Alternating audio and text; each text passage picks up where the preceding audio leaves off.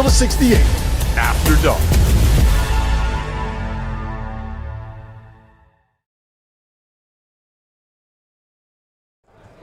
Welcome to day 2 of the Field of 68's coverage of the first weekend of the NCAA tournament. We are live from MGM National Harbor. We got a watch-along marathon here. We're going to be live for 13 more hours, fellas. We got a new crew here. Justin Jackson's arrived. We got Stanford Steve here joining us in just a couple of minutes. A lot to get to, a lot of great games that happened yesterday, and hopefully we're going to have another day that is just as exciting as yesterday's was today. Tyler's got a big bet. Tyler's got his pick of the day. I want to know. His pick of the day yesterday hit, and he's been. I'm telling you, he's been crunching the numbers. We've been going over it. Hold up. Show your data. Right here. The Tylerlytics. Tylerlytics. I'm going over. I was actually looking at what game I'm most intrigued by, but I'll tell you what. The game that I'm going to roll with as my for sure bet is I'm going to go with, I think I'm going to probably roll with, let's say, St. John's over Northern Iowa. Kind of like that. Yeah. I'm going to take that one. I think they're going to cover. St. John's going to cover. 9.5. There you go. That's Tyler's bet of the day. Please gamble responsibly. The most exciting game of the day yesterday was VCU upsetting North Carolina, which is why we have a couple of Tar Heels on here. That's right. to kind of talk through what happened. We heard Tyler's take on it yesterday. Justin, I'll give you the gory details. 19-point lead in the second half for UNC. It's the largest blown lead in the history of the first round of the NCAA tournament, and the second largest blown lead in the second half of a game in NCAA tournament history. Now that I've twisted the knife, now that I've poured salt in the wound, what do you make of it?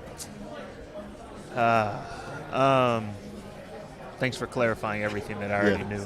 Reliving it. We're just easing you in here on your first day on the watch-along marathon. I think there's just some glaring issues kind of throughout the game, even whenever they were building the lead, that for me, I would have loved to see some adjustments defensively, right? Like if a guy scores 20, 25 points, they got to see multiple bodies. And at the end of the game, when it came time to win, it was one-on-one. Offensively, Henry was dominating in the paint, and you look at the fact that North Carolina shot 29 threes, I think, and down the stretch went away completely from what got them that lead. Mm-hmm. So I think there was just some issues, and in the tournament, once a team gets some sort of momentum, some sort of confidence, that moment can get really, really big. And if you're not prepared for it, if you're not ready for it, it's easy to kind of just see a lead go away. I mean, heck, I was in studio, went out and talked to my wife and kids for probably 10 minutes, came back in, and it went from a 19-point lead to a 7-point lead. And in the tournament, you can't let off the gas like that, especially with a team that fights like VCU. And at the same time, you got to give VCU a lot of credit. They made plays that they needed to make. But it's just, as the game went on, there was just some things that I would have loved to see be a little bit different. Is not having Caleb Wilson a valid excuse to take Hubert and the Tar Heels off the hook? Off what hook? What hook are we talking about? The big hook. Are we talking about the hook of coming back and coaching North Carolina next year? Because let's face it, that is the conversation going on right now among your brethren, among the fan base. Is this the right guy? And it's funny because we kind of had this conversation. I'm in the middle of it a little bit. On one hand, I think, hey, listen, he didn't have a top 5 pick. On the other hand, I think about it's a 4-year deal. The last 4, and even 5 years ago when they made that run of the national title game, as of March 1st that year, they were kind of on the bubble. They were like a 10 seed. Mm-hmm. I mean, they've had 1 year where they've been really relevant all season long. And you look around across the road and you see Duke under Shire, and that's what you measure yourself against, isn't it? Yeah. I think from the perspective of the game itself, it's not an excuse. You're up 19 points. You had the game pretty much in hand. Obviously, having 20 and 10 and a top 5 pick on the floor, that's always going to help. But for the game itself, I don't think it's an excuse. For big picture on the season, it would be easy to fall in and say yes, having him hurt.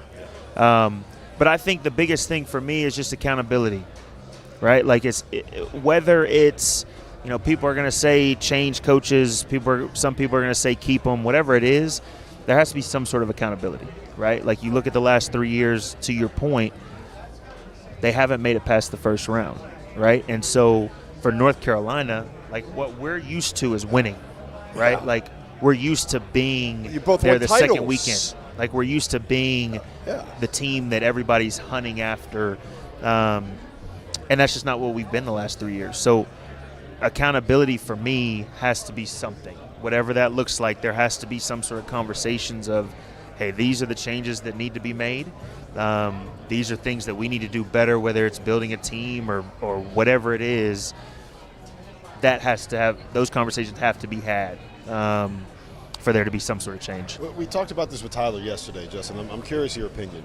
He said they need better scouting, better evaluation, and a better.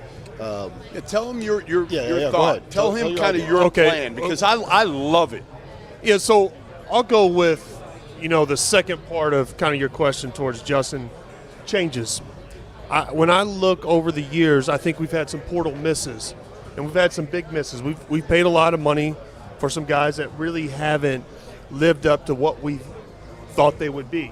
And I think you've got to be able to scout the portal and other teams better. I would actually approach it more of an NBA type setting where you have a GM. First of all, we have a GM who's making a significant amount of money, and then you could have a scouting team below him that goes and scouts to these different games and looks at players and is in contact with the coaches to evaluate players they think would fit into our system, our program, our needs. And then you have the GM that comes, okay, this is what we can offer this guy. And the GM would be pretty much in the know of what market value is for certain portal guys. And I think that's a big issue right now with the portal overall is we're not getting good evaluation of like what is market value for certain players. And I think when you pay ridiculous amounts for 1 year guys, it just throws the market value off. We have no clue because there's no regulations or kind of structure around the portal or NIL in general. But that's kind of the changes I would make as far as the coaching change. I think a lot of people you can't ignore it. You can't ignore it. Like if we were up here talking about, should we make a coaching change or not? Like we wouldn't be doing our jobs right now. The fan base they want something. They want something. I'm not advocating. Yeah, the they results want to aren't good enough. And the problem is there's a standard at North Carolina that's bigger than any one person, and that's winning. I don't care who's coaching, who's playing, and winning will always be important. And winning the right way, by the way. That's always been kind of Carolina as well. But to your first part of your question, and this is what's really made me sick, is the Caleb Wilson excuse. And it's kind of like when we found out Caleb wasn't playing, even when we knew he was coming back, it was like a sob story. And I've never felt like that's a good way to approach it or a good mentality. We know who we have. We can win with who we have. I don't care who's out. We're Carolina. That's how we got to approach. And we got to have that mindset when we approach the game. And when you look at other teams, Louisville, Markel Brown Jr., top 5 pick, lottery pick for sure. They didn't make that excuse. I didn't hear them crying. They went out and won. Right. Kansas, Darryn Peterson, in and out all year. Bill Self's done a great job with that whole situation. Never used it as an excuse. And never. We should have taken that mentality going forward. And I it's not an excuse to me. It's not like we set up here and we lost to UConn without a top 5 pick. We lost to VCU in North Carolina. Yeah. And that's why this is such a big discussion and why, to me, the excuse isn't that valid. Did you see, I don't know if you guys saw this, Phil Martelli, senior, what he told his son before the game about this matchup? He said, don't play the program, don't play the brand, play the team. We're the better team. And after watching this, it's hard to argue. He was right. I think that's, and all due respect, I love VCU. Okay, I've been to VCU games. The first game that I ever called for NBC Sports was a VCU game. I love the program. It's awesome. You don't want to go with the Rams. I think that they were right about that. And I think that is kind of an indictment on where North Carolina is right now. Yeah, I mean, I'll push back. I heard the interview after the game talking about, this is what we do. First game of the season, we were down 17, and y'all weren't supposed to win that game. No way was VCU supposed to win that Agreed. game. To Tyler's point, I love that idea. Like, I think the GM is supposed to be who nails the deal down, right? Like, the GM is the one who, like Tyler said, knows the market value, knows how much money this player needs, and then everything. It's like recruiting. Like, I think that's what people are missing is the transfer portal should be no different than recruiting high school kids, right? Like, you can't just go off of box scores and say, oh, man, this guy we saw it at NC State. Darryn Williams, they went off of how good he was in the tournament and how good he was as a number 2 and said, okay, like, we can put him as our number 1 guy, and that's not how things translate. Like, how does everything fit together? And to that point, that's why Duke is so good. The way that they put their team together, everything fits. But, okay, so I agree with you. And their GM, Rachel, isn't evaluating, right? She's tied in with Nike. 100%. Tied in with Nike, so she's got relationships there that can maybe – and they retained. I mean, they did a good job retaining. They get the best high school player.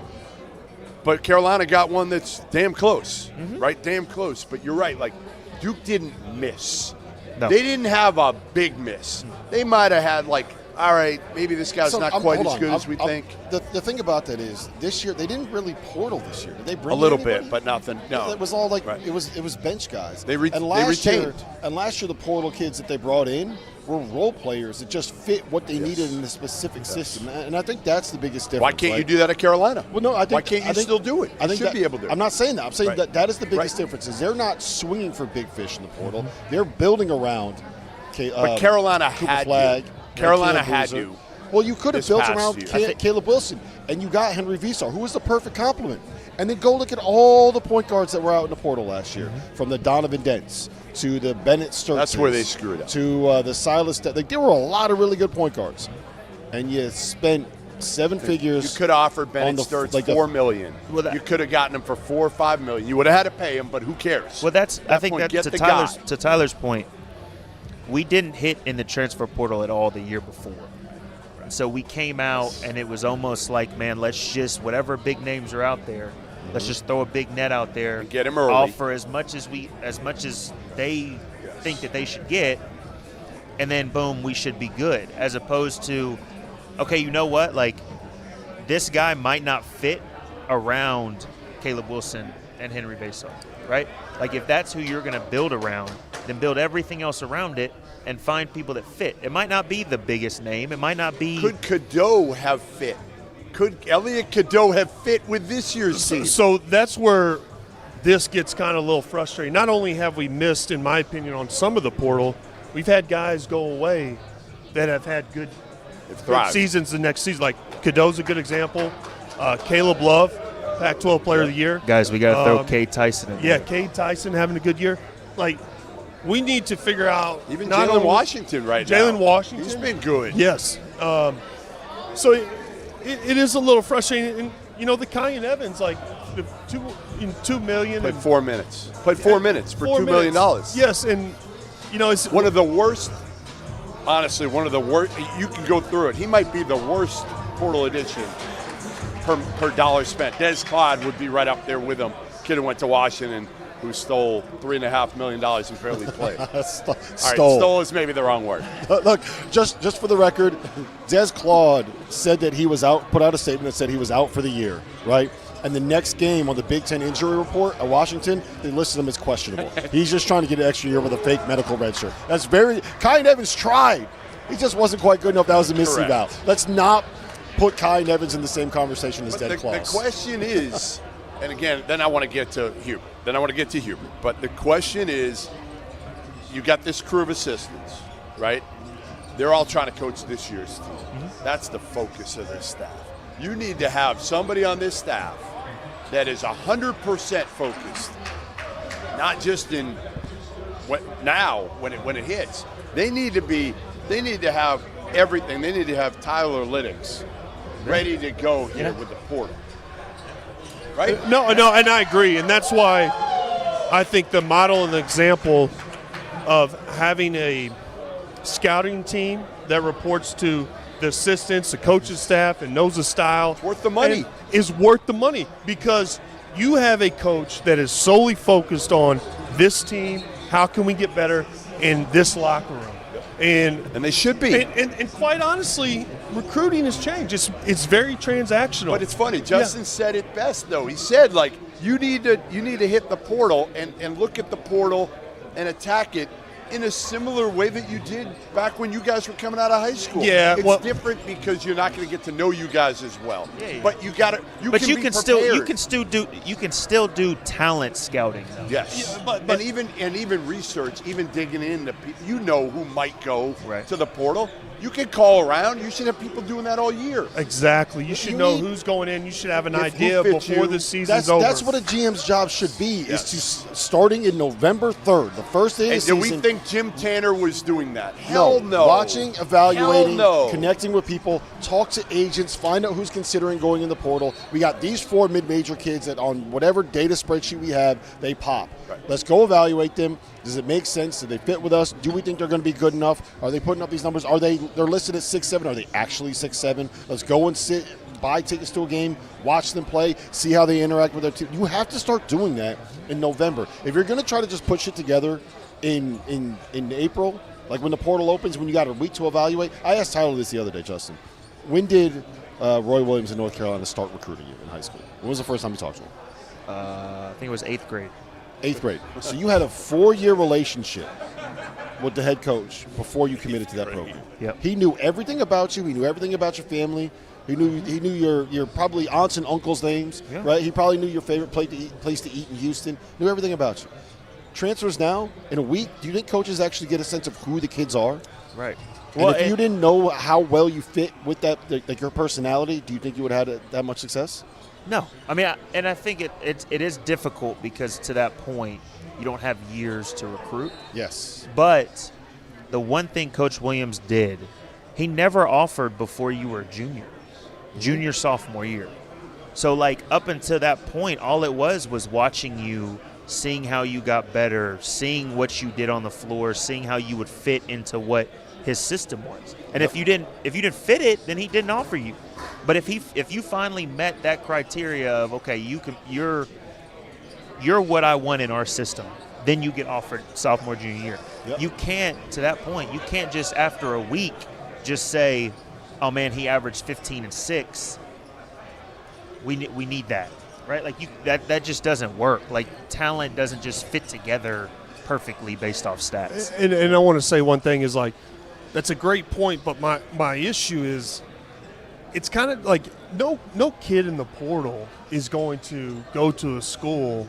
You know, if we have one school offering him $2 million and the other school's offering him $1 million, but they have a good relationship with that $1 million coach and they feel like no kid's going to be like, punt that extra $1 million because, you know what, I think this is a good guy. Unfortunately, in today's era, players will go play for a program that doesn't fit their style because they have more money. Correct. And it necessarily doesn't work out. And we're going to continue to have that. Yeah, you need to be in the ballpark.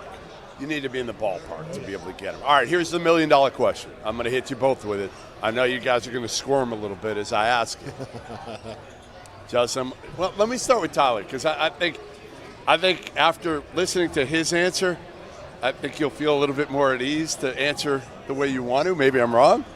Is Hubert Davis the guy that you think should be coaching next year? Because here's my take. My take is I think you call around now. I think you start with Billy Donovan with the Bulls. Everybody in his circle is telling him, get the hell out of here. Now, you paid a lot of money right now in Chicago, and he's loyal. Reinsdorf's been loyal to him. He's probably not going to walk away from that. But he's got a lot of people in his circle saying, get out of there. You have horrible talent. You have no chance. All you're doing is losing. If Carolina opens, that's the job for you. And I agree with that. I think if you call him and you say, hey, can we get a deal done here, then you move off Hubert. You better have a plan in place right now if you do make a move with Hubert. The other thing, and I said it yesterday, it wouldn't shock me if Hubert just on his own says, you know what, I'm done. I'm done. I never really wanted to do this in the first place. I did it. for Roy. I did it for the program. And you know what? Pay me. We'll figure it out, and I'll go. But is he the right guy, getting back to my question? Or do you make it? And I know I'm putting you on the spot. I know this is I don't duck anything. You know, it's you one thing. I'll put you a little easier, Jay. Personally, I don't think they make a move. And the reason I say that is because I think money's a big deal right now at UNC with football, this arena BS that was unnecessarily brought on us right in the middle of the season. Tell me that wasn't a distraction. It was. Moving on to the coaching. I think if we do make a change, like you said, you've got to have somebody who you know. And if I'm an AD, there's something that I need to see that going forward that gives me a little confidence that we're not going to do the same thing over and over. Does this new AD have a clue, Tyler? That's the problem too. I feel like we have two ADs right now. Bubba's going to be gone. I don't know Bubba. You think Bubba makes the decision or the new guy?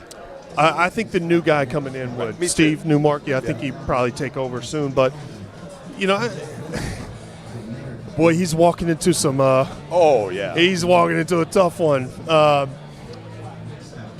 would need to see something to give me a little confidence if I'm Steve walking in and listen. And that's going to be a plan like you talked about, right? It's going to be literally a plan of how we're going to attack this thing. The only thing I'll say to that is it might be too late. We're already in March. What are you going to do for this portal cycle? It's too late. Jim Tanner, did you figure it out in the last year? I don't know. I wouldn't think so. Here's my worry is if you do make a change, Newmark's not a former AD. Does he know how to navigate this? And the one thing I would like to see if I would like to see Roy Williams have a voice and be a mentor and see if he can't, to who? To Hubert. I think that would be very good. But why isn't he? I feel like they are in contact, but I just feel like if I'm the head coach of North Carolina and I'm in this current situation, first phone call I make is Coach Williams. Hey, how can I? Didn't Roy get him the job? I mean, shouldn't there be something here where Hubert is relying on Roy? Because Roy handpicked him, did he not? I feel like, yes. I think that's, Coach brought him on staff, and I just feel like I would have more involvement is what I'm saying. And I don't know. I'm not in the know as much people would think. I'm going to push back. I actually don't think that works that much. I think Roy's out of this era. I don't think he knows what's going on with this era of college basketball and can help. I think he can help with the coaching part of it. Yes, sure, exactly. Absolutely. But, you got to get somebody in who knows the hell what they're doing with the portal. Right. And I think it's already too late for next year. Well, then if you're saying all that. I would make a move on Hubert. I would make a move on Hubert. But then you're saying, but here's the problem. You're saying go get Billy Donovan, who won 2 national championships and left college basketball in 2015 when shit was completely different. Mm-hmm. But it's different now. It's better. It's better. He was frustrated by the cheating that was going on at that point. Now, what's cheating? Right. There's no cheating. And also, it's closer to the NBA than it's ever been. 100%. And it's moving even closer in that direction. I get that. But if you want to hire someone that knows how to navigate the portal, you got to go to a guy that probably doesn't even know how to log into the portal. That's what I'm saying. You think Hubert knows how to log into the portal? You think Billy Donovan does? That's my point. But he's not doing that's it. My point. He would hire a staff. And here's the other question: is he leaving in the middle of the season? No, that's the question. Yeah, that's the question. But I think too, we're completely missing. Okay, I agree with Tyler that Caleb Wilson being out is not an excuse. Whatever team you have out there on the floor. But there for a while, this team was a 3 seed. Mm-hmm. There for a while, this team had, in my opinion, what it took to make a run in the NCAA tournament. So when it comes to, building this year's team, I don't think it was a miss necessarily. But when it comes to, what Tyler's saying as far as having Coach come back and be involved with the coaching aspect of things, I think that's where you can make a change, right? I think having Coach Williams come in there and say, hey, one thing he always had, and times were different, but the one thing was, this is how we're going to play, and if you don't fit it, then you just don't fit it, period, right? And I think having that mindset, even in this new era of college basketball, you look at all these good teams. John Shire has a way that he plays. right? Like, he's going to fit it around certain players and do that sort of thing, but there's a certain standard that he has for his teams. Iowa State, T.J. Otzelberger, he's got a certain standard. Sampson at Houston. Like, for North Carolina, they didn't have that true identity of this is how we play. No right? plan. Like, and you saw that in the VCU game when it came down the stretch of, okay, maybe some adjustments defensively we needed to make. Or, you know what, like, this is what we do. We're going to feed Henry all night long. It doesn't matter if guys are knocking down shots from the outside or not. You think they ever went away from Tyler Hansborough whenever he was inside? Hell no. No, Never. It didn't matter who was hitting shots. Correct. 2 guys on him. We're going straight back into the post, right? So I How do think you go that's away the from thing Henry? is Right. the coaching adjustments for me is what I would love to see just tighten up. And whether that means HD is there, I don't see at this point. I don't see HD being not the head coach of North Carolina basketball next year. I think there's just so I'm many with you. things involved. Recruiting class coming in, the built-in excuse that people want to use of Caleb Wilson being hurt. I think he's going to end up being the head coach. But if that's the case, there has to be certain things put in place for this team to not go down the same stretch they've been the last 3 years. And my biggest concern, I said this, is we entered the season on 3 losses in a row. And I've always said the losing game is one of the most important aspects of basketball. Now we're getting into X and O's. We failed on defense a lot of times this year to control guards. When we went out on the West Coast trip, they lit us up.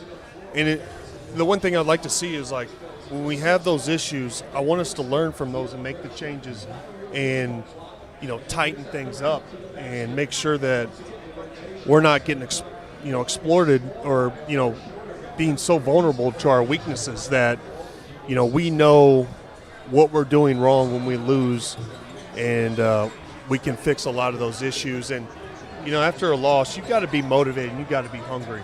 Losing to Duke, the first game in the tournament, like, they came out and I was like, man, maybe they've changed it around. In the second half, Hill got on that streak and started lighting us up.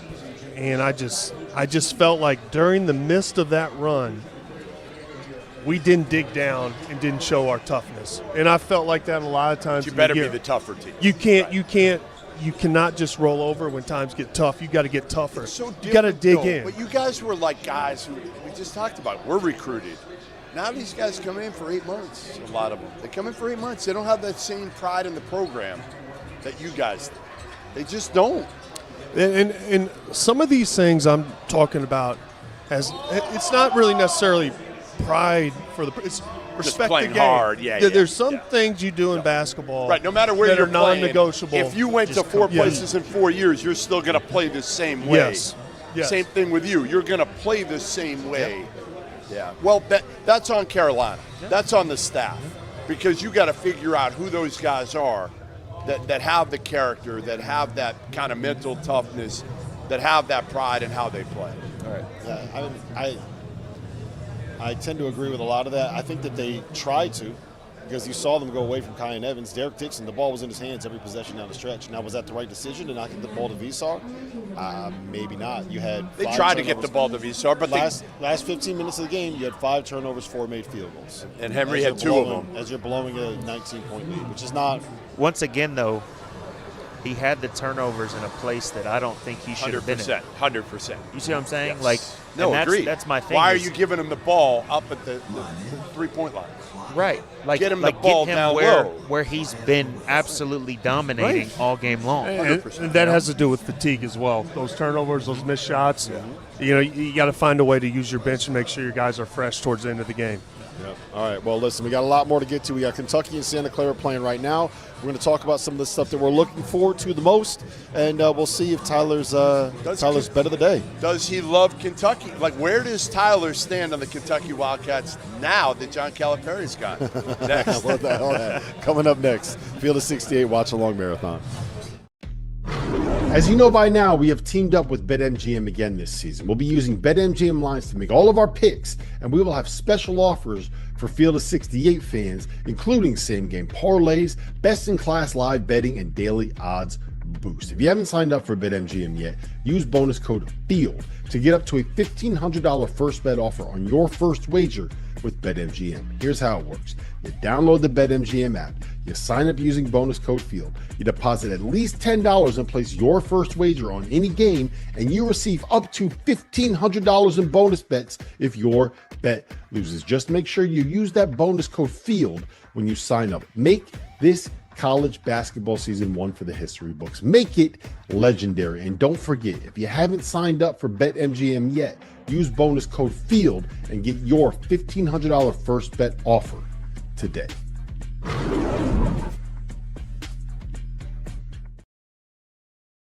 Hey everyone, Jeff Goodman here, and I'm excited to tell you about what's going on with our partners at Voodoo Rangers. You know what makes March even better? Chaos. That 111 seed that nobody believed in suddenly ruining everyone's weekend.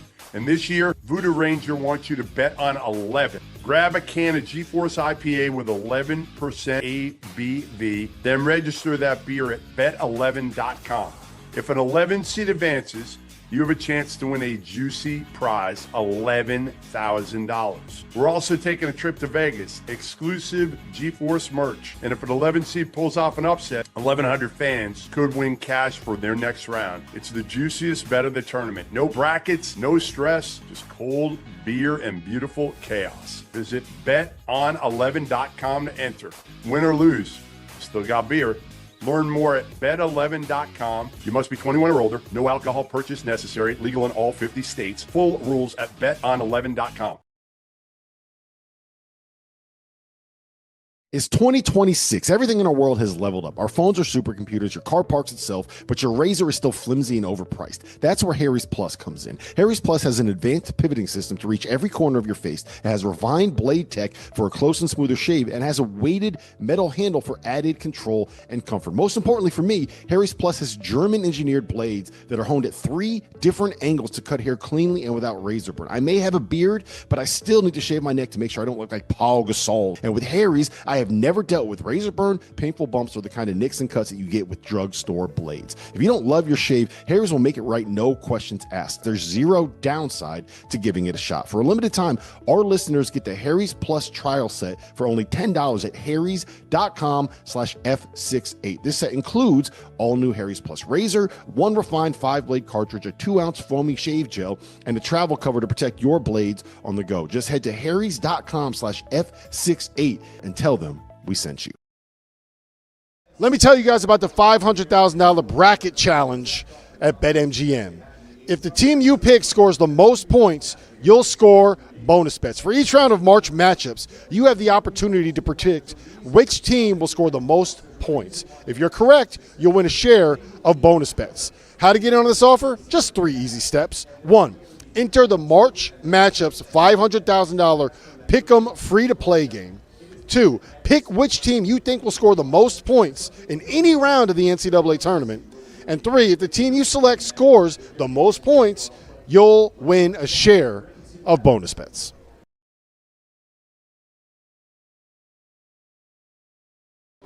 So we're back here on the field of 68 Watchalong Marathon. We have Santa Clara and Kentucky playing right now. Akron and Texas Tech are going to tip off here in about five minutes. We're watching Charles Barkley really get on there and break down Akron. How much film, Goodman, do you think Charles Barkley has watched on Akron this year? He texted me earlier. That's all he's been doing is watching Akron film. Yeah, he's locked in.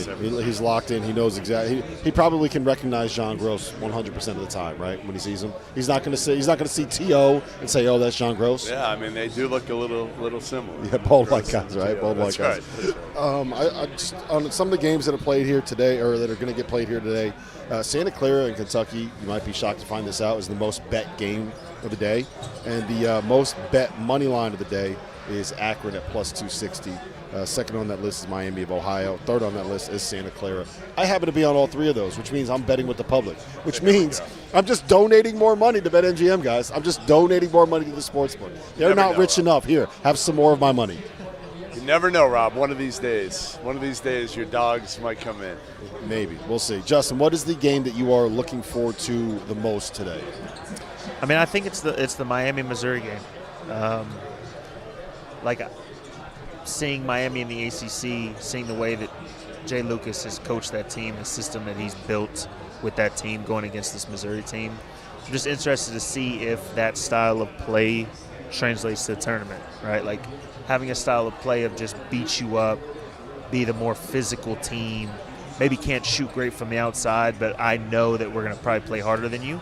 I think that's a good recipe for the tournament, honestly. So I'm interested to see how they do against the Missouri Tigers. Like the hard thing is, I think when a lot of ACC teams don't have that reputation of being like, we're going to punk you, we're going to be more physical than you. So I think that translates to something like the SEC. Yeah, I mean, it has to. The way the SEC plays, you have to play that way, even if that's not been your identity all year. So that's why with Miami, Trey Donaldson's been playing unreal at the point guard position. Malik Renew's obviously, one of the best transfers that came, through the portal last year. So, can they match Mark Mitchell's energy that he plays with at Missouri? Can they, play? They're 2.5 hours away from Missouri's home. Is that a factor? I think that's all of that combined. That's my most intriguing matchup. Tyler? Yeah, so I had Missouri down too. A big reason for that is because they are playing in St. Louis, close to Missouri. The other thing is Mark Mitchell. Why this is so entertaining to me is because he's a transfer from Duke, played under Jay Lucas, so that's very intriguing. And, I think Mark Mitchell to me still hasn't – he's been pretty good, but he hasn't – I think he could be super good. I think he hasn't touched his ceiling. And if he has a big game, he's one of those guys that I said could go from NBA teams being like, man, this guy might be able to play in the NBA and do some things. If he can get his shooting right, I think he's one of those guys. But the other game I'm looking at that's very intriguing to me, and it's all you Miami of Ohio fans out there keep talking trash to me. You guys are going to get dog walked by Tennessee. I'm doubling down. You got your first quad one win and not our NCAA tournament game. And Tyler Lydics, we don't count the play-in game as a valid tournament win. Today you have an opportunity, and you will fail to do that against Tennessee. Come at me even more. I'm doubling down. You guys lose big today. We need eventually we got to come up with the rules of Tyler Lydics. We got to get him down on paper at some point and have the 10 rules of Tyler Lydics. Won't be too sophisticated. It'll be a lot of comes down to the eye test. Entry-level math on that one. Whatever. First 4 does not count. That's rule number 1, Justin. There it Tyler is. Lydics. We have to nail that down. I'll be honest, guys. I understood when Tyler decided to take on all of Big Blue Nation. And I kind of got it when Tyler decided he was going against every single Illinois fan in college basketball. I never would have guessed it would have been Tyler versus Miami of Ohio fans. I never would have guessed that was the third fan base. Duke fans or Miami of Ohio fans? Who are worse? Oh, come on. It's not even close. Right now it's Miami of Ohio. Really? Are they on you that much? Well, they better enjoy it while it lasts. And I'm not talking trash because Duke fans will be a lifelong thing. I'm not sure how sustainable this Miami of Ohio fan base will be at me. But if they are, I would give them credit. They have a lot of fights. So I'd respect Miami of Ohio if 10 years down from the road they're still talking as much trash to me as they are right now. What did you think of the Miami of Ohio fans that made the drive to Dayton for the playing game that didn't count and showed up in Speedos to support their team and their coach? The swim team came in Speedos. They make it the Final Four, I'll show up in a Speedo. That's the game for me. That's the game for me just because, again, if Miami University, not Miami of Ohio, remember, or call them the Red Hawks, not Miami of Ohio, they are no longer going by that. But if they can even make it a fight against Tennessee, play to the Final Four, under 4, I just think it says a lot now about what they did. And yes, you and I are aligned in the fact that they didn't play anybody. But if they go out and fight Kentucky, I think you're going to have to eat your words a little bit on the fact that some of these mids can compete with these low-high majors that back their way in, or 10th place team in their leagues. And maybe we need to consider these teams a little bit more when we're looking at the bubble. I mean, I think the biggest thing that it's brought awareness to is hey, let's schedule some of these teams, right? That's the thing that's everything you hear is they tried to schedule good teams, Power 4 teams, and they just people said no, right? They said no, but they wanted a lot of money to play those big-time schools. They could have played them at a cheaper cost. Right. You're probably asking for 90, 100 grand, maybe even 75, and instead. Well, I mean, and that's the thing. If you want to be a part of it, if you want to be a part of the big field, then it comes with just playing those games. It's not asking too much. But does it now, or do now mid-major teams look at the way they did it and say, you know what? No. The way that they did it, they had to go undefeated in the regular season. I get it. You know how many teams have gone 31-0 in the regular season? How many teams have played that schedule? Four. Good teams. 4 teams have gone 31-0. How many good mid-major teams have played that schedule? High Point did. Your darlings. High Point did. Their schedule was not that different from Miami's in terms of the strength of the schedule. I think one of them was 340, one of them was 350. They were both terrible. You said at the start of the season, High Point's going to go undefeated. We can play that clip. You said they're going undefeated. That was my bold How many losses did High Point have this year? 4. 1, 2, 3, 4. Okay? And we're hating on them? I'm on the complete opposite side from you guys. I love it. I love it. I want these. I'll be honest. I have Akron money line. I have Santa Clara money line. I have Miami money line. Wow. I want them all to win. I'm all in. Let's get these mid-majors making runs. I do too. I just take down the big boys. We're a mid-major podcast now, Goodman. Sean Paul, Rocco Miller can retire. We're the mid-major podcast now. Play UNC Wilmington. Play teams that aren't in the 300s all the time. That's the big thing to me is like, come on, man. Like, this isn't a model to set for some other mid-major teams to now be scared and say, well, why am I going to play anybody if I can try to do what Miami someone should do, Jeff? Miami you know what someone University. should do? Someone should put together an event on the first day of the season where we get a bunch of mid-majors that are kind of in this situation. You want to get Miami University? Just get Miami University. I'll call Travis. Do you think that they would play? Do you think that they want like a good? Who could set up? Do you think someone we could set up a game on the first day of the college basketball season for? We have the opening day event, so I'm going to call Travis Steele. Let's get him in after the year's over and tell him we got a game for you in Rock Hill. We'll get you a really good mid-major. Yeah. Like, I know UAB would play him in a heartbeat. And we're going to bring Tyler Hansborough there, and if you guys win, he's going to do the press conference in a Speedo. Yeah, why not? All right, what else are we looking forward to today? I would say, for me, again, there's a bunch here. I want to see if Furman can give your UConn Huskies a run. I don't know if they can beat them, but Furman's, listen, they got talent. They've had money. It's not like they're one of those one-bid teams that has no NIL. They've got pretty good NIL, all things considered. They got a freshman point guard who, I don't know if you guys have seen this kid. I'm a little bit biased here because he's from Boston, but he's terrific. Alex Wilkins.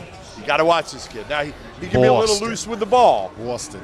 But he is, I'm telling you, he'll probably be at a high major next year. Like, if Carolina had him this year, they might still That's be playing. Unreal. See, we're taking it too far. Yeah. I will say, I really like Furman. I really like Bob Ritchie. I think that they're really good. I think that this is a very difficult matchup for them. Their strength is at the 1 at the 5, and UConn's strength is at the 1 at the 5. Cooper Bowser is a terrific athlete. He's 215 pounds. He's got to deal with Terrace Reed. Yeah, no, it's not going to be easy. It's going to be.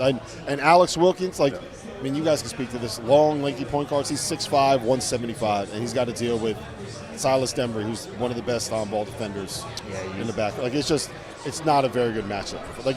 There are other 2 seeds that I think if they matched up with Purdue, I think that'd be a little. Even Houston, I think, might have been a little bit better for them because they're not as big and physical inside as Silas. I just think that's a tough matchup. I'm interested to see Kansas and Cal Baptist. I'm interested to see how Darryn Peterson comes out. I think AJ has officially stamped himself as the number 1 player being taken. Yep. But I'm still heavy on the Darryn Peterson. What if Peterson goes bananas? I don't think it's going to happen. But what if he goes bananas here for the next 2 weeks? I want it to happen. I don't think it will. AJ's been going crazy though the last 2 months. That's what's so difficult. I agree. I mean, I just think what I've seen, I've said this, like I haven't seen the Darryn Peterson that we saw 2 years ago in the summer. Like this isn't the same kid. Right. Not the same player we saw. His story is finally out there.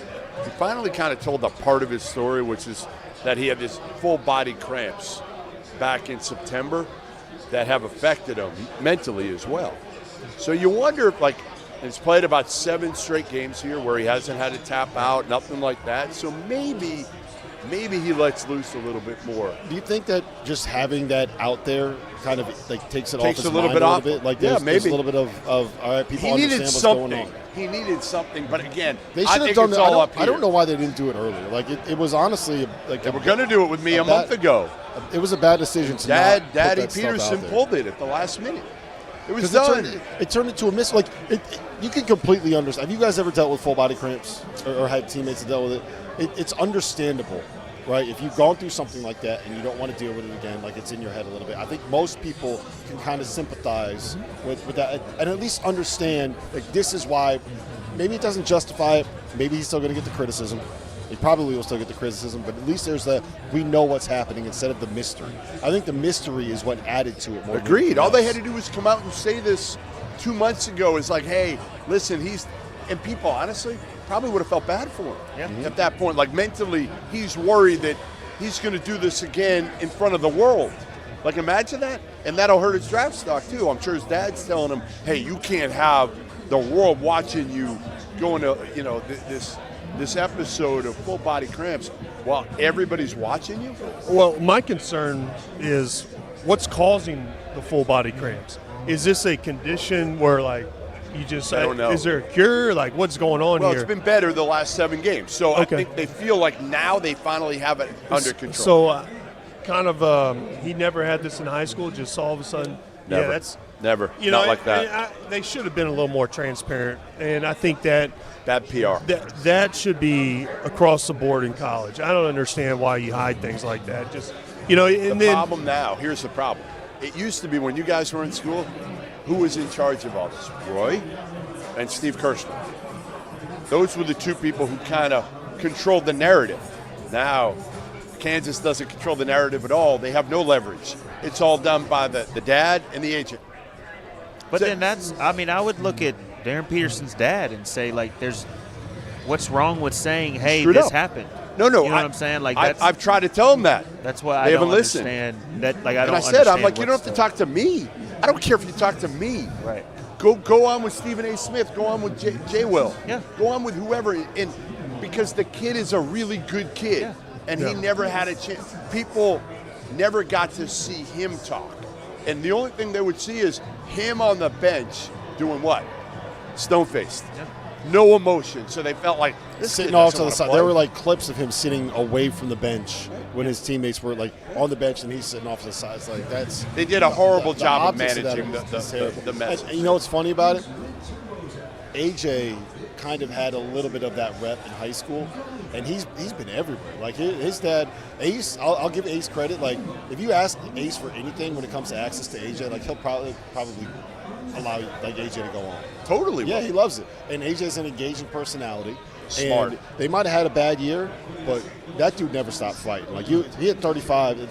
He put everything he had in trying to make this happen for BYU, and it just didn't work. They didn't have enough around him. Well, and I will always say Darryn Peterson scores the easiest I've seen a college basketball player score in a long time, right? But you look at AJ too, and all the things that come with him besides the scoring. Like, he was a great teammate. Yep.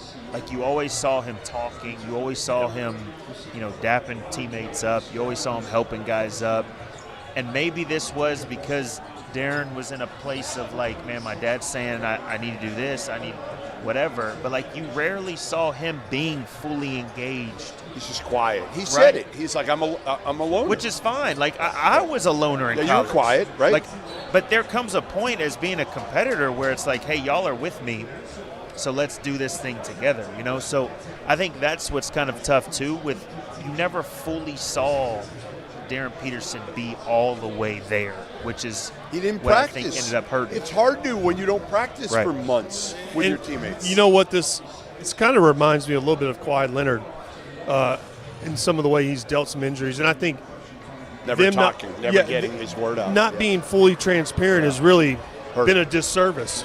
Yep. And it's given the media and a lot of negative attention and created a narrative that might not be true, that Darryn Peterson's soft, he doesn't want to play, he's trying to protect his draft stock.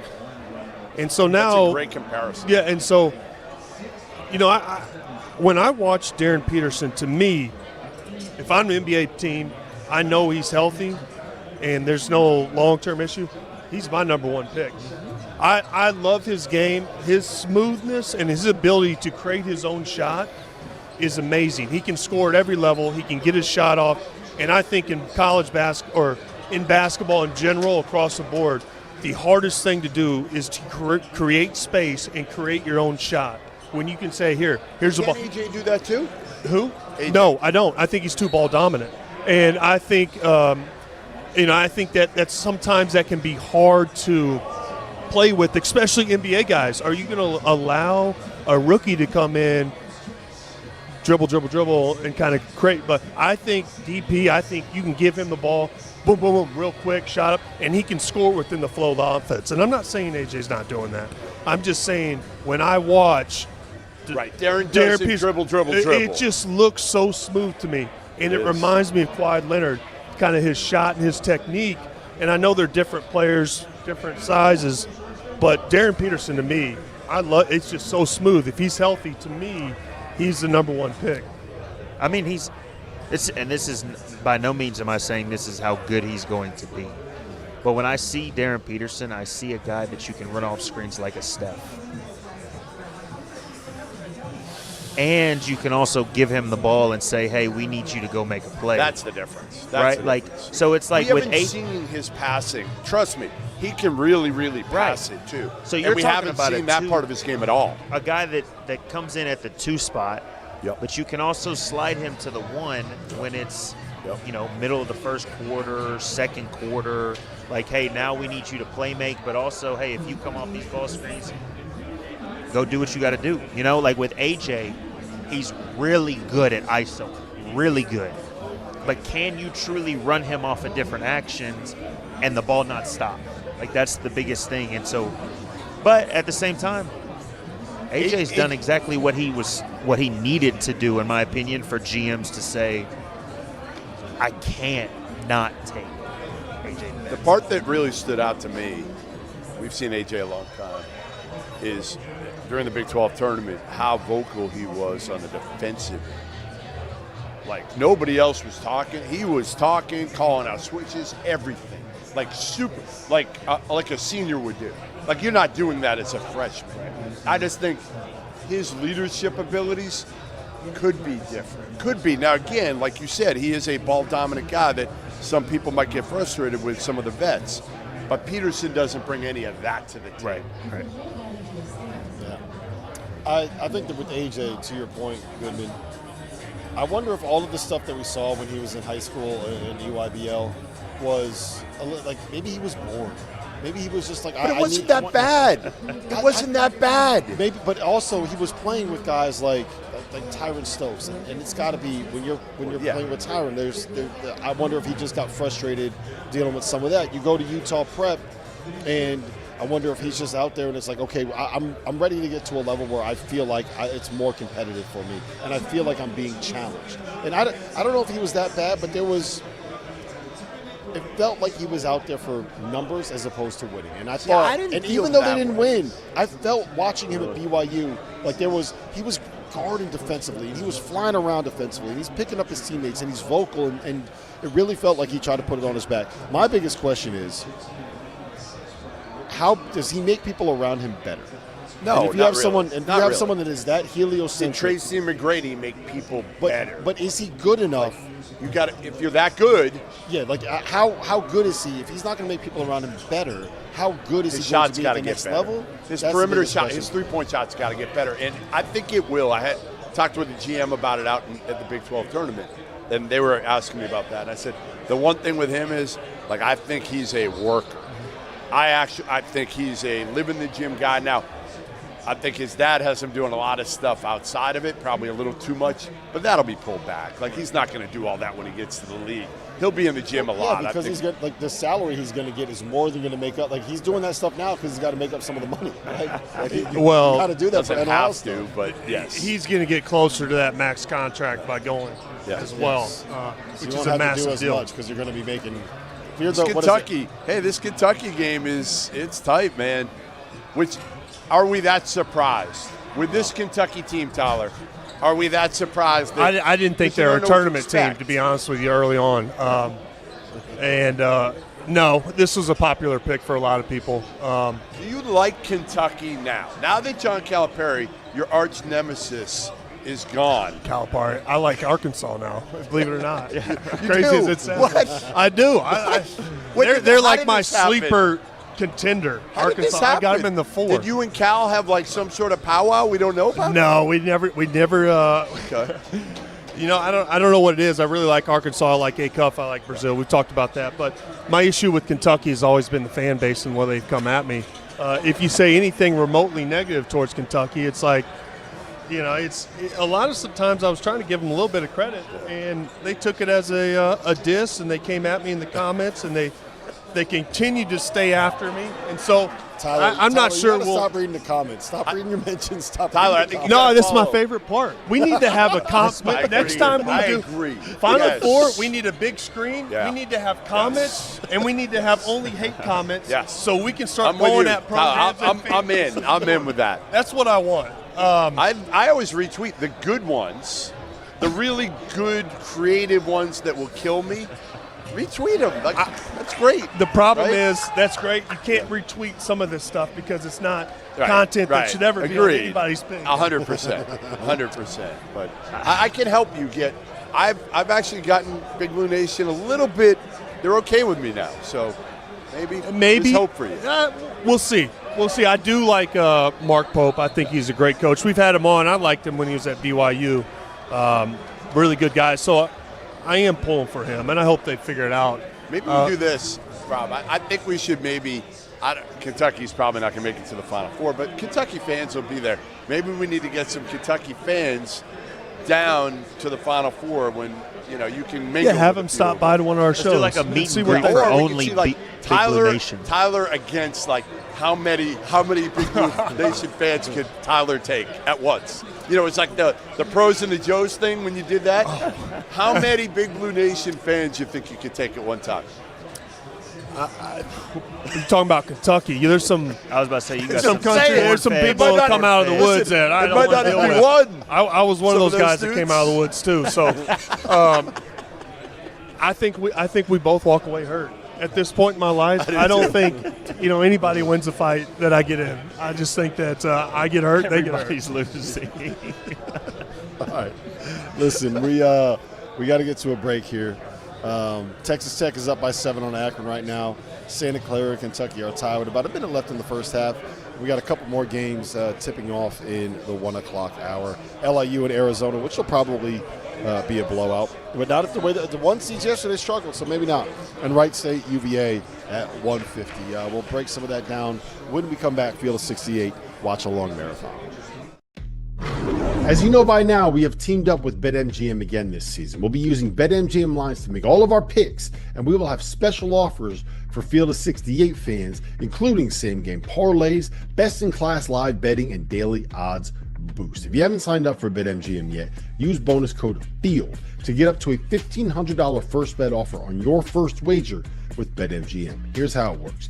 You download the BetMGM app, you sign up using bonus code FIELD, you deposit at least $10 and place your first wager on any game, and you receive up to $1,500 in bonus bets if your bet loses. Just make sure you use that bonus code FIELD when you sign up. Make this college basketball season one for the history books. Make it legendary. And don't forget, if you haven't signed up for BetMGM yet, use bonus code FIELD and get your $1,500 first bet offer today.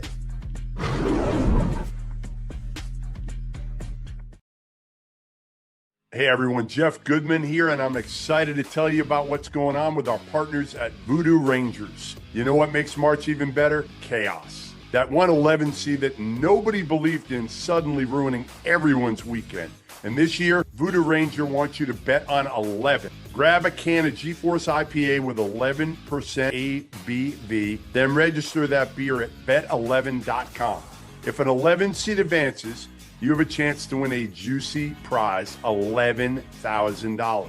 We're also taking a trip to Vegas, exclusive G-Force merch. And if an 11 seed pulls off an upset, 1,100 fans could win cash for their next round. It's the juiciest bet of the tournament. No brackets, no stress, just cold beer and beautiful chaos. Visit beton11.com to enter. Win or lose, still got beer. Learn more at bet11.com. You must be 21 or older. No alcohol purchase necessary. Legal in all 50 states. Full rules at beton11.com. Today's episode of The Field of 68 is brought to you by Mando. Some men mask their BO with scent. Mando men get the job done right. Mando whole body deodorant was created by a doctor who saw firsthand how normal BO was being misdiagnosed and mistreated. You want a solid deodorant stick? Mando's got one formulated and powered by a mandelic acid to stop odor before it starts. You like spray bottles? Mando's is aluminum free and ideal for hard to reach places. All Mando products are baking soda and paragon free, and it's safe for anywhere on your body. Pits, balls, thighs, folds, feet, even the grundle. It's perfect for me this time of year. I'm spending 15 hours a day in an arena that hasn't had the AC turned on yet. If I didn't have Mando products, I might smell like the guy sitting next to me on press row, because Mando is clinically proven to control odor better than Old Spice. Want to try America's #1 whole body deodorant formula right now? You can find it in Walmart and Target and other retailers across the country. But for the best deals, go to shopmando.com and use code F68 for 20% off at checkout. Hey everyone, Jeff Goodman here, and I'm excited to tell you about what's going on with our partners at Voodoo Rangers. You know what makes March even better? Chaos. That 111 seed that nobody believed in suddenly ruining everyone's weekend. And this year, Voodoo Ranger wants you to bet on 11. Grab a can of G-Force IPA with 11% ABV, then register that beer at bet11.com. If an 11 seed advances, you have a chance to win a juicy prize, $11,000. We're also taking a trip to Vegas, exclusive G-Force merch. And if an 11 seed pulls off an upset, 1,100 fans could win cash for their next round. It's the juiciest bet of the tournament. No brackets, no stress, just cold beer and beautiful chaos. Visit beton11.com to enter. Win or lose, still got beer. Learn more at bet11.com. You must be 21 or older. No alcohol purchase necessary. Legal in all 50 states. Full rules at beton11.com.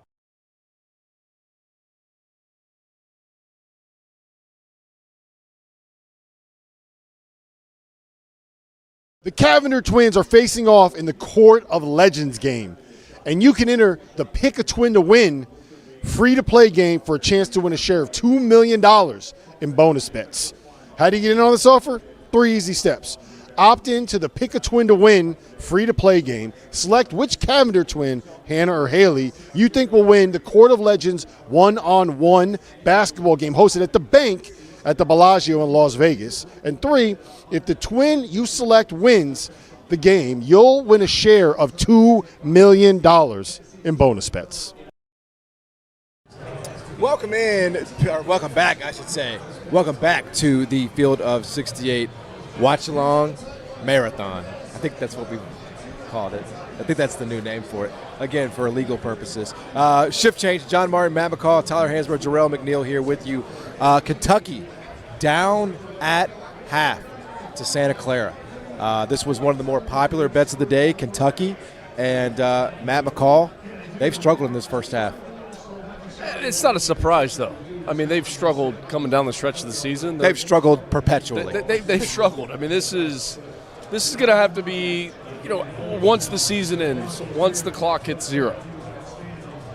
What are we doing? What's the direction the program's going in?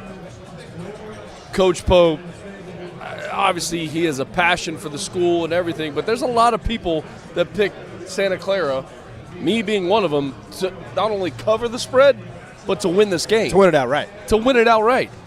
And listen, Coach Herb Sindek doing an unbelievable job out there with that program. Pull up his Wikipedia page. Guy wins wherever he is. It doesn't even matter. But Kentucky's, they got some soul searching to do. Yeah, they're down 2 at half, and this is a half that, one of Santa Clara's best players, Alan Graves, picked up 3 fouls in the first half. Oof. Hasn't even really been able to play So this, Tyler, I know this is going to be a tough one for you, but you deserve it. You deserve it after what you had to go through with North Carolina. So at least Kentucky, you might as well take Kentucky down with you. I wouldn't mind that. You know my relationship with them. This is no surprise. McCall called it. We're not shocked. Anybody that's been following them, and I'm sure their fan base isn't surprised either. It's going to get interesting. I've lost to old Herb when he was at NC State and I was playing at UNC. He's a heck of a coach. Yeah, he knows how to scout teams. Style's not all that sexy, but he just gets the job done. So this is no surprise. A lot of people took Santa Clara. I took Kentucky, believe it or not, but I kind of regret that. It's just an emotional hedge. Well, let me ask you this. 2 fouls in the first half, both you guys. Are you mad if your coach is not playing you? It used to be not me for sure, and I'm honest enough to know myself as a player. I was the defender, and I got in those situations where I knew I was going to be subject to possibly get 3. So sometimes you sit, depending on the time of the year. Like this time of year, it gets a little bit blurry, but now I've been kind of hearing some of this stuff.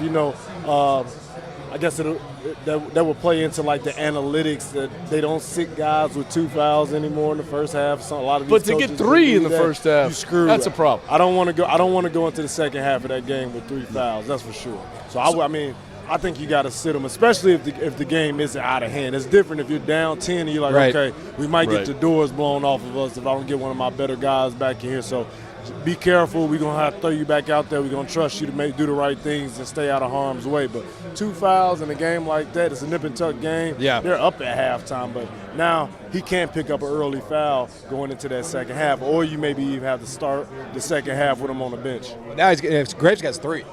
So, he did what, people never do. Herb, he played him with 2, and he picked up the 3. So now you pick up 4. How long are you sitting in the second half? I'm with Jarrell on this. I think you kind of look at the flow of the game. They're going into half up. Yes. And so it's easy to keep them on the bench. When you have your team going, they're in the flow. Yep. Like Jarrell said, if we're down 10, our game's getting out of hand. Got to play them. And, I got to know, like, what's this player do? We're talking about a guy with 2 fouls. If he's a big man, then he's going to be very passive defensively, and teams are just going to dump the ball down to see if they can't pick up that third.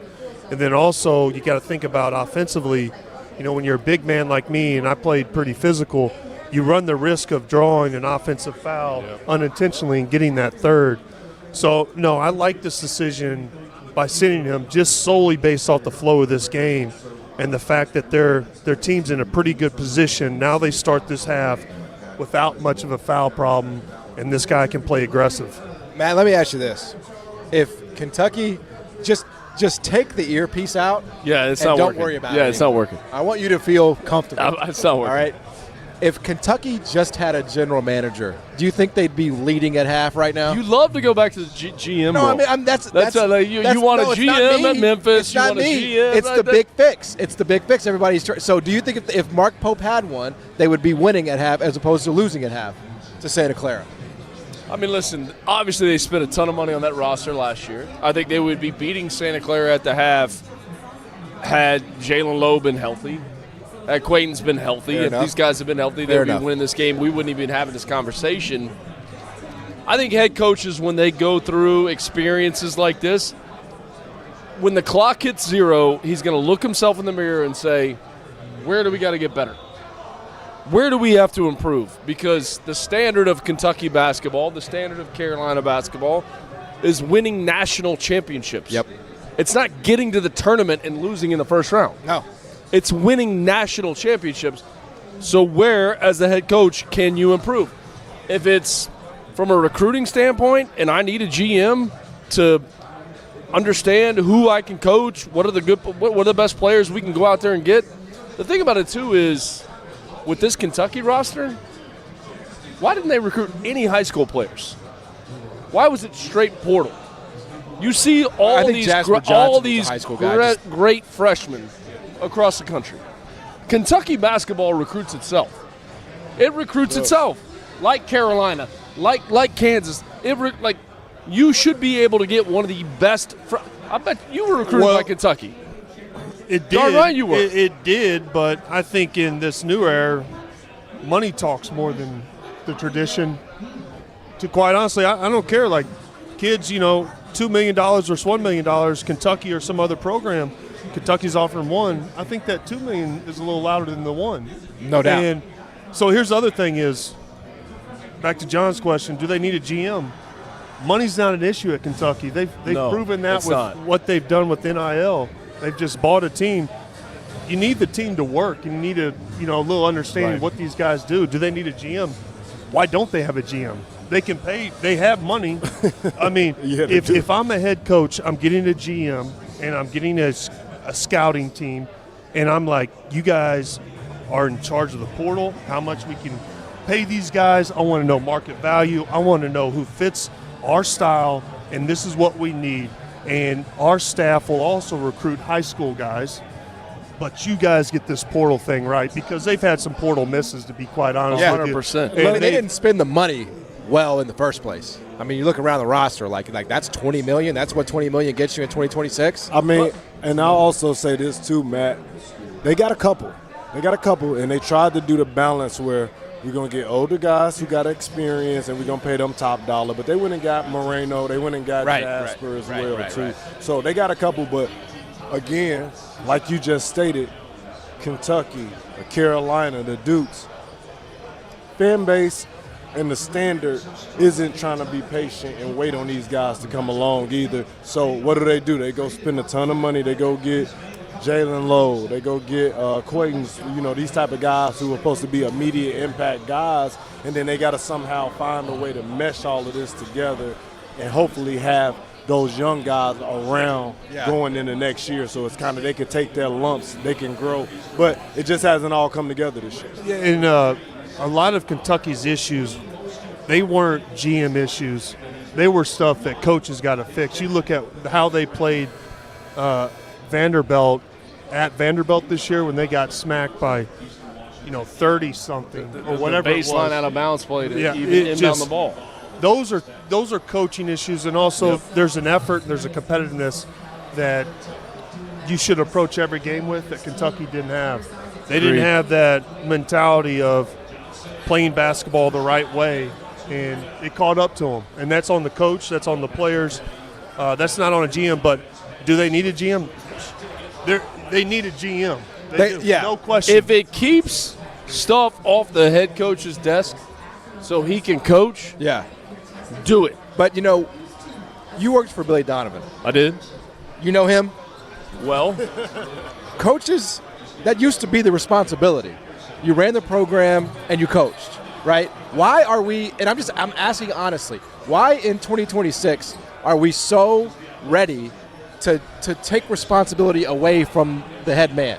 Because he does make $3 million, he does make $4 million, he does make $5 million, he does make $8 million. Why am I trying to give him less responsibility? I don't ever remember Coach Donovan during the NCAA tournament having to recruit. If he was recruiting, it was because I was grabbing his phone and texting recruits. Because at this point, was that permitted or? I want to. Yeah, I mean, I was permitted. Billy hey, Donovan, coach, he gave him the code, give John. me the He gave him phone. the code. What's your passcode? Just give it to me. All right. And I would text recruits and say, what a ride we're on right now in the NCAA tournament. He had no idea. No clue. Because he was focused on winning a national championship. Right, and coaches still have those texting me? assistants, by the way.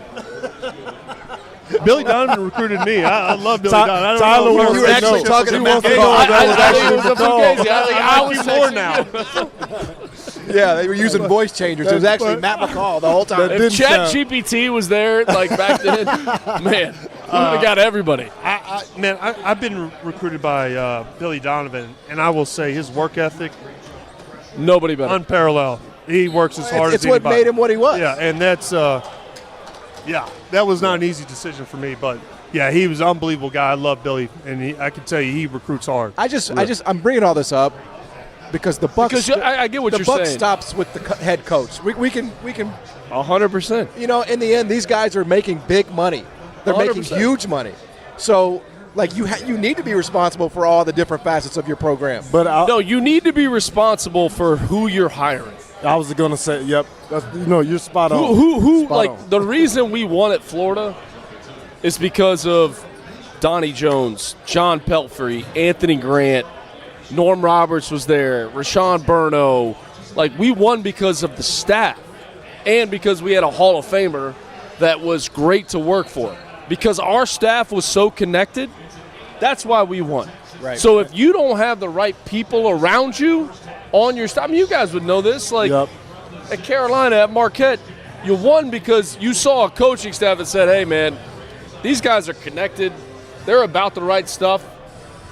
They're all on the same page. So you know what? We're all going to be on the same page. And if you don't have it, it's impossible to win. So if there's something going on at Carolina, if there's something going on at Kentucky, those head coaches need to make staff changes. That's what they have to do to get it to where you guys buy in and say, hey, man, these guys are on the same page. I'm running through a wall for these guys. And I think a big part of that, Matt, you just nailed it. And I was going to say this leading into that conversation to answer your question, John, is let's be honest about it. We can't expect a head coach to be great at everything.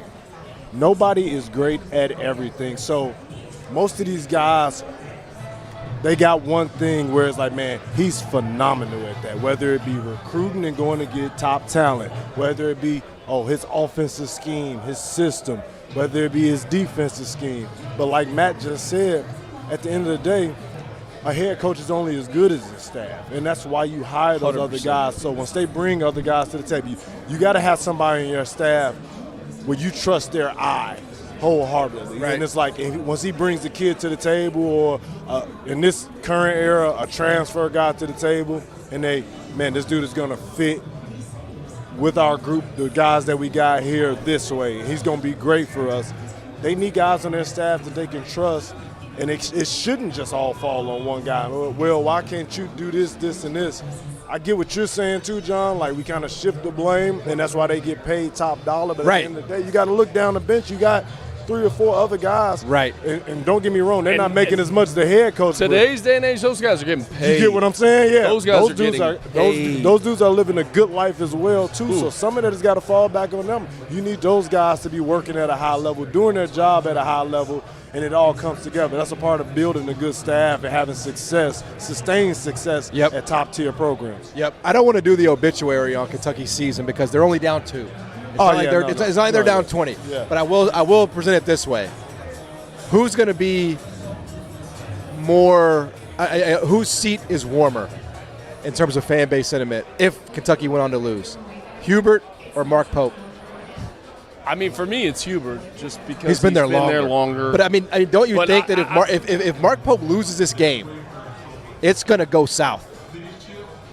I mean, they've ran off coaches that have won a national championship. And that was a mistake. I said it at the time. I don't care what they you ran thought off about John Calipari. Right. Jeff Goodman, our colleague, keeps it ran its course. Did it really? Tubby Smith. Tubby Smith. Smith. They No, I ran think him off. that one ran its course. That's my personal opinion. What's I that? think Tubby ran its course. I don't think Cal did, because Cal still got dudes. Cal still got players, Yes. and Mark Pope And had to go doesn't. through COVID. Mark Pope what doesn't nobody get players. understands as That's a the coach is difference. how hard it was to deal with COVID. at that John time. Calipari would never field a roster this poor at Kentucky, ever. So you can say what you want about the losses to Oakland and St. Peter's. Mark Pope is 20 minutes away from losing to Santa Clara with a bunch of jabronis.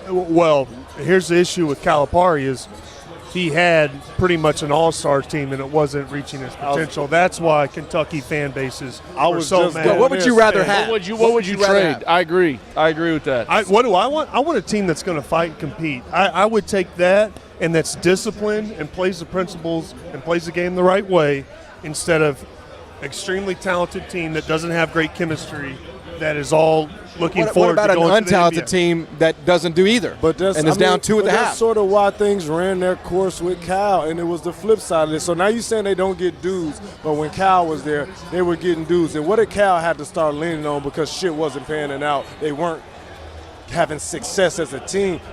Then it becomes, man, I got my guys get $7 billion over the course of the last 25 which years. is true. No, I'm not saying nothing's wrong with that, but that was almost like his defense mechanisms. Like, well, hell, I'm getting the best guys. I'm getting top-tier talent. It's not all coming together. But at the end of the day, Kentucky fans don't want to hear that shit, man. They don't care. Okay, great for them. These guys are going on. They're having success. They're Kentucky guys, and they're having great NBA careers. So how the hell are we getting all these NBA players through here and we can't make a deep run in the tournament? That's what the questions become. So now it's just the flip side of that. You have no NBA players, and you still don't make a run in the tournament. Boom. So I'd rather have the NBA players. I mean, but here's the thing, more too. aesthetically pleasing. Here's the thing. And more people want to play there. But here's the thing about when Cal was at Kentucky. They win a national championship with Anthony Davis and that crew. Yep. Julius Randle's there. They go to the Final Four. Yep. Did they lose a couple times in it? Like the team with, Jamal Murray and Karl Anthony Towns, like that may have been the best team to ever not win a national championship. That team was a joke. Good team, yeah. How good they were. A joke. Willie Cauley-Stein, Karl Anthony Towns, Devin Booker. I get coming it. off the bench. But would you rather have that and lose in the Elite Eight?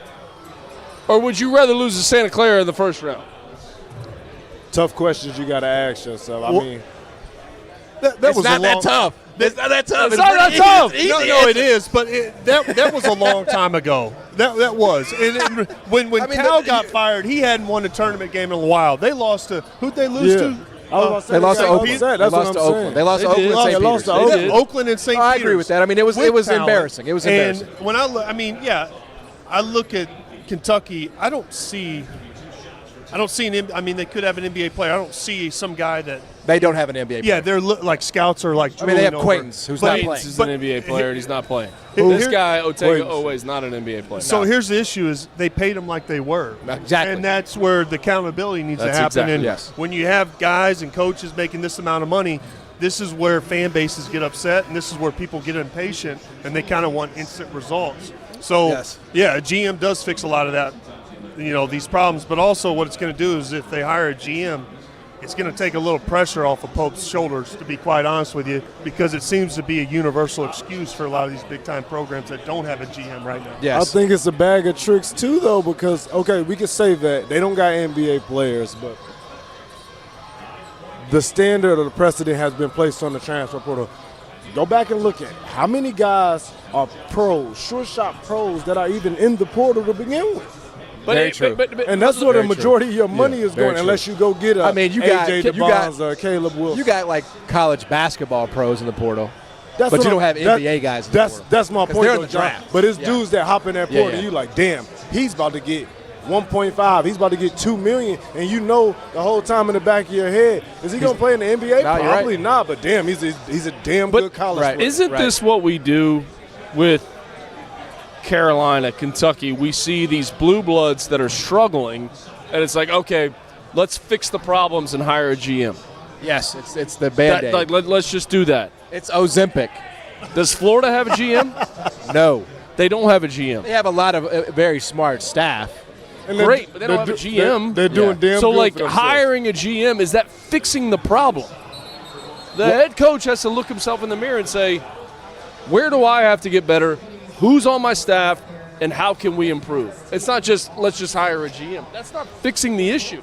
Because there's coaches that are having success. disagree. I think it's kind of a cop-out. Yeah, I think I it's kind of do. a cop-out to say, oh, we just need to hire. Can he help? Yes, but I just feel like, oh, if we do this, it's going to transform everything It's overnight. not going to fix all your problems. It is It's not. Because the coach has still got to sign the off on buck it, and he's stops gotta with coach you it. in the I end. agree. In the end. I agree with McCall on a lot of things, but the thing is, like, it doesn't fix the basketball X's and O's and the way they should approach Right. the game, but it allows the coach to focus on that more, and it allows them to put more attention to the team. And then, Isn't that the job of the assistant coaches? What are they doing? What That's the I wanna hell know. are y'all doing? I Y'all want to are go be an making assistant so coach much money. who gets paid six figures to do at jack these- shit. We're saying Carolina and Kentucky. Like those are the two schools. It's probably Listen, the best job in the game, John.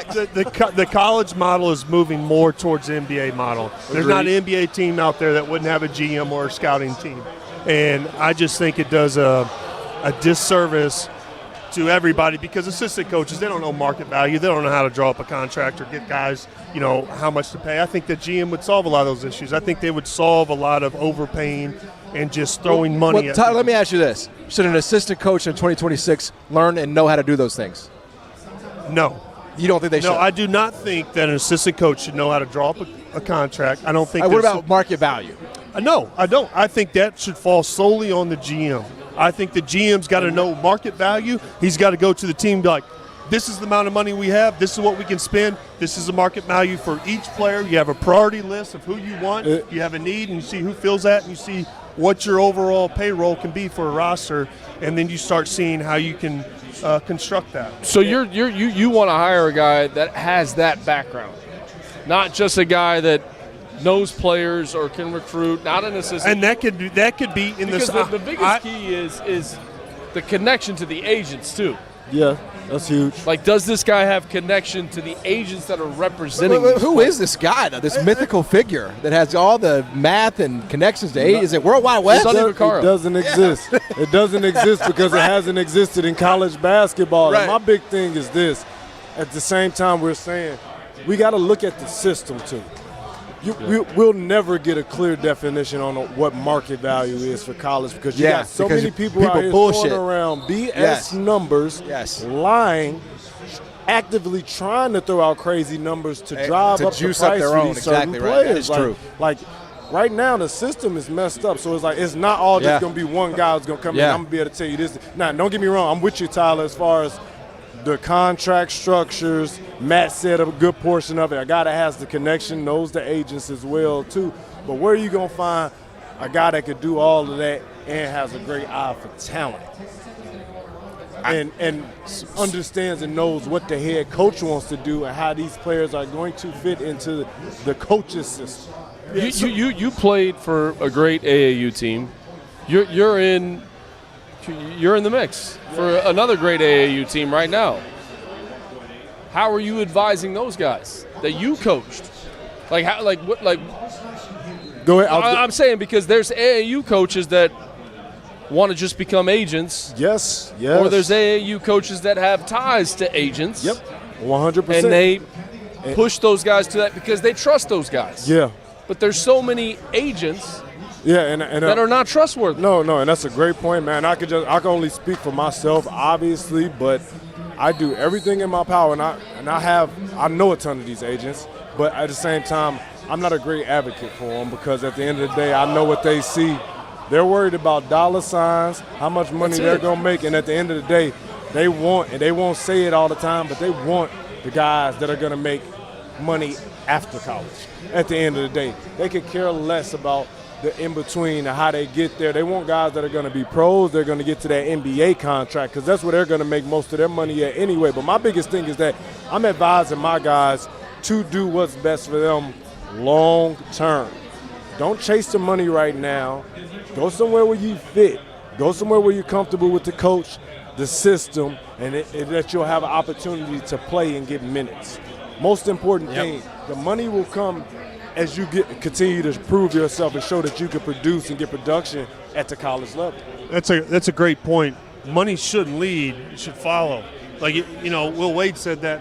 I think there's too much emphasis being put on money. If you're good enough and you're an NBA player, you don't have to worry. It will work out. Yeah. And you don't need to put. There's too much value in what college can offer a young kid.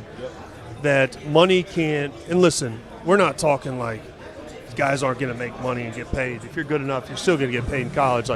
Money's part of it, but there's so much value in the long-term success versus short-term money that's being overlooked. And also, I do think the market will correct itself at some point. You're seeing a lot of these crazy numbers right now. Crazy numbers. Being thrown at players. The market always has a way of naturally correcting itself. I don't think that you look at BYU, what they paid for dybantsa. Was the first round exit worth it? Was that? All that million. Was it? They had a good year. Yeah, you got to ask yourself, where are you spending your money? And if I'm a team, I would spend a majority of my money on proven commodities or proven players 100%. That have put in the work in that I know are going to be productive, and also. I would have to go scout and see high school guys and see, like, I think this guy could really instantly help us, and then I would kind of evaluate it from there. But agents, I don't think there's a head coach that's coaching a major college basketball team that doesn't have a relationship with agents that he could just easily say, you've got to talk to my GM on that. Yeah. And I've never – there's not a head coach out there that's not in touch with the GM or agents about who they want on their roster. And I think that head coaches have to start looking at it that way too. Yep. Yeah. All right, we got to come back. Akron, Texas Tech just went to half, so we'll break that down. Akron battling. They are battling in the first half, down 5. We'll get to that and more on the Field of 68 Watchalong Marathon. As you know by now, we have teamed up with BetMGM again this season. We'll be using BetMGM lines to make all of our picks, and we will have special offers for Field of 68 fans, including same-game parlays, best-in-class live betting, and daily odds boost. If you haven't signed up for BetMGM yet, use bonus code FIELD to get up to a $1,500 first bet offer on your first wager with BetMGM. Here's how it works. You download the BetMGM app, you sign up using bonus code FIELD, you deposit at least $10 and place your first wager on any game, and you receive up to $1,500 in bonus bets if your bet loses. Just make sure you use that bonus code FIELD when you sign up. Make this college basketball season one for the history books. Make it legendary. And don't forget, if you haven't signed up for BetMGM yet, use bonus code FIELD and get your $1,500 first bet offer today.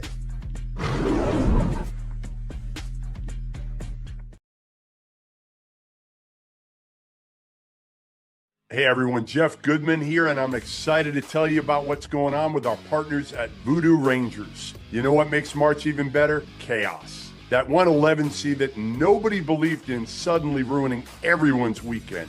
And this year, Voodoo Ranger wants you to bet on 11. Grab a can of GeForce IPA with 11% ABV, then register that beer at bet11.com. If an 11 seed advances, you have a chance to win a juicy prize, $11,000. We're also taking a trip to Vegas, exclusive GeForce merch. And if an 11 seed pulls off an upset, 1,100 fans could win cash for their next round. It's the juiciest bet of the tournament. No brackets, no stress, just cold beer and beautiful chaos. Visit beton11.com to enter. Win or lose, still got beer. Learn more at bet11.com. You must be 21 or older. No alcohol purchase necessary. Legal in all 50 states. Full rules at beton11.com.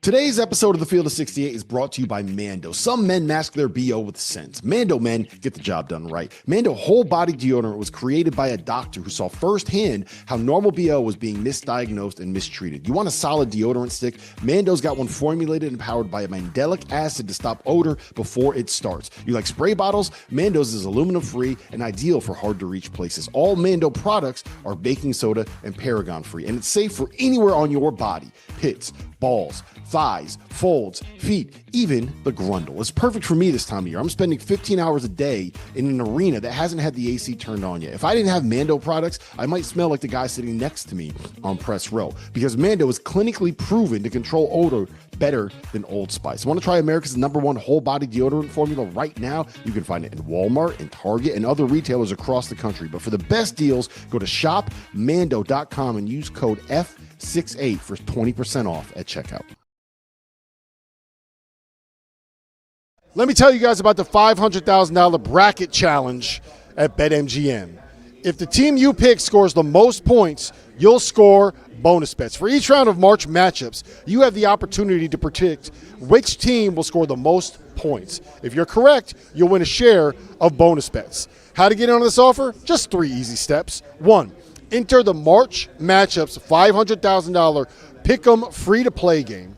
2, pick which team you think will score the most points in any round of the NCAA tournament. And 3, if the team you select scores the most points, you'll win a share of bonus bets.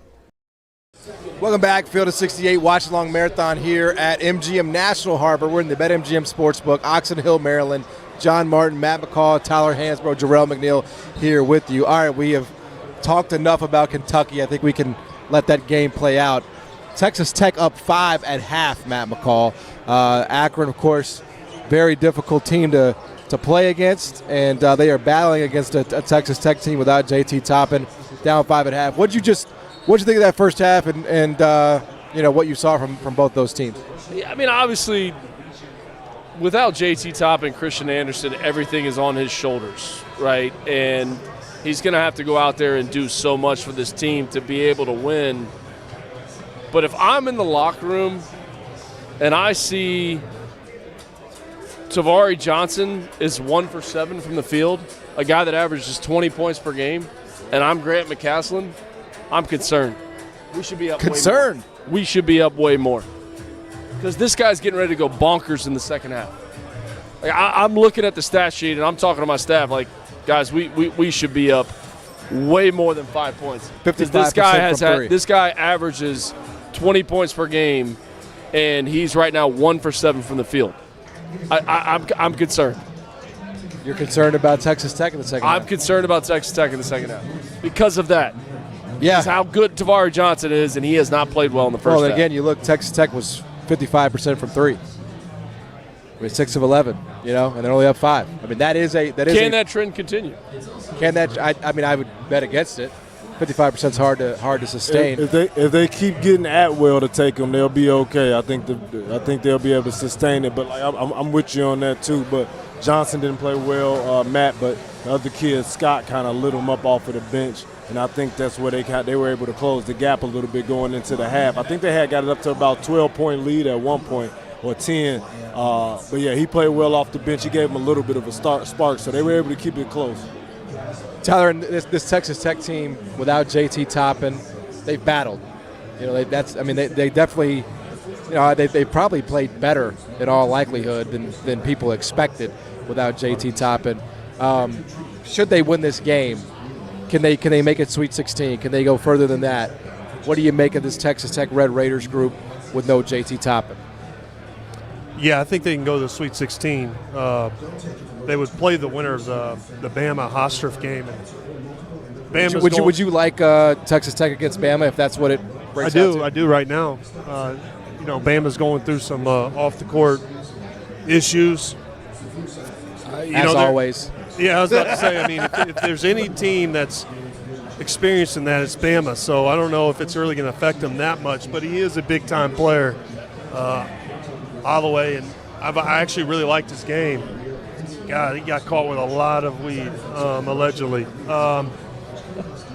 I do like Tech. I think they've got an identity. I think they play as a team. It's unfortunate Toppin because so damn good. And I keep waiting for them to have a big drop-off or, see, the true effect, and I haven't seen it yet, so I'm going to roll with Tech. Arizona, by the way, has tipped off against Long Island. That'll do it. That'll do it for Long Island. 12-2. Sharks up. Sharks down. Sharks down? Sharks way down. Fins up. Fins up. Is it fins up? It's not sharks up. Yeah.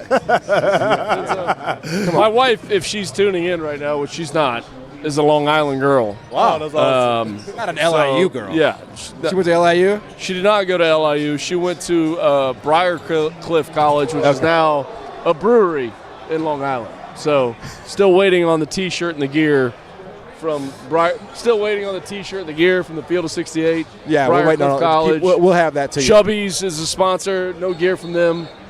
Yeah. What's going on? Keep waiting on that, and you're not getting anything from LIU either with your Sharks up antics. It's fins up, and they're at the free throw line. But they're up against it. This Arizona team, Jarrell. Oof. It's been amazing what they've done. They lost the 2 straight games there in February. They have been machine-like ever since. They beat Iowa State. They beat Houston twice.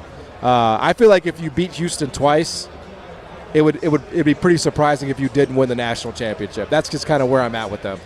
I mean, they've been, I'll say, probably the most consistent team all season long. We've jumped back and forth a little bit. We had a little bit of Duke in the mix, a little bit of Michigan in the mix, but both of those teams have kind of been a little up and down there just as far as their play. We're like, well, I don't know. Arizona's been steady the entire time, and, man, they've been impressive just because of the amount of ways that they can win. Like, You got Bradley, you got Burries, you got the inside guys, man. Cole Pete, you got shooting with De La Rosa. Man, they can win a number amount of ways, and they're tough, they're physical, they beat you up on the glass, they defend. They're sort of the total package. It's one of the most complete teams in college basketball. So I think the biggest thing as an opponent is, how do you beat them? And I don't think it's a clear answer on your game plan going into that game. How do we beat them? How can we keep them off balance? How can we find a way to keep this game close to beat zone? I don't think there is an answer. Yeah, that's my point. Yeah, I like if I was a coach, and I'm not, but if I was, and I'd say, all right, let's sit down. Let me do a damn.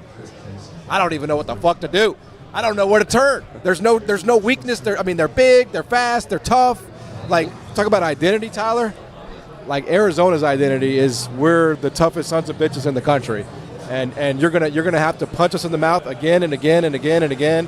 And they took 2 in a row there in the Big 12, but that's about it.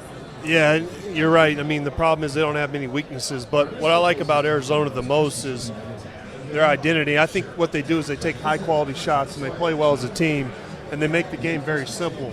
And everyone says you can't win without shooting a high volume of threes in today's game. Well, they're proving that. They are definitely. And they take high-quality shots, and there's nothing complex about it. And they also, Jaden Bradley, to me, is one of those guys that steps up and hits big shots in big moments. Clutch. So they got somebody that they can go to down the stretch when the game's on the line that's going to get you a bucket. That's what separates them to me from Michigan, is that Michigan doesn't have that guard that's been there for 3 years that I know when I need a play to be made in the last 2 minutes. Like, Michigan has Elliot Cadeau. Arizona has Jaden Bradley. Yeah. And again, they wouldn't meet in the championship game because of the region, but I'm just saying, we were talking about tiers. Then the same goes for Duke, by the way. Like, Duke doesn't have that guy either. Well, think about the numbers, too. Top 50 in the country in points per game. Top 50 in the country in total defense. Number 3 in the country in total rebounds. And then this is the stat that separates them in terms of their lack of three-point shooting. They're 11th in the country in free throws made. Yeah. So if you have a team that gets to the foul line, if you're an opposing coach and you're looking at that stat, you're saying, I'm concerned. Because it's not. Yeah, you're concerned. It's not. And you're probably a 12.5 to 15-point underdog. Right, well. And it's not because we're so aggressive defensively. It's because the pressure that's put on the paint from their guards and their front court to be able to get to the free throw line. That is. It's a well-oiled machine. That's why the only reason you don't pick them is because of Coach Lloyd's lack of success in the tournament. Wow. I guess. From you, of all people. What? I mean, you're the coaching guy. You're the coaching advocate. I picked them. Okay. I'm saying for everybody else, if you're not picking them. But isn't that like the weakest argument against a team? Yes. It's like a coach hasn't been out of the Sweet 16 or something like that. They used to say that about Matt Painter, and then he got to the national championship game. Yeah, but some of that is – I'm not saying it's not, but it's warranted because at the end of the day, it's just like a player. You're more comfortable with guys that you know have been in that position. So it's like, it's not to say that he's incapable, because I don't think anybody's saying that. It's just, I don't know. It starts to become his own narrative, and I think that's the point that Matt is kind of trying to make, is that everybody else on the outside looking in is going to say, well, Lloyd hasn't won the big one. He hasn't made it past the second weekend. Whatever you want to make, that's all they'll be able to say until he does it. And it is warranted. I'm sorry to say it, Tommy Lloyd's a hell of a coach, but the lack of tournament success. That's what we're based on. It's warranted. It's warranted. That's what we're based on. And the reason I'm saying that is because these coaches make all this money, and all of a sudden they don't want us to mention that they haven't had success in the tournament. Like, heck yeah. Yeah, it's on them. And I think that makes him hungry as a coach and has his team more prepared this year than they have been in the previous year, besides the fact that I think this is his best team in Arizona. And back to your stat, McCall, what I like about the getting to the free throw line, I've always said that it's a sign of how aggressive you are attacking the rim and not settling for outside jump shots. Sometimes I see a lot of teams pass the ball around and they kind of settle for these bad outside shots. and they're not getting to the free throw line. They're not getting easy buckets. The second highest percentage shot in basketball is a free throw. Yep. And once you get a lot of those, it helps you find your rhythm. You see the ball go in the hole, and then you start exploring the outside. I think that's when things start to open up. Yeah, and I think that's what makes like I just feel like they're upset proof because they don't lean on threes, right? So you could say about some teams, if they have a bad day from three, like you can maybe catch them. They can lose. You can get them, yeah. But Arizona doesn't care about that. Probably Florida can win the national championship too. They don't rely on it. I think we've overreacted a little bit to the Vandy loss in the SEC semifinal. I mean, everybody loved Florida and then lose to Vandy, and now nobody's talking about Florida. But they're absolutely in that conversation as well because if you have three bigs, it feels like the teams that have three bigs in this tournament are the ones that have the best chance to win, right? Florida, St. John's. St. John's, yeah. They have three. Ejiofor and Bryce Hopkins. They don't have three. They got two. Yeah. And they play through those two guys. Really good both ones, of those guys can pass. Passing front court players changes your team. Yes. And yes, I think you all made a great point with that too. And I think that's one of the most impressive things because just game plan wise, and like John, you mentioned it earlier, if you're going into a game, you're going to say, that's the one weakness. Let's go zone, or let's just play off of them and hope that they hoist up a bunch of bad threes and that they're missing them. But they don't. They impose their will. So that free throw factor, and it's like, no, okay, we're going to take the ones we're comfortable taking, however many we take a game, 25, maybe 30 on a good night. But beyond that, we're putting pressure on you. We're coming right at you. You're not going to make us do anything.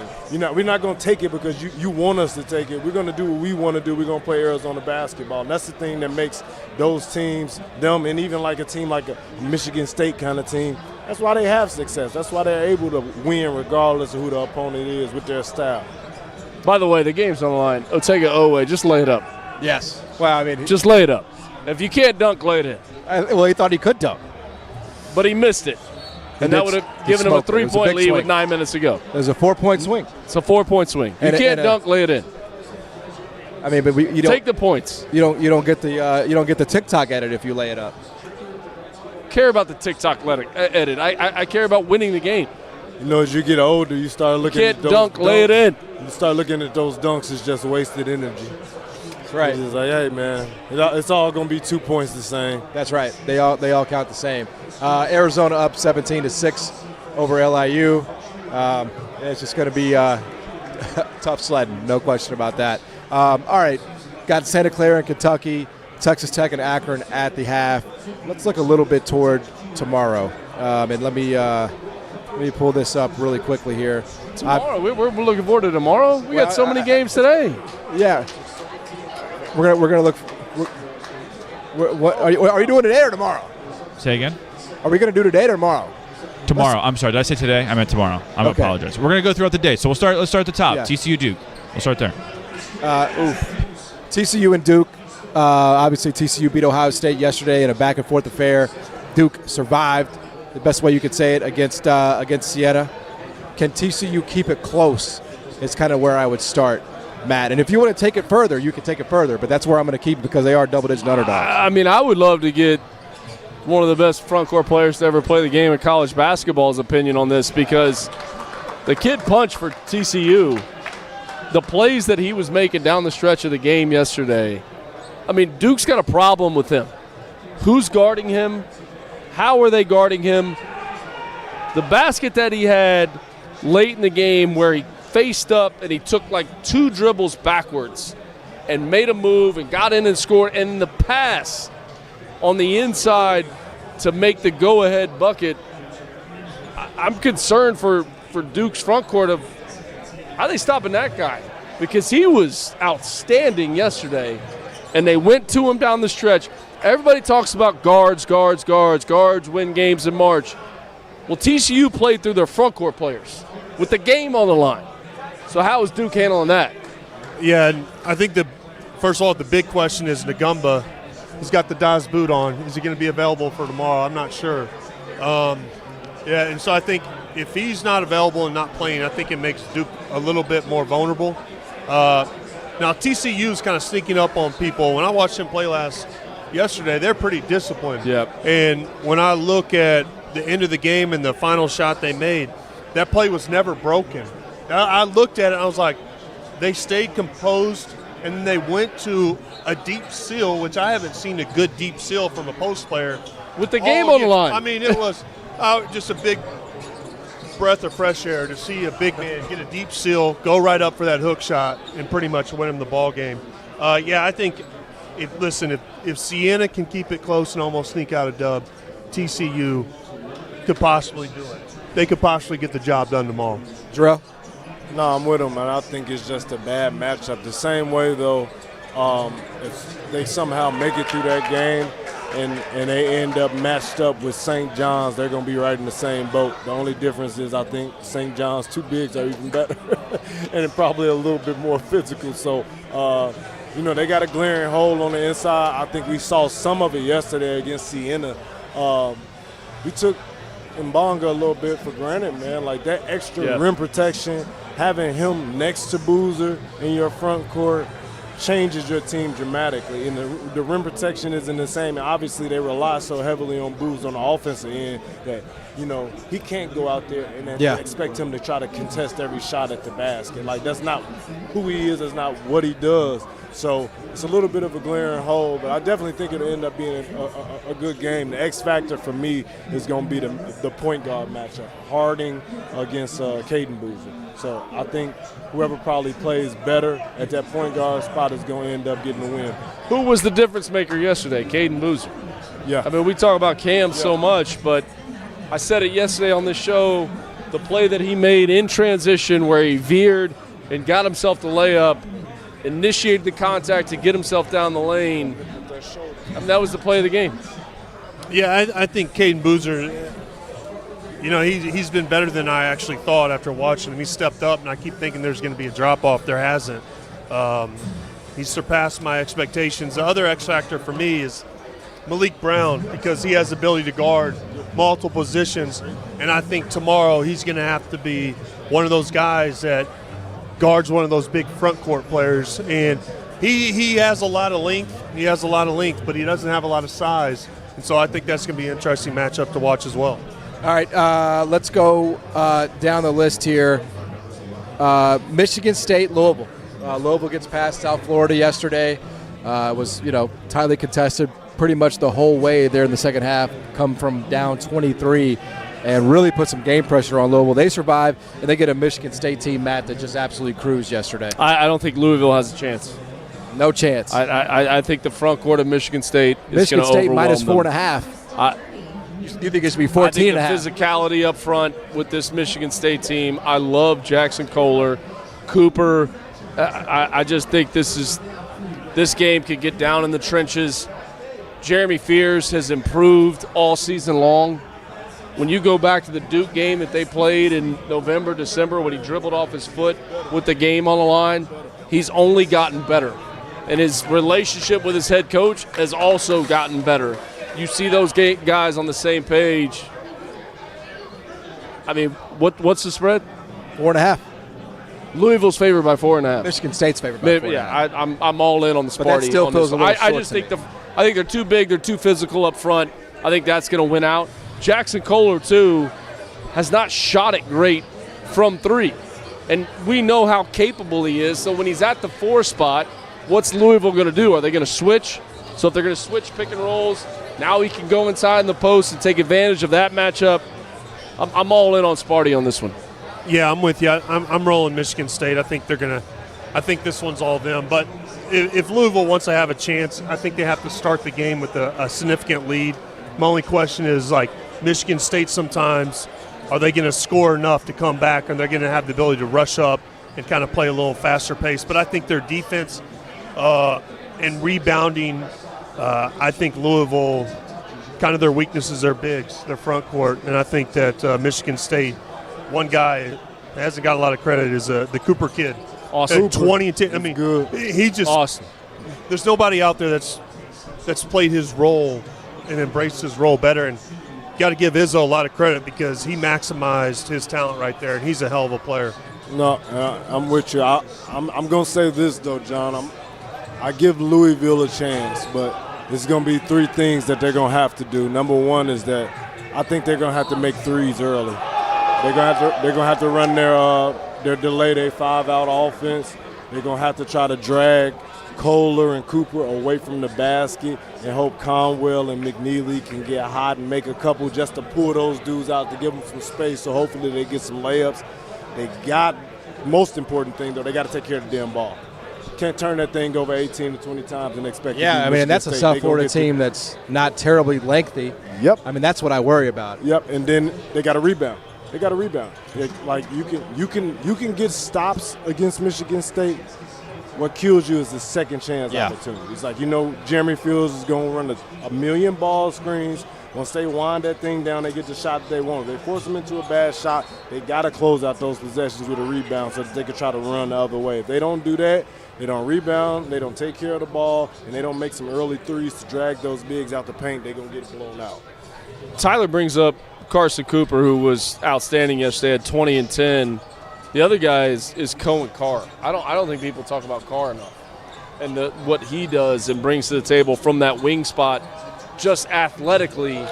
You see that front court, how good they are. You got the point guard in Fears, but Carr on the wing and the athleticism, I just think they're too big for Louisville. I think the size is going to overwhelm them. Does anybody run the floor harder in college basketball? I love watching that. Cohen Carr, nobody. And it's a credit to him and Fears because he runs so damn hard after they get that ball and they get that defensive rebound, but it's because he truly knows that Jeremy's going to pass it up. He knows he's getting that ball if he gets out and he hits those first 3 steps hard in transition. Yeah, in one of my brackets, I have Michigan State going to the Final Four. And one of your 5? Five's being that's on the low end. Next year, we're only going to do the one, though, right, Tyler? Yeah. Or no, he has a public bracket, but he will have corrected. multiple private brackets.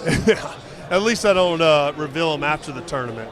The Cohen Carr kid, and we've had this question, guys who could break out in the tournament and kind of jump on NBA draft boards. He's one of those guys that has athletic ability to play in the NBA, and if he has a big tournament, I can see him being one of those guys that a lot of scouts are looking at and potentially becoming a first-rounder.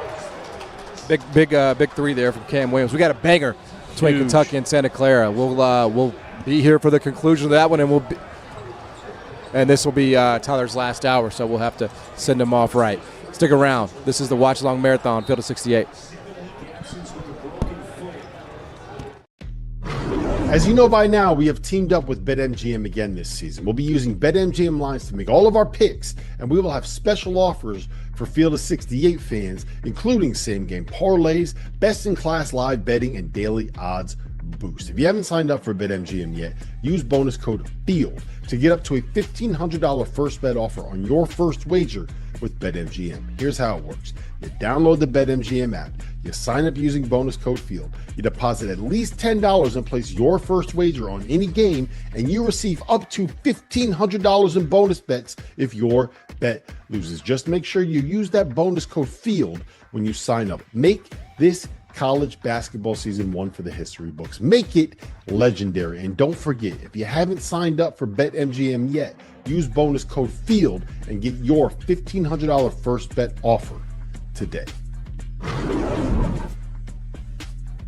It's 2026. Everything in our world has leveled up. Our phones are supercomputers, your car parks itself, but your razor is still flimsy and overpriced. That's where Harry's Plus comes in. Harry's Plus has an advanced pivoting system to reach every corner of your face. It has refined blade tech for a close and smoother shave, and has a weighted metal handle for added control and comfort. Most importantly for me, Harry's Plus has German-engineered blades that are honed at 3 different angles to cut hair cleanly and without razor burn. I may have a beard, but I still need to shave my neck to make sure I don't look like Paul Gasol. And with Harry's, I have never dealt with razor burn, painful bumps, or the kind of nicks and cuts that you get with drugstore blades. If you don't love your shave, Harry's will make it right, no questions asked. There's zero downside to giving it a shot. For a limited time, our listeners get the Harry's Plus trial set for only $10 at harrys.com/F68. This set includes all new Harry's Plus razor, 1 refined 5-blade cartridge, a 2-ounce foamy shave gel, and a travel cover to protect your blades on the go. Just head to harrys.com/F68 and tell them we sent you.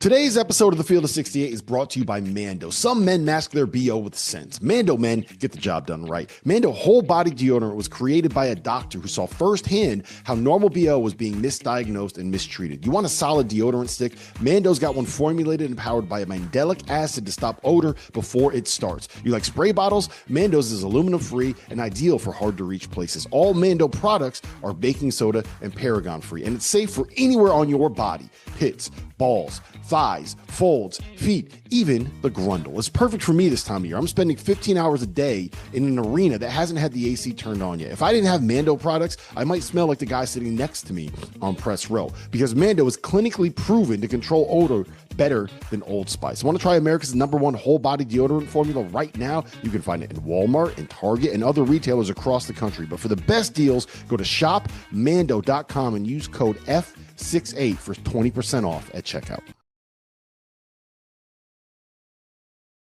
Is the Watchalong Marathon at MGM National Harbor. We are inside Bet MGM. We got a new lineup. Got myself, Rob Dauster, the GOAT Stanford Steve, and Jeff Goodman's chicken sandwich. The goat feels a little strong. Welcome to the Thunderdome. What do we got on? We got It's for you. all of a sudden, You and Cal. Me and Cal. Your guy, you Pig, guys are suey, friends. pig. I think it's on. I've said this. I think it's the most annoying chant in all of sports. What's more annoying? OHIL. That's worse. Yes. What are the candidates? Because Ohio State is an army that shows up anywhere in the country. All right. That's fair. That's fair. It's What's the best? It's Woo Pig. No, it's horrible. It's horrible. I love the you don't want to go to war. Oh yeah, VCU is great. With Peppers. the Rams. Don't start no stuff, Yep. won't be no Is stuff. that really a chant? VCU's got it all. Yes. Is that really a chant? I don't know if that's a chant or not. All right. Welcome to the Thunderdome. I just Appreciate like it. the Indiana fight song because, all they do at win is win at Heard football. that enough this football season. Sure did. Sure did. All right. Let's get you up to date. Kentucky up 3, I believe, on Santa Clara. Yep. Yeah, 3:41 left. With I believe Santa Clara going to the free throw line out of the break. Stanford Steve, I know you need Kentucky in a variety of ways. What have you made of what you see from the Wildcats today? Obviously not done yet. It's just I think it's been a lot like Kentucky's season. There's just lulls, sloppiness, not taking care of the ball. Oweh misses a dunk in a huge spot, and Santa Clara's made out more outside shots. That's why they're in the game. But the more I watch Santa Clara, I love how Herb Sendek has pieced this roster together. They cause problems on the inside, they cause problems, and they defend really well too. So Kentucky's got their work cut out for them. I wasn't sure what was going to happen here. They went off as a slight favorite, but this I think it'd be huge if they could close this out and get this win. Yeah. One of the trendiest upset picks too. I'm on Santa Clara. Okay. I got them winning. I got the money line. I got them in my bracket. But Kentucky going on is good for the viewership, shall we say, Steve? So I'm very torn. Steve, you're going to learn over the course of. You know who else it's big for? Mark Pope. Yes. Yeah, That's who it's big for. Because if he loses in the first round, I don't care how many guys are injured, Big Blue Nation will start to turn. Yeah. They will, because they had it early, they were ready to turn, and then it kind of got them back. Why? Because they play hard at this, right? They play hard, and let's see what they can do. Game on the line here. How mentally tough are they? How much do they execute here? Or is it just give it to Ortega away and let him make a play? That's what I'm looking at the shot selection as it comes down to the wire. Who's going to have it? It's going to be Oweh. It's Aberdeen and Oweh. You can't have, especially here, you can't have empty possessions, and they've had plenty of them today. That's kind of the story of that's their season. Yeah, there's a story of their season. Somebody said consistently inconsistent. It's true. That's a great way of describing their season. And this is why you paid Denzel Aberdeen as a member of the national champs from last year. Well, you paid all of them. Right now on the court, I don't know, there's probably $12 million right now on the court. And Santa Clara is probably at about 3.5. Tough shot. Not a good shot. Yeah. That's the best we can do. I mean, you got to go to the basket against Santa Clara. What do they? They don't have a ton of rim protection. Go attack them. And Brandon Garrison, Hasn't done much. But Since Kentucky the has opening no minutes. post That's He's play. done that. He's There done you go. that, Jeff. Goodman, He Kentucky has no post play. That's the other problem. Yeah. I mean, they do. They just haven't played. He got in foul trouble, Malachi Moreno. I mean, you can throw it to him against Santa Graves ever Clara. got his fourth? Yeah. He got 3 in the first half. Graves. Oh, Graves. No, he's yeah, got 3. he's Fouls in out the there with first half, 4. I know He's that. still got 3. Oh, another one. 2 straight as soon as we This is brought what it we've up. been talking about, the sloppiness from Kentucky. Another turnover. I mean, leaving the door wide open for Santa Clara to do this. And they've not been afraid at all. Like, they feel very confident about winning this game. Yep. So they are in a great spot to pull this off. There you go to Graves on Chandler. Good matchup for him. Man, I thought he got that before it Goaltending? hit the glass. What was that? I didn't think that was a goaltend No. off the first pass. It didn't feel like a goaltend. That's clean. Oh, it was. It was. That is a that is clear not as close hell to clean. goaltend I mean, it shouldn't be, but it is. by the John Martin rules. Yeah, I mean, again, I'm blinded, right? You know, like I literally Blinded by the light? cannot see by this over this light. Couldn't So, hear yesterday. Can't see today. Yeah, but I can actually Nobody's hear. got more excuses than John Martin I as a can- host. No. Mark Sa- Pope in Kentucky do. Sam Ravitch never has these excuses. Yeah, they have plenty of excuses. Let's get him a general manager. They wouldn't be down 1 at the 2-minute mark. In the Honestly, second half, Field of Santa Clara. 68 needs a general manager to be able to improve our off-season acquisitions. That's right. That's right. Yeah, it's the magic pill. You know what we're going to do? We're going to renegotiate. Remember what Fred Hoiberg did a few years ago? Yeah, We're going to renegotiate your contract a little bit. I don't ever work under a contract here. In fact, I don't even true. think I've ever gotten paid. So That's on dauster. yeah, Don't look at me. The payroll needs a general manager. Checks in the mail, John. Texas Tech up 9 over Akron. I guess that one's sort of going as expected. Texas Tech, Christian Anderson 100%. Although I don't know, Akron's made some shots to maybe keep it interesting for the number, Rob. Yeah. Oh, man. I'm on Akron, too, which is not a great situation to be in. I will say. I'm surprised at how many shots Tech has gotten at the rim. I Yes. thought Akron would really fluster them defensively, Well, and the thing Texas Tech's got what they wanted.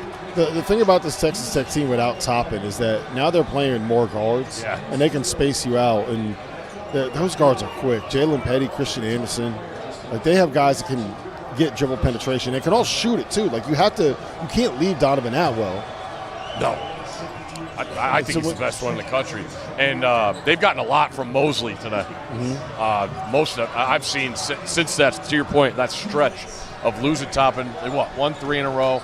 Then they closed losing 3 in a row with that last one in the Big 12 tournament. So McCaslin's awesome. You know he's going to retool things, and it looks like the rotation is different, and they've gotten some from Mosley, which And is they got great. healthy. Like they lost Toppin, but Ben Boye got healthy. Yeah. Mosley got healthy. And Goodman, what did Grant tell us when we had him on? That just had Mosley.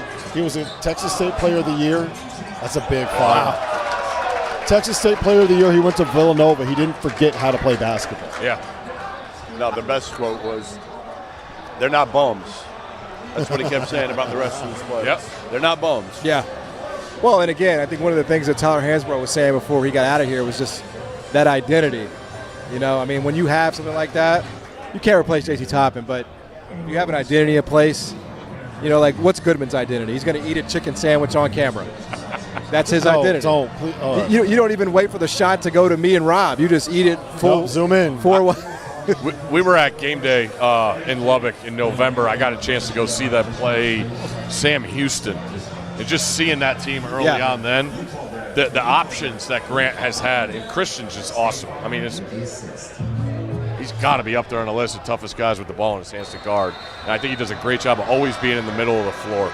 And that helps their spacing. And Atwell's been a great sign. You know what I think Grant is so good at too is he can find something that works, and he's not afraid to run that shit over and over and over and over and over. Obviously everything's abbreviated, but like watching them in person, every single play on the whiteboard had top for Toppin on it. Like it was 3 top, 2 top, 1 top. I'm like, all right, I guess Top's going to get a touch here. Kentucky needs something. Somebody to step up. Who's going to take the shot? Looks like Aberdeen. Nope. It's a big one. Oh. just has not been there today. That's a big-time rebound right there by Graves. Yeah, and I'll tell you what, man. Can't make threes. I think that kind of sums up some of the issues that Kentucky has, right? Where you run the set and the shot that you're getting from a spot-up shooter is Otega Oweh. But that's not. Yeah. Look at this. 1 point since we basically came on. 4 minutes. 4 minute stretch, 1 point. I mean, so we're the mushes? Is that what you're saying? Good D. Ooh. Moreno. Man, the sportsbook's going crazy. The sportsbook is going crazy in here. I can't tell if people have Santa Clara or Kentucky. Can you? I think there's more Santa Clara. More Santa Clara? It does feel like that. I'm fouling her. You would foul here? I'm lengthening this whole thing. Yeah, you have to. I would. I would too. I think I would too. You got the adjusted clock at 20. Yeah, I mean, 39 total. I don't think I would. You got to foul the right guy. Yeah. I don't think I would. Not yet. You have time. You don't have to foul. It's a 1-and-1. Play it out. Get a stop. Why are you fouling, Goodman? It's a 1-and-1. I want to lengthen it. Foul the right guy.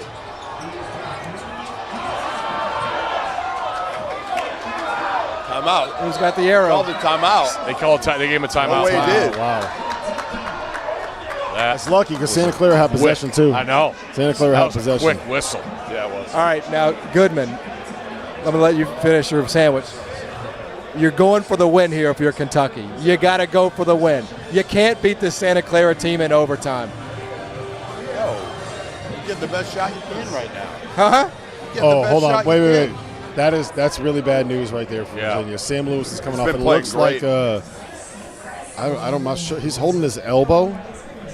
I didn't see what happened. I didn't see the replay either. Sam Lewis is a double-figure scorer. When we get all the information, we'll have Dr. Dauster report back. He's a double. I'll break it down. Have you heard about Dr. Dauster? It looks like I've seen clips. Right? It looks like a dislocation and an aggravation of the tibial plateau.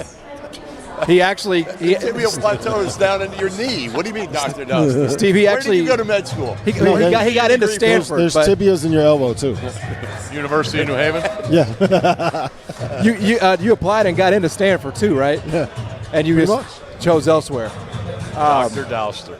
We haven't really used him much the last 2 days. No. Thankfully, we haven't had to call it his expertise. We've also had him do a little bit of digging into Darryn Peterson. We'll come with that later. Okay. So he's not only just he's also can be a psychiatrist. Oh.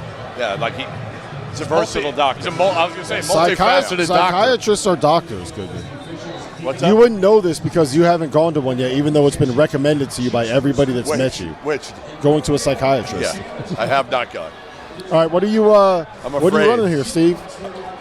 Coach Coughlin, what are you running? I'm going to go. I want to get Chandler involved in maybe a pick and pop situation. I've seen Oweh shoot enough. Aberdeen's got to have the ball. I think it's going to end up being Otega Oweh putting his head down and just I'm getting hoping for a Oweh. foul. Get him downhill, going to his right hand. I mean, that's their go-to. And look, That's here we going to go. give 1 point in the last 4 minutes. There you go. Yep. There you go. There you go. Let him make a play. Let Colin Go to the Chandler hoop. make a play. Oh, yeah. Oh, it was there. Good finish. Oh, there it is. Here we go. Stop Timeout. ball. Stop ball. The value No ball, timeout. 6. He's shooting. For the win. Graves for the There it win. is. Great. Oweh.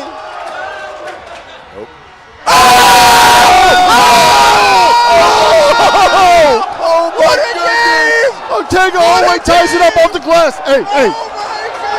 Does it count? Yes. Does yes. it count if I they think call? good. I think It's he got good. it But what if he didn't call It's Bay? good. Does it What count a if he didn't call scene. Bay? Does it count if And he into didn't your call Bay? national harbor. Does it count if he didn't call Bay? Holy Woo! cow. That was Oh, awesome. my goodness. You cannot make it up. What a finish. A half-court shot. It's not even a debate, Goodman. Yeah, he got it off. That's Good. good. 5 more minutes, free basketball. I'm blind in one eye, and I knew that was good with 3/10 left. You Otega Oweh For as sends it to erratic as he overtime. could be, he executed that perfectly. He That got was as far great. as he possibly could. He used his dribbles. Why didn't Santa Clara foul?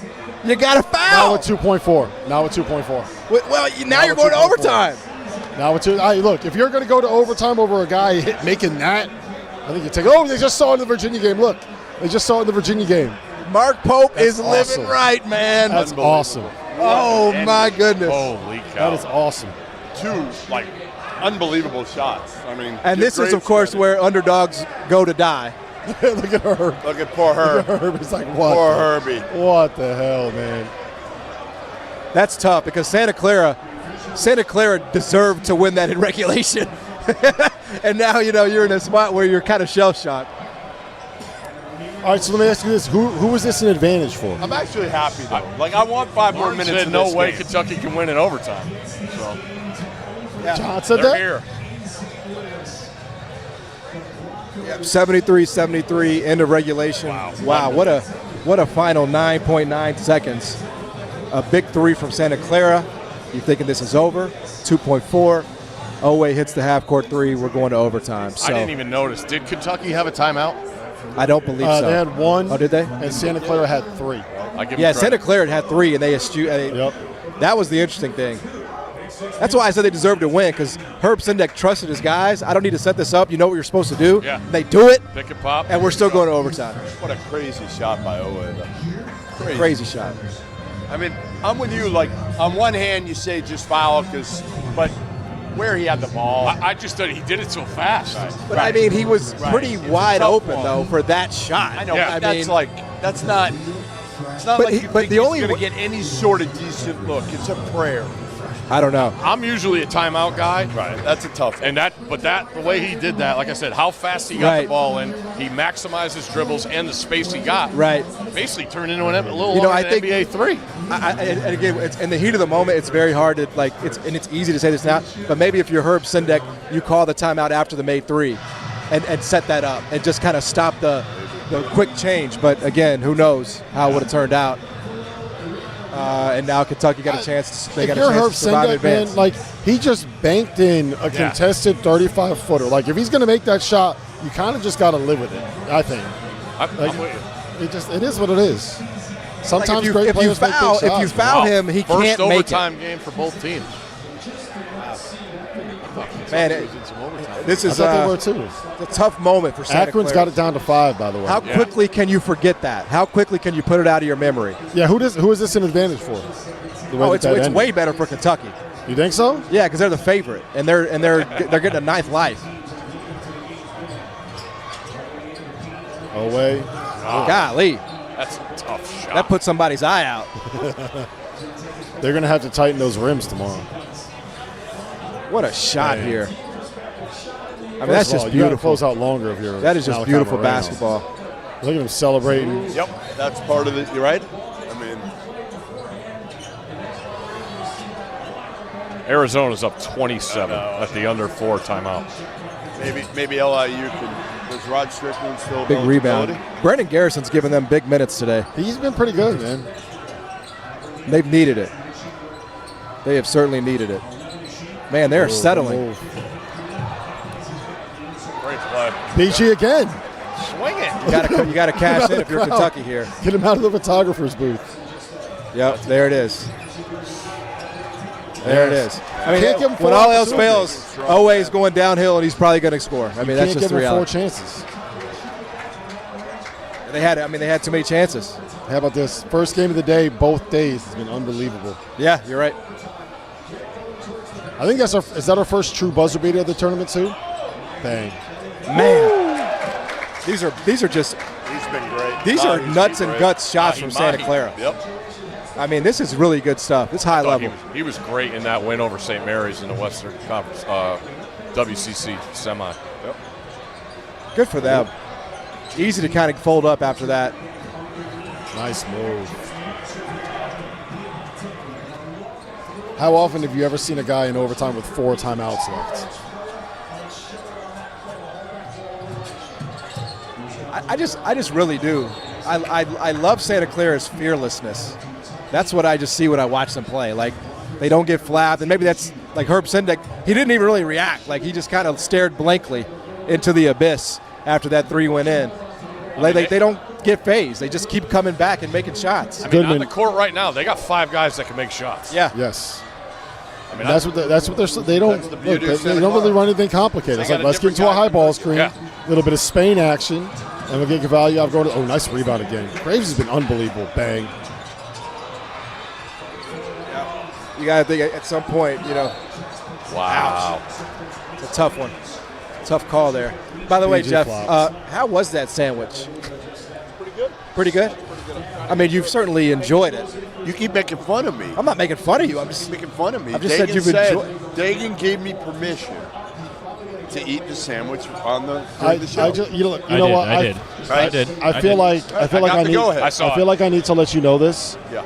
Is that we have an ISO cam on you that is not going live again. publicly, but it is zoomed in as close as it can get. So just Oh, you're there's allowed stuff to falling eat. out of the sandwich, out of my mouth. Yes, I mean, you're allowed to eat, but just know that the result of eating on stream is Yeah. oh my God, it looks so gross. Wow, Graves never picked up his fourth. He's still got 3 fouls. He's slurping the onions like it's a piece of spaghetti.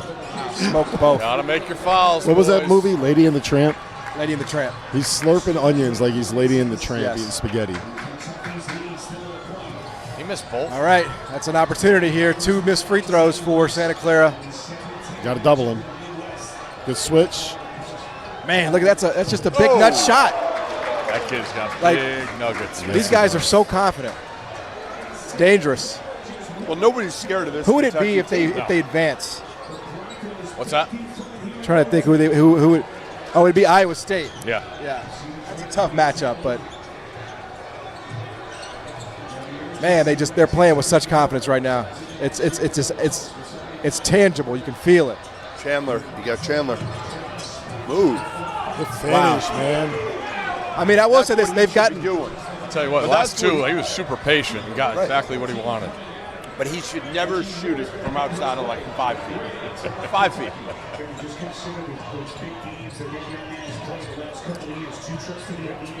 We lost John Martin. All right. John Martin's gone. He got tired of seeing Goodman trying to eat. Yeah. No, he got jealous. Let's He's go going to get get a chicken face. sandwich Double. himself. Mahi going up. again. Mahi, no. All right, we got a minute and a half left. Is this when Pope uses his timeout? No, I think you got to save it. Herb still hasn't used the timeout in this I game. know. It's incredible. Amazing. Amazing. Herb Sendek of all people. Oh, yeah. He's Mr. Nervous. And he's just trusting his dudes. He's back. The tibial plateau wasn't fractured. It was jammed. Oh, wait More to the free line. throws for Owe.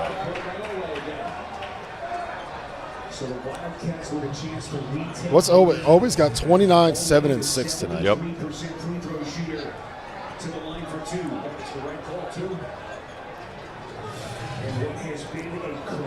Goodman, you got to give him some credit. Owe. At the start of the, how many times at the start of the year did we talk about the level of effort and the fact that he did not look like he cared, right? And leadership. Yeah, no. He was, again, I think I told the story after the Gonzaga loss in Nashville. Game ends, and he's smiling. He comes over, he saw somebody that he knew, and he's smiling. I'm like, dude, you can't do that. Yeah. You got to go to the locker room. Go to the locker room. You should be pissed. You just got completely embarrassed. So he's come a long way. 2 big ones there. But I think the big thing for him was he ready for that leadership this year? There it comes again, other side of the court. Braves. I mean, it just keeps They're working. switching- Why would you they're change it switching up? everything. Switch on Owe. He's bowling. Yep. Oh, block. great defense BG, by get Garrison. it over. Got him. Man. Oh man.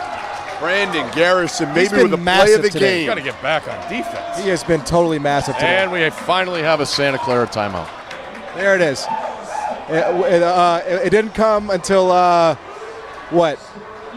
45 minutes in the game. 44 minutes. I mean, that 12 tells you seconds. everything you need to know right there about Herb Sendek and his group.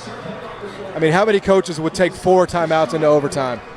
I'll tell you what, Brandon Garrison was a McDonald's All-American that has rarely looked like a McDonald's All-American throughout his career.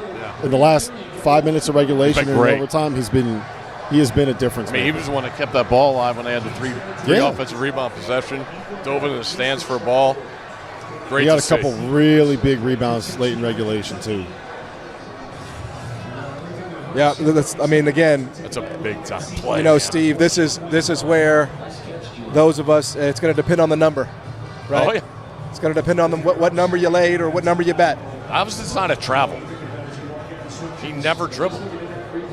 He took one step. The High Point guy, the High Point kid traveled his ass off yesterday, too, on that Yeah. breakaway.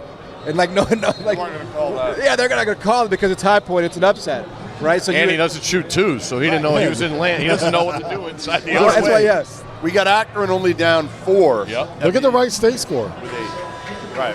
Look at the Wright State score. I like some Wright games State here. today. They can score, man.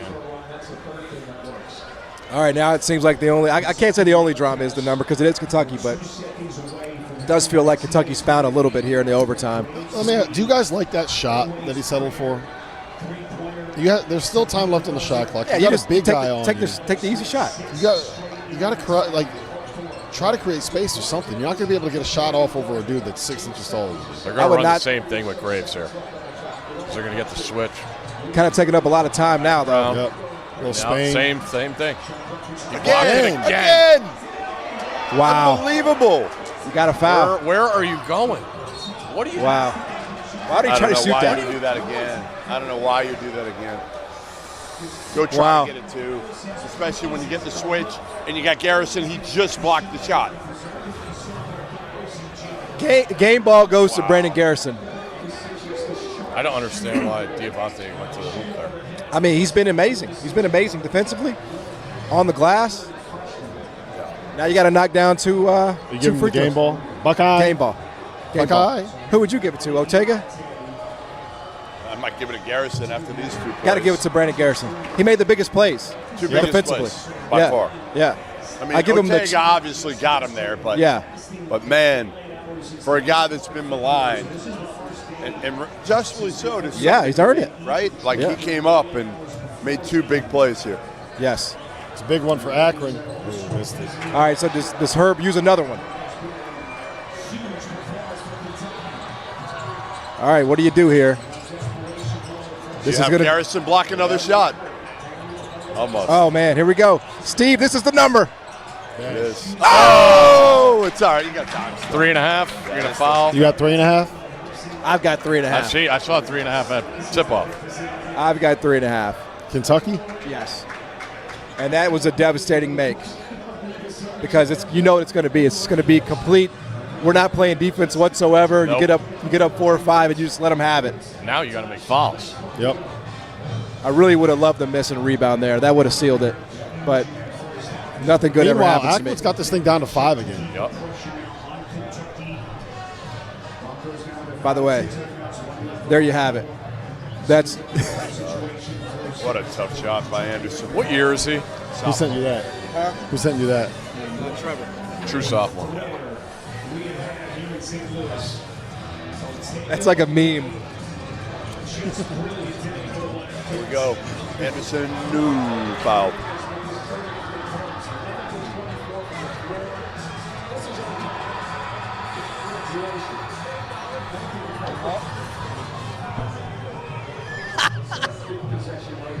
That's great. That's great. We're concocting some memes over here. That was us when we saw you eating the chicken sandwich. I'm sorry, you got permission. You got permission. I did get permission. I'm sorry. These aren't allowed. I didn't know that. No, these are I did not. off. I obviously have to play by different rules on this network. You know, There's rules here? only for me apparently. Only for me on this show. But obviously, I mean, just for Kentucky to survive. Can you tell them why you have rules, John? Yes, Not over yet, Johnny. There's a reason why. You know how you look at sometimes something where you're like, why do you have to put that on the? Why do you have to have that on the warning label? Why do you have to have that on the box, Steve? Say what? You know how sometimes you look at the warning labels that you have to have on some of these, and you're like, I wonder why you need to. Please don't eat glue, right? You're like, why do you have to have that as a warning label? Why don't you ask John why he has to have rules? About who? For you, why you have to have rules on you? Oh, I don't know why. I think I've been on my best behavior this week. I've been so good. I've been unbelievable. I've been unbelievable. This week is strong. We arrived here at about, 9 o'clock, 8:30. 2 nights ago, we had an 11 o'clock show. Old boy down there had a few too many. Oh, when he now I'm got old here. boy. You're old boy. Now I'm old boy down there. Yeah, damn right you are. So we had to put a little Unbelievable. rule that he had to go Unbelievable. sober for the next 2.5 hours. All right. Couldn't understand it. And I did. You know? I did. So, all right, here we go. The only drama is the number. Please take a 3. Good Oh, rebound. nice rebound. That's it. Don't dunk it. Don't you do it.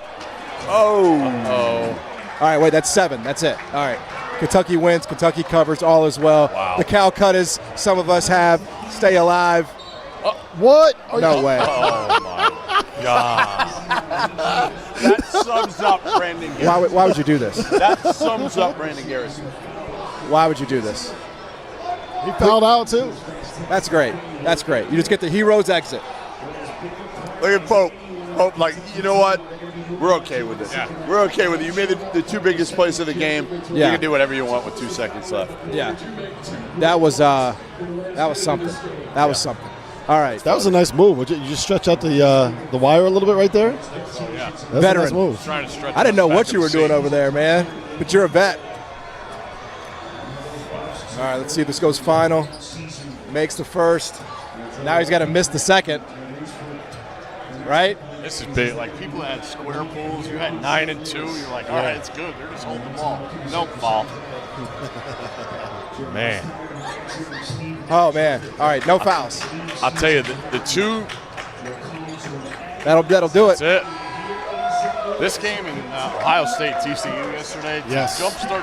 It feels like we always get the lulls. Yep. Kentucky there. moves on.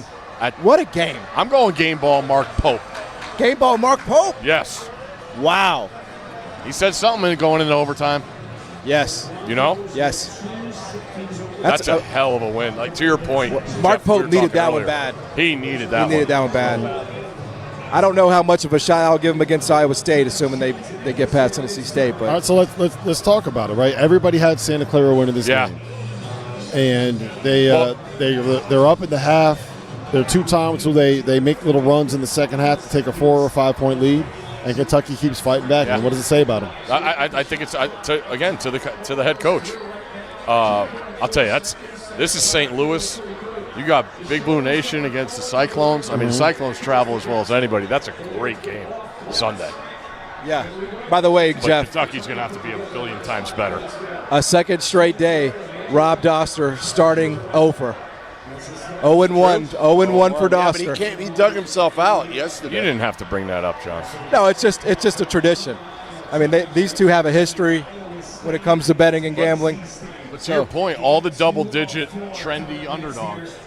No, USF out. Akron's now down, 11? 13. That was very trendy. High Point's the only one that it felt like took care of business. I felt like everybody else was way more trendy than High Point. Yeah. Because Wisconsin went on that run late in the year, and Yeah. everyone saw how good they could Yeah, be. yeah. Yep. So obviously, again, Kentucky moves on. Jeff, I don't want to overstate it. I don't think beating Santa Clara in the first round is going to, if you're on the anti-Mark Pope side of things in Lexington, I don't think that changes it, but it does. How much does it help?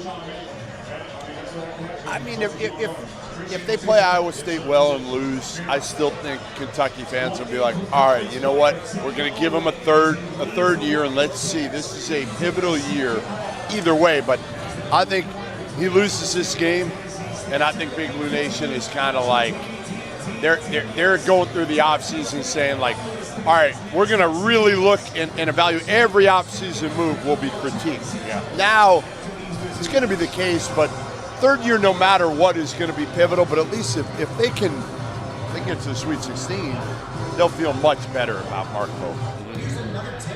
Yeah, I mean, again, we know what the expectation, the standard is at Kentucky. Right. Beating Santa Clara in the first round ain't it. No. But if we all acknowledge that this season was kind of, I don't want to say lost, but it was compromised because you're not whole. I mean, It was lost a month in. A month in, right. I think Big Blue Nation had to kind of recalibrate their Right. entire expectations. So that's And my the question with expectations this. were this: like, can they win 2 games? That's my question with this, is that the way that it ended is not what it should have been with a $22 million roster, right?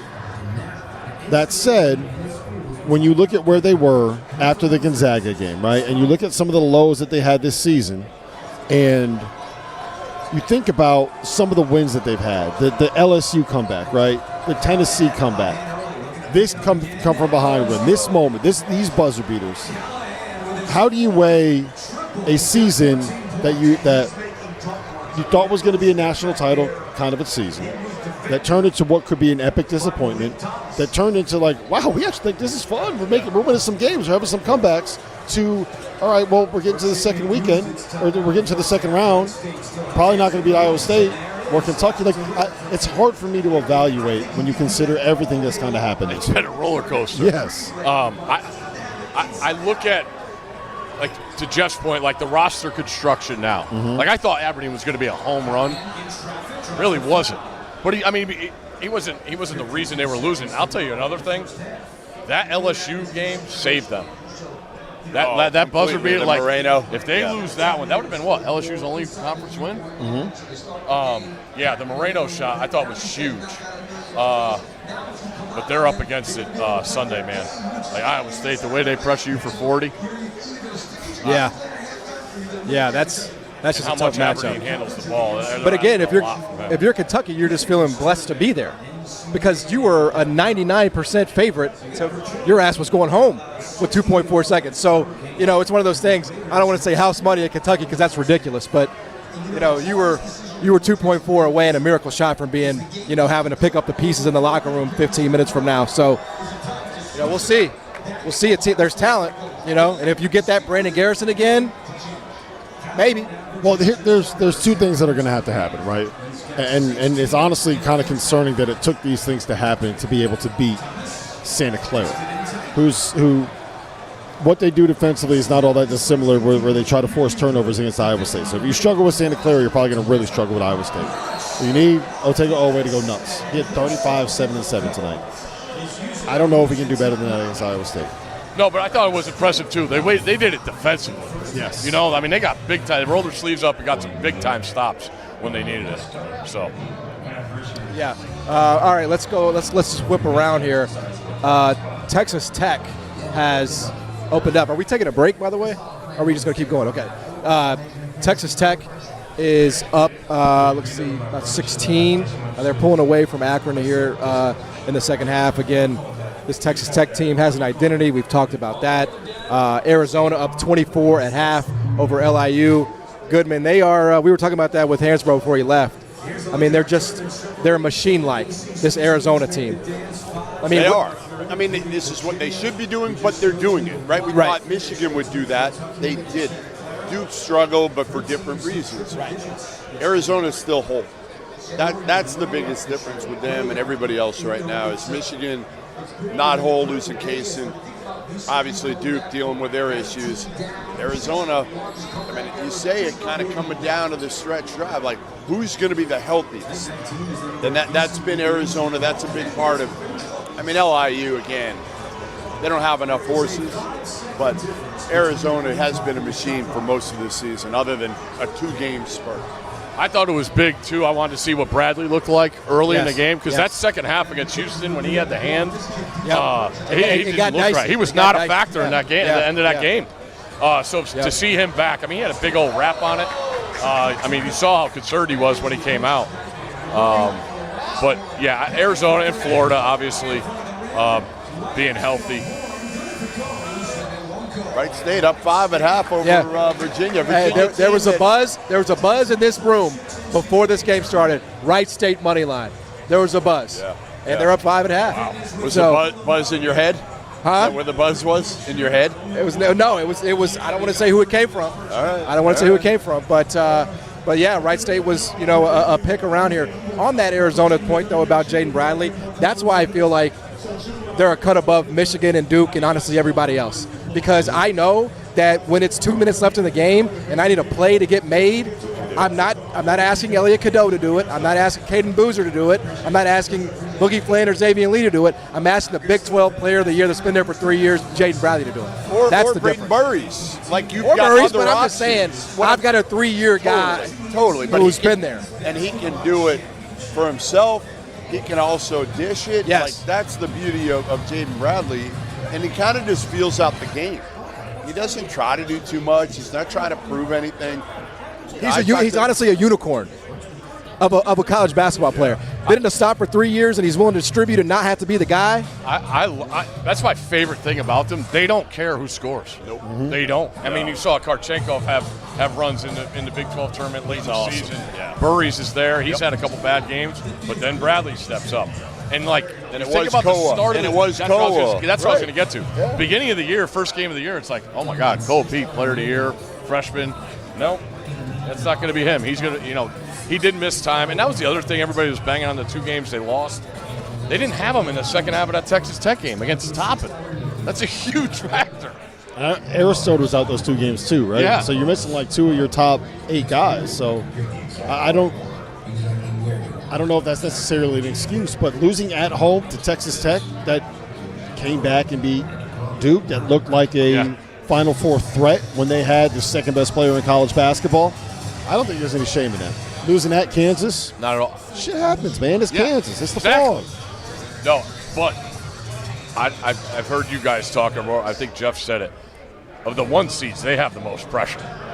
They have to get to Indianapolis. I disagree. I think Duke and John Shire has the most pressure now. They're down 2 starters. I know. So I don't. No it doesn't way. matter. It's You're out of down, your mind. Down 2 starters does not matter. Out of your mind right now. It's Duke. No way. You have No back-to-back years where you have the National Player of the Year, right? You are the biggest brand in the sport. You've been the biggest story in the sport. You were the literal favorite to win the national title. Down 2 starters or not. So if they don't get to the Are they still the favorite? I don't think if they don't get to the Final Four or win the national title, are people going to be going, oh my God, let's talk John Shire, is he the right guy? Why can't he get over the hump? If they don't make the Final Four, why isn't John Shire getting over the hump? Will 100% be a talking point? Are you kidding me? No, not like Tommy Lloyd. Duke is actually like Tommy Lloyd. Duke is now third. 25 years, Rob. No way. No way. 25 years. But John Shire's at Duke. He's following Coach K. We've crowned him as like one of the next great coaches. He lost in the Elite 8 as a 4 seed to NC State, who was an 11 seed. He lost in the Final Four to Houston by blowing on a bogus call, by the way. And now you are the favorite. And if they're not the favorite. No, they were the favorite. But they're not the favorite anymore. They were coming into the tournament. They were the favorite. But then they lost 2 starters. They were the favorite coming into the tournament. I know, but then they lost 2 starters. On the day the tournament started, they were the betting favorite. That is true. At BetMGM. Because people expected Ngong to play. I'm stating a fact, and you're saying it's not true. The fact is, they had the lowest odds to win the national title on the day the tournament started. Fact or false? That is correct. So they were the favorite. But we're on to the day, though. No, were they the favorites? Yes. Boom. But did information change? And so as the favorite to win the national title at Duke, if you don't make it to the Final Four, if they lose to TCU, it's a huge conversation. Sure, you can't lose to TCU. What I'm saying is you lose an Elite 8, both teams, losing the Elite 8. The big thing is going to be Tommy Lloyd can't get over the hump. He can't get him to the Final Four. Shire's already done it. He's already done it. He's got 2.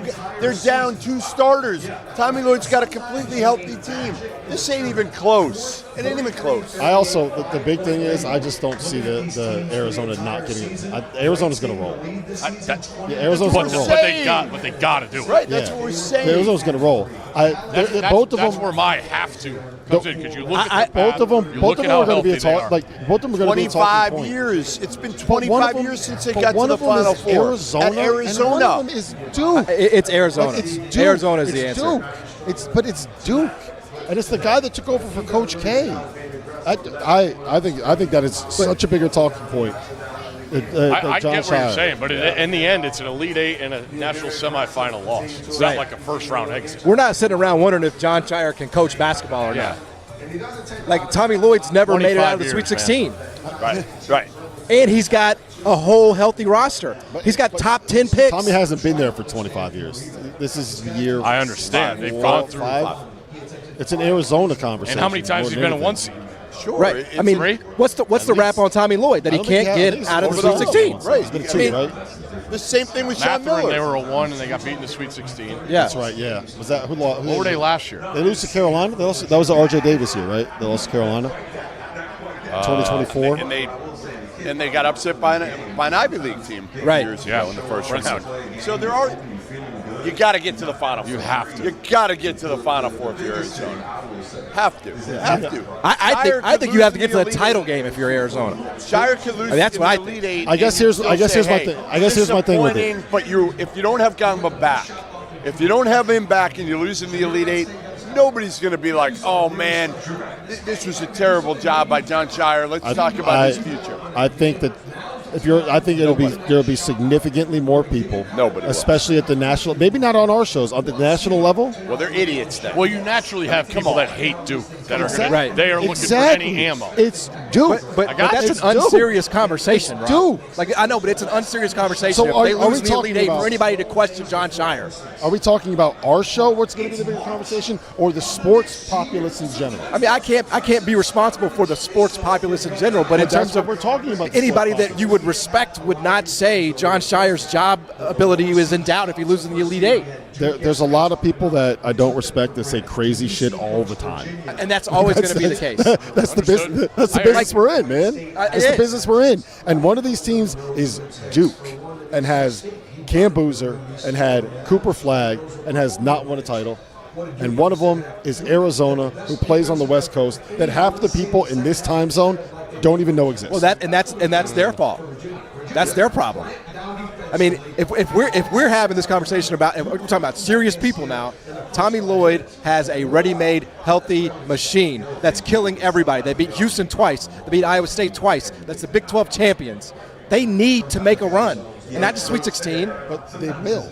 Like there's okay. Well, we're stipulating that whoever doesn't. I think the most confident I've been in a long time about a team getting to the Final Four is Arizona getting to the Final Four. I agree.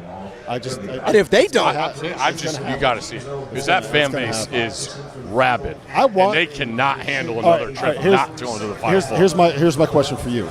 You own a bar in downtown Indy, right? Yep. Give me your ideal Final Four for what the best money-making opportunities would be, the best environment would be down there.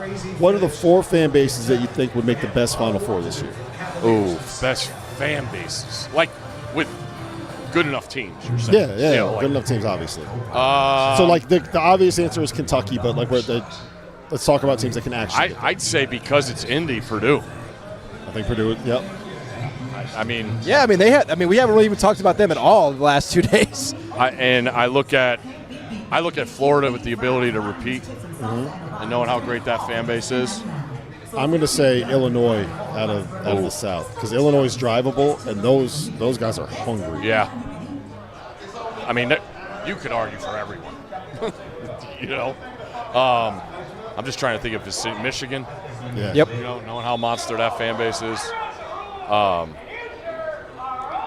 I think the best Final Four environment, here's mine, all right?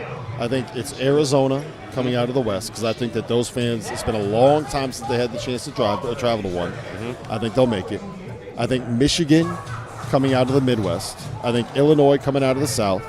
And Michigan State coming out of the East. All right, I'll trade you one. How about Iowa State finally getting to the Final Four? Iowa State would be good too. I love that fan base. I can't wait to see what they do in St. Louis. But Iowa State in their first Final Four in Indy, I'd take that. I love your call about Illinois and knowing how passionate they are.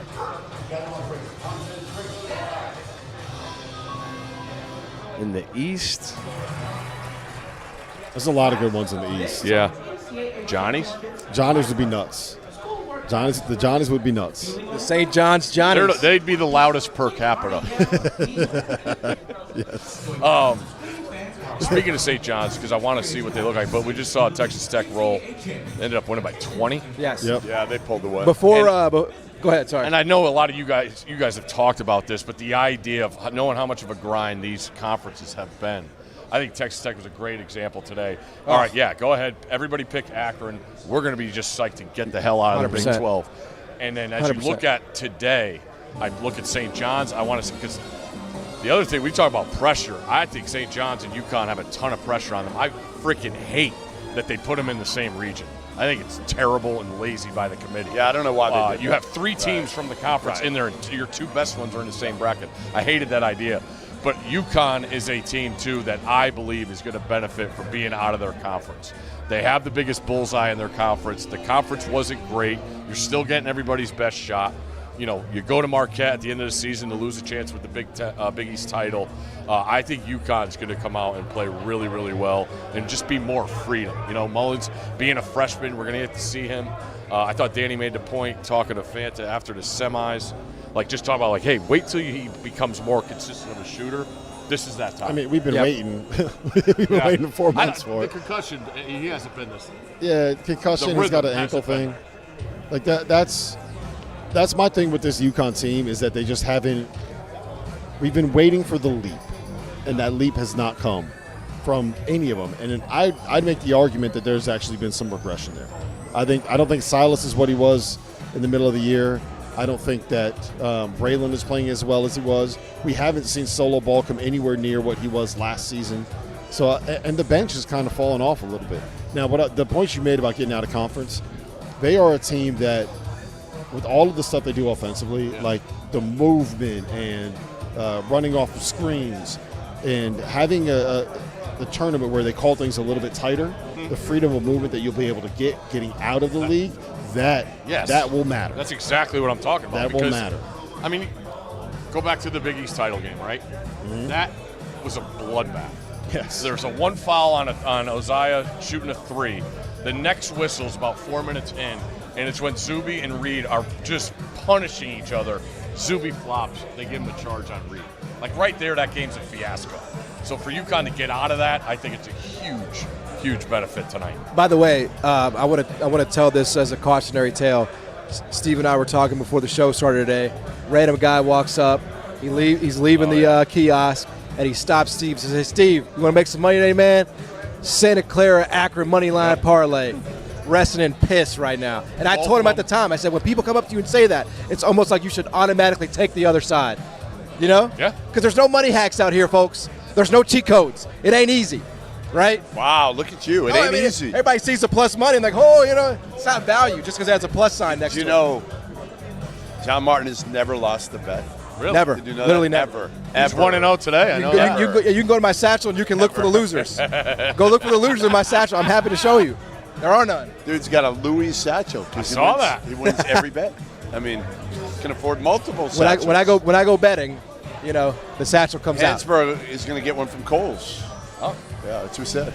He says he went looking at the hotel and he couldn't find one.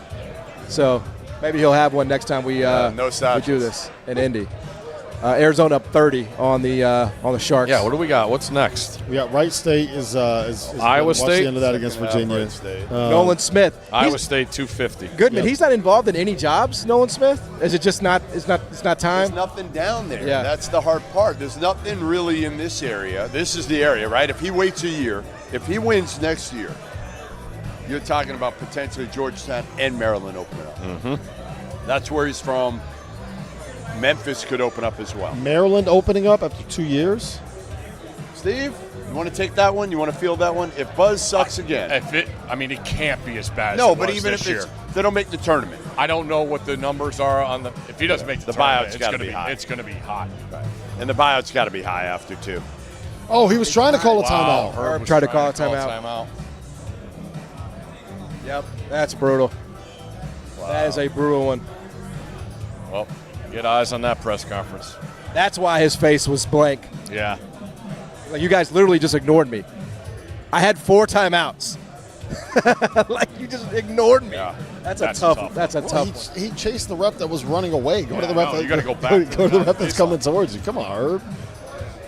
That's a tough one for Sam. Tackle the rep. That's what I said at the time. Back to Texas Tech. Back to Texas Tech real quick. Yeah, please. We've seen them have flashes without JT Toppin where they've looked really good. I'm thinking specifically winning at Iowa State when Grant McCausland, I don't know if you saw this, Steve, jumped on our show on an interview. He got on the Zoom just holding up 10 fingers because Goodman said they were going to be a 10 seed. Are you? No, I didn't say they were going to be a 10 seed. See, all you do is misquote me. What I said is if they play this season over again without JT Toppin, they would be in the range of a 10 seed. And now, still might be harsh. So but all I basically, was saying is, like, this is not a team that's going to be able to go deep in the tournament Now they're in the round of 32. I mean, I thought today was a monster hurdle. You got the winner at Alabama, Hofstra. That's a Alabama without Aiden Holloway, Hofstra. Yeah. Let's see what they can do. Yeah. Let's see what they can I do. think it's a hell of a job if they go to Sweet 16. Oh, no question. Yes. He's awesome. No, but I guess my question is, where does that kind of stand in terms of coaching jobs nationally for I you, think for it's what Greg absolutely McCasley's doing?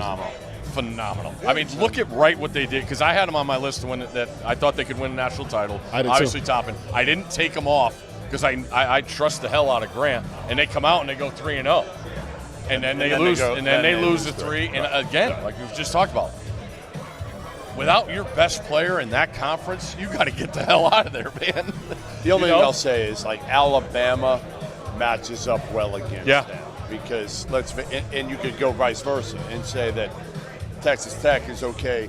But I think like a guy like Aiden Sherrill could have a night against Texas Tech, where against most teams, you don't really trust them. And I still take, even without Aiden Holloway, I will take Alabama's group of guards. I heard you say that Texas Tech. with the news. I know came. they have Christian Anderson. I get it. He's the best. He'll be the best player on the floor.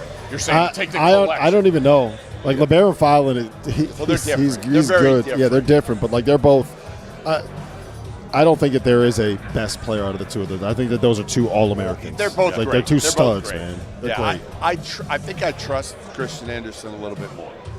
I just Phylon? trust him. Yeah, I do. Who, speaking of former teammates, who do you trust more, Phylon or Boogie? Oh, Phylon. Phylon. Before this year you did? Yeah. Yeah. Because I wasn't sure. Phylon is, to me, one of the 3 best guards in the country. Wow. Now, that's me.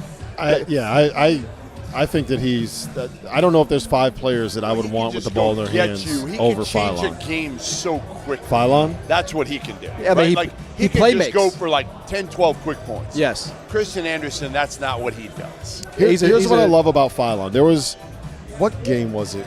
Was it the Arkansas game? It might have been Tennessee, where they came back. Oh, yeah, and it's the end of, Tennessee. and it's end of regulation, Tennessee. and it's tied. He was incredible. And he comes off a ball screen and he gets a switch, and he sees the switch, and he just calls everybody away. That was Tennessee. Shakes Estrella. his head, Estrella, yeah. dribbles to the top of the key, and you could just see him saying, "You shouldn't have fucking done that. Yeah. You should not have done that." And then he goes and he scores. I think it was a game winner. Right? Yeah, it was against Tennessee. It was a game winner. Yeah, It was a game winner. Yeah. And that's who LeBaron Filan is. And in the tournament, give me a dude like that. No and that's question. that's not a shot at Christian Anderson. No question. Like Christian Anderson, if there's 5 guys I wouldn't take over LeBaron Filan, there's 6 I wouldn't take over Christian Anderson. I mean, right? I really feel like we don't talk about LeBaron enough, just generally in college basketball. Maybe it's because it's Alabama basketball. I don't know, but I mean, the way he play makes, you take him off that team, that's a 10-win team. That's how important he is. Yeah, he's been in and He out was of late to lineup. training camp, right? He's been Or in he and wasn't out. practicing Like full time the whole year. everybody in Alabama. He's been one of the. I mean, he might have missed a game, but I think he missed one game. And there's one where he sat out like the second half or something like that. Remember cramped Nate? up. Yeah, Yeah, and cramped Nate up. called him out. He missed Yale. He missed Mississippi State. And then there was one other that I mean, he's been dealing with an injury. Their whole team. Yeah. It's literally been a revolving door all year with their whole team, and now finally they're healthy, and Aiden Holloway decides, he wants to be John Martin over there and have pounds of weed in his apartment. Wow. I think Aiden Holloway should be allowed to play today. Who are you said top 3. Who are those 3? If I had to guess right now in terms of like, all right, who my guards in the college would be Jaden Bradley, it'd be LeBaron Filan, and honestly, right now, it'd be Darius Acuff. Who? Darius Acuff, right? Yeah, Acuff. Those would be my 3 guards right now: Jaden Bradley, LeBaron Acuff's Filan, at the top of the list. and Darius right Acuff. now. Who? So Acuff. many. I think he's at the top of the list right now. I mean, give me 3 better guards than those 3. I'll wait. Read him. Yeah. I mean, he's you up want to there. take Braden Smith? I mean, I like scorers. I got you. I mean, so. But hold on. Let me just. I love Flemings. I love Flemings. Fleming's in that conversation for sure. I think Flemings is the next group below those guys. He's just a little too reliant on getting to a tough midi. I think he's just a little too reliant on that. Kingston? Yeah. Yeah. I mean, obviously Keaton Wagler has been awesome this year. You have to make a case for him. Yeah, I mean, there's obviously a lot of great guards, but those would be the three that. And if Nick Boyd lost yesterday, but Nick Boyd would have Boyd's been tough. So, but Nick Boyd, like, kind of, you saw. He's going to yell at me, but I still wish we had like Bennett starts with real players. With real players, give him 3 or 4 real dudes. I'm just saying. And let me ask you this: You've never seen it. You think if you switched Iowa's roster for Alabama's roster, it would be markedly different? No, but I think it'd be different. Yes, he's going to bring something different. Okay. But imagine Bennett starts with shooters all around him. It would not be as good. Oh, if you it'd be awesome. If you switch Bennett Sturts and LeBaron Filan, Alabama would not be as good. If you Why not? He'd spray the ball everywhere. Guys would be getting open looks all day long. All day long. We actually have we've got a restraining order. It'd just be different. Between you and Bennett. Different player. That's pending. All right. Not athletic, but man, you put him around 4 shooters, give him a big, like, no. That dude's elite. No, he'd be good. He'd be good, but I think LeBaron Filan is a better basketball player than Bennett Sturts. Right, well, we'll see what the NBA people. Yeah. All right. Probably going to be close. Let's take a break. Arizona's opening up a can of whoop ass on LIU. Got some more games tipping off here. Stick around. It's been open for a while. It has. It was actually open right away before the game. That's right. We were pre-gaming it. Stick around. It's the Field of 68 Watchalong Marathon. As you know by now, we have teamed up with BetMGM again this season. We'll be using BetMGM lines to make all of our picks, and we will have special offers for Field of 68 fans, including same-game parlays, best-in-class live betting, and daily odds boost. If you haven't signed up for BetMGM yet, use bonus code FIELD to get up to a $1,500 first bet offer on your first wager with BetMGM. Here's how it works. You download the BetMGM app, you sign up using bonus code FIELD, you deposit at least $10 and place your first wager on any game, and you receive up to $1,500 in bonus bets if your bet loses. Just make sure you use that bonus code FIELD when you sign up. Make this college basketball season one for the history books. Make it legendary. And don't forget, if you haven't signed up for BetMGM yet, use bonus code FIELD and get your $1,500 first bet offer today.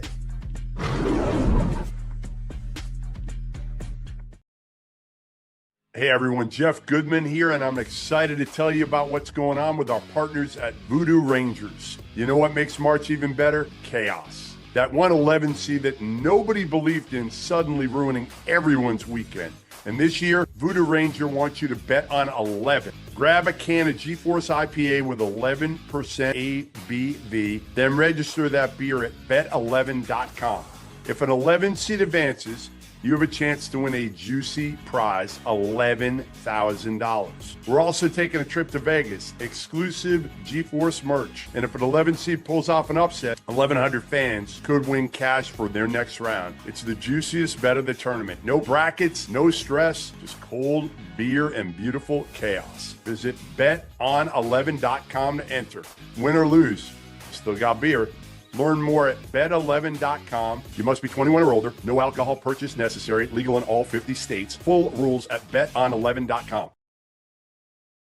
It's 2026. Everything in our world has leveled up. Our phones are supercomputers, your car parks itself, but your razor is still flimsy and overpriced. That's where Harry's Plus comes in. Harry's Plus has an advanced pivoting system to reach every corner of your face. It has refined blade tech for a close and smoother shave, and has a weighted metal handle for added control and comfort. Most importantly for me, Harry's Plus has German-engineered blades that are honed at 3 different angles to cut hair cleanly and without razor burn. I may have a beard, but I still need to shave my neck to make sure I don't look like Paul Gasol. And with Harry's, I have never dealt with razor burn, painful bumps, or the kind of nicks and cuts that you get with drugstore blades. If you don't love your shave, Harry's will make it right, no questions asked. There's zero downside to giving it a shot. For a limited time, our listeners get the Harry's Plus trial set for only $10 at harrys.com/F68. This set includes all new Harry's Plus razor, 1 refined 5-blade cartridge, a 2-ounce foamy shave gel, and a travel cover to protect your blades on the go. Just head to harrys.com/F68 and tell them we sent you. The Cavender twins are facing off in the Court of Legends game, and you can enter the Pick a Twin to Win free-to-play game for a chance to win a share of $2 million in bonus bets. How do you get in on this offer? 3 easy steps. Opt in to the Pick a Twin to Win free-to-play game. Select which Cavender twin, Hannah or Haley, you think will win the Court of Legends one-on-one basketball game hosted at the Bank at the Bellagio in Las Vegas. And 3, if the twin you select wins the game, you'll win a share of $2 million in bonus bets. It's 2026. Everything in our world has leveled up. Our phones are supercomputers, your car parks itself, but your razor is still flimsy and overpriced. That's where Harry's Plus comes in. Harry's Plus has an advanced pivoting system to reach every corner of your face. It has refined blade tech for a close and smoother shave, and has a weighted metal handle for added control and comfort. Most importantly for me, Harry's Plus has German-engineered blades that are honed at 3 different angles to cut hair cleanly and without razor burn. I may have a beard, but I still need to shave my neck to make sure I don't look like Paul Gasol. And with Harry's, I have never dealt with razor burn, painful bumps, or the kind of nicks and cuts that you get with drugstore blades. If you don't love your shave, Harry's will make it right, no questions asked. There's zero downside to giving it a shot. For a limited time, our listeners get the Harry's Plus trial set for only $10 at harrys.com/F68. This set includes all new Harry's Plus razor, 1 refined 5-blade cartridge, a 2-ounce foamy shave gel, and a travel cover to protect your blades on the go. Just head to harrys.com/F68 and tell them we sent you. Welcome back to the Field of 68 Watchalong Marathon. John Martin, Rob Dauster, Justin Jackson here, Jarrell McNeil with you all day throughout the NCAA tournament here at MGM National Harbor in Oxon Hill, Maryland. All right, let's talk a little bit about Saturday. St. Louis, Michigan, standalone game. St. Louis absolutely destroyed Georgia yesterday. Michigan, allowed Howard to hang around, no question about that, but they did advance. Rob, Michigan's a 12.5-point favorite against St. Louis. Can St. Louis pull this off? What is the total there? It's 161? 161.5. I think I kind of like the over. I would be worried about St. Louis. They got a little bit of a tough draw there because their game last night was the second to last game to end. They were playing after midnight. So they quite literally played on Friday, and now they have to turn around and play on Saturday. So that's a big ask to play the noon game when you got to play it against the best team or one of the best teams in college basketball. So I don't know if the legs are going to be there defensively, so I think I kind of like the over. I don't know. I feel like St. Louis can run with them. Like they're the kind of team that can run with them. They got a big that can pull a Dymara away from the basket. I just wonder if St. Louis has the size. Yeah, I mean, I don't, because I can see Mara I can see him not playing as much and them going more to the smaller/big lineup that they have. But heck, St. Louis has Larry Nerd. Yeah. When you have Larry Kareem Nerd, Abdul-Jabbar. Come on, Milk Chamberlain. You know what they called him yesterday? Slew Alcindor. Yeah. I'm going to be honest, 12.5. If I was a betting man, gamble responsibly. I'm hammering Michigan 12.5. Wow. I'm going to be honest with you. There's no disrespect to St. Louis, but Michigan is absolutely, when it comes to size, they're so much bigger than St. Louis. I love when people say, no disrespect to the team. I just said something really disrespectful about. We call this one the Jarrell McNeil Bowl. Because Jarrell McNeil, I've never met anybody more biased towards a player than Jarrell is towards Robbie Avila and Morez Johnson. Agreed. I'll cop to that for sure. So I'm a little bit conflicted about this one, but it's I think it might be some tough sledding for St. Louis. And one of the keys to the game, in my opinion, is just they're going to start Robbie at the 5. He's going to kind of be the X factor. They can nullify some of Michigan's size because he's going to play on the outside and probably make some shots, or he's at least going to draw those guys out. But the biggest thing is that, and I'm scared about it, is that Robbie's probably going to get a foul trouble, trying to keep some of those big dudes off of the glass. Like, you know what I mean? Like, you got Mar, you got Yaxul, you got Reyes. Like, once that shot goes up, it's going to be an absolute war. So keep an eye on that because the backup big isn't Robbie. He doesn't play like Robbie offensively, so that'll change the game. Yeah, it'll change the game a lot, but I think it'll actually benefit Michigan if they're able to get Robbie out of the game at all. But look for Michigan to intentionally try to go inside early on. Yeah, St. Louis beat Georgia in every possible way, but it felt like where they really took advantage, it was just Avila just sliced them up with his passing, right? Yeah. Like Georgia just didn't have – And that's kind of what Michigan is built uniquely to defend with their versatility. Yep. So I think it's going to be a turn the water off situation tomorrow as well. And that's, listen, again, St. Louis, they should be proud. I mean, they're very, very good. To a juggernaut of Michigan. Exactly. Unfortunately. And they beat the hell out of Georgia. Let's be clear about that. It was. They beat But here's the hell thing out about of the thing about Georgia is, like, if you just pull up KenPom profiles and you don't know what you're looking at, you see, oh, Georgia plays at tempo. Oh, Michigan plays at tempo. Oh, Georgia forces some turn. Oh, Michigan forces. These teams are really similar. They're not. Georgia plays up tempo because they got a bunch of little guards and they got those smaller wings. Like Blue Cane is playing the 3 form, right? Blue Cane would be the smallest guy on the floor for Michigan whenever Elliott Cadeau's on the bench. And that's going to be the biggest difference maker here. Like, how can St. Louis adjust to the size deficit they're going to be at? Like, it's just, it is what it is, man. There's a level that you go up from the Atlantic 10 to the literal best team in college basketball, one of the 2 best teams in college basketball this season. And keeping Robbie out of foul trouble, like you said, Jarrell, will be a key. My question is, and Justin, you could probably speak to this. When you have a guy like Robbie that can pull the bigs away from the basket, we saw that work really well for Wisconsin when they beat Michigan. Now, granted, it included a situation where you hit 8 threes in a row at the start of the second half, and I think they made 16 as a team. But we saw it was a little different against Purdue, where they just kind of sliced and diced them with Braden Smith ball screens with Trey Kaufman-Renn and hit him with the short rolls, and you had Oscar Clough doing the Gortat screens down in and around they might need to change the name of Gortat screen in college to Clough screen.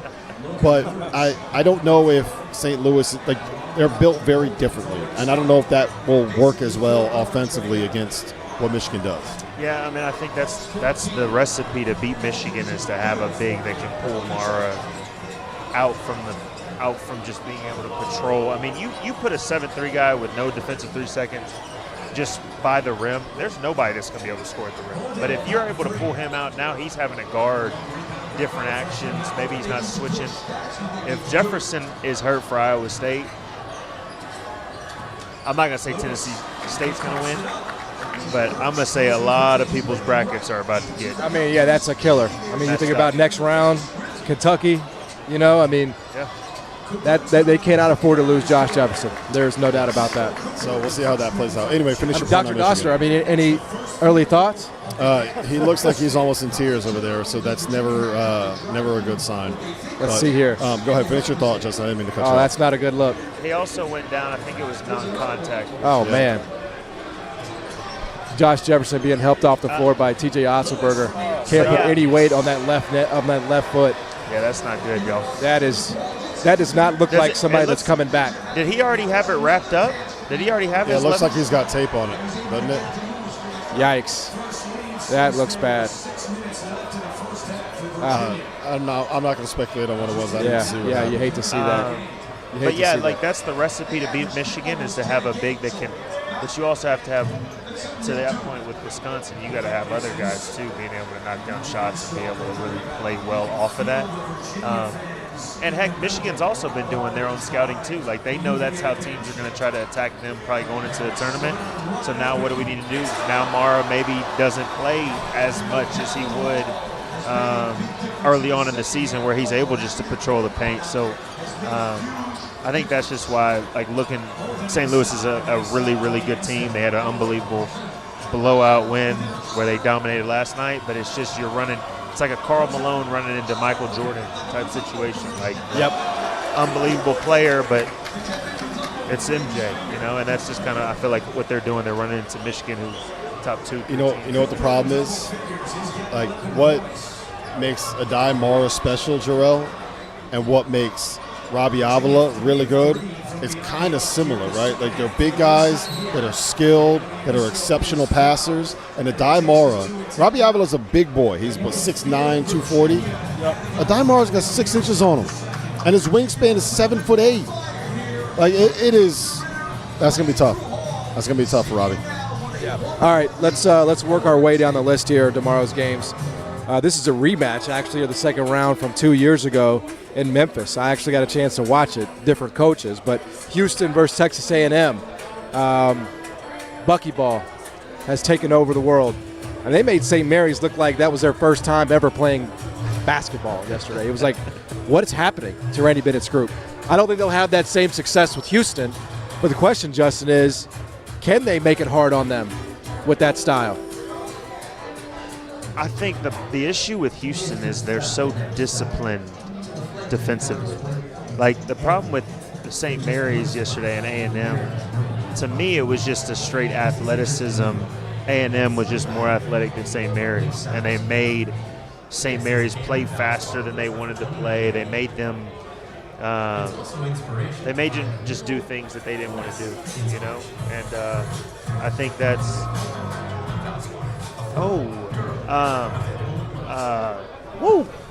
touch the earth. And so I think that's what it was. With Houston, you're not going to be able to do that, you know? And then also you've got a team in A&M that doesn't necessarily shoot it great. Houston's defense is going to make you shoot it. They're going to make you do things you don't want to do, and I think that's why Houston's going to dictate the way the game goes, and it's not going to be the same type of situation. Yeah, and Houston's also not going to let them speed them up. Like, the pressure's not going to bother them. Like, you know what I mean? If anything, I feel like the roles are going to get reversed tomorrow. So same way they were turning St. Mary's over, they got to be primed and ready to go because Houston is going to bring that same type of pressure with better players at the end of the day. And then on the opposite end, Houston isn't going to get sped up. Like, they'll beat the pressure, and they got arguably one of the best point guards in the country. You know what I mean? So give him pressure. He's going to beat these guys, but the only difference is they're going to either make you pay on the other end or they're going to bring the shit out and they're just going to run their offense and they're going to get it where they want to get it. So, I mean, I'm pretty comfortable saying that I think Houston will roll in that one. Yeah, Houston is a 10.5-point favorite, Rob. Yeah, I think this is a tough matchup for Texas A&M, right? Like, when you are – and I made the same argument for why you should be on St. Mary's, and that we all saw how that kind of played out. But when you are a pressing team, you're kind of reliant on forcing the other team's point guards to make mistakes. And the reason why you can't be a pressing team in the NBA is because the point guards are too good and they don't make mistakes no matter how many people you throw at them. And the reason why it's very difficult to be a pressing team in the high major ranks is because most of the time your point guards are too good to make mistakes. It works at lower levels because mid-major point guards can be flustered into making mistakes a little bit more than high major guards, because if you're an elite point guard, you're probably already at the ACC or Big 12 or SEC level. And Houston has 2 NBA point guards. Not 1, 2. Kingston Flemings is a lottery pick, and Milos Uzam is going to be an NBA guard for a long time. And I think when you have that, it is very, very difficult to rely on pressuring them. Now, all that said, I don't know if you can replicate what Texas A&M does and the constant barrage of stuff that's getting thrown at them. So if you can fluster them, maybe. I don't think that that's possible. Like, it's Kingston Flemings, man. Like, that dude's been unflappable all year. I don't think anything bothers him. Is that just a Texas thing? Is that just a Houston thing? I mean, you said it, not me. But yeah, I'd say it's H-Town is a little different. But I mean, it's also like Houston's been here before. Yes. You know what I'm saying? So like they might have their moments. A&M might all of a sudden run off 6 points, go on a little 8-0 run. But like Houston has been there, they've seen it. And to your point, their freshman in Flemings has shown all year, even in big time games, that he's not a normal freshman when it comes to the point it gets too big. So I think that's what's so tough is like A&M relies on making it chaotic, making the other team rush and get out of what they want to do, and I just don't see the experience from Houston allowing themselves to do that. Houston is 7th nationally in offensive turnover rate. They don't turn the ball over on 13% of their possessions offensively. But I mean, was it? And again, I know it's St. Mary's, but what was St. Mary's? They were up there. I feel like St. Mary's got St. Mary's out of character. I mean, that was, so I'm not. Again, I wouldn't predict it because Houston's a different level of athlete and talent. But I'm just saying, like, that is where Texas A&M has thrived. We get you out of character. You act a little different around us because we do things weirdly around here. We make the game weird. We want to do that. I think that would be the game plan. But I don't know. I agree with I think a big part of that, we hit on it a little bit yesterday too, John, is that the difference is Houston is playing Houston guards in practice. So they can simulate that pressure, and it's kind of part of their identity too. Like, who the hell would want to go to a Houston practice and have to be the primary ball handler and use all the ball screens? Like, you just getting absolutely harassed every time you try to use any kind of ball screen in any type of situation. So it's like it's not going to be out of the norm for them. Like Justin just said, they're not going to overwhelm them with athleticism and talent. Like, I think that's the biggest difference. And then Rob hit on it. You got two dynamic playmakers, guys that are good and they make quality decisions with the ball. One of the coolest things I see about them, like Houston will run that shit down and take a shot clock violation before they give you a live ball turnover. And on the flip side of that, I don't think A&M can score against their set defense consistently enough to keep it close. Yeah. Any last words on that? You want to move on to the next? Well, what are you taking? You taking Texas A&M? Who said that? Give me Houston. I will say I am interested to see if Sharp can get into a rhythm. I am interested to see that because I think that's going to be extremely key for Houston to be able to make a run. They have to be able to have him make shots because you can't just rely on Kingston Fleming's the entire tournament. Like you can't. Yeah, you can rely on him to give you 20 a game, but you got to have somebody else really step up. So I'm interested to see if he can get into a rhythm. I got one for you. So what team are you taking? And I know it's early right now, and one of them went to a Final Four and were a couple plays away from a national championship. This Houston team or the team last year? Last year. Why? Because I think that they were more balanced last Juwan year. Roberts. Okay. That's so you're essentially swapping him out, but you get Kingston Fleming. Still taking last year? I'd rather have last year. And I think last year. LJ Cryer, Juwan Roberts. Last year, and I've said this for a while, and maybe I'll get proven wrong with Houston here, but last year they had, in their backcourt, they had one creator and two shot makers. So Milos Uzan was the guy that could put the ball on the floor and make something happen, and you had LJ Cryer and Emmanuel Sharp who were out there to finish plays. And I think it created better looks for you offensively, whereas this year you have Milos Uzan and Kingston Fleming, who both kind of need the ball in their hands, and they want to go create something off the bounce and kind of get to like those tough middies. And I think that it's a little, especially with Kingston, I think that is a steady diet of pull-up mid-range jumpers.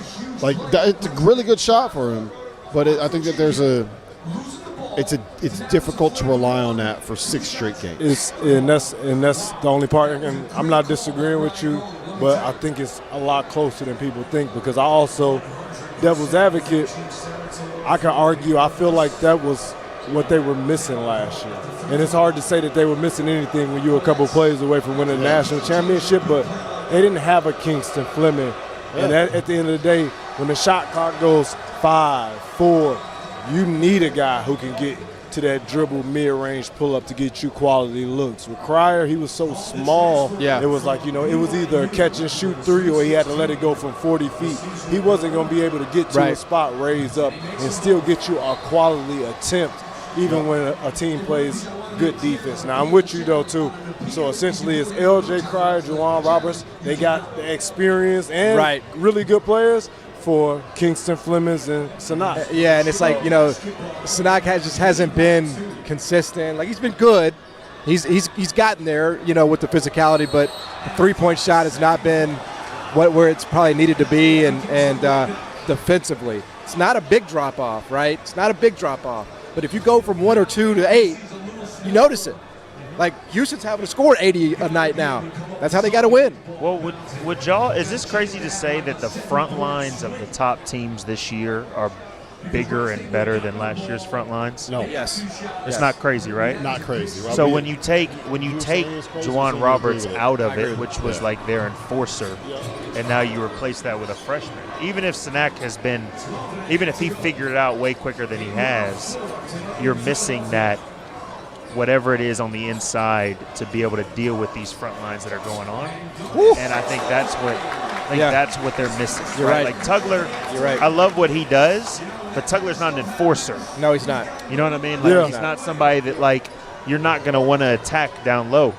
Juwan Roberts was that. I mean, 6 years in college, that would do it for you. Oh, I know, 100%. I think that's the biggest, because I'm with you. Like, Kingston Fleming's being able to have a guy to just give it to and say, hey, we need to go get one. Like, that's Houston would have 100% been better if they had a guy like that. But with the way these front lines are this year, like we're watching Arizona. Exactly. Like, you go against an Arizona team where right. we just were talking about Michigan, or even they're going to have to get through Florida again. They're going to have to get through Florida. Like, it's like there's so much on the front lines of these top teams. Yes. That's where I think they're missing it. Agreed. All right, let's move on here. Texas Gonzaga. Texas is a Okay. We're hoping to be joined by Kentucky guard Otega Owe. Obviously, just a massive game from him today, massive shot from him today. Kentucky stays alive. Just as we get ready, I guess, to bring him on. Okay, let's go to him. Otega Owe, obviously Kentucky guard, a big win for the Wildcats as they survive and advance in the NCAA tournament. Otega, man, just take us through that last play. You get the ball, you dart the court, you throw it up, man. Just what happened? Yeah, obviously they made that three to take the lead, and we had no timeout. So I wasn't thinking. I'm just trying to get the ball, trying to get as close to the goal as possible. And I'm looking at the clock the whole time. So obviously I know I got to take a three. I just let it fly, and it just the rest is y'all saw it. Otega, when you're kind of going through that last second shot and it goes in and you head into overtime, how are you guys, what is the conversation in that huddle? What is Coach Pope telling to you? How do you guys get reset and revamped and ready to be able to go to the extra frame and the extra 5 minutes? Yeah, it was really us. After the shot was made, Mo, BG, Colin, everyone, they did a good job of saying we just got a second chance right here. That don't happen a lot in March. We got a second chance to correct our wrongs. We knew what we did wrong in the first half and in regulation. So overtime gave us another chance to correct it. And that's all that we were saying. We was just really locked in on fixing it. Let's say congrats on etching yourself in the history of the NCAA tournament, man. We were all in here, and I think everybody stood up out of their chair whenever you made that shot, so congrats. For you, man, I firmly believe, and you can tell me if I'm wrong, I firmly believe when you're just crazy aggressive from the jump, this Kentucky team is just a different level, right? So for you going through this tournament, what's your mentality? Like tonight, you were super aggressive from the jump, had success personally, but then your team also came out with the win. What's your mentality going into each and every game? Yeah, you said it. When I'm super aggressive, just hunting shots and trying to make plays for my teammates, I feel that's when I'm at my best. That's how I played the whole year. And, now that we're in March and now that, it's when I go home, I'm not going to switch it up now. I'm definitely just going to try and continue to be aggressive, make plays for my teammates. I also make plays for myself. But, my teammates, they did a great job of, elevating their game as well. Like Mo dybantsa, he had 17, 8 rebounds. BG had 10.6 blocks. Yes. PA 16 point. Everyone did a good job, really elevating their game, and I'm just glad that this game went the way it did. Give BG his flowers real quick, man, because we were talking about here as it was happening. He had the 2 blocks. He had the play where he dove into the photographers to save a loose ball. He made all the hustle plays to win you guys possessions. Yeah, BG, I tell him every single night before we play the game I tell him, bro, when you have the highest motor on the gym, you're unstoppable. You take our team to a different level. He's one of the best, defensive, especially switching 1 through 5. And, I'm just super proud of him because, he went through a lot of adversity, this whole season, and he just continued to fight, continue to work on his game. And, BG's been an utmost pro when it's come to that. Take us a little bit through that last possession. And I know you started with that, but I thought a huge key to that was how fast that y'all got the inbounds in and just your awareness to go right away and not get them opportunity to set their defense, because I know Coach Sindek was over there trying to call for a timeout. They obviously would have tried to foul up 3. But just talk about your mindset and what the thought process was. Yeah, we had no time to think. We had no time to, pout. or drop our hands. We knew that we had no timeouts. We knew that we had to quickly get the ball out.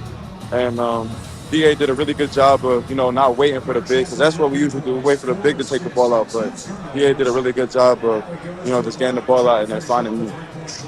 Otega, did you call bank?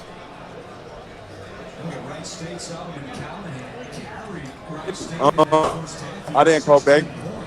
Tell him you called game. Just tell him you called game. Yeah, I ain't called bank. I called game.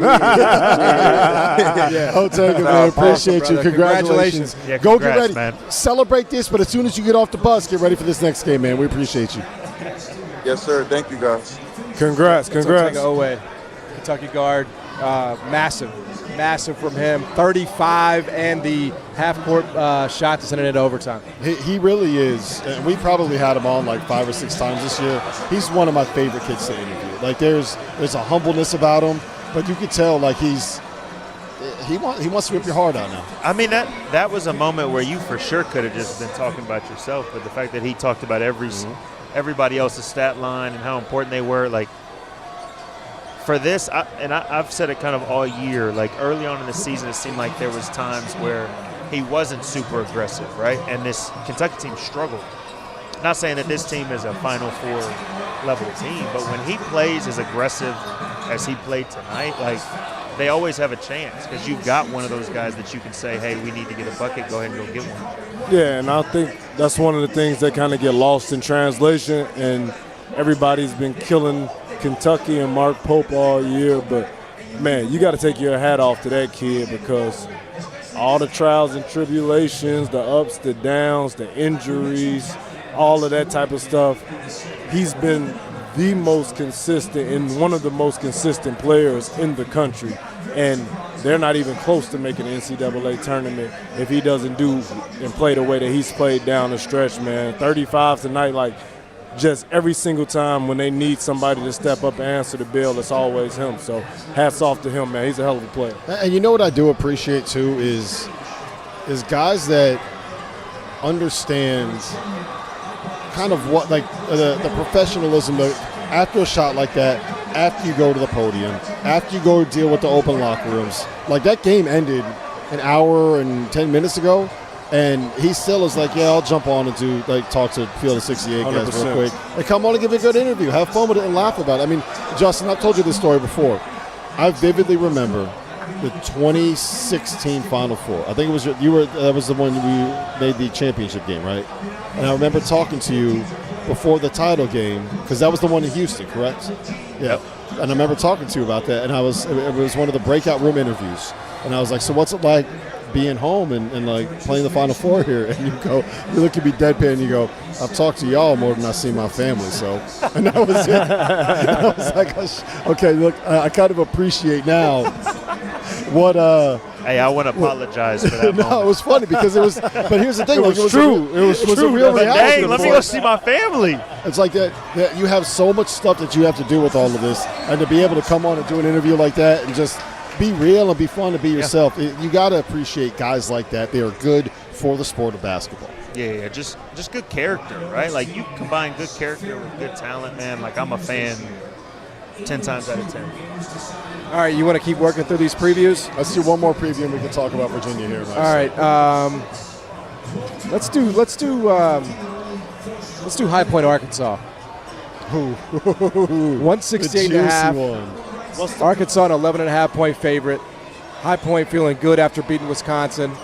And I would say, if I was making a case for High Point, Arkansas built very similarly to Wisconsin in that they go through their guards. So should High Point feel comfortable in this matchup, Justin? Because they just beat a team that maybe plays similarly. I would normally say yes, and I love Nick Boyd and I love Blackwell, but they're not Darius Acuff. Like Darius Acuff to me in the last, he's been playing unbelievable all year, but like going through that SEC tournament, the way that he played for me solidified that he's somebody that on any given night can carry this Arkansas team. And then you add the fact that these other guys around him are playing as well as they play. You know I'm a huge fan of my boy Billy Richmond. Yep. Massive fan. But you got guys like that contribute. That's a lot of points. And High Point is playing really well. If I was a betting man, once again, gamble responsibly. I think High Point, the points, I think is not a bad bet. But I think Arkansas, I'm so mad that Arkansas is on Arizona's side of the bracket. I still am. That's tough. Man, if there's anything about this bracket that I was just like, no, was that ass. Yep. But for this game, I think Arkansas wins. But I think High Point, I think they take it at Arkansas a little bit. For sure. Compete a little bit. Terrell? Yeah, I love the over on that game for sure. A couple of the things, and this is just high alert for Arkansas fans that they need to be locked in defensively, because I think we all know that, number one, High Point isn't going to be intimidated. They've already played a super close, crazy March Madness kind of field kind of game. But more importantly, Malik Thomas, Billy Boy, they got to be locked in on personnel. Like those dudes have a couple of shooters that come in and guys that can really get going from the perimeter and I know Arkansas isn't known, like their staple isn't on the defensive end. They got elite offense. Obviously, Darius A-Cup as well, too, but High Point has multiple guys that can fill it up. So Arkansas's got to be locked in. They got to make sure that they don't give these guys a free run and start just hoisting up threes till they get to that point again. You don't want to be going in 7-minute mark of the second half and it's a 2-3 possession game, because then all the pressure shifts back to Arkansas. But it should be a fun one either way. Should be electric, a lot of offense. Should be a fun game. Looking forward to it. Here's my biggest concern for High Point is that when you look at Wisconsin, High Point's got high major dudes on the front court, right? Like Cam Fletcher's been around for 83. I think he was in the same recruiting class as Justin. And he's been at Florida State, he's been at Kentucky, he's been at a bunch of high majors. Like he was a top 30 recruit as a 4, right? He's high major athleticism. Owen Aquino, high major size, high major skill, high major athleticism, right? And that works when you're going up against Wisconsin, where you have guys that are like a little they are not quite the same level of size and athlete that Malik Ewan is, that Trevon Brazile is. And so now you're looking at like SEC 4s and 5s, and Trevon Brazile is different. Like when it comes to like he's the 1% of the 1%. Malik Ewan is really big and really athletic, and so is Nick Pringle. So now you're going up against a team where you don't just match up with them, you're at a disadvantage. And you were able to match up with Wisconsin, and I think they're at a disadvantage in the front court there, and I think that'll have an impact. But I think part of it is there's just no intimidation factor, like none. Like half those dudes have already been at that level. I think there's their coach, Flynn Clayman, and you were all talking to him yesterday with us, right? Like that dude carries a chip on his shoulder. There is an FU mentality that he has that I think permeates that roster, and there is no fear in their point guard, Bob Barton. None. 23 points, 10 assists, and 1 turnover. Yeah. I mean, why should he be fearing anybody right now? Did you see that the post-game talk after he took that tie off, Justin? And look, he sat in that chair, took that tie off. I said, damn, he got me fired up. He said, hey, he did the press conference. He didn't just do he sat there like this and held it, and he's leaning forward like this. He's not looking at the camera. He's looking at the table. He's got to say what he's got to say, and we're getting out, and we're gone. I'm so in on Flynn Clayman. Yeah, I like that dude. He is nuts. All right, Did you see him? What game was it? Was it the Big South Tournament title game? It might have been the Big South Tournament title game against Winthrop, when he had a guy do something dumb, and he calls timeout, runs on the court, and he's just cussing him out on the court. I think it was Yusuf Singare, the UConn transfer, got a flagrant foul or a technical foul or something, and he's running on the court, yelling at him, screaming at him. I play for a guy like that. I'll play for a guy like that. No? Yeah, I mean, you definitely need it. I will say, to Drell's point, Arkansas cannot give High Point any confidence, because this is a team right now that has a ton of confidence coming in. If they see that they should win the game, like this is a team that could very easily beat Arkansas. So, yeah, early on, Arkansas, I think physically, if they can impose how they play, I think they'll be able to kind of take over the game. By the way, epic cover by Arizona there, 30.5. Needed every bit of that dunk there at the end. Pretty amazing.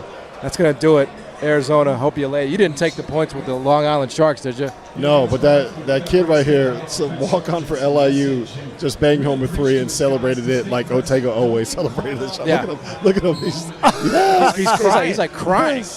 Oh, he is crying. You gotta love that spirit, Yeah, guys. man. He joined the LIU program when they were 3-26. And now here he is. He was a walk-on for a 3-26 Division I program in the NEC, and he just hit a shot in the NCAA tournament. Like that, Fins up, that's baby. cool, man. Fins up, baby. That's Shout out cool. to him, man. I want to cry for Tennessee State. They have 9 points. And what are we at? 13 9. minutes. All right, hold on. Can we talk about that real quick? Because Goodman We can just talk about it. We can spend 9 minutes for each no, point. hold on. Goodman just reported this.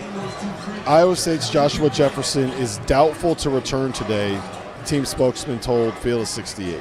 Now, some of that is they're the 2 seed and they're up by 27 in the first half. Like they're not losing this game. You don't need them back. Like why would you even risk it, even if it's just a minor injury? So that might be part of it. But if the worst case scenario happens, right? You saw that, Justin. I showed you the video that old ankle was pretty nasty one. How much does this impact Iowa State? I mean, it takes them from a Final Four team to Sweet 16, Elite 8 team. Like that, he makes everything go for that Iowa State team, right? Like he's the facilitator. He's if they have a guy that can go get a bucket whenever they need it, it's him. Offensively, he's able to switch onto so many different positions. So, I mean, you take away basically their best player, their most important player, that's going to change up a whole lot.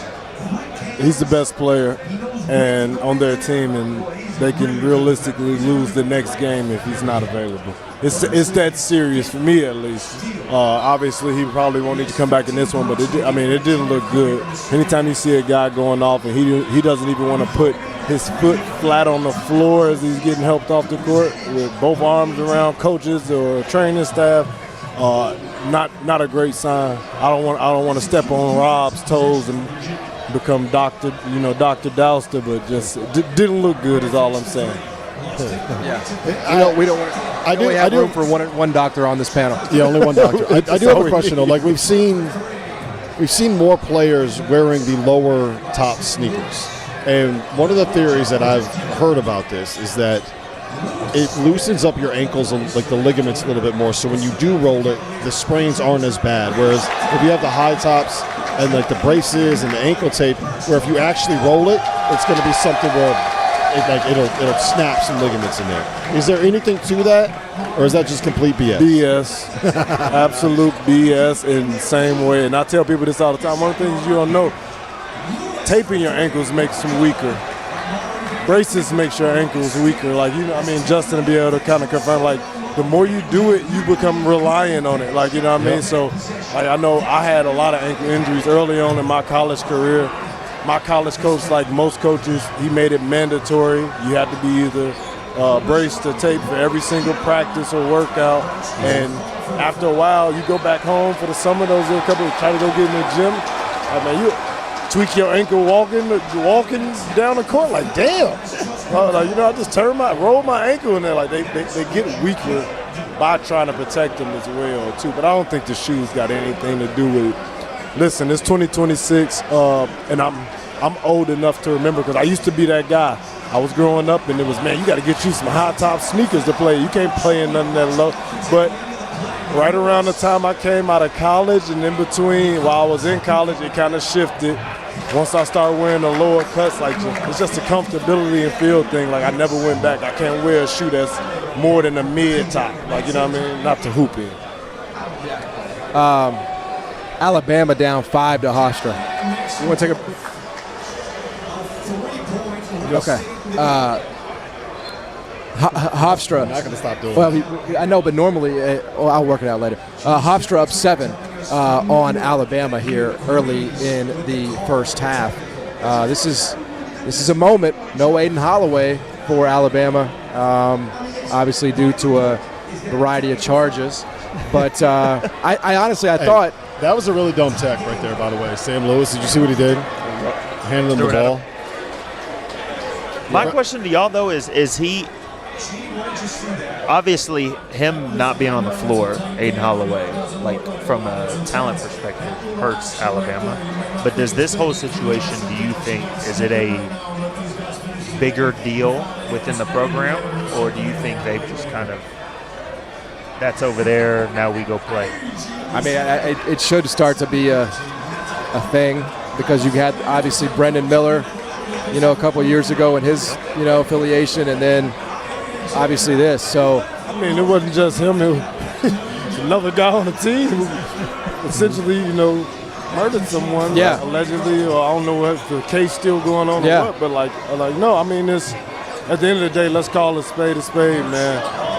And the narrative out there is going to kind of be, it's going to start to be the control that Coach Oates has over his program. Like, you got guys consistently getting into stuff, and I'm sure some of this is not fair because it's not directly related. But let's be honest, I'm sure he rubbed some of his other peers the wrong way with all the Bediako stuff this year as well too, and the injunctions and the former Alabama judges and all of that stuff too. So not to say that it's a huge deal right now, but it's a huge deal for this team because now you're playing without one of your best players.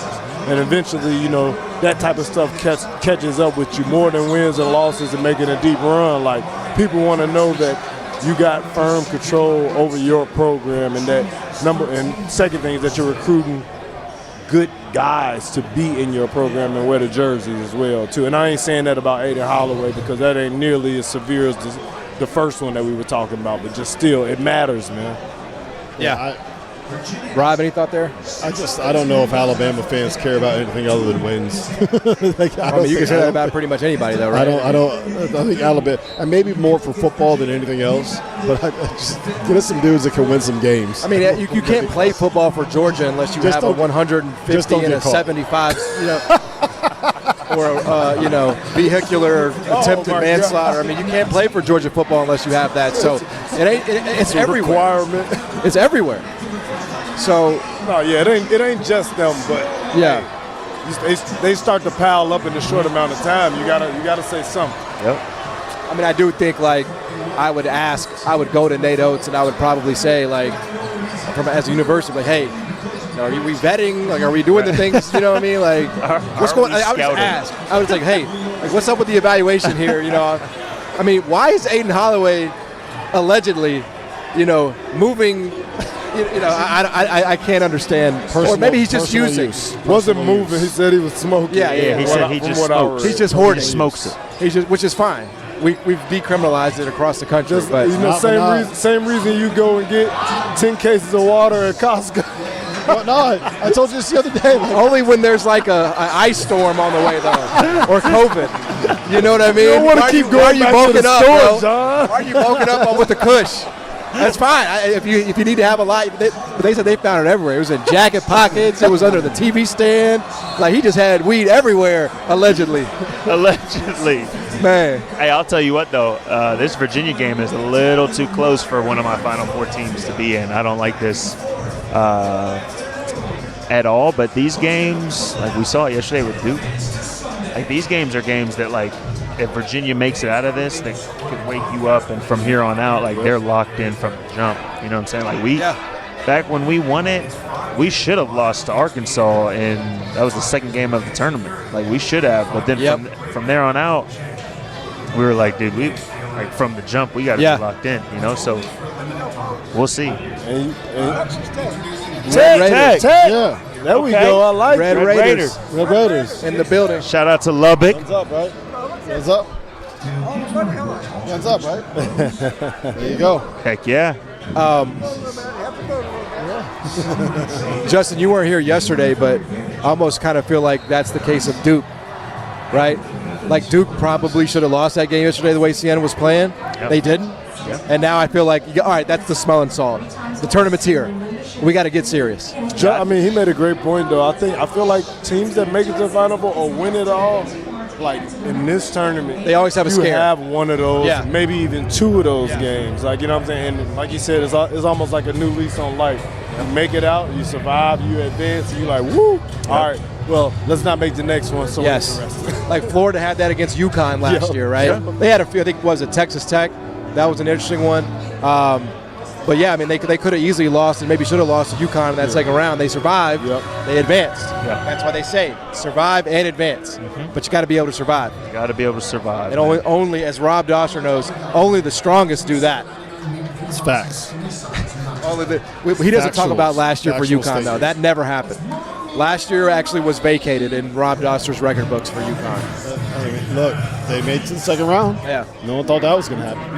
No one thought it was going to happen. No one thought that was going to happen. Literally no one. Not You're in right. the preseason. Everybody thought they were going to, win a championship at the start of the year. No, everybody.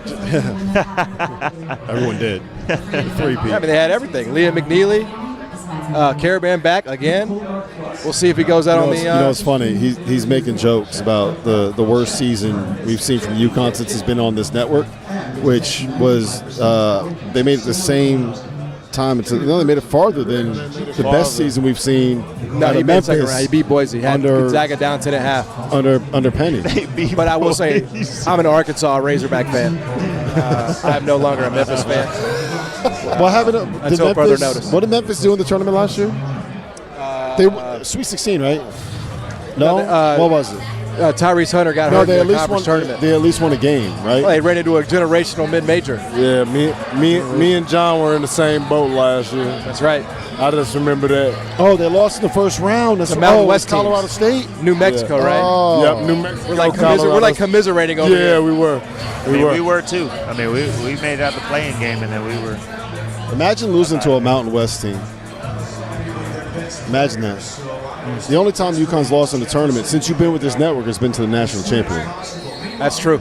I'm gonna be honest. That will change later today against Furman. It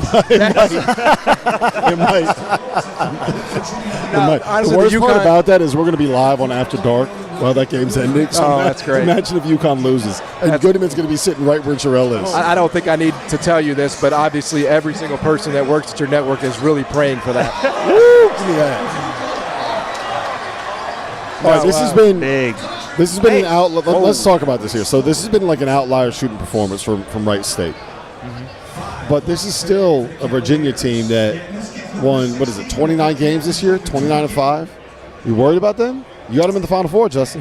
Yeah, I mean, I'm not necessarily worried because they've got two things that travel everywhere. Defense and rebound. Yep. Like, no matter if shots fall or not, like, if you can rebound, especially offensive rebounds, and if you can protect the rim, I think you always have a chance.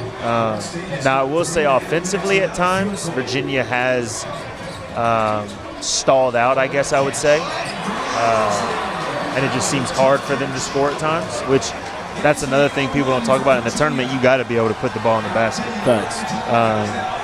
But I'm not worried because I wouldn't say defensively they've been terrible. I'd say Wright State just had the game of a lifetime from the three-point line. And I think Wright State has made like 12 threes up until this point. One of the big key factors, too, is that Virginia's been a little bit sloppy with the ball.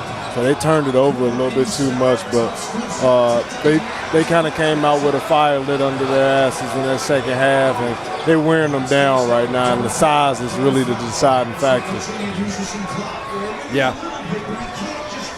That was another one where they obviously played Virginia we're talking about. I mean, Onyenso having all those blocks on Cam. Felt like Duke was very fortunate to win the ACC championship. So I get why you're thinking Final Four with them. I get it. Cam Boozer will be the National Player of the Year, and that was, albeit he was exhausted, but that was the worst game he had all year. Yep. And it was because of the defense that they played on. Absolutely. So if you're able because to of Ugana and Yenso, it was ridiculous in that game. Yeah. Ridiculous. It was the first time I've ever seen Cam Boozer get rattled. Ever. Right. Ever. So if you're doing that to Cam Boozer, then yeah, there aren't many Cam Boozers in the field. Jakari White, big boom. That's all. And then she honestly, wrote. that kid right there, Jakari White, I thought they gave Sixth Man of the Year in the ACC to Malik Brown. I thought he was very deserving of having that award. Like what he brings off the bench for this Virginia team is X factor. Yeah. Because he can get hot and run off 15 in a couple of minutes, man, if he gets rolling. So I agree, and that's one of the things why I like Virginia too, is their depth, man. They're deep. They got 9 guys who can legitimately get out there. So I agree with that, but it's also they have 9 guys that are all kind of as good. Do they have that star that can go out and get you a bucket when everything breaks down? Like we thought it would be Testa Ritter, and he's more of like he plays within the flow of the offense. Yeah. Jakari White is, I think, the guy. I think he's the guy. There you go. That's 2 in a row. He doesn't look like it. He is super bouncy and super explosive. And the quickness he has, like the ability to create space, he is. I also questioned that too. And then the ACC championship game, there was like multiple guys that showed me that they can go get a bucket when they need to. Like Malik Thomas, Sam Lewis. Sam Lewis, like those guys to me showed me that they do have a little bit of that, but that is a good point. Like I wouldn't say they have a Kingston Flemings or a Cam Boozer or somebody like that where you're like automatic, boom, hey, go get one. Yeah. All right, we got a lot more to come here from MGM National Harbor, Oxon Hill, Maryland, Watchalong Marathon right here on Field of 68. Stick around. As you know by now, we have teamed up with BetMGM again this season. We'll be using BetMGM lines to make all of our picks, and we will have special offers for Field of 68 fans, including same-game parlays, best-in-class live betting, and daily odds boost. If you haven't signed up for BetMGM yet, use bonus code FIELD to get up to a $1,500 first bet offer on your first wager with BetMGM. Here's how it works. You download the BetMGM app, you sign up using bonus code FIELD, you deposit at least $10 and place your first wager on any game, and you receive up to $1,500 in bonus bets if your bet loses. Just make sure you use that bonus code FIELD when you sign up. Make this college basketball season one for the history books. Make it legendary. And don't forget, if you haven't signed up for BetMGM yet, use bonus code FIELD and get your $1,500 first bet offer today.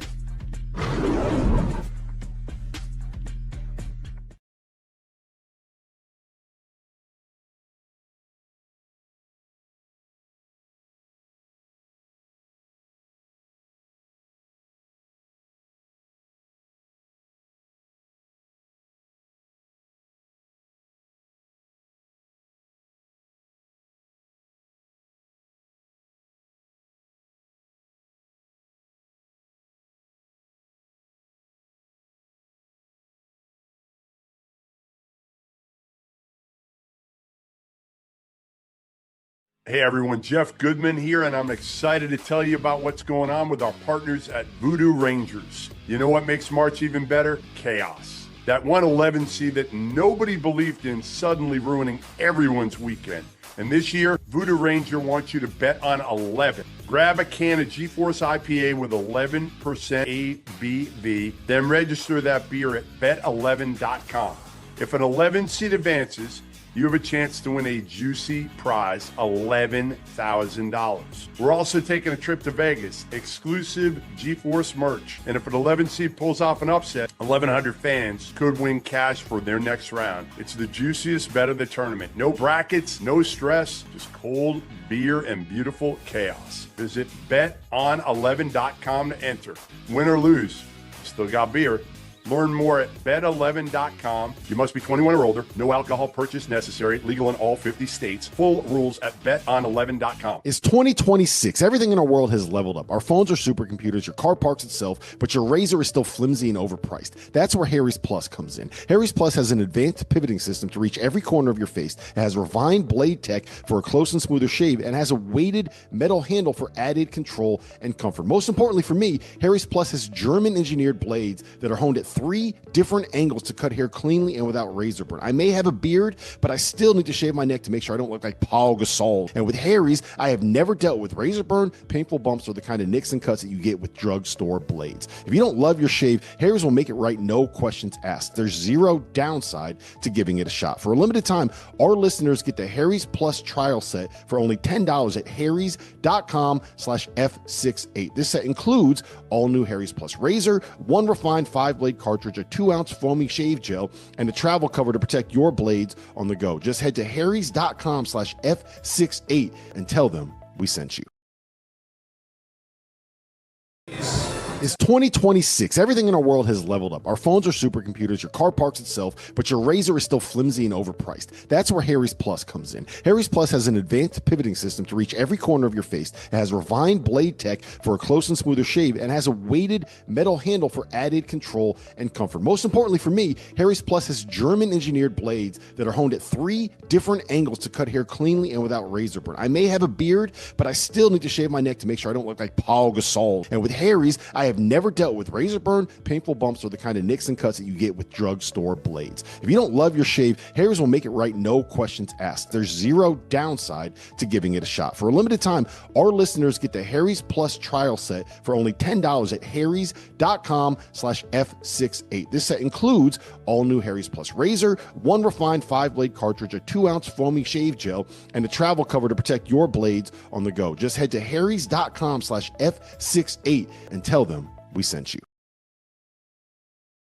Well, welcome back. Field of 68 opening weekend marathon here on Friday at MGM National Harbor or at the BetMGM Sportsbook. Come over and hang out. Everybody here has been, they've seen Justin Jackson and said, I don't want to talk to him. They've seen Stanford Steve and said, I don't want to talk to him. They've seen Jeff Goodman, and they come up and they give him hugs, and they ask for pictures, and they ask for autographs. 17 selfies he's taken so far today, which might be a world record. I had to go up and do the Jim Rome show. Oh, yeah, I like Jim.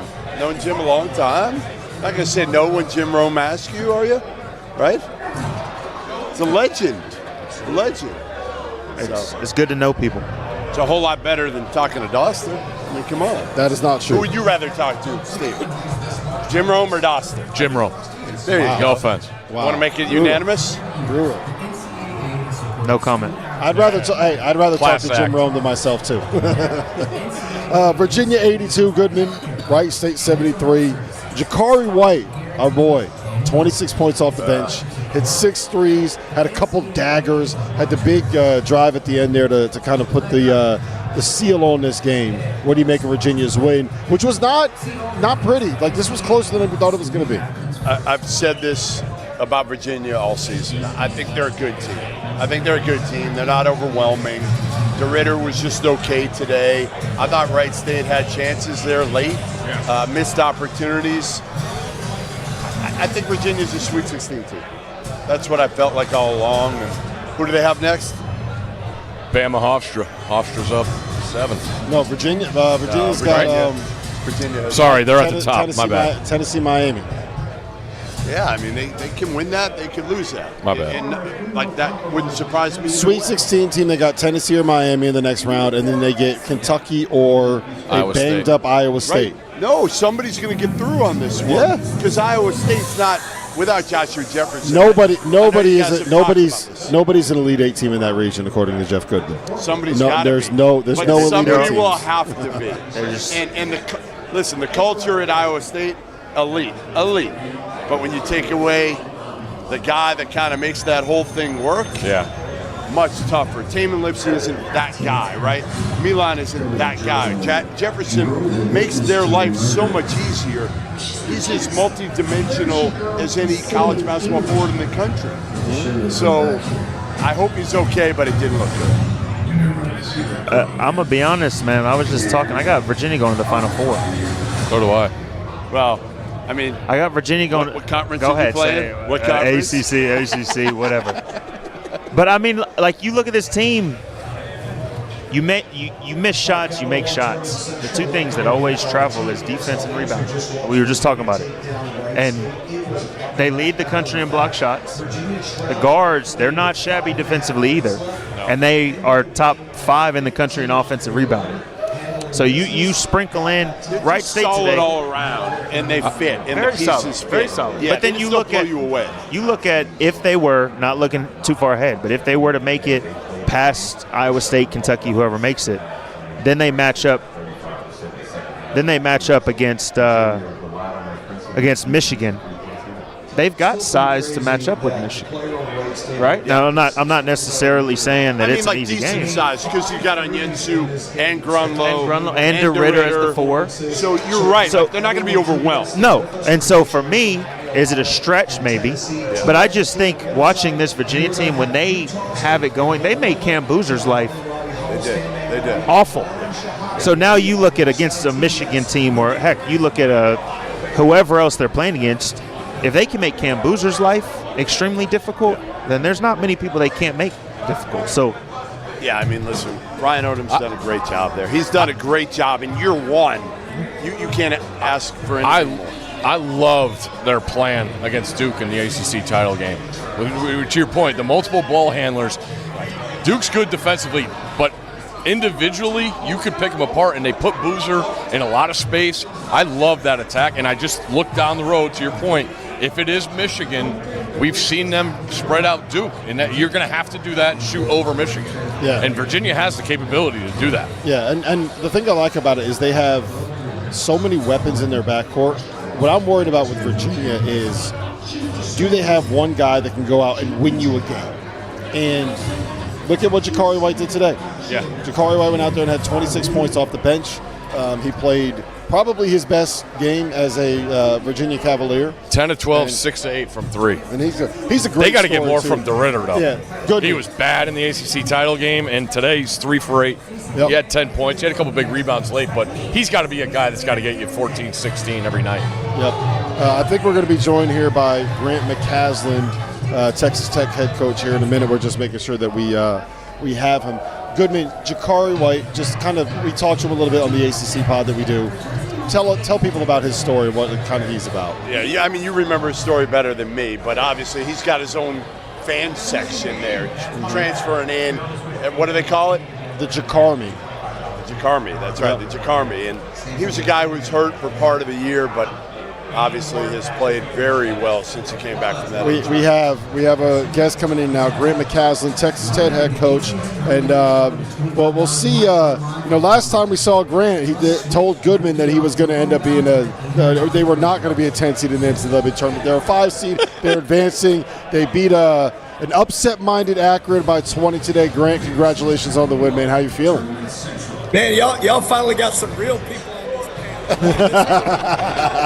Jackson and Steve. what's up, Coach? What's up, man? Hey, that was close for a while, and then you guys pulled away when it mattered most. Obviously very important because you watch some of these games. What you don't want it to do is come down to a final possession, under 4, be in a game that's close because you don't know what's going to happen. You don't know how your team's going to react. You don't know how the other team. You watch the Kentucky game even. I mean, these games are awesome the first day and a half. How important was it that you pushed that lead late? It's important for the fact that I didn't want it to your point, come down and they're an awesome three-point shooting team. The fact that we limited them to only 5 3-point makes. Yeah. I mean, I only watched for about 4 minutes, but I came out there early enough, more than normal, just so I could see that all of them were going in. I looked over at Coach Slinger, I was like, it's going to be a long freaking day, man, with these dudes, the way they shoot the basketball. So, no, just trying to figure out how to keep getting better defensively, because if we can do that, we can rebound. We've got a team that I love coaching because guards in space, when you're trying to defend all these kind of actions, it's defense and guard play to me. Coach, to Jeff's point, like when you go into a tournament, obviously there's games where it might start off slow. The other team might come out with a ton of energy. What's your message to the players? Obviously, I probably know what it is, but what's your message to the players going into these games of, hey, these guys might come out and they might punch us one time, but we got to keep on going, we got to keep on pushing, we got to keep playing Texas Tech basketball. I mean, it's funny because we've got a guy that Josiah Mosley went 7 for 8. I think he ended up with like 16 points. His first practice in a Texas Tech uniform was January the 28th. So, like, I'm serious. I'm just telling our guys, like, let's just get better every possession. I mean, like, no matter what happens the previous possession, let's learn from it. Let's be really connected and tough and try to figure out a way to get better. So to your point, shots going in, it's like, hey, okay, that happened. Now how do we make sure and limit that again? And just honestly, don't get worked up over it, but really stick to that principle of getting better and not feel like that every result in every possession is definitive, because it's not. I mean, you watch the VCU game, we're down, I don't know, 17 to Arkansas in the Elite Eight. I mean, in the Sweet 16. So you just try to make it every possession get better. Hey, you had to twist the knife by reminding Justin about the VCU game, huh? Yeah, that was. We're gonna move on. We're gonna move on from that one. It's okay. I'm not gonna hold it against you. I rock with you, Coach. Coach, you, man. We're from Texas. Let's tell the truth. Coach, does it come up in your time off as you're getting ready? You leave Kansas City the way you didn't want to, tough loss. Christian, leaves the game. Then you get the bracket, right? And you see Akron. And now you say you pay attention to a lot of things. Plenty of people were picking Akron. Did that come up at all in these couple days just to give your guys some juice that you needed, and now that you're out of Big 12 play? Yeah, no, it didn't. I mean, what I wanted to do is just have a healthy respect for it, And I told this to Jeff, and I didn't mean it disrespectfully to Jeff Goodman, even though I like to be disrespectful to Jeff occasionally. I try not to make it. I've been a part of programs and teams where you're always trying to find this next big thing, and I don't know, that just gets tiresome to me. I mean, I want to show film of a guy that doesn't box out in practice and go, why don't you just box out better? Instead of wasting breath on they're a 12 and we're a 5 and everybody's picking the 12, 90% of the bracket picked the 12. I'm like, the moment I start going down that rabbit hole, where does it stop? And so what I've learned is any ounce of energy I have is going to be on what I can control. And no offense, I can't control Jeff Goodman. No one can. So I just do my best to think about and concentrate on what I can control, and that's the variables of how we play. And I think Josiah Mosley and Tyree Bryant are two unbelievable examples of that.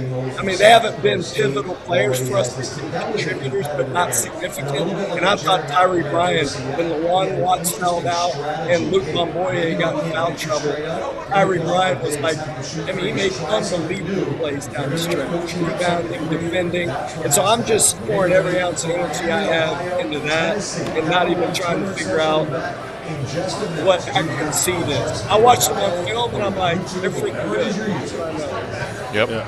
Grant, Jalen Petty, he's a freshman playing in his first tournament game, and he's made big shots and had big moments for you all season long.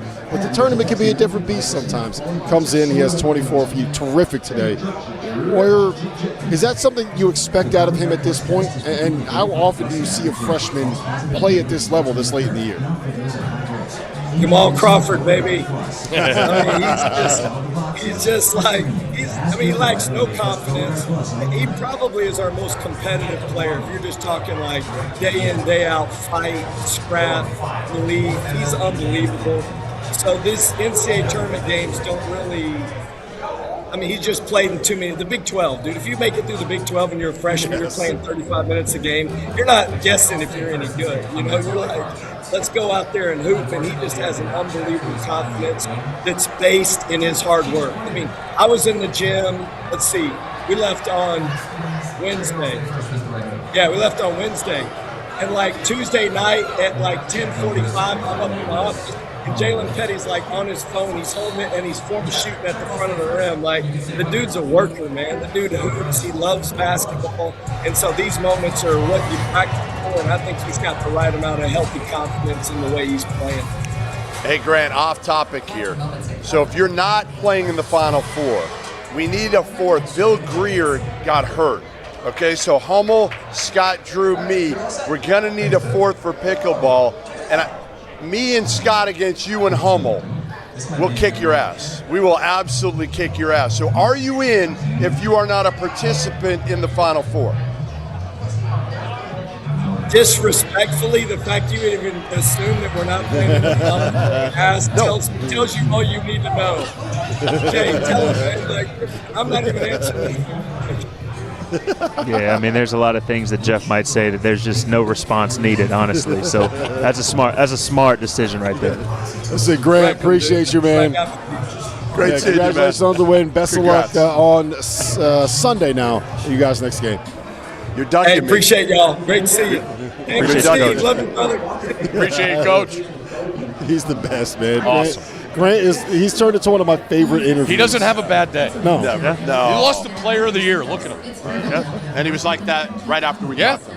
I mean, he hasn't changed a bit. He's the best. And he is a MFer at times. I mean, he is old school. Like, he actually has some Izzo self in him. A little bit of that where he can put his arm around you, but he will absolutely get up in you if you're not doing what you're supposed to be doing out in the court, which I think is hard to do in this day and age. Harder. Yeah, because you're worried about if you say the wrong thing, a guy might just go ahead and hit the door. But I mean, you look at all. You look at all the top teams. Every one of them is not afraid to say something to any of their players, right? Like, even with this transfer portal, they just do era, it differently. They just do it differently. Like, I always go back to like Brad Stevens. Right. Brad would never jump a dude. Never. But he would be honest with what, and he would just say it in a very calm demeanor. You know, and I think that's part of what does make the great. And that's great part of the ones culture. aren't bullshitters. Yeah. No. You know, they're going to give it to you straight. And players realize that. Like, that's the thing that people don't realize. Like, players can pick up on whenever you're BSing with them or if you're being real with them. Like, if you say if I'm shooting 25% from the three-point line and you come to me saying, hey, man, just keep on working, but you're not playing me, we pick up on, man, you know what, I'm not shooting well. That's probably why I'm not playing, right? As opposed to if you were like, hey, let's just we got to be able to shoot the ball more consistently, or else you can't be on the floor. All right, cool. I got to go get more shots up. I got to get reps up. That's it. Like, so players pick up on that, and obviously he does a great job of doing that with his players. Anything else on Virginia, Goodman? No, I think it is just the bracket. That part of the bracket may completely open up. You know, that's what you look for now. After the first 2 days, you're looking for that because it happens all the time, and you never anticipate it. We don't anticipate, hey, Iowa State's beating the shit out of Nolan Smith at Tennessee State right now. Doesn't matter. All we're thinking about right now is the Cyclones without Joshua Jefferson and how vulnerable they're going to be. And this Kentucky team, you need a break. Right, Mark Pope might have caught that break. And if they get to the Sweet 16, no matter how they get there, that's on the resume forever. Yep. Sweet 16, okay, you know what? We had a pretty good year last year. He went to the Sweet 16 this year with a couple injuries. Yeah, he spent too much money. They screwed it up, but we did it. Now, year 3, all right, they got to be better. They got to be better, but it's like you feel a little bit better than you would have. I mean, you're a second away from losing today. And then the sky is falling in Big Blue Nation, right? They don't put up banners for Sweet 16s. They don't, right? no, All right, they don't, I just want to make sure. Never. But the sky won't fall quite as far. No. But to your point. So now you got a battered and bruised Iowa State team potentially. We don't know what's going on. No, but it looked bad. He walked out of there. He walked out of there on crutches. Yeah. If he's already doubtful one doctor is allowed. I forgot. One doctor's allowed. I forgot who I was talking to. I forgot. I mean, No, did you come up with an official diagnosis yet? Strained metatarsal on the fifth Man, platform. that was good. Yeah. That was good. So if he doesn't play, you got a battered and bruised potentially Iowa State team in the second round. You get to the Sweet 16, you got one of Virginia, who did not look overpowering against Wright State, Tennessee, who you've beaten twice, or Miami, Ohio, and that's a mid-mid. So you're gonna, if you can get past Iowa State, it opens up. I want a Miami University versus Kentucky game. Like, how great would that be? That would be awesome. The $22 million roster against the team that never should have been there in the first place. It's like when Cal was at Kentucky and they played Cornell in the Sweet 16. Remember that game in Syracuse? Yeah. That was great. All right, there was a job changed today. There was a job change. Scott There'll Cross. be more. There'll be more soon. Troy head coach Scott Cross took the Georgia Tech opening. What do you make of that, Goodman? And why is Scott Cross the guy for Georgia Tech? Why is this the hire that makes the most sense? So the associate AD at Georgia Tech right now was the AD at Troy. So that's a connection. And frankly, they've pushed back on me since I tweeted this earlier when I said that the resources just aren't there for Georgia Tech. They haven't been there. And you know, the hope is they're going to pay him more than $2 million a year, which is fine. I mean, but they don't want to invest to be a top 6 team in the ACC. They're not going to. Will they invest to be good enough to be in the middle third? They're saying they will. That's going to take $10 million. It's going to take $10 million in NIL. So you can say whatever you want right now. I want to see it. I want to see it. Damon Stoudemire, he didn't have it. Now, he made some mistakes. His best 2 players were 2 5-men, really, instead of a point guard. And we know and I love Damon. Like, I've known Damon forever, being an Arizona guy. Love him. But again, what does he fall into, Rob? Same thing. Former NBA guys that just don't end up being ultra successful. Now, he paid his dues, but he didn't get it done. Part of it was the resources. So I want to see Georgia Tech in their new AD step up resource-wise and give Scott Cross what he needs, because ultimately you hired Scott Cross because a lot of big-time coaches weren't touching this job. They weren't touching this job. It's not a good enough job to get a big name. Go ahead. Try to push back. Well, no, I'm not pushing back. What I'll say about this is I think Scott Cross is a hell of a – he's not a big name. He's a hell of a coach. Great, but he doesn't have the resources. How good was doesn't matter. Well, how good was his UT San Antonio teams, right? Before he got fired there. UT Arlington. The UT Arlington teams. How good were they before he got fired there? They were good. He went to a tournament early. He goes to Troy, Alabama, which is like that's the place you stop to get gas when you're driving to the beach. I'm not going to lie. I accidentally drove past Troy University and didn't even realize it was Troy. And then I looked back and saw the sign, Troy Trojans, and I was like, wow, there's Troy. Yeah. So they've been to the tournament 2 years in a row in a place where like fine dining is a Waffle House there. And he did it this year where he lost a lot of pieces, lost his best player of the year, lost to Hayden Conway, the Sun Belt Player of the Year. And he didn't go out and just pour them. He brought everyone back and coached them up and got better and got them back to the tournament. Like I don't know if he's the kind of guy where I think if you give him enough to be competitive, he can get you to the point where you're like upper middle of the pack.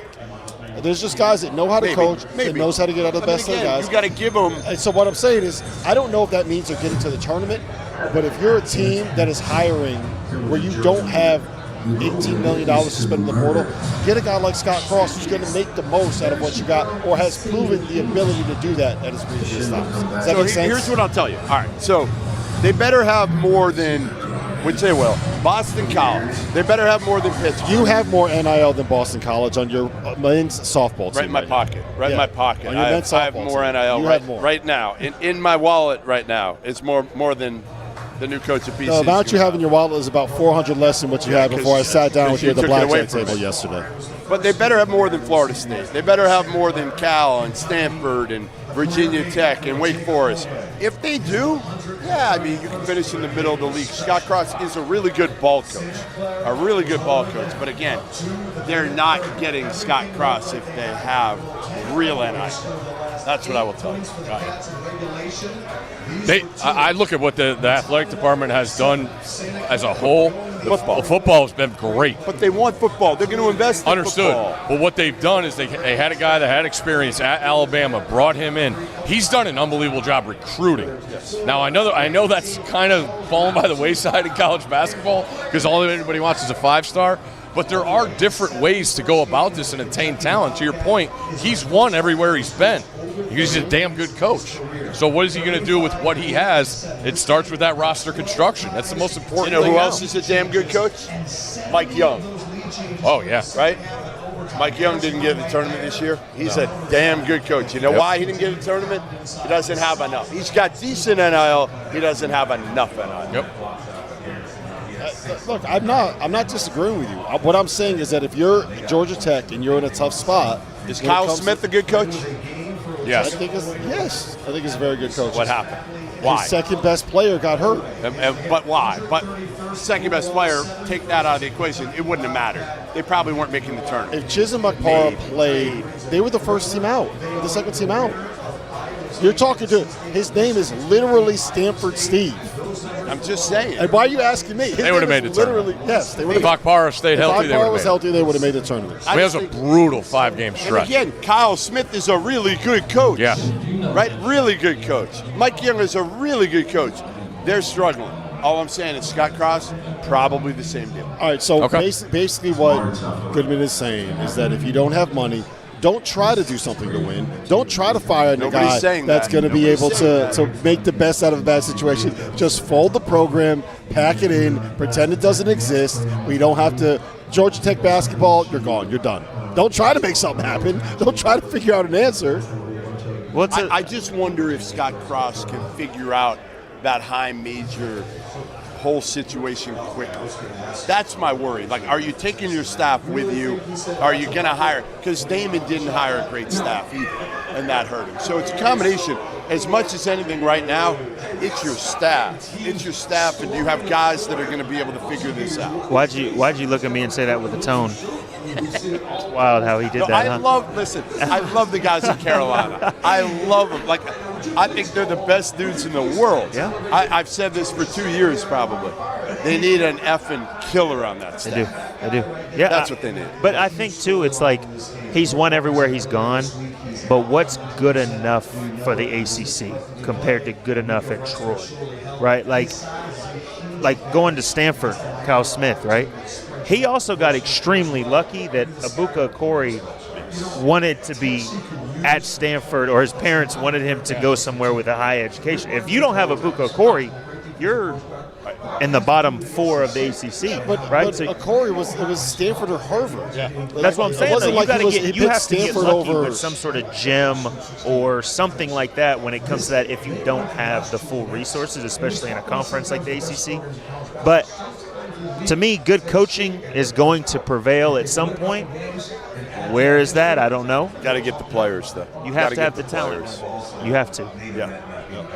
All right, let's walk through a couple previews here that we have towards the. I'm not going to talk about the quick, Providence. You don't want to hit any of those. You want to hit those later. Well, do you have an update on anything there? I just figured there was no update yet. I think there are a couple things that are going to happen here. I think fairly soon. I think Brian Hodgson to Providence is a day or so away from happening, and Rob and I have talked about this ad nauseum. Like, it is the perfect fit. Hodgson. I'm curious your guys' opinions on it. Do you have an opinion on? Yeah, I think it's great. I was talking to Jeff earlier off the air just about that.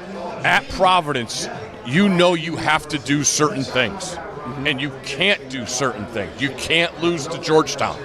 That was when that happened. The whole writing was on the wall. You have to show you can compete with UConn. When you get them to come to your building, you have to play well in that game. Yes. That's as crazy as it is. That's what that fan base measures themselves against, and they drive themselves nuts.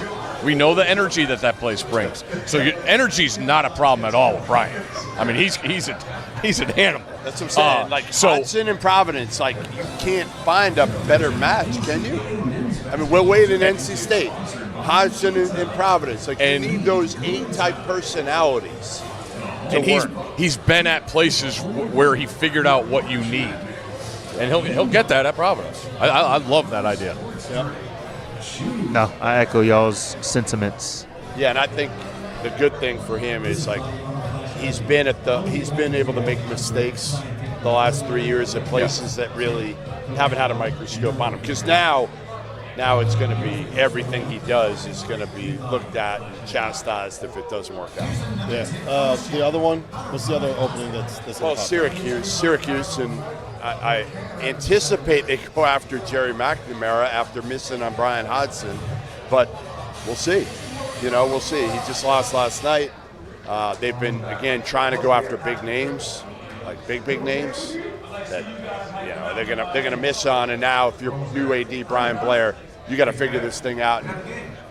Is McNamara your guy, or is there somebody else out there that you think makes more sense? I just think Do you think they should go out this outside of the Syracuse family?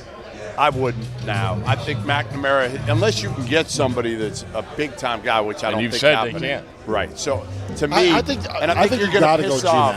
That's Well, you're going to I piss think off so. all the money people. You know, that's the hard part of it, right? You're going to piss off all the money people. But you know who you're not going to piss off? Who? Carmelo Anthony. The guy that was in the same freshman class. You're going to piss him off if you don't go GMAC. You have to go GMAC. For Syracuse fans, I'm going to talk you guys into this because the idea that this is not a good idea, it's crazy to me that people think this, right? GMAC has gone to Siena, a place that did not go to the tournament for 16 years, and he got him there in year 2, right? He is a guy that grew up in Scranton, which is an hour 45, maybe 2, something like that, away from Syracuse. He had been at Syracuse since he was a freshman in college, right? Probably played a couple years of pro ball, comes back, he's the assistant coach there forever. If you ask him, his kids are Syracuse kids. They grew up in Syracuse. Their family, they identify as a family from Syracuse. And if you get him and it hits, he's there for 30 years. Yeah. That's not a stepping stone job. There's a lot of guys, if Josh Schertz gets it, he's taking that and then saying, okay, can I get to a blue blood in 4 years? If Hodgson takes it, probably a Providence too, he's taking that and saying, okay, if Nate leaves for somewhere, I got Alabama. I'm going back to where my wife is a graduate from, back down south, right? GMAC is not doing that. GMAC took Siena to try to get to Syracuse. Right. And maybe it doesn't work out. Maybe he ends up getting there and he can't handle the ACC or the resources are good enough or whatever. But he just took a program that went from being the best in the MAC to one in the middle of the pack and got them back to the top. And maybe he does that at Syracuse. He's 43 years old. If you're not going to take a shot on him, I think you're out of your mind. Because if it hits, you don't just hit a home run. That is the guy for 30 years. The timing of it all makes too much sense. Right. How do you not do it? How do you not do it after what he did against Duke? Yeah. How do you not say, hey, this is our guy? I mean, I get it. Red Autry didn't work. He was part of the family. That doesn't mean Jerry McNamara won't work too if you resource him. So the other one, 2 more quick ones. Utah State's winning right now. I anticipate Jared Calhoun, when they do get knocked out, getting the Cincinnati job. He went to school there. He was a student assistant there. He's got ties to Bob Huggins. Don't know if that helps or hurts, but Jared Calhoun to Cincy, I would, again, anticipate within 48 hours that thing is done. The one that is the ultimate wild card for me that I don't know. I honestly have no idea because he's a guy that says, don't talk to me until the end of the tournament. I don't want to talk about it. I want to focus on the tournament, is Randy Bennett at St. Mary's. And he has long coveted the Arizona State job. It's where he grew up, where his dad is now, 63 years old. We know what he's done in Moraga, insane. Kind of like what Few has done at Gonzaga to a similar extent. You go to that gym, you're like, how did this dude do this? Well, I don't know if Arizona State is going to put a hard push on Randy Bennett. He's got a young football coach, a young women's basketball coach who's been successful. Does he go that route? If I were him, Graham Rossini, you're bananas if you don't put a check in front of him and tell him to fill it out. Whatever number you want, go get that dude because he will make Arizona State relevant. But I don't know if Randy would take it at 63 years old either. Oh, the Red Hawks, baby. Here we go. We're getting started on the Red Hawks. I can't wait for this game. We're going to take a quick break here. On the other side, we have a couple more games we want to preview on Saturday. Alabama Hofstra's coming down to what looked like could be a good ending. And, of course, we're going to talk about the Red Hawks. Miami playing, the Tennessee Vols. Oh, boy. That's next. As you know by now, we have teamed up with BetMGM again this season. We'll be using BetMGM lines to make all of our picks, and we will have special offers for Field of 68 fans, including same-game parlays, best-in-class live betting, and daily odds boost. If you haven't signed up for BetMGM yet, use bonus code FIELD to get up to a $1,500 first bet offer on your first wager with BetMGM. Here's how it works. You download the BetMGM app. You sign up using bonus code FIELD. You deposit at least $10 and place your first wager on any game, and you receive up to $1,500 in bonus bets if your bet loses. Just make sure you use that bonus code FIELD when you sign up. Make this college basketball season 1 for the history books. Make it legendary. And don't forget, if you haven't signed up for BetMGM yet, use bonus code FIELD and get your $1,500 first bet offer today.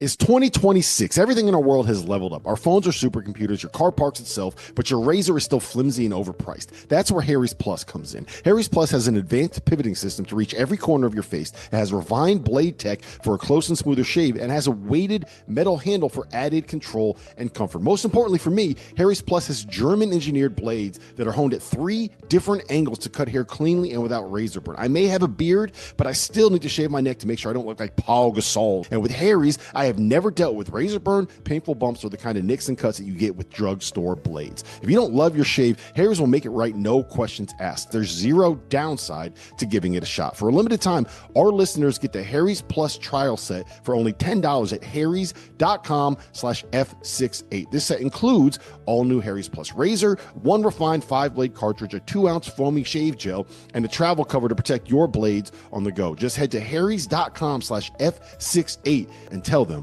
we sent you.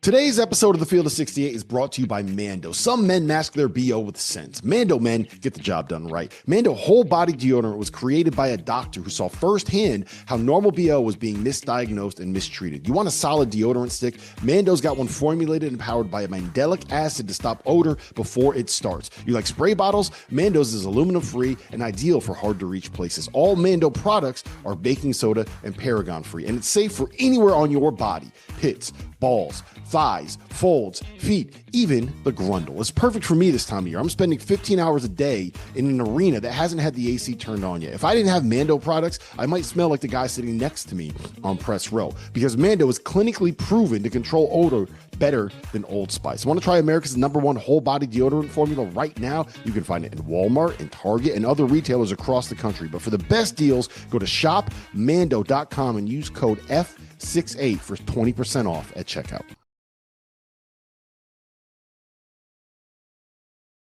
Let me tell you guys about the $500,000 bracket challenge at BetMGM. If the team you pick scores the most points, you'll score bonus bets. For each round of March matchups, you have the opportunity to predict which team will score the most points. If you're correct, you'll win a share of bonus bets. How to get in on this offer? Just 3 easy steps. 1, enter the March matchups $500,000 Pick'em free-to-play game.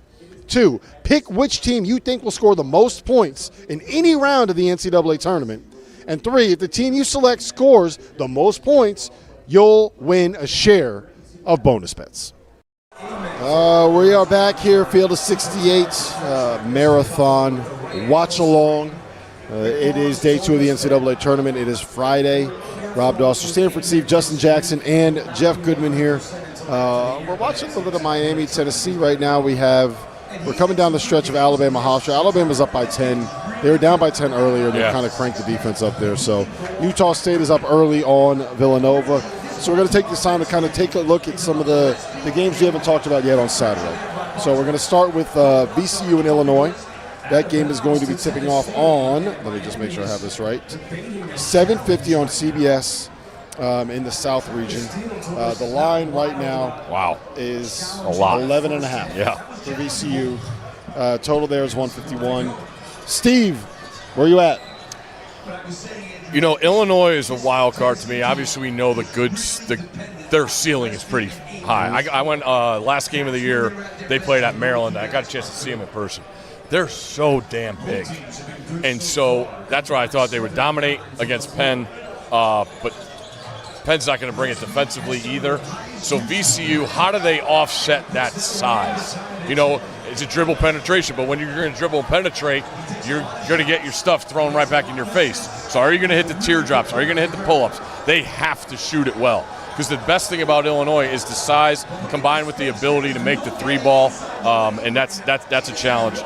Nick Lewis, young freshman point guard, how does it work against Illinois? So again, VCU being able to handle the size, they have to make shots. Yeah, I mean, Illinois all year for me has just been like, I haven't necessarily understood why they've struggled at times. right, in the ways that they have. Like you talk about the size that they have. You talk about the guard play that they have. We talk about some of these teams that kind of missed on the point guard position, and they didn't, right? Like they've got one of the best freshmen, but also somebody right there with them that has experience, that's played in college. And so for me, it's like looking at this on paper after unfortunately watching VCU play against North Carolina. I don't know if 11.5 is enough, honestly, because it's to that point, I don't know how they offset what Illinois truly brings. Now, Illinois has also shown defensively that they struggle mightily, right, whenever they're not locked in. So is that a factor, even though they've got that size behind, that they can't, I don't think VCU can necessarily handle? But I don't necessarily see this one being a close game, to be honest. I'm with you. I think Wagler's unflappable, number one, which VCU, what do they try to do? They're going to try to get after you and make you turn it over. And I think you got, like you said, you got a senior point guard or a senior guard, combo guard, whatever you want to call Boswell now, and a freshman who doesn't play like a freshman. And then VCU, I just don't think Djokovic is going to be able to stand up to all the length of Illinois up front. When I look at Illinois, my question still, and I think that's why I didn't pick them to beat Houston down the road. I still don't know what their best five is to close the game. They don't know. I don't think Brad knows. I really don't, because I think Jake Davis has to be on the court. I think he does shots. so many things, but just passing, help out defender. I think he's such a good glue guy for them. He has to be in at the end, but then you do that. Are you going to play him with Boswell when you want to just go defensively? Wagler, I'll see how. Let's just see how Wagler keeps the ball pressure from VCU. But so that right there is my biggest issue, because I think it's very hard to figure out who you're leaving off. Is it Boswell, Wagler, Stojakovic, or Jake Davis? Who's sitting? Who's sitting in crunch time? Because it's got to be one of them. So you're saying they're basically too deep. Illinois' got too many guys. I just don't know what the best lineup is there, because they all bring something different. Yeah. But they don't, like, the skill sets don't, like, Kai Boswell's your best on-ball defender. And when you're going up against a team like VCU that has two guards that are really good off the bounce, like, there are times where VCU, and not just times, often, VCU's best offense is give it to Terrence Hill, get the hell out of the way. Yep. Give it to Nick Lewis, get the hell out of the way. And in a situation like that, you want Boswell on the floor. But if you got Boswell on the floor there, then you got to play Jake Davis, because you can't play Boswell and Stojakovic together, because that's two non-shooters. Yeah. So it does that work? Yeah. Because I'm looking down the road, like, what's that going to be? Like, you're in a 5-point game with Houston in the last 8 minutes. Who's coming out? And then the other part of that is, if you have Stojakovic on the bench, do you have anyone that can actually get to them? Who's putting pressure on the rim? Because Wagler's like, come off a screen, I'm going to play with it a little bit, and I'm going to try to get to a step back, or I'm going to hit somebody and they're going to swing, and find an open three, catch and shoot somewhere. You got no one that can actually get into the paint, collapse the defense.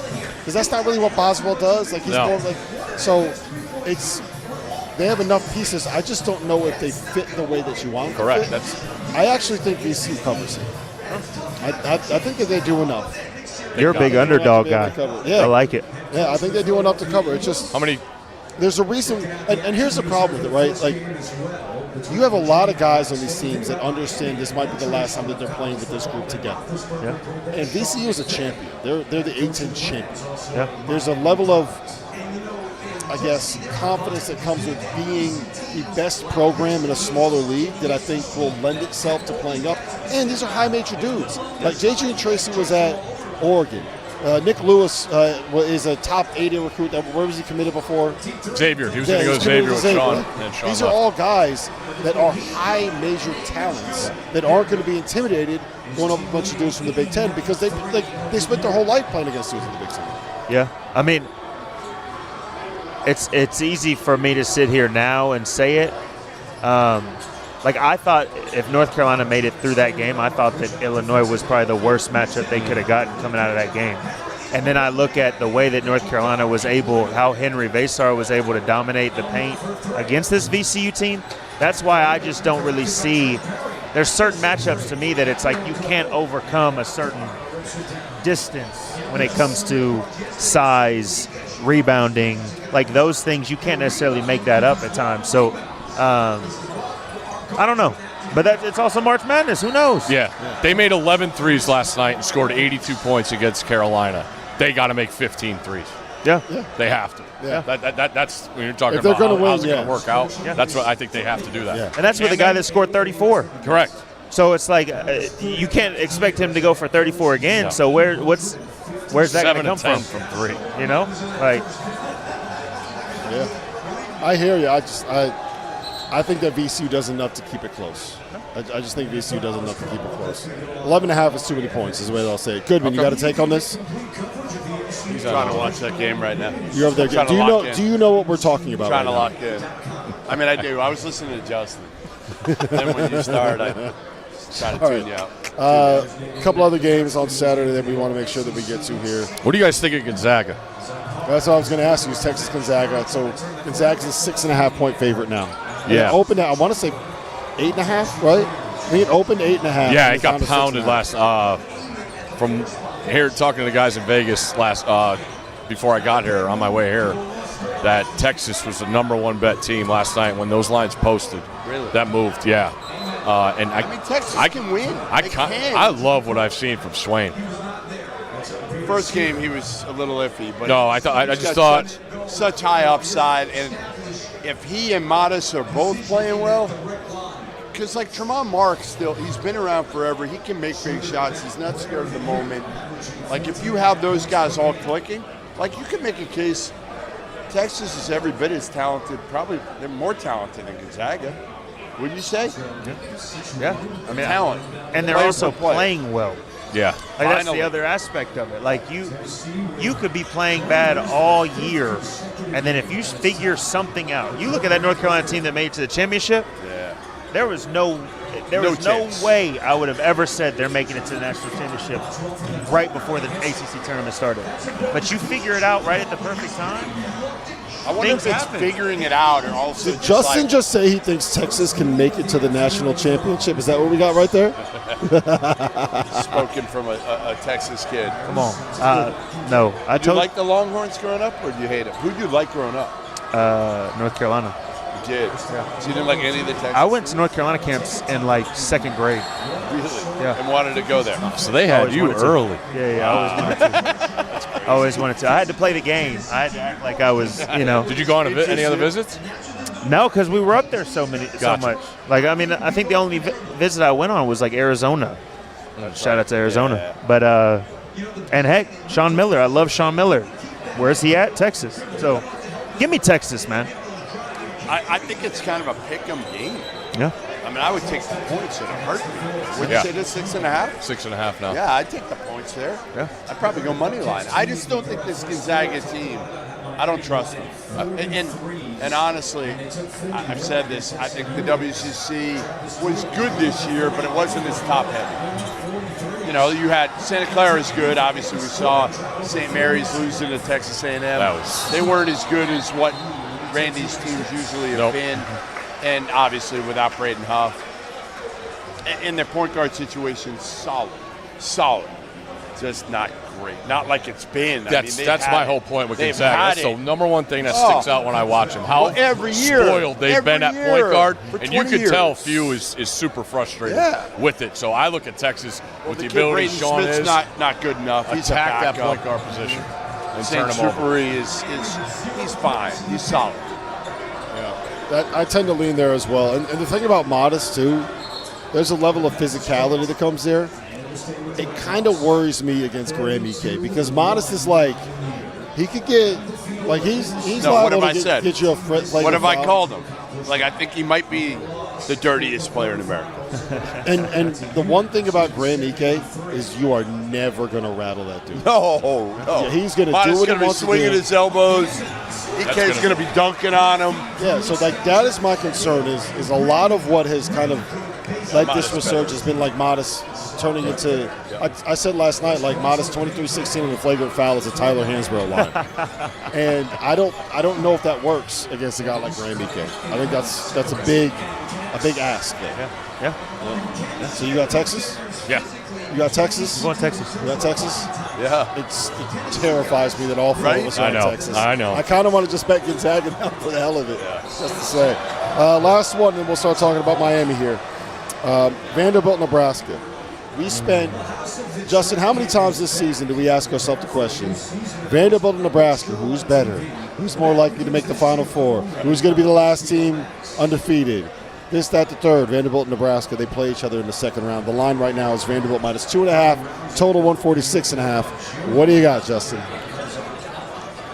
What I saw Vandy do to Florida, albeit I do think it being that close to home, even though there was a bunch of Florida fans in there, not having to travel, not having to do certain things, played a part.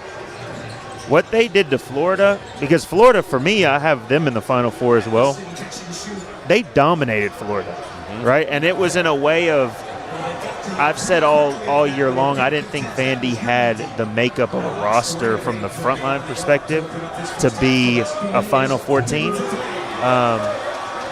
But they killed Florida in that area. And so I think I lean towards Vandy when it comes to this. Nebraska, I think they're an unbelievable disciplined team. They're going to run their stuff. They're going to Price is shooting lights out right now.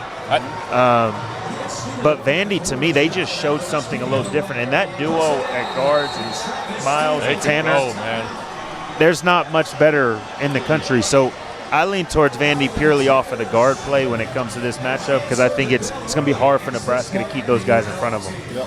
I think they have multiple guys they can put on Sanford too. Yep.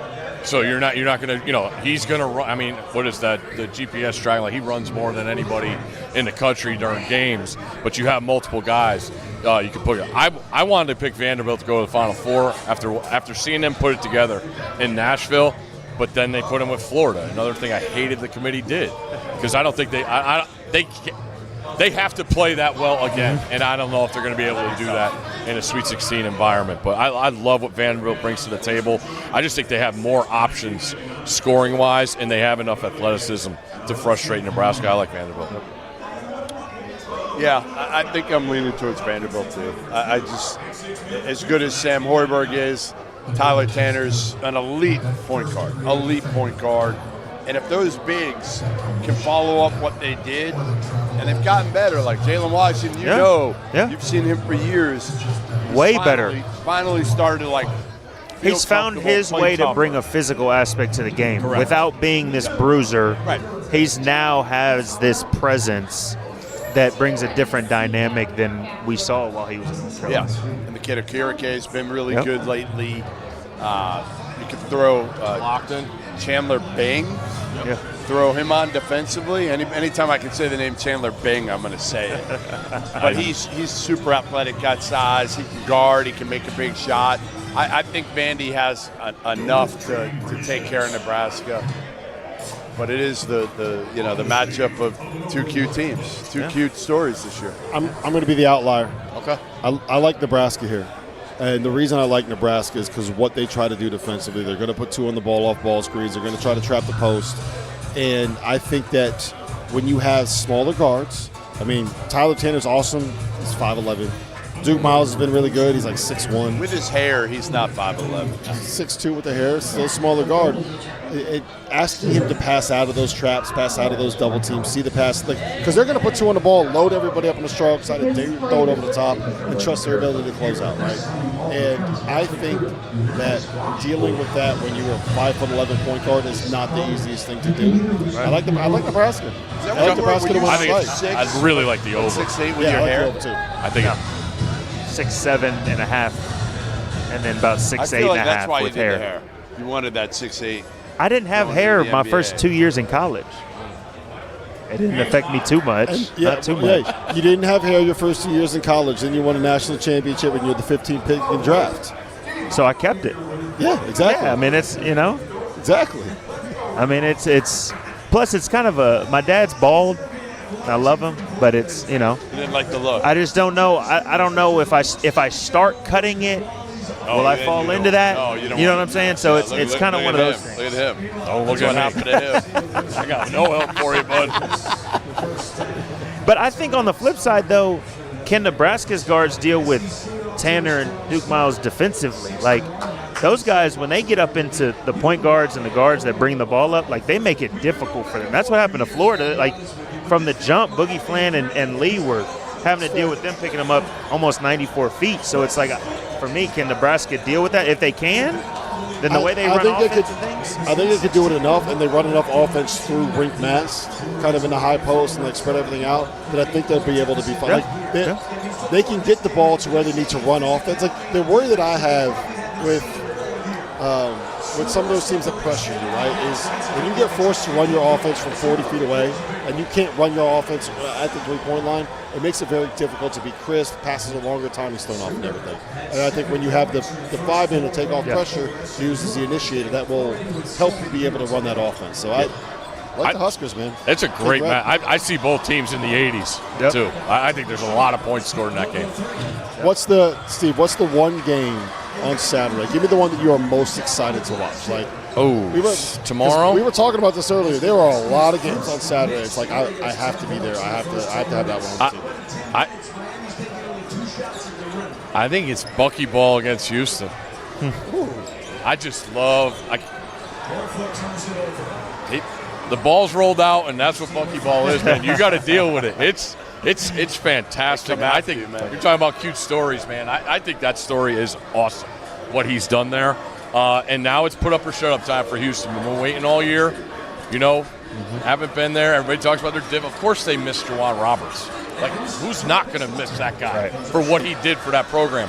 But something about Houston this year with the idea that Kingston could create more is something they haven't had, and that's what they struggled with in their losses when they've lost in the tournament. Yep. When they need a buck, he can do it. And so, are you relying too much on him, though? That's the only thing I worry about with Kingston. I think you've lost Juzan a little bit this year. That's where I see the down tick. But I think he's going to play his best ball in these next couple of weeks. He's been down a little bit, and Sharp's going to make big shots. Have you had him on yet, Steve? Kingston, have you talked to him? Have you guys had him on? Kingston Flemings. No.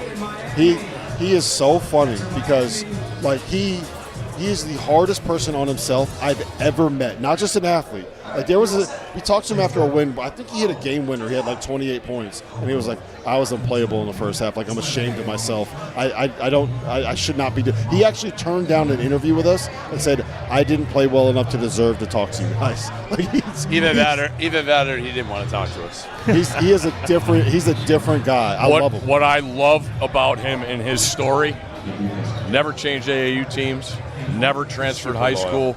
Like, we don't get that anymore, man. Mm-hmm. So that right there tells me there's a genuineness to him, and I really appreciate that in this day and age. He's incredible, and they didn't think there was any chance he'd be one and done this year. And how long did it take before they ripped him? It was like 2 weeks.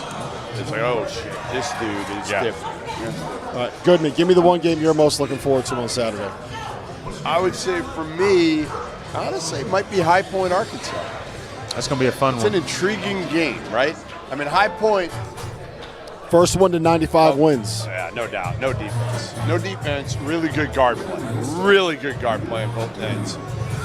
What people don't realize is High Point is probably the highest resourced one bid league team in the country. They got more money than probably some ACC teams. One that we mentioned earlier that I have more money in my wallet than. But High Point's got money. They got 5-star restaurants on their campus. They got everything. And Flynn Clayman has made no apologies about having those resources. So they don't have as much as Arkansas. They probably have, they might have like a third of what Arkansas has, somewhere around there, a third, a quarter. But again, they got really good guards. And I think Owen Aquino is going to be the key in this game. He's going to be the key because he's going to have to be a man down there against Brazil, some of those other dudes. I mean, even Nick, like those guys are big, strong 5 men. And Owen Aquino is a little bit undersized, but he's a Swiss Army knife in what he can do. Great passer out of the post. We'll see. I mean, I think this could be an interesting game, especially High Point's got confidence now after winning. Yeah, give me yours, Justin. Give me Duke TCU. That's where I was going to go. I'm interested to see if the Siena game, if it was just a wake-up call, which I think it's a mix of some glaring issues and a wake-up call. But also TCU is tough. Like, they play hard. They're physical. They're going to make it difficult on Cam Boozer. So does everybody else around him step up and make plays? Can Caden Boozer continue to play the way that he's playing? So I'm interested in that one. Now, TCU can't shoot necessarily. And against Ohio State, they shot the ball really well. Can they shoot the ball close to what they did against Ohio State? And I think it's a game, honestly. So I'm interested in the Duke-TCU one. TCU money line plus 550. Yep. That's where you are? Yeah. Yeah, I might be there too. I'll throw out St. Louis, Michigan, just because I love the idea of Robbie Avila going up against that big front line. I love the idea of two teams that want to get out and play like this, that space the floor. It's kind of, I said this earlier, Robbie and Adai Mara kind of do the same things, except one is like short and kind of chunky, and one is like tall and way too skinny. So it's an interesting matchup of skill sets there. So we'll see how that ends up playing out. We're going to take a quick break here. On the other side, talk a little bit more about Miami and Tennessee. Hofstra's come back, they're down by 5 against Alabama, and Utah State, Villanova's, that's shaping up to be a barn burner. So all that and more coming up next. Field of 68 Marathon Watchalong. As you know by now, we have teamed up with BetMGM again this season. We'll be using BetMGM lines to make all of our picks, and we will have special offers for Field of 68 fans, including same-game parlays, best-in-class live betting, and daily odds boost. If you haven't signed up for BetMGM yet, use bonus code FIELD to get up to a $1,500 first bet offer on your first wager with BetMGM. Here's how it works. You download the BetMGM app.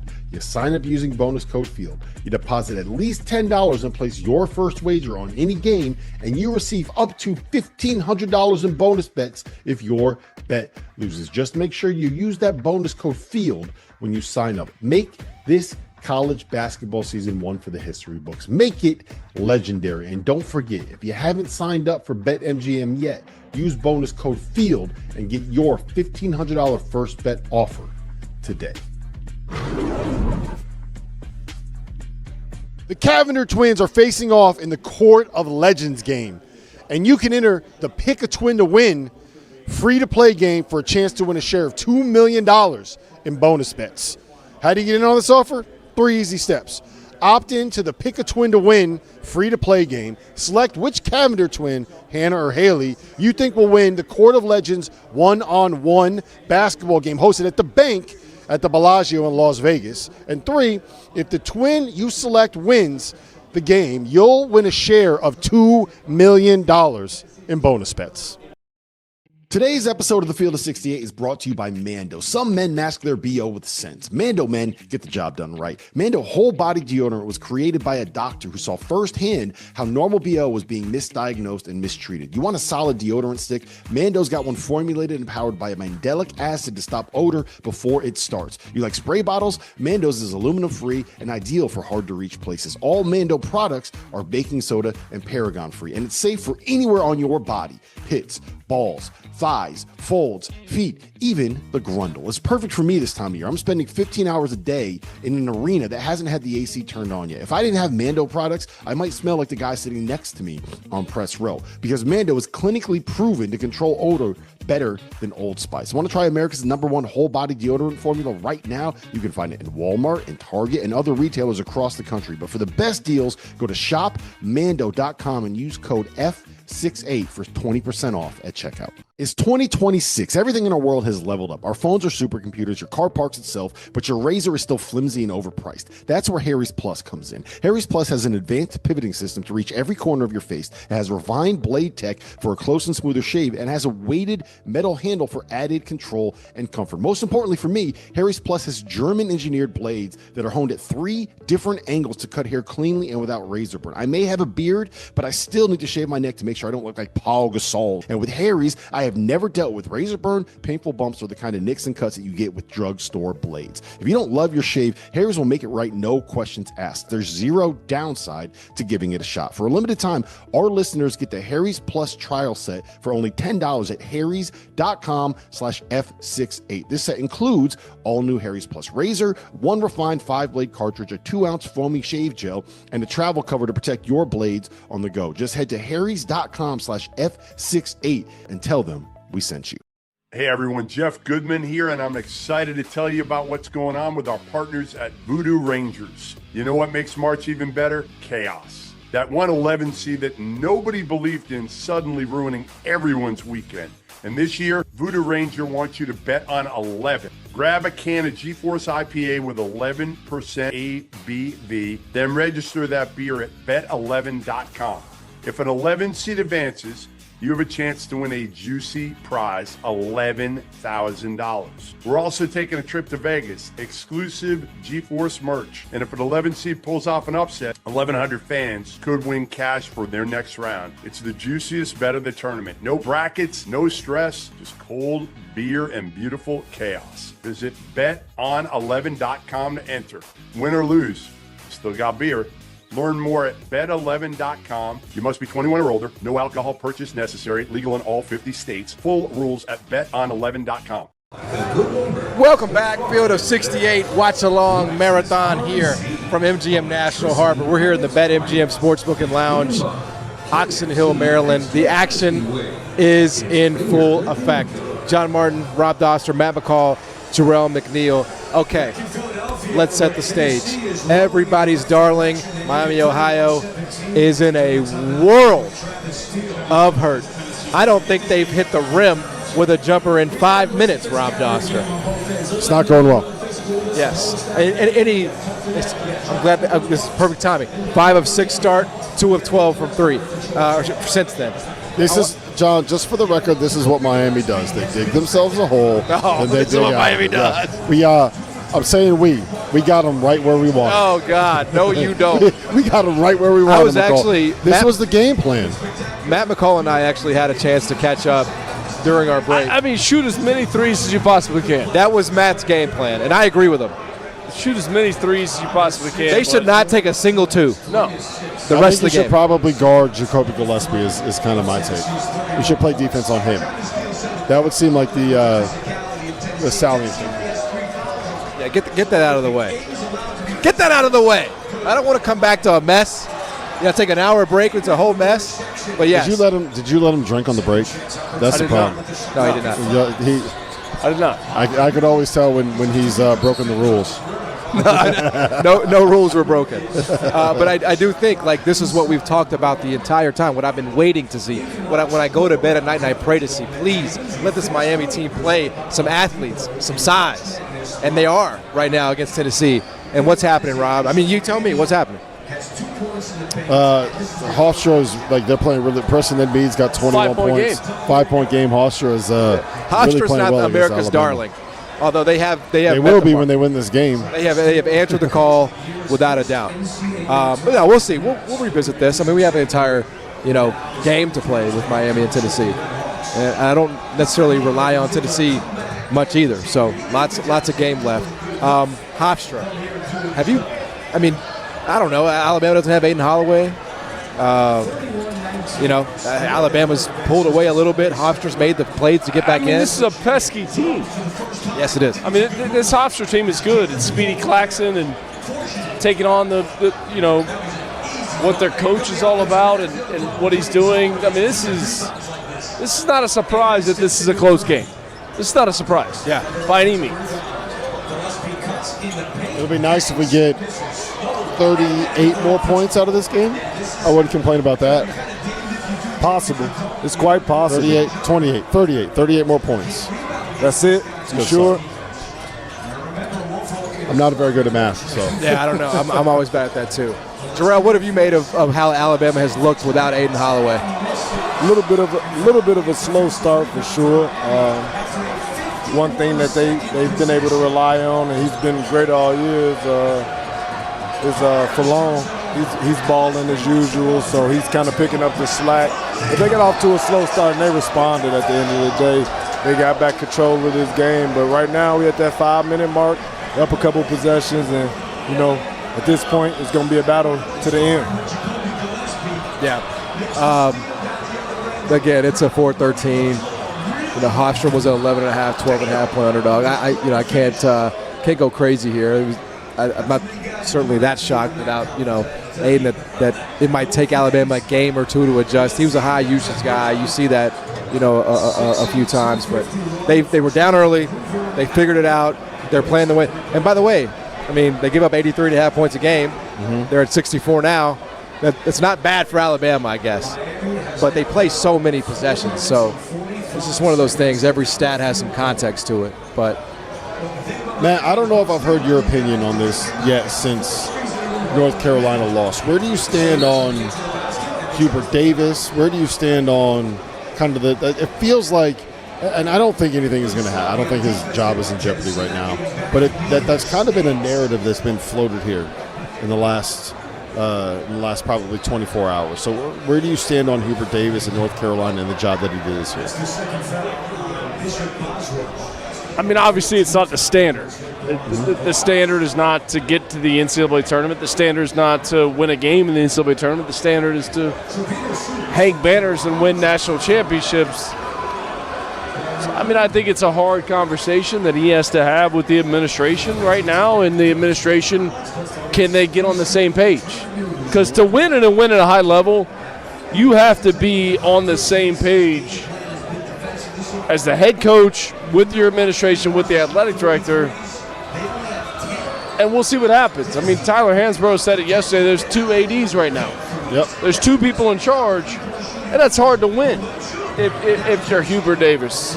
So some soul searching, some hard conversations with maybe staff members or players of, this is where we need to go, and this is the direction we need to go.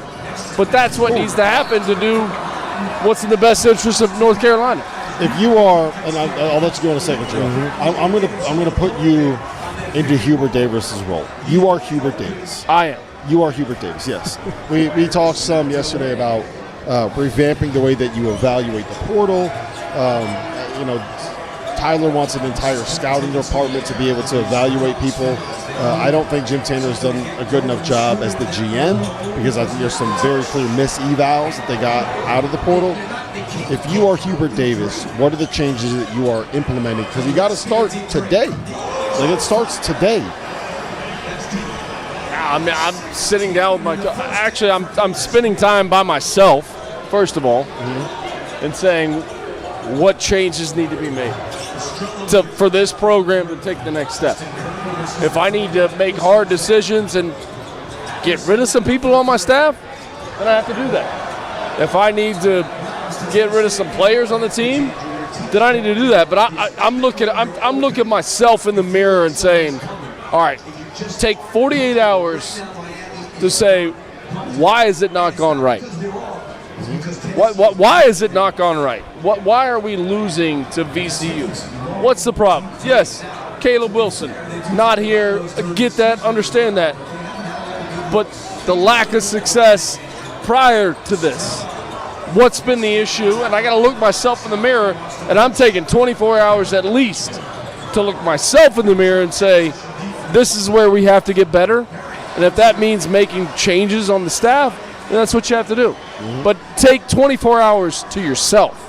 That's the first thing you have to do. Just piggybacking off what Matt said, and this is an important part, and it kind of coincides with that, is that he's got to sit down and they have to figure out what their identity is going to be. And I think we can all speak for that. Since he's taken over the job, obviously caught lightning in the bottle that first year, didn't end the way that they wanted it to end. But since then, and I don't know how y'all feel about it, but every single year, it's like a different issue for that team, for that program. Right. And for me, it's not one thing I feel right now that he can hang his hat on and say, well, hey, look, Hubert Davis as a coach, his teams are going to do this. Hubert Davis as a coach, his teams are going to play like this. They have to find an identity. One of the best things, greatest coaches ever, Coach Roy Williams, they always had an identity. You knew they were going to push pace. You knew they were going to play fast. You knew they were going to defend and rebound. Like, you got to have an identity as a coach. And then all the stuff that Matt was just saying, it kind of comes after that. after you have an identity, you know the target points you want to hit, you know how you want to play, you know what kind of kids you want in your program. Then it's on you to build a staff that'll essentially help that and nourish that, help it grow into what you want it to look like. You can go recruit and identify players that fit into the system that you want. But they have to carve out an identity. Right now, it can't just be, well, we're North Carolina. We got enough money and we got enough resources to go get one of the best players. Are you going to go all in on high school guys? Are you going to go all in on retention? Are you just going to attack the portal and try to go after the best available? You got to carve out an identity and figure out what means something to you as a coach. And I think that's part of the reason that he's had a little It's bit also of a struggle. possible that Hubert just ain't cut out for it. We talk a lot about what they need to do and what players they should go after. But it's also possible that he's just not built for that job. I know he's one of them. I get it. He's part of the family. But there are tons of coaches we see over the years that just cannot do that job. Are you firing him? 100%. You're firing him. 100%. Money is of no object to me in North Carolina. What am I waiting on? And who are you getting? I'm hopefully getting anybody I want. It's Carolina. But who would you hire? No, seriously. I mean, obviously, like my pipe dream would be somebody you know very well, Billy Donovan. What's so funny, man? That's been my pipe dream. I'm Carolina. I can call without being embarrassed. Syracuse calls Jay Wright. That's embarrassing. Here's the thing about Billy, right? And you know him better than me, and you can chime in if you want on this. But I don't think that he leaves the Bulls in midseason. And I don't think that you can hire an NBA coach when everything you have to do to build a roster happens between now and the end of the NBA season. With all due respect, the Bulls season has been over. It has been over. But they have just coming from Chicago. They haven't tried to win in 3 weeks. I just had to throw that in there. But he's not leaving that job. Can I be tagged out here? Can somebody tag me out here? Yeah. Goodman, come back. But I mean, I'm just saying I would call him. No, if I can't get him. I mean, if Carolina calls, you have to listen. Yeah, I mean, and we throw a lot of money at him. Money is no object to me. I'm North Carolina basketball. I'm not trying to moneyball my way to this shit. Hubert Davis, I've got 4 years of it. And the best year was his first year. That's a huge problem. I have to live in the infamy of being the first team preseason ranked number 1 to never make the tournament. I have to live with being a 6 seed that got upset by an 11 seed, VCU. This is a problem. It's too much embarrassment for me if I'm a North Carolina donor, ambassador, if I'm somebody that cares about that program. I'm over it. I respect what you've done and what you've given to this place, but I can't make decisions on emotion. I have to prioritize a program above everything else. And if you bring Hubert Davis back for what would be, year 5? You're just prioritizing not hurting feelings over the program, and that's what I just cannot stand. It would be year 6. Year 6, even worse. This is not really an argument to me. What are we waiting on? You know what's crazy, too, is we're having this conversation about Hubert Davis. And I get it's Carolina. I totally understand it. He's won 20 games every single year of his career. He's never not won 20 games. His first season, 29 wins, they lose in the national championship game. 20 wins the next season, they decline the NIT invitation. I get that. That's not the standard of Carolina basketball. They go to the Sweet 16, and in the last 2 years, they've made the NCAA tournament. And then, Matt, I believe the year they made the championship game, they were, an 8 seed? Yep. Come on, man. You ain't giving me any reason to keep believing.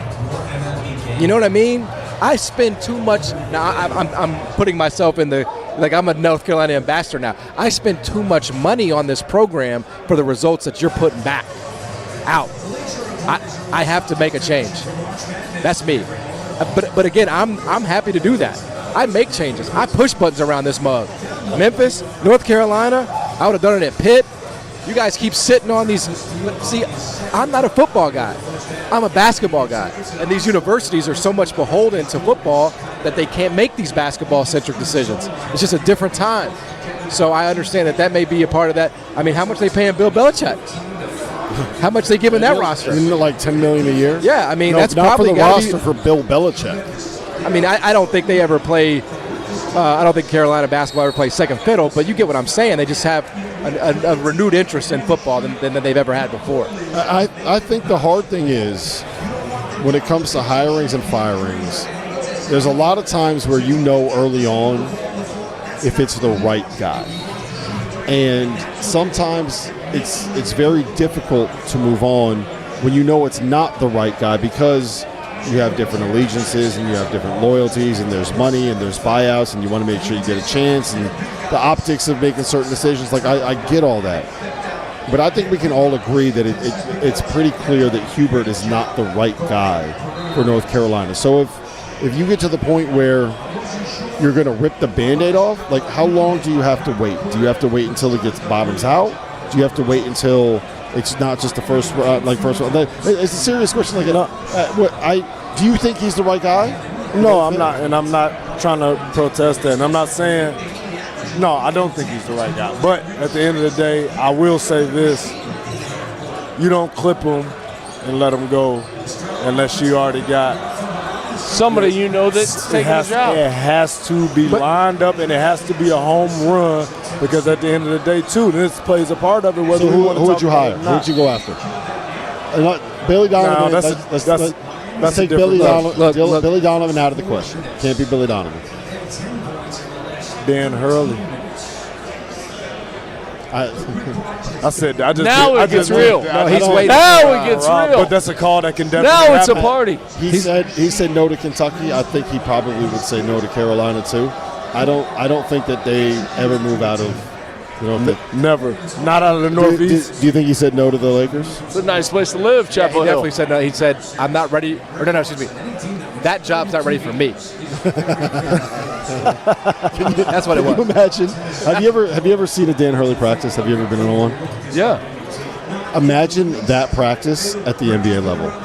How long do you think he would last? How long do you think LeBron James and Luka Doncic I would pay money. I would pay money a lot of that. Donovan Clingan told us a story last night where Cam Spencer got mad and punted a ball into the upper deck of Gamble Pavilion, story, by the way. and he made Cam run up and go get it. Go fix the towel. Imagine if he did that to Luka Doncic. Like, what do you think Luka Doncic? You think Luka's good? You think Luka's running into the upper deck? Listen, if the baby blue comes calling, you have to listen. You have to listen. You have to listen. But I would say, everybody's gonna hate me when I say this. I'd say he would be on my list. Nate Oates would be on my list for Carolina. I think that style would play very well there. I think he'd be able to get great players there. It's a fun system. Who doesn't want to shoot threes? I think that in a vacuum, yes, it makes sense. My question is, there's baggage there with stuff that's happened off the court, and I don't know if. That's real. I don't know if Carolina wants to deal they may not. with that kind of nonsense. And we're jumping over the fact, too, and that's the only part I was going to say. He's a Carolina guy. He is a Carolina guy. That played a role in why he got the job. Oh, for sure. And that's going to be a big part, and that's going to be a talking point. Well, he was handpicked by Roy, right? Really. Right. But you don't get that clear if it's not a Carolina guy. You don't get access to all the resources if it's necessarily not a Carolina guy. And that's going to be a point if it does come to that where they clip him and they let him go. Like, those guys are going to have a say-so, and they're going to make their voices heard on the next decision of who's going to be the head coach. You damn sure better believe they're going to be pushing another Carolina guy. Yes. Like my whole thing would be but here's the thing. We're talking about all this. There's still a head coach in place. Yes. And until there is, but we're arguing whether he should still be in place. But he's still there. But should he be there? The question needs to be, if he's going to be the coach next year, what do they have to do? That's the question. That is just my fundamental every time I get there, because this is really the conversation that I live in my daily life at the local level. What do we need to do around the coach? I understand why where I live, they can't make that change because of finances. But North Carolina should not be beholden to the same bullshit that Memphis is. And that's where I come down. It's like, you have the money, you have the wherewithal. Be who you are. Don't He also played for the national championship 4 years ago. So we're taking that off the table. I get it, but he got. I don't want to say lucky because it wasn't lucky. There was a little bit They had of to run the involvement. tournament. The title game is an 8 seed. It's a little bit of lucky. Yeah, and the 1 seed that they played that year, Baylor, was completely. They had like 3 of their top 6 were hurt. So like, look, I get all that. The structure around him and the ability to evaluate talent. It's the same thing. And I will say the same thing about Mark Pope whenever he loses, and we have the same conversation about Kentucky. Yes. Is you have to have a front office structure built. You have to have a system that allows you to be able to start doing all the stuff it takes to build a roster in November. It can't be we're figuring this out in February and March. It can't be we have a former agent trying to use his Rolodex to determine who the best players are to bring in. Like, you got to have people out there that just live on synergy, doing nothing but watching mid-major games. Like, that's what the GMs at the best programs that are really doing it at the highest level are doing. They sit in synergy. They watch nothing but all of these mid-major games. They come back and they say, here's 11 guys that I think have a great chance to be able to move up to the next level that fit what we want to do, that I'm going to do more research on. If you like this film that I'm putting together for you, Mr. Head Coach, now we're going to go do a deep dive. I'm going to call their agent. I'm going to call their AAU guy. I'm going to call people around them. I'm going to find out if they're a good teammate. I'm going to find out if they actually can pick up an offense or a defense. Do they understand how to run a play? Are they a piece of shit in practice? What is their work ethic like? Do they get in the weight room? Do they train? Do they smoke? Am I going to find them with 2.1 pounds of weed in their apartment on the day before the NCAA tournament? So it's like, that is the stuff that you need a GM doing, and that is the stuff that I don't think North Carolina or Kentucky are currently doing. I think the other thing is, too, for Coach Davis, you have to do it your way. Like hiring every single former Carolina player on your staff, is that what's best for the program? No. That's not what – look what Jon Scheyer's doing. He's not doing that. Mm-hmm. So just because you want to stay within the family, and I get it, and I respect that. But, I mean, Coach Billy Donovan built a empire at the University of Florida. The only person within the family that's on that staff is Torian Green. Right. Good point. It's good. That's it. You got one guy. But I'm saying, my point is this: is like you have to do it your way, and just say, hey, listen, bring this player, bring this former player. Are they right for your culture and what you're trying to build? Right. I mean, everybody that's on that staff has either worked at Carolina or played at Carolina. That's right. So for him, it's like, hey man, no, I think that is Hubert's we have to do way. what's best Good for point. the program, and not necessarily say, let's just bring in Carolina people. Right. Because Jon Scheyer is not just bringing in Duke people. Right. He's not doing that. No. He's not doing that. And he's winning at a high level. Yes. And that's another reason why I would make that move, because in the time that I have hired Hubert Davis, when did Scheyer get the job? Same year? Year after. The year after. Hubert beat Coach K, right? Even worse is that Scheyer has been hired after I got the job, and Duke has passed me. It is like light years. It is light years between me and Duke right now. And again, I'm not saying that like there may not be institutional things going on. I'm not there. I don't know. But all I have is this is who's running the program right now, and we're trying to we're trying to rearrange deck chairs. We're going to GM, do this, do that, do that. You're North Carolina. You don't have to cut corners. You just address the issue head on. I'll say this too, and I think it's interesting. Now that y'all brought up that point, let's look at the way that Jon Scheyer got Duke too. He had some guys on that staff who were kind of slotted as supposed to be the next guy. Yes. You had Woj before he came to Marquette. You had Cape before he took the Pitt job, right? And I don't know per se, but from the outside looking in, it looks like Coach K is like, yeah, great coaches, my guys, love them to death. John's the guy. He's the right guy for this job. Yeah. And credit to him to jump off of what Matt said. It's like, because it would have been easy to go back and then just, all right, there go another Duke guy. No, he's got more relationships outside of just Duke basketball. And he knows that there are other guys that are in the field outside of the brotherhood or whatever the hell you want to call it that have earned their bones, have other relationships, connections, and they may be the best or most qualified guy for the job. But that matters. I mean, look at Villanova right now, who has a 1-point lead over Utah State. They went outside the family. Sometimes going outside the family is the best thing for your program at that point in time. Yes. It's the best thing for your program. And that's the thing with John Shire that I respect the most is like, hey, man, I'm the Duke head coach now. I got to do what I feel is best for this program to keep my job. 100%. So I'm just going to hire Duke guys. I'm going to hire guys that I feel like can elevate the program. And that's what he's done. Yeah. All right, we'll come back. Lots more to come here on the Field of 68 Watchalong Marathon. Miami. Struggling. Miami. Struggling. Don't call it a comeback when they win. That's why they play 40 minutes. Don't call it a comeback when they win. Dauster said we got Tennessee right where we want them. Right where we want them. Come back. Don't go anywhere. Field of 68 Watchalong Marathon. Stick around.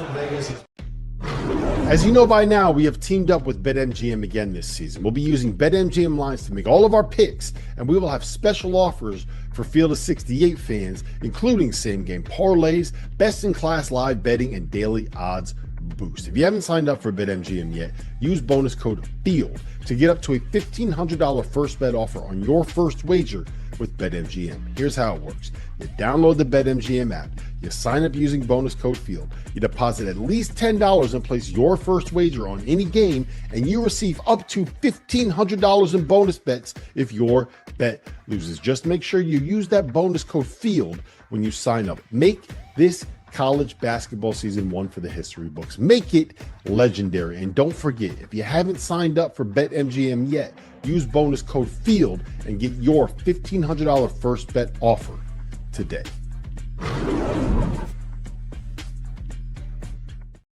Hey everyone, Jeff Goodman here, and I'm excited to tell you about what's going on with our partners at Voodoo Rangers. You know what makes March even better? Chaos. That 111C that nobody believed in suddenly ruining everyone's weekend. And this year, Voodoo Ranger wants you to bet on 11. Grab a can of GeForce IPA with 11% ABV, then register that beer at bet11.com. If an 11 seed advances, you have a chance to win a juicy prize, $11,000. We're also taking a trip to Vegas, exclusive GeForce merch. And if an 11 seed pulls off an upset, 1,100 fans could win cash for their next round. It's the juiciest bet of the tournament. No brackets, no stress, just cold beer and beautiful chaos. Visit beton11.com to enter. Win or lose, still got beer. Learn more at bet11.com. You must be 21 or older. No alcohol purchase necessary. Legal in all 50 states. Full rules at beton11.com.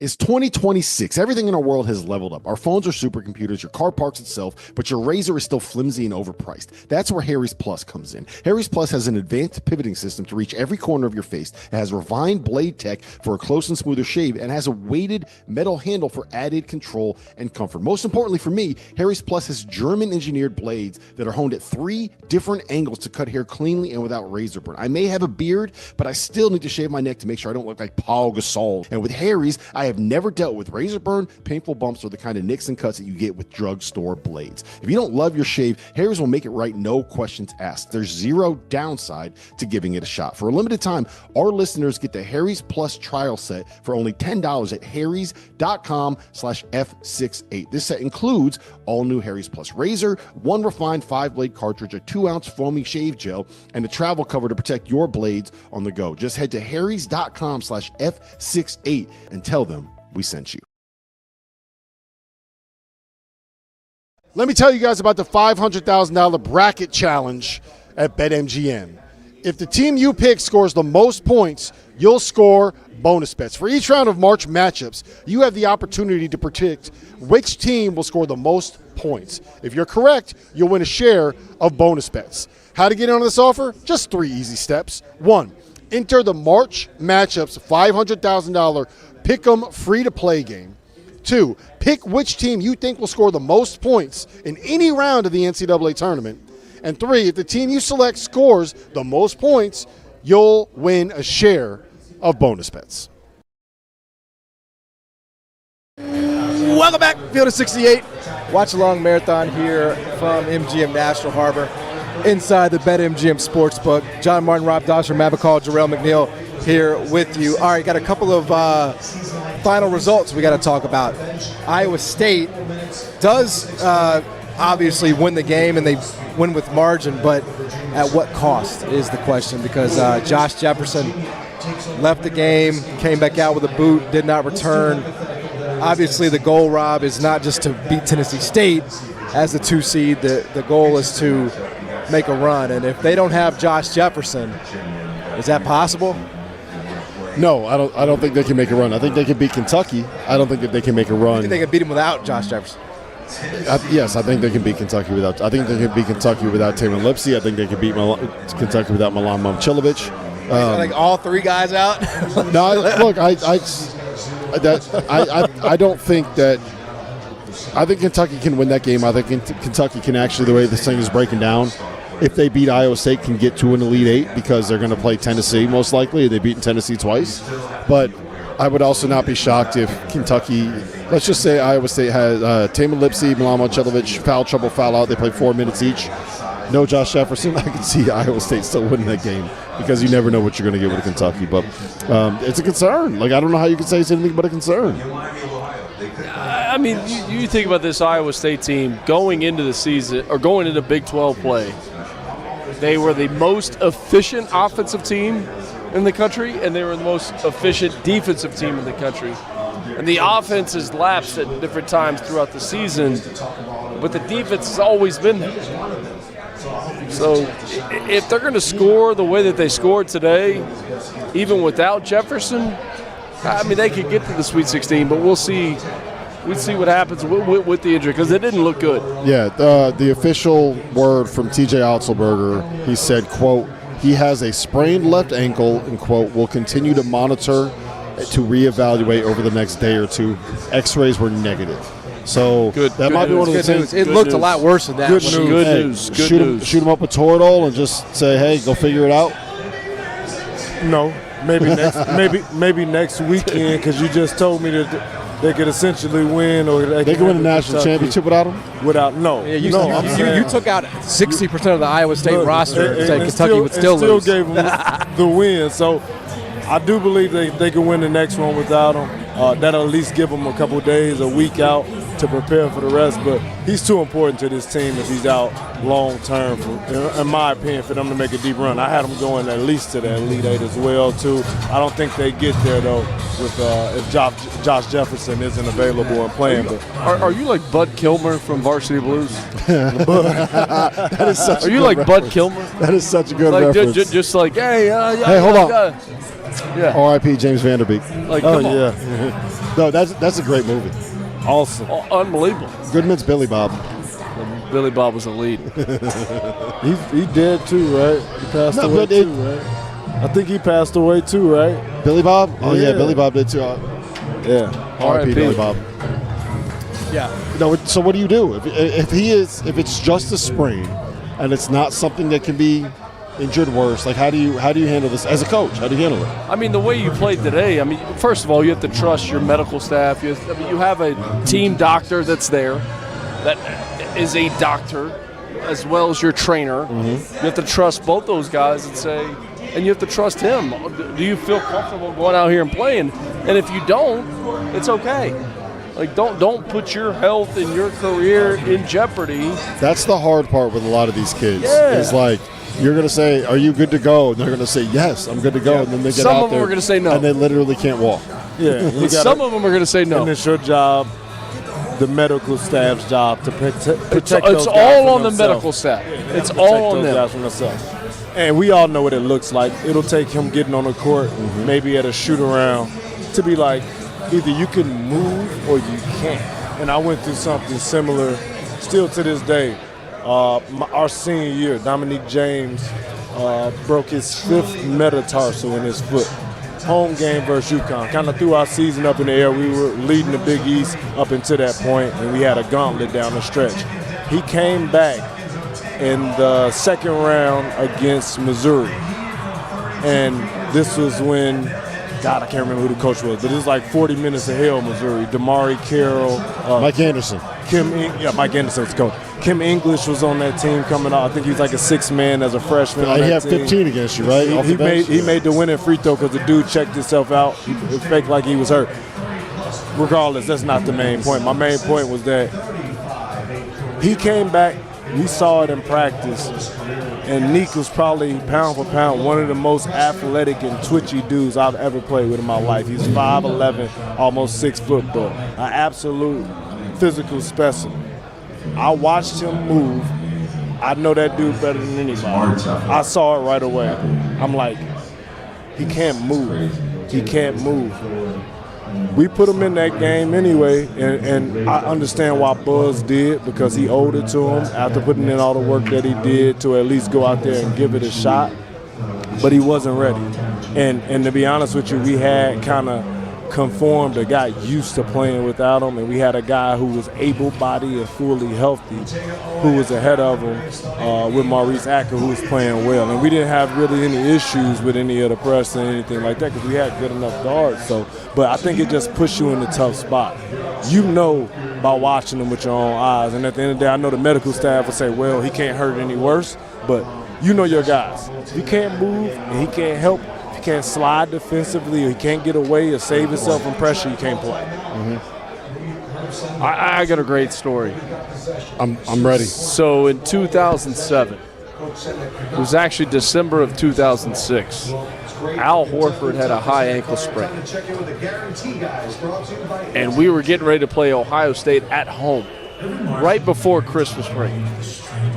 Greg Oden, Mike Conley Jr., everybody, and nobody thought that Al Horford could even play in the game because he had a high ankle sprain, and he played in the game. And I remember our trainer, Dave Duke Werner, who's one of my best friends, after the game when Al had his foot in the ice bath, after playing in that game and we won, he went and found a beer and cracked the beer and handed it to Al Horford and said, "You deserve this."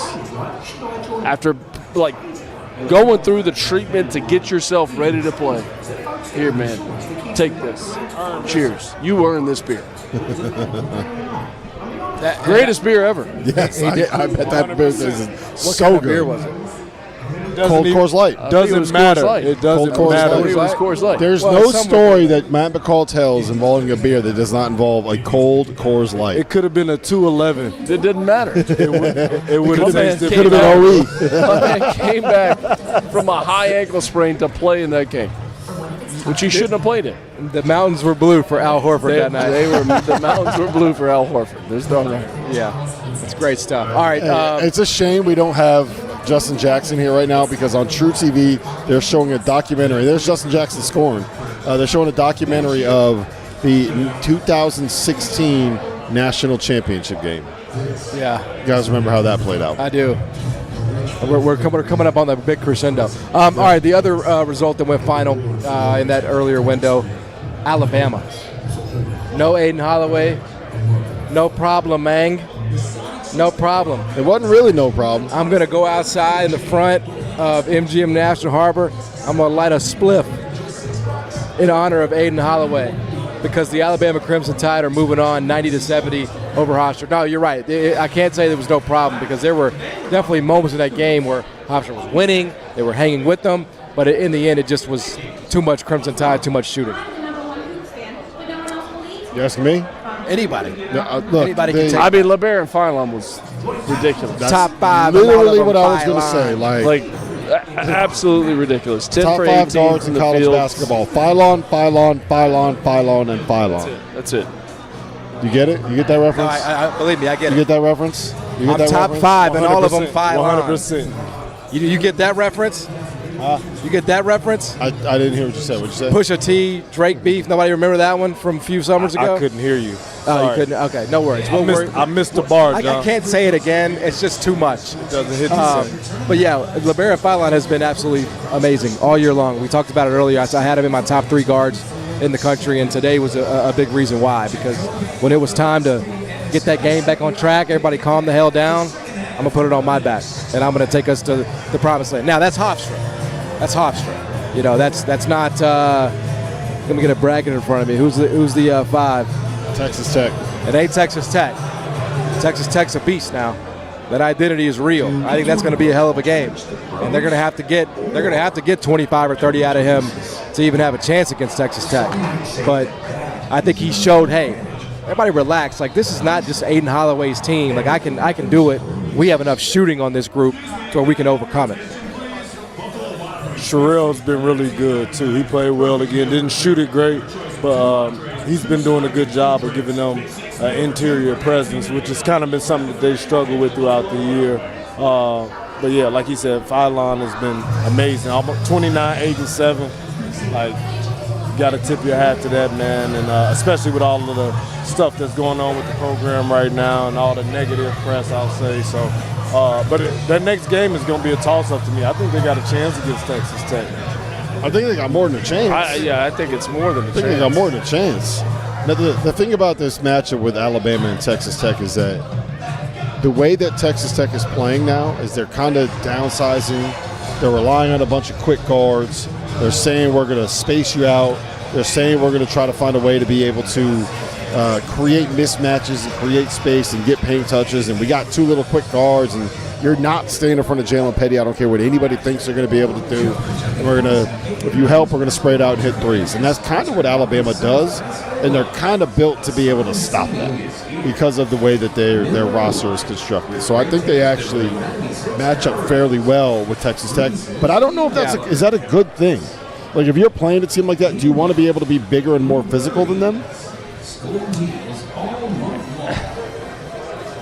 I think in today's day and age of college basketball, I think the physicality and size is definitely going to matter. Can they make 14 threes? Can they make 14 threes against Texas Tech? If they can make 14 threes, they can win the basketball game. There's no question about it. But that might be the highest over we've had. This is the thing with Alabama is live by the 3, die by the 3. Yep. They live by the 3 today, then they won. They move on to the next round. But can they shoot? You know, can they make 12 threes in the next game? I mean, that's the biggest question. Yeah. I don't know if they're going to be. I mean, look, the thing that gets me like fired up about this matchup more than anything else is just going to be Filon against Christian Anderson. We talk about the best point guards in college basketball a lot, right? And I think both of those guys are in that conversation somewhere. I don't know where you're going to put them. We said that we have Filon probably top 3. Yeah. I think we kind of decided consensus was Christian Anderson was somewhere around like top 5 or top 6. But both of those guys are very much in that conversation. Should we just have them play one-on-one, McCall?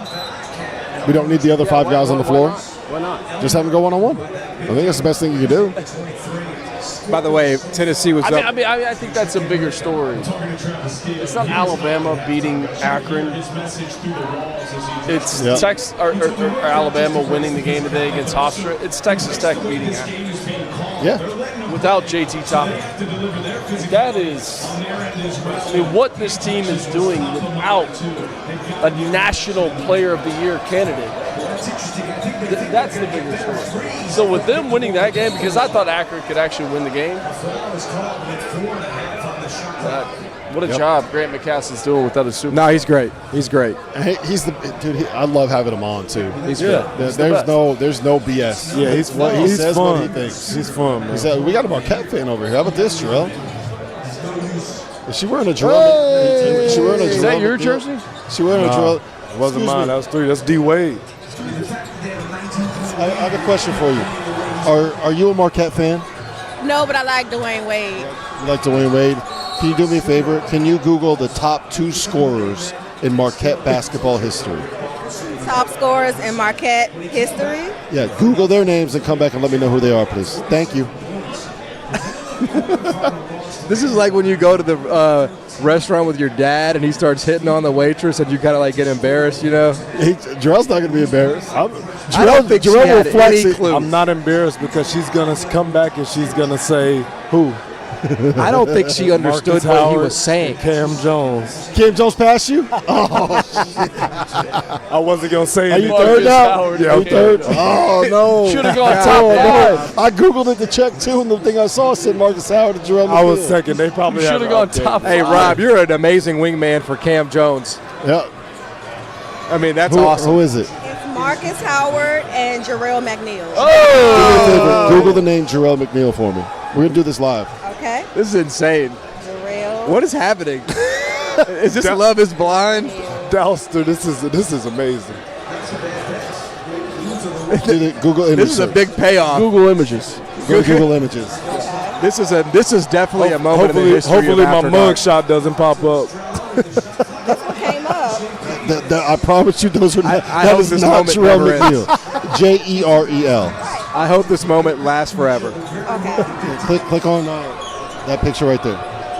This You is look such familiar? a. Is that this guy right It's here? taking too long to wind up. It's just, but yeah.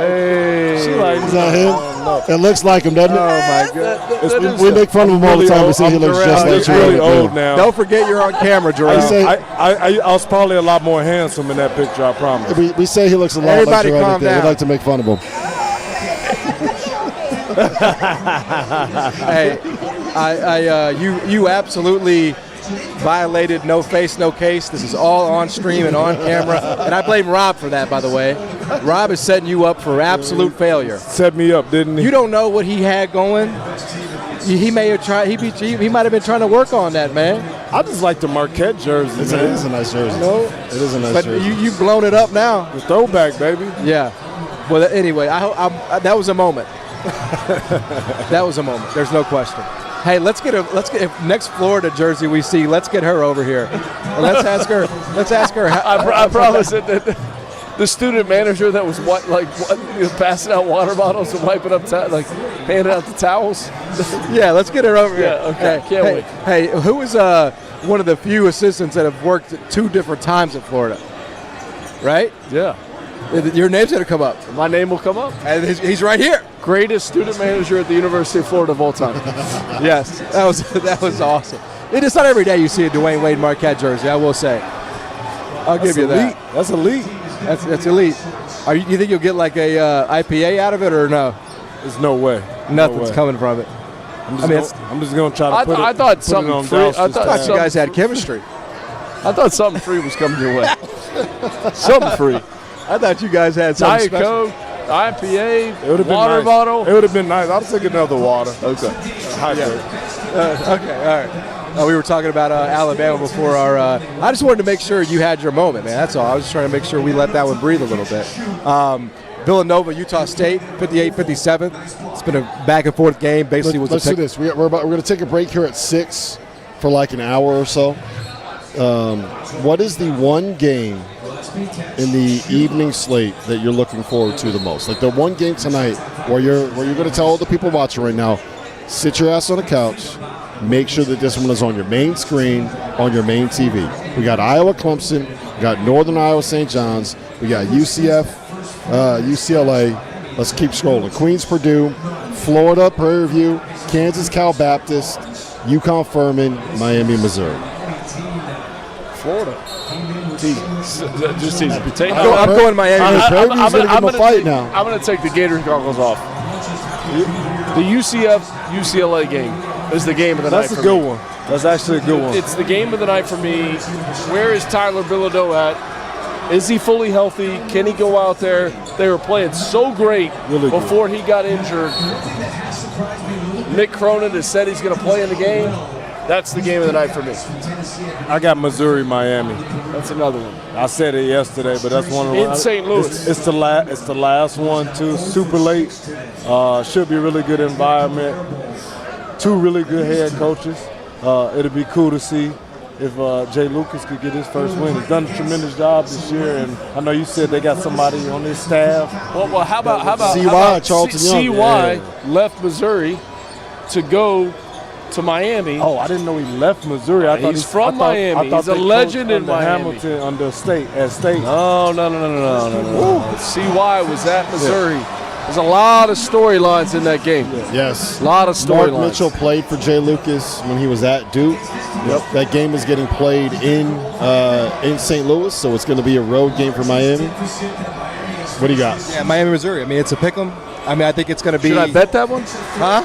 I got another $100 free bonus bet. Should I bet that one? Do it. Hey, you know what? Let's cook up a parlay for McCall. You want to cook up a parlay for the He's been cooking them up. Well, I saw his strategy today. It was all underdogs. He loved all underdogs against the points tonight, earlier today. No, I took all the underdog money lines, and luckily none of them are going to hit, so I don't feel bad about it. By the way, at all. Dagan, when we get back, can we do the updated picks? All right, when we get back from the break, we'll do the updated picks. Do them right now. I'm winning still. So Dagan is winning. I'm still winning. That's still why in the lead. I'm still in the lead. Oh, That's all. That'll be the update you get. I'm still winning. Can I give you the game that I'm looking forward to the most?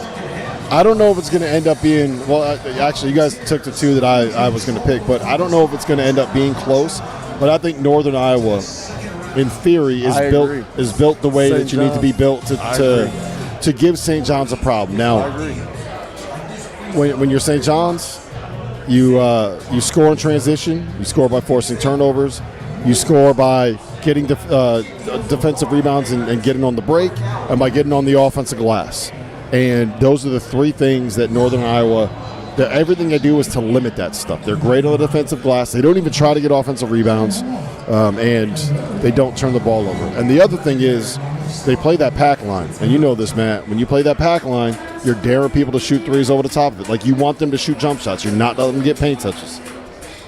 Yeah. I think that Northern Iowa's built the way to be able to do it. This is a great pass, by the way. Is he the most under-talked about freshman in the country, Caden Lewis? No. Under-talked about? Maybe. Did anybody talk about him? Nigel James. Well, he's not playing but we got to anymore. talk about relevant. This guy's still programs. playing. I'm with you on Nigel We got James. to talk about relevant programs. Big East Rookie of the Year. I'm with you on Nigel James. But nobody talks about Caden Lewis. He's awesome. He's awesome. And it was a close race. Nobody talks about him. For Player of the Year. He is really good, and he's going to be good for those guys for a couple of years to come. So, really good freshman for sure. Yeah, I think Miami, Missouri tonight, though, could just be – I just think it's going to be wacky. Who do you like? I think I like Miami. I just think the job that Jay Lucas has done has just been phenomenal. I mean, seriously, he took over a program that was in a world of hurt last year. It was one of the worst in the country, certainly the ACC.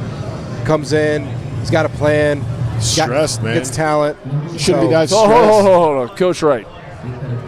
So much respect for Coach Jay Wright. Can you really wear the national championship ring? Is that just like you're trying to like create vibes?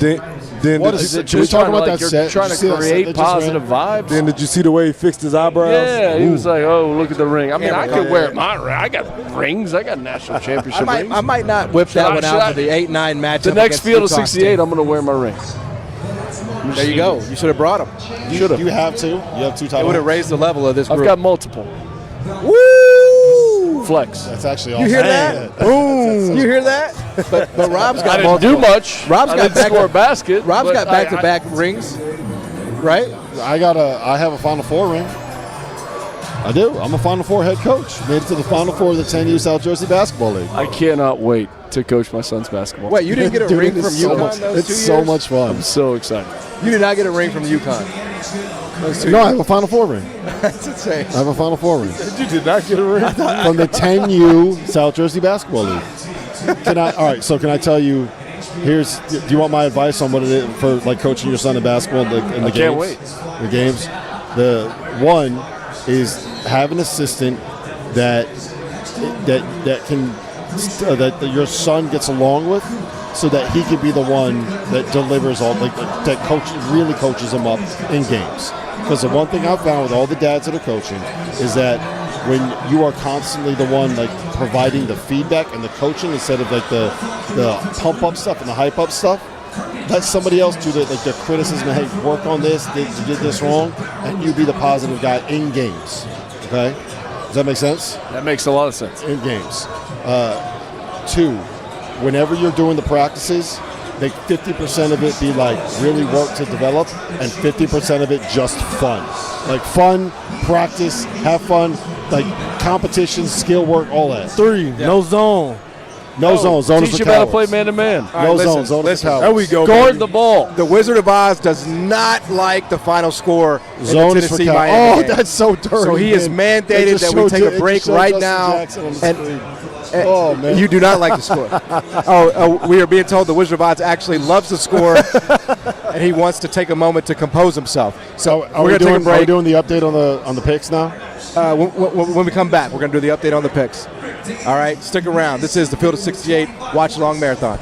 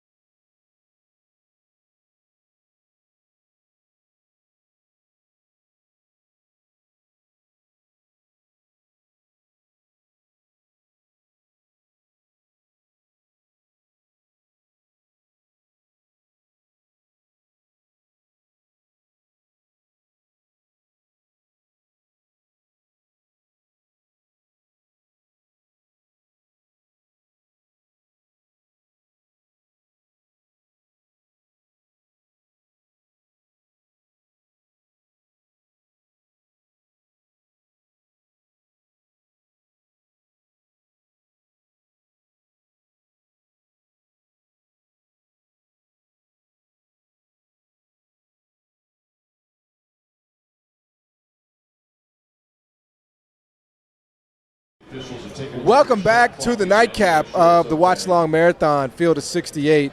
We've been here all week, not all week, the last 2 days, at MGM National Harbor. We're here in the beautiful, is that fair to say? Beautiful MGM Sportsbook. I mean, immaculate, palatial. It's just amazing. It's been a great setup here watching the NCAA tournament. My guy Justin Jackson, H-Town by way of Chattanooga. Chattanooga in the building today. All right. Who knew? Who knew? Chattanooga in the building. Let's go. We got double Chattanooga representation with Matt McCall, Jarrell McNeil. All right. Lots more to come here on the show tonight. Really excited. Going to have some very special guests that we're looking forward to having on. But let's start with a couple of results that have gone final. I'm being told I have to wait to talk about Tennessee, so we'll wait on that.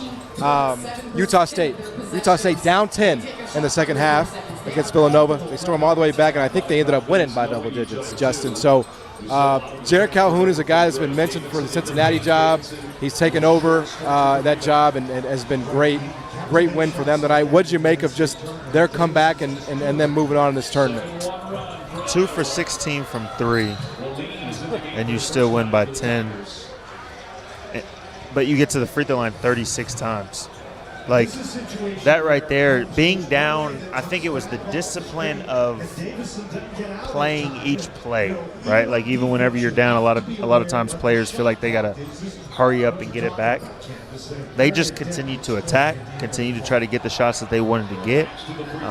It helps to start making some of them, and then it helps to get to the free throw line. And so I think for me that was the biggest thing for Utah State. They never seemed like they were really forcing things because they were down, and then I think that's why they ended up being able to make that run and come out on top. I mean, Villanova made 14 threes. I was about to say that's crazy, right? And lost. That's crazy and lost. Drill. They made 14 threes and lost the game because of the free throw line. I mean, By double digits. By double digits. Yeah, the pressure that you could put on the paint to get to the foul line is such an equalizer. Like, we talk about the three-point line, greatest equalizer in college basketball. That was not the case today in this game. I mean, they made 14 threes and lost. If you're Coach Kevin Willard, you're sitting there like, how is that even possible? You're looking at this box score or this game when you should go back to it, and like you said, Matt, you're going to be confused. Yeah. Because, like you said, we made close to 15 threes. They made 2. But Justin led with it. Utah State imposed their will. They imposed their will. And it was just such a weird game to even watch because you lose by 10 after being up 10 in the second half, and your team is actually making shots. They were damn near even as far as like turning the ball over. Nobody had an outstanding advantage as far as offensive rebounds and second chances. The only glaring thing was the free throw line. But like I said, in my opinion, they imposed their will. We're gonna go inside, we're gonna punch it right in the mouth, and they never stopped. And eventually it wore Villanova down. And I'll bias obviously, but we only got 3 teams in, so I was rooting for all my Big East schools, okay? I had to root for my Big East schools. The few, the proud, the brave. I at least wanted them to win a game. You know what I'm saying, John? The ones that make it in hold serve a little bit for us. Didn't happen. I respect it. So Utah State's had a great year.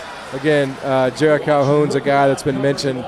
I mean, I don't think I've heard anything about that Cincinnati opening, so that seems to be pretty earmarked for him, when that season ends. But obviously a fantastic win for them. And then just on the Villanova side, Kevin Willard's, taking over there. Yeah. First year. Great year. I would say you'd have to start there, right? Great year. Great year. Yeah, I mean, it's like, and even in the last game where you lose, you still played a good game. Right, like obviously some of the things as far as playing defense without fouling, keeping guys in front of you and things like that, but they still played a solid game for the majority of the game. So I think for Villanova, there's really no reason to walk away from this. You can be upset because you lost, but you can't look at the season as like a failure or anything like that. I thought it was a successful season for them. Step in the right direction. Most definitely. Like, step in the right direction. Because you're trying to bring a little bit of credibility back, right? I mean, that's what you're trying to do. Absolutely. Yeah. And that Caden Lewis, again, I keep saying, I said this earlier.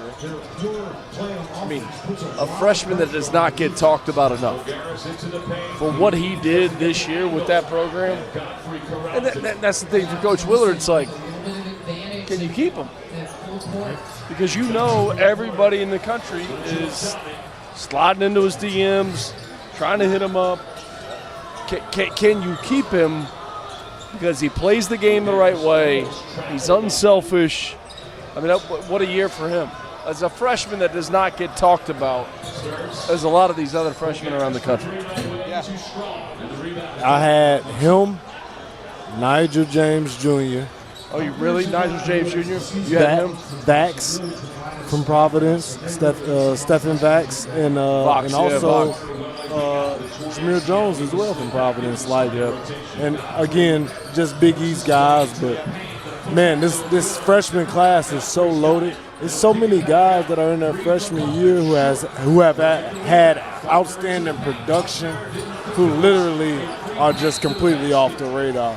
And I get it. I know why. Because when you got guys like Boozer and dybantsa and Berries and Flemings and A-Cup, like, you get lost in the shuffle with that. But the great thing about it, and this is great for the sport, the game that we all love and cover, is that these guys are probably going to be back next year. All of these guys are going to be 100%. Back next year. They're going to be back, and they're going to be better. So they'll get their moment in the sun. They'll get their time to shine as well, too. Yeah, I would say just big picture, the Big East needs Villanova, right? I mean, yes. I mean, the problem with the Big East the last couple of years has just been like, all right, after UConn and St. John's, what do we have? So if we can get a Villanova that's credible every year, the floor is high, that will help a little bit in the Big East, right? I mean, I'd say just college basketball in general. Like when Jay Wright and Villanova was winning those national championships and, you know, they were making deep runs in the tournament, college basketball was awesome, right? Like, because it just gives you, to that point, like it gives you a team from another conference that's viable for a championship, you know? And I think to the point of the freshmen not talked about, I think we get lost in the shuffle of the transfer portal and all of these players that, yeah, they're proven, they've played at the college level already. But there's also some players that can come in and produce as freshmen, right? And we're not just talking about the guys that are going to go lottery picks after 1 year. Like, there's some guys that can still hoop that are coming in from high school. And so I think to that point, like, it's great to see guys that are kind of under the radar that are still producing and putting up numbers and that are going to still come back to college and be a dominant force probably for the next few years.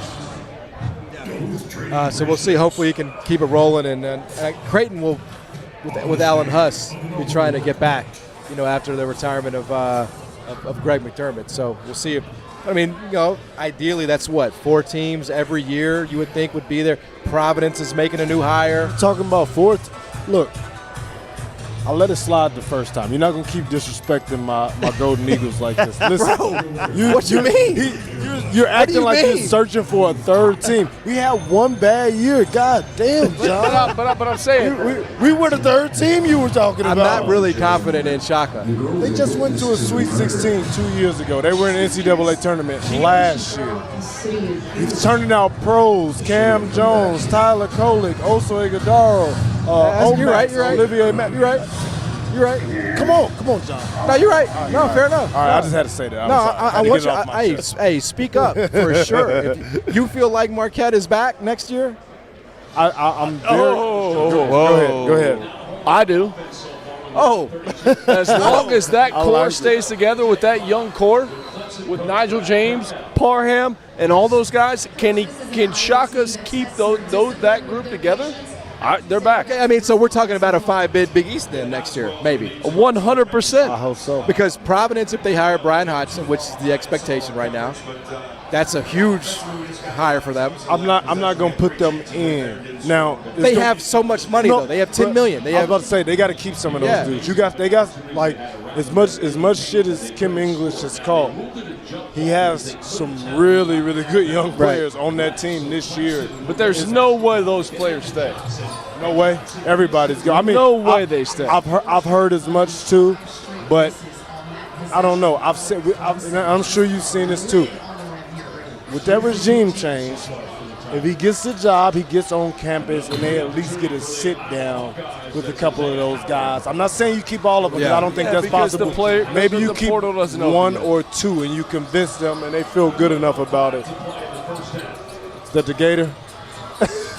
Nothing better. What are you doing? Nothing better than the Gator. Every time you see a gator, you have to point it out. Yeah, like no of matter course where I it do. is. Yeah, and I Come on, want to. man. I want to be. That is Todd Gold. Yeah, exactly. I want to be on your side because my wife is a Gator. Darn right. I do.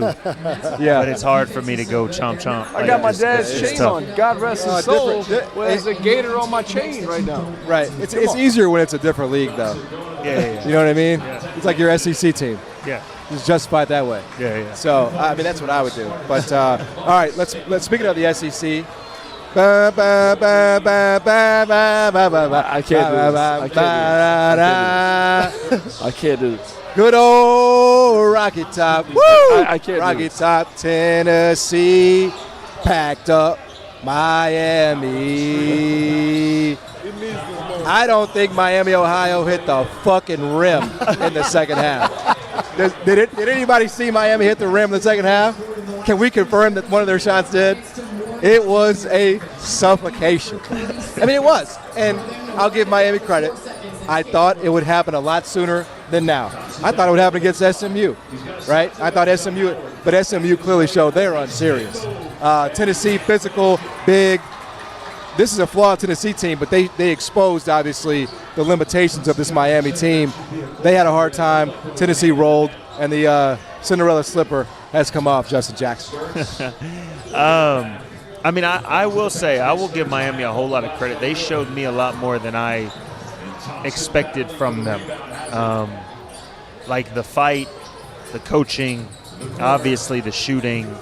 Like they showed a lot more. But when there's certain deficits you just can't make up. It just is what it is. Like they played against an SMU team and they exposed SMU's lack of defense. Yes, they did. Lack of resistance and lack of inside presence. And then you go against a Tennessee team who that's all they have is inside presence. That's it. I mean, it felt like every time I looked at the TV, it was some sort of lob or dunk.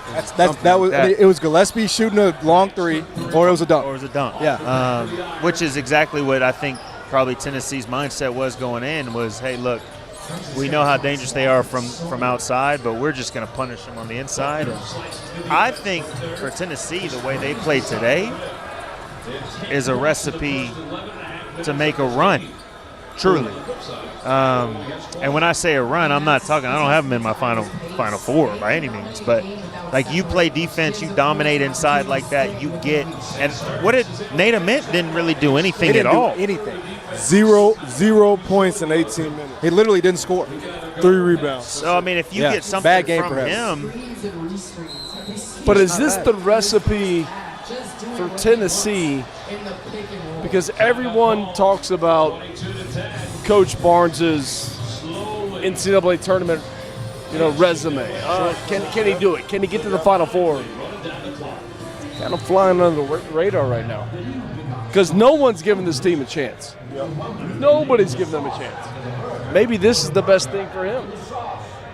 I always like it when he does fly under the radar, but I will say this. Man for man, this is the worst defensive team he has had probably in the last 4 to 5 years. That scares me. And then the second thing, and Justin, I'm with you on that, but Nate Ament has got to play, and he's got to play well. If they're going to fly under the radar, get there. Gillespie showed up to the party. They got to have both of those dudes playing at a high level. That's why I ultimately, like, I 100%, I feel you. I want to believe him. But, like, it's non-negotiable for Nate Ament to not show up. Like, you can't get away with that with a real team. Right. You can get away with it against Miami, Ohio, whose tallest player is me. Right. But you can't get away with it against a real, and it's just 0 points in 18 minutes. There's nobody that's going to be, like nobody's picking up that slack. But the only reason I say it's the recipe for this particular Tennessee team. Like, they have to play this way plus Nate Ament playing well. The only reason I say it's a recipe for a run is because they play Virginia next. Yeah. Yeah. And I like Virginia a lot, but I wouldn't necessarily say they're a juggernaut. For sure. You know? For sure. So you make it, you go into that game against Virginia playing like this, and you get some sort of. And what you know, they guard. They guard. That's what you know. That's it. And they're going to be physical on the inside. 100%. So I don't know. I just think when it comes to tournament time, I don't necessarily trust Rick Barnes' offensive schemes. Yes. When it comes down to like, okay, we really need to put the ball in the bucket. But defensively and on the inside.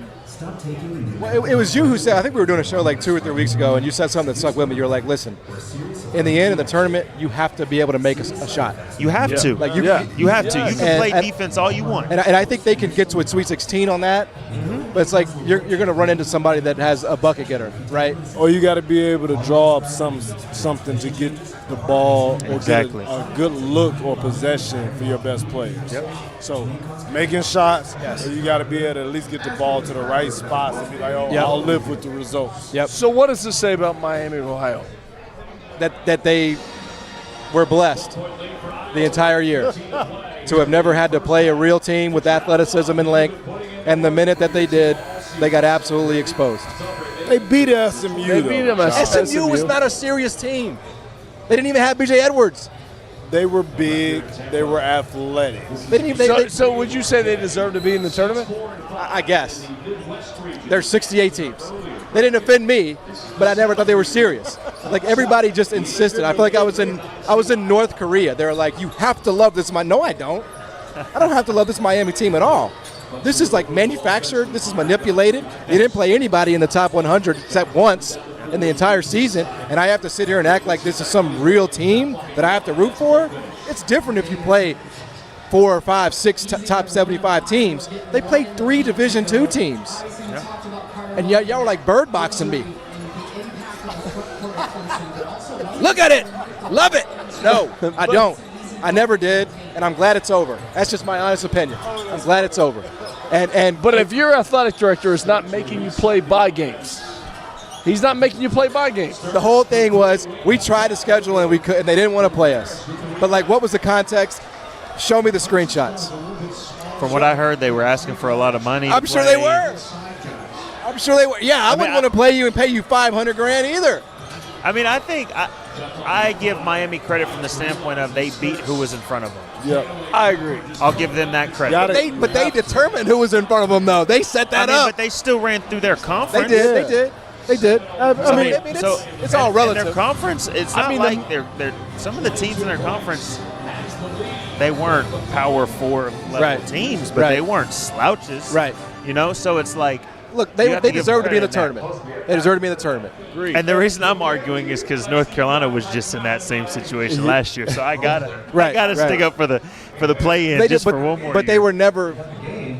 They were never nearly as good as their record indicated ever. I don't think they were a threat. I think that's the best way to say it. I think they deserve to be in the tournament, but I don't know if they were ever a threat. I'll say this, and just tell me if I'm wrong. I think this looks a lot different if they go and they at least make it to the championship of their conference tournament. Agreed. Seeding is going to be different. Can't lose to UMass. And I think it would have been. And I think it would have been. They did. I think it would have been possible for them to win 2 games. But in I mean, this tournament. look, you think about it. They That's were all I'm living saying. on If the that season razor's was edge all year long. How many games should they have lost in the match? But John, shoulda, woulda, coulda is only good They still for won.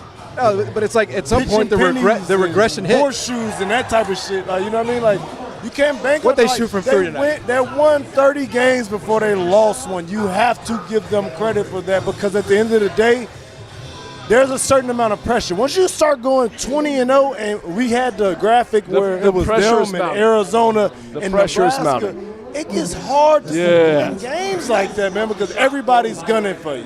They listen, the top 25 in their conference. I mean, everybody's gunning. Matt McCall, you know Miami was not serious, man. You know that. You know that.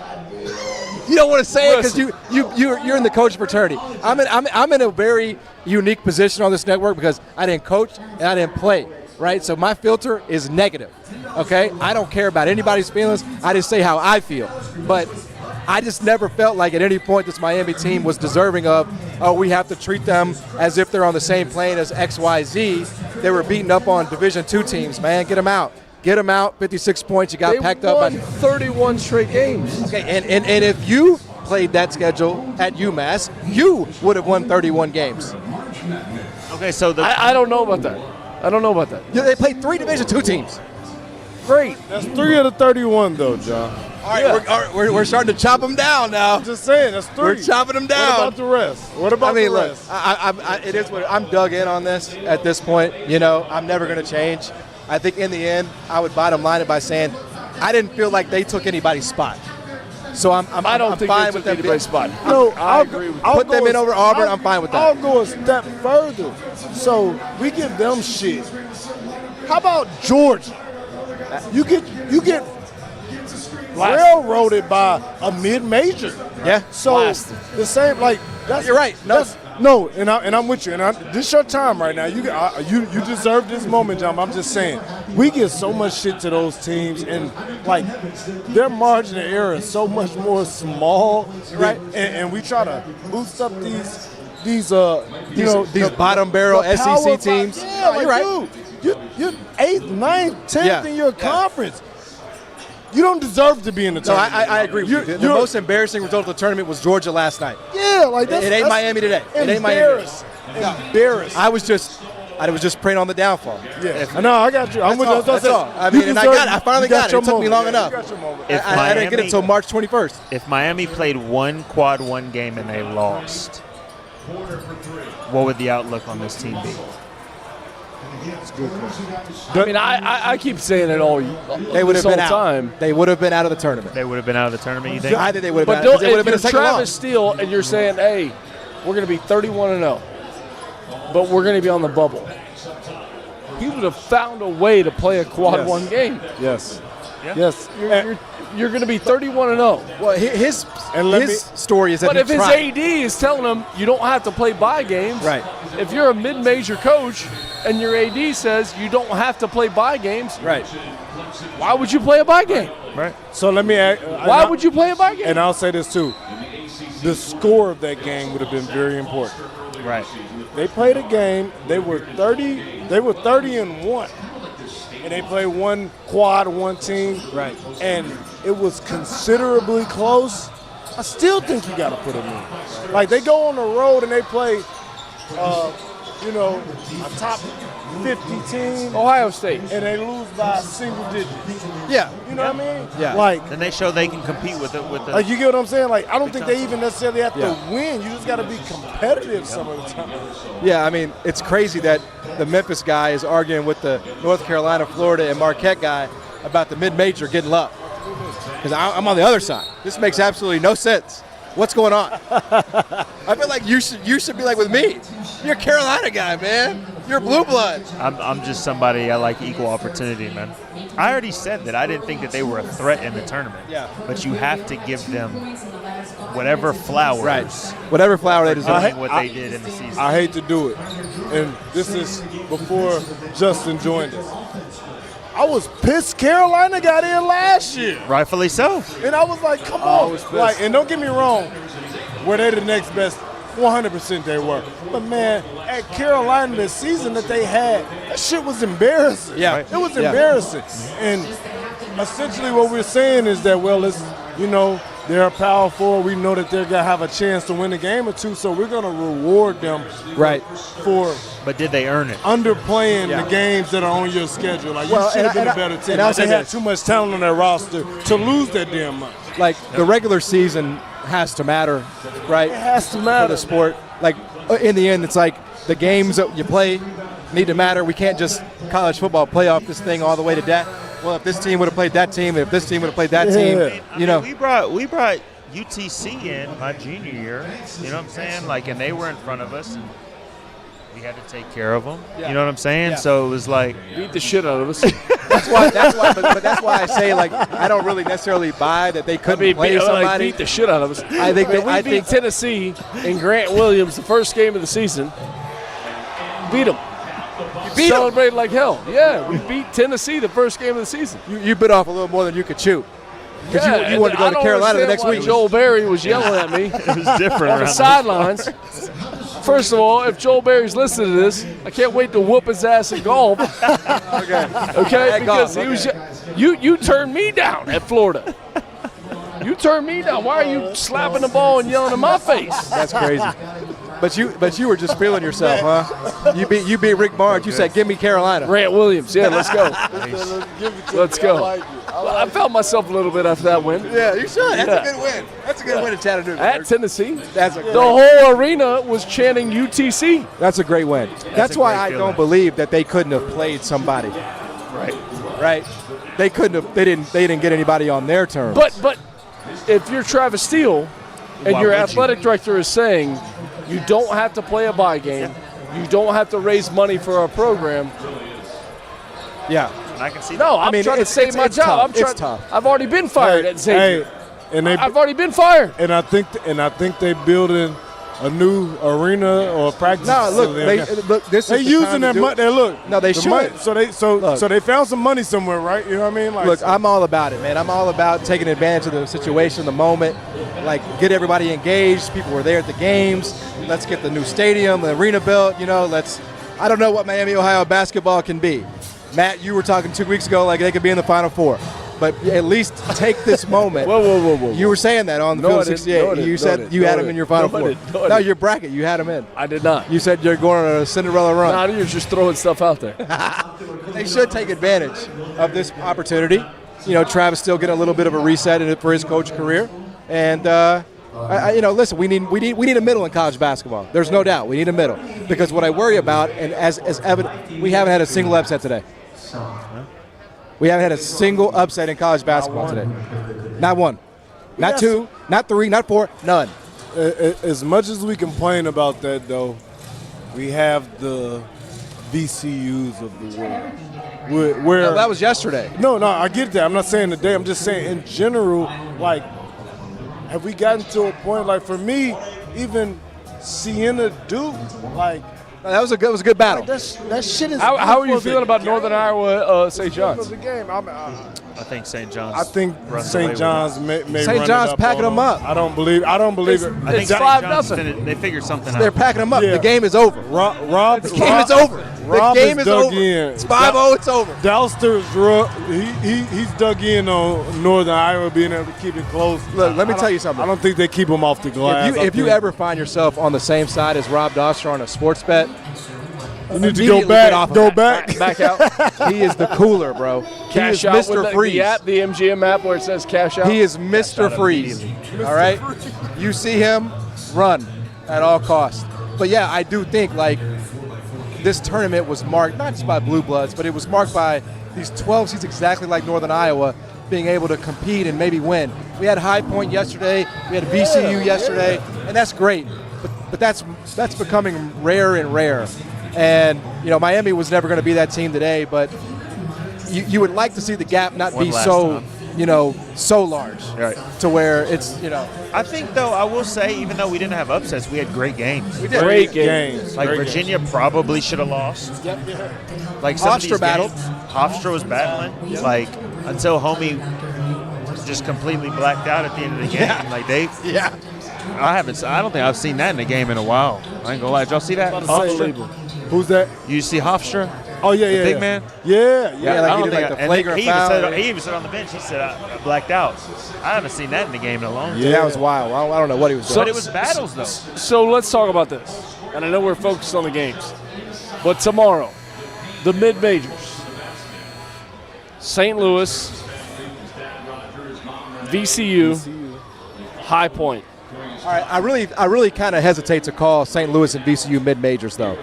I agree. Why? Because they're A-10. I agree. They're basketball I agree schools. with The A-10 is They a have money. mid-major conference. That is not a power conference. No. It's just call Like, it. the Listen. It may be the best mid-major conference. It's still a mid-major. But like those teams probably have like what, $8 million budgets. So those environments are ridiculous. So every team now, and that's what I'm saying. We have to figure out how we are categorizing what we are calling mid-major. So every team that American, has Conference money, USA, you Sun get what I'm Belt, saying? those teams. Those are those teams aren't playing. You get what I'm saying? I don't. Second so round tomorrow. But of all those teams tomorrow, Is who's Memphis a mid-major? Memphis is not a mid-major, but they play in a mid-major They're league. slowly becoming one. And he's right. No, he's right. Like you I'm said. not arguing with him about that at all. I'm just saying, like, Guys. it's certain precedents, but it's like, just because you have money doesn't make you not a mid-major. Is Utah State a mid-major? No. Utah State is? I would say yes. I would say yes. I would say There's they're another one that's moved on. of the 3 teams that I said playing tomorrow? Yeah, tomorrow. Who's winning? Who can advance to the Sweet 16? Ooh. Not one. Not one. Not one. Who's most likely? Not one. Maybe VCU. I don't know. High Point. VCU. What's the line? What's the line for the VCU game? The line is 11.5 against Illinois. Yeah, I don't like either. I don't like any of them. But if I had to pick, St. Louis, Michigan, no. no. Which no shame either. I'd say the No, best yeah. chance Illinois. is High Point, and I don't think that's. I don't And even then- think that's a. I mean, people legit- are gonna pick High Point because they just shit on Cal all the time. But you ain't beat that Arkansas team. I'm with Justin on High Point. That's the pick. You like High Point. I think it's High Point. If there's Of all those one that games, I makes think it, they got the best route. I think High Point and VCU are the exact same price. They're both 11.5 point dogs. So, and then St. Louis is 12.5. So, yeah, I mean, this is not a tournament. I hate to say it, unless you're a brand. but somebody also The have and the have-nots. Bro, it's never been. I literally, we've buried Cinderella in the back. If you want to visit her, you can. The clock struck 12. I got you. She's out there. I was talking to somebody the other day about this. Think about how great that Final Four was last year. It was great. It was the best Elite teams. Final It was. Four. I don't get mad about that. Elite. I'm not mad about it. Think about whenever St. Peter's made their run, and then how their season ended. Yes. And then FDU. You know When what they I'm beat saying? Purdue. Like, it was a great story. Don't get me wrong, and it made those kids and the coach, like, it made their entire everything. Yep. But for the fan, that last game wasn't a good game. No, it was not. That Final Four last year was elite basketball yes. at all times. Yes, it was. You know? Like, remember when All close games. Yeah. Loyola Chicago made the Final Four? What was it? I don't know, 10 years ago. I don't quite remember how long it's been, but it's like, I don't need to see Loyola Chicago in the Final Four. I need that story to get wrapped up by the end of the first weekend. But That's where I'm at. 3 years ago when you had San Diego State and FAU. That was a brutal That's what I Final was Four. about It was to say. It was- awful. it was two two of of them. them. Horrible Final Four. The only reason I really hated it that was a Final brutal Four. Final Four is because how good UConn was.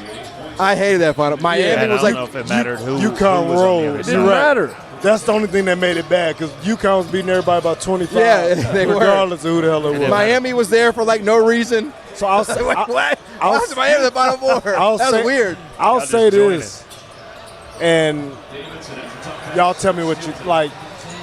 You can still get a quality Final Four and have early upsets. Now, when we had 4 1 seeds last year, Yeah. Yes, like, and we're gonna have it again. Like, no, we're not. We are. Let's bet it. Let's You bet want to it. bet all four? Oh, I want to bet that. Let me see I'll what take it. what price are you offering? Oh no, Even money? We got to come up with something good. I've heard John. you're kind We'll of come up crazy with when something it good. comes to the bets. Like that I never. would bet that that too. never I am. happens. But I mean, who's what one is losing? Duke. Michigan. Yeah, I mean, Duke took the smelling salts yesterday. Yeah, I was They're about to fine. say we said it together. Duke's like, fine. shit, They can, Yeah, they can no, lose. they're a little vulnerable. I'll give you that. Yeah. I have not loved what I've seen from Duke. Justin just said Michigan. Give me Virginia over Michigan. Oh, you are a Virginia Okay. guy. You're a Virginia guy in the Final Four. Okay. But Here I'm you just, go. Here- but I'm just saying. look I don't at Cinderella. Think, She's I don't being- think we need all 1 seeds to have a great Final Four. I'm not saying necessarily that the mid majors make it all the way through, but upsets is what makes this fun. Like shit, we're playing basketball for 3 straight weeks. It's 3 straight. It's too many games to have just blowout, blowout, blowout. Top seed win, top seed win. That's what makes March special. I think Northern Iowa's live team total is 42.5. They have not scored. Where's Dauster? Dauster's on Northern Iowa points? Say again? He's on the Northern Iowa points? No shot. There's no I think way he is. I think he is. They may not score. We need to have a sit down. Here he is. I mean, here he is. St. John's has 13 points. 13-0. All right. Great play, Rob. We're going to take a break. Woo! We have a big segment coming up with some very special guests. Stick around. This is the Watchathon right here on Field of 68. As you know by now, we have teamed up with BetMGM again this season. We'll be using BetMGM lines to make all of our picks, and we will have special offers for Field of 68 fans, including same-game parlays, best-in-class live betting, and daily odds boost. If you haven't signed up for BetMGM yet, use bonus code FIELD to get up to a $1,500 first bet offer on your first wager with BetMGM. Here's how it works. You download the BetMGM app, you sign up using bonus code FIELD, you deposit at least $10 and place your first wager on any game, and you receive up to $1,500 in bonus bets if your bet loses. Just make sure you use that bonus code FIELD when you sign up. Make this college basketball season one for the history books. Make it legendary. And don't forget, if you haven't signed up for BetMGM yet, use bonus code FIELD and get your $1,500 first bet offer today. It's 2026. Everything in our world has leveled up. Our phones are supercomputers, your car parks itself, but your razor is still flimsy and overpriced. That's where Harry's Plus comes in. Harry's Plus has an advanced pivoting system to reach every corner of your face. It has refined blade tech for a close and smoother shave, and has a weighted metal handle for added control and comfort. Most importantly for me, Harry's Plus has German-engineered blades that are honed at 3 different angles to cut hair cleanly and without razor burn. I may have a beard, but I still need to shave my neck to make sure I don't look like Paul Gasol. And with Harry's, I have never dealt with razor burn, painful bumps, or the kind of nicks and cuts that you get with drugstore blades. If you don't love your shave, Harry's will make it right, no questions asked. There's zero downside to giving it a shot. For a limited time, our listeners get the Harry's Plus trial set for only $10 at harrys.com/F68. This set includes all new Harry's Plus razor, 1 refined 5-blade cartridge, a 2-ounce foamy shave gel, and a travel cover to protect your blades on the go. Just head to harrys.com/F68 and tell them we sent you.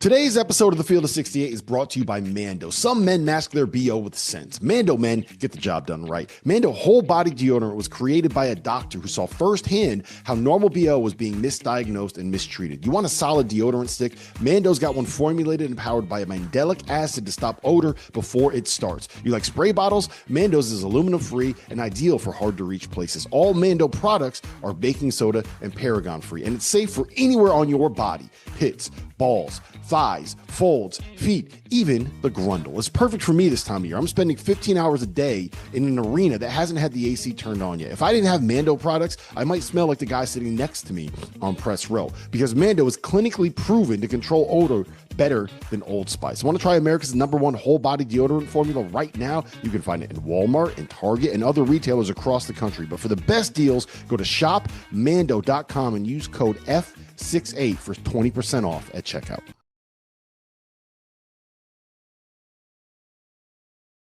Let me tell you guys about the $500,000 bracket challenge at BetMGM. If the team you pick scores the most points, you'll score bonus bets. For each round of March matchups, you have the opportunity to predict which team will score the most points. If you're correct, you'll win a share of bonus bets. How to get in on this offer? Just 3 easy steps. 1, enter the March matchups $500,000 Pick'em free-to-play game. 2, pick which team you think will score the most points in any round of the NCAA tournament. And 3, if the team you select scores the most points, you'll win a share of bonus bets. All right, we are back at MGM National Harbor. I'm not normally the host, but Dauster was asleep at the wheel. I thought I was going to get a countdown. Take over here. We got Scott Van Pelt here. How are you? Stanford Steve, Rob Dauster. Good to see you. Really good to be here. Yeah, it's good to be here. A lovely meal. Big fella took care of that. We Delicious. had a great meal. Great meal. What was the name of that place? Ginger. Ginger. Ginger, anybody who comes by here, go to Ginger. If he passes out later, it's because we just smashed an inordinate amount of food. I want to know where my invite was. Goodman, I appreciate you. You had already gone for dinner. Thank you for the invite. It was a rookie move. Goodman just invited himself. Pretty much. I was not aware. I didn't know we were eating with Goodman, and then he was just there. I just love you. You're doing a really nice dinner. Look at what he's wearing. Yeah. Look at him. He's not looking much better. We got a vet. I'm not hosting a show. I just came to see what was going on. Repping Maryland as always. You know how that goes. Yeah, that's not well right now. Not well, but we'll give you. Got to rep them no matter what. That's right. Good to see you. What's your overarching thought on this tournament so far? Is what? I mean, we're still yet to see some of the big boys go tonight late. I mean, Florida's the biggest favorite in the tournament thus far, and I presume they're going to win by God knows how many. I think we thought it would be chalky. Mostly it has been. I mean, we've had some amazing finishes. The Santa Clara, Kentucky ending, poor Sendek, Steve and I were saying, he just turned the wrong way. You're chasing one official. Yes. There's a guy right behind you. You can get a timeout. You tell your guys to foul, and maybe they're moving on. But I mean, overarching is just, I feel the way I feel every year, fellas, that these 2 days, and you're with two guys that are like you and are like your audience that live for these days, love these days. There's nothing better than Thursday, Friday, and even right now, there's still a bunch of those teams that are still waiting, you know, and the dream's still alive, and you hang on to that dream as long as you can. Yep. What do you make of the lack of mid-majors kind of making a run here? You know, we haven't seen it for 5 or 6 years where they get to the Final Four, a true mid-major, double-digit seed. Is that a thing of the past? A true Cinderella? I'm not talking NC State finding a way to get it. I'm talking real Cinderellas. I mean, look how close a number of teams, like Santa Clara was this close, right? Yeah. I mean, define mid-major. Like, who are you talking about, really, when it comes to that? Not a Power 5 team. I understand. Look at how rosters get pilfered. I mean, I just don't know how any school, like we were talking about, like if you're in the Belmont space, like, and I mean, obviously I'm a Maryland guy now. Jacoby plays for Tennessee, but like if you live in that space, your best player's playing for a Power 5 team next year. It's just how it goes. Yep. I mean, and every now and then you see somebody that says, I'm going to stay, and you're like, good, right on. I saw like a scorer from Denver's going to stay. You know what I mean? Yeah, awesome, right? Yeah, cool. That's like for the guy that says, I'm not leaving, I love that, but I think you could win a game or two, because in 40 minutes anything can happen. But like Steve and I talk about why his list is so small of how many teams can win a title, winning 6 is hard as hell, man. We know that. Who do you guys both have winning it? I went Houston just because I felt like there was too much Arizona. Like in the bracket pool, I always try and switch it up at the end, just in case it's a chance that you do have a bracket. I had Virginia going to Final Four. Looking all right now. I just thought there was a chance for that to open up. And Michigan, I still think really misses Kaysen. I think like going to the Duke game, seeing what that they're right there. Those two are the best of the best, right? But when Cadeau doesn't have it, Kaysen did an unbelievable job of giving them what, even if it was getting the ball to Mara or getting the ball to Yaks, or making shots. I thought he filled that role great. So I just wonder about Michigan. I'm not saying they can win a national title, but I just thought it's been pretty evident since he went down. They haven't looked like they were when they were just burying teams. I picked Arizona simply because I feel like, and maybe it's recency bias, because last week we saw both Florida and Michigan not just lose, but lose against peer group teams by double digits. Arizona has played, I think, closest to its ceiling all year long. We really haven't seen them have a garbage game. Yeah, they got beat by KU. That's going to happen in Fog Alley. They lost at home to Texas Tech by what, a bucket? But it's going to take a lot to beat them, and I love their front court depth. And to me, Burry's, like we all saw, we were talking about this earlier, like Pete, that first game against Florida, you're like, oh my God, look at this dude. What a freshman. And then you're like, oh yeah, by the way, the backcourt guy's better. And over the course of the year, you've seen that. I mean, they're loaded. And then, oh, by the way, Bradley won Big 12 Player of the Year. And then he hit that bucket in... and you know who might be the most important player on their team? Krivas. Yeah. Well, defensively. Because he's going to take the other guy, and he could guard more than just his position. He's going to take him out of what they want. Yes. That's why I picked him. Even though, to Steve's point, they're on a lot of brackets, man. Yeah, but they can beat you anyway. That's the thing about them. Yeah, like I said earlier, they don't care who scores either. I love that. And that's a thing that teams Love can it. say, but maybe like I kind of want mine. I really believe they don't care. And we've had them on SportsCenter a bunch. And, I mean, it's become the thing all teams do, right, where they all hang out with their coach. But you can't fake connected. You can't fake that. At some point, it's going to reveal itself. A lot of people in that coaching staff off the record, right? And they're not going to lie to me off the record. They all say, like, the chemistry on this team is ridiculous. So You see it. Goes a long way in this day and age. And it's hard because how do you create it when it's such a mercenary kind of situation now? And I mean, look, they brought in some guys, but they've also had a little bit of continuity there. And when your freshmen are both great dudes and arguably their best players, I mean, it's an easy pick to make. I think my favorite thing, I'm going to switch gears a little bit. My favorite thing about the show that you guys do at night is when you get players on, you get coaches on immediately after massive wins, right? And it's you're sitting there and you got the camera on them and you see people dumping water on their heads or you see the celebrations in the background. What is that like? In that moment, they're like 90 seconds removed from one of the biggest wins that they've had, and you're able to sit there and talk to those guys. I think that's my I've talked about this a lot. It's my favorite thing about the gig is that you get to visit with people in moments of high achievement. You get to visit with people when there's sweat still on their shoulders, or sometimes champagne, and sometimes confetti. And Steve's heard me mention the story years ago. We had Dabo on, and we were in a commercial break, and he was looking down, and I saw him shake his head and just almost chuckle. And I said to him, I said, "It just hit you, didn't it?" And he looked at me, and I was like, "Yeah, Coach, you're the national champs. You just beat Bama. We'll be with you in 30 seconds." You get to share those moments with those people in those moments. And, fellas, I've done this a long-ass time. And the beauty is, like, it never gets old, you know? Like, Steve did it. He was guy in the arena. I never did. I never played at any level quite like that, and obviously never will. But getting to share those moments and trying to pull out of them the feelings, and you guys do a great job with it. You visit with these coaches and players right after. Nothing like it. Nothing. I mean, I do think sometimes, and it's a fine thing, and he's the best that there is. Sometimes it's almost too soon. Yeah. Because they're literally like, holy shit, we just won. Right. There's Scott Van Pelt. It's like, and you could see like they're still trying to process. Remember Jeff Green? Jeff Green when they won a title. My man was having a moment, and then Unc just checked out. And he was just like, man, I got to go. Yeah. And I'm like, we'll see you. And this is a great story.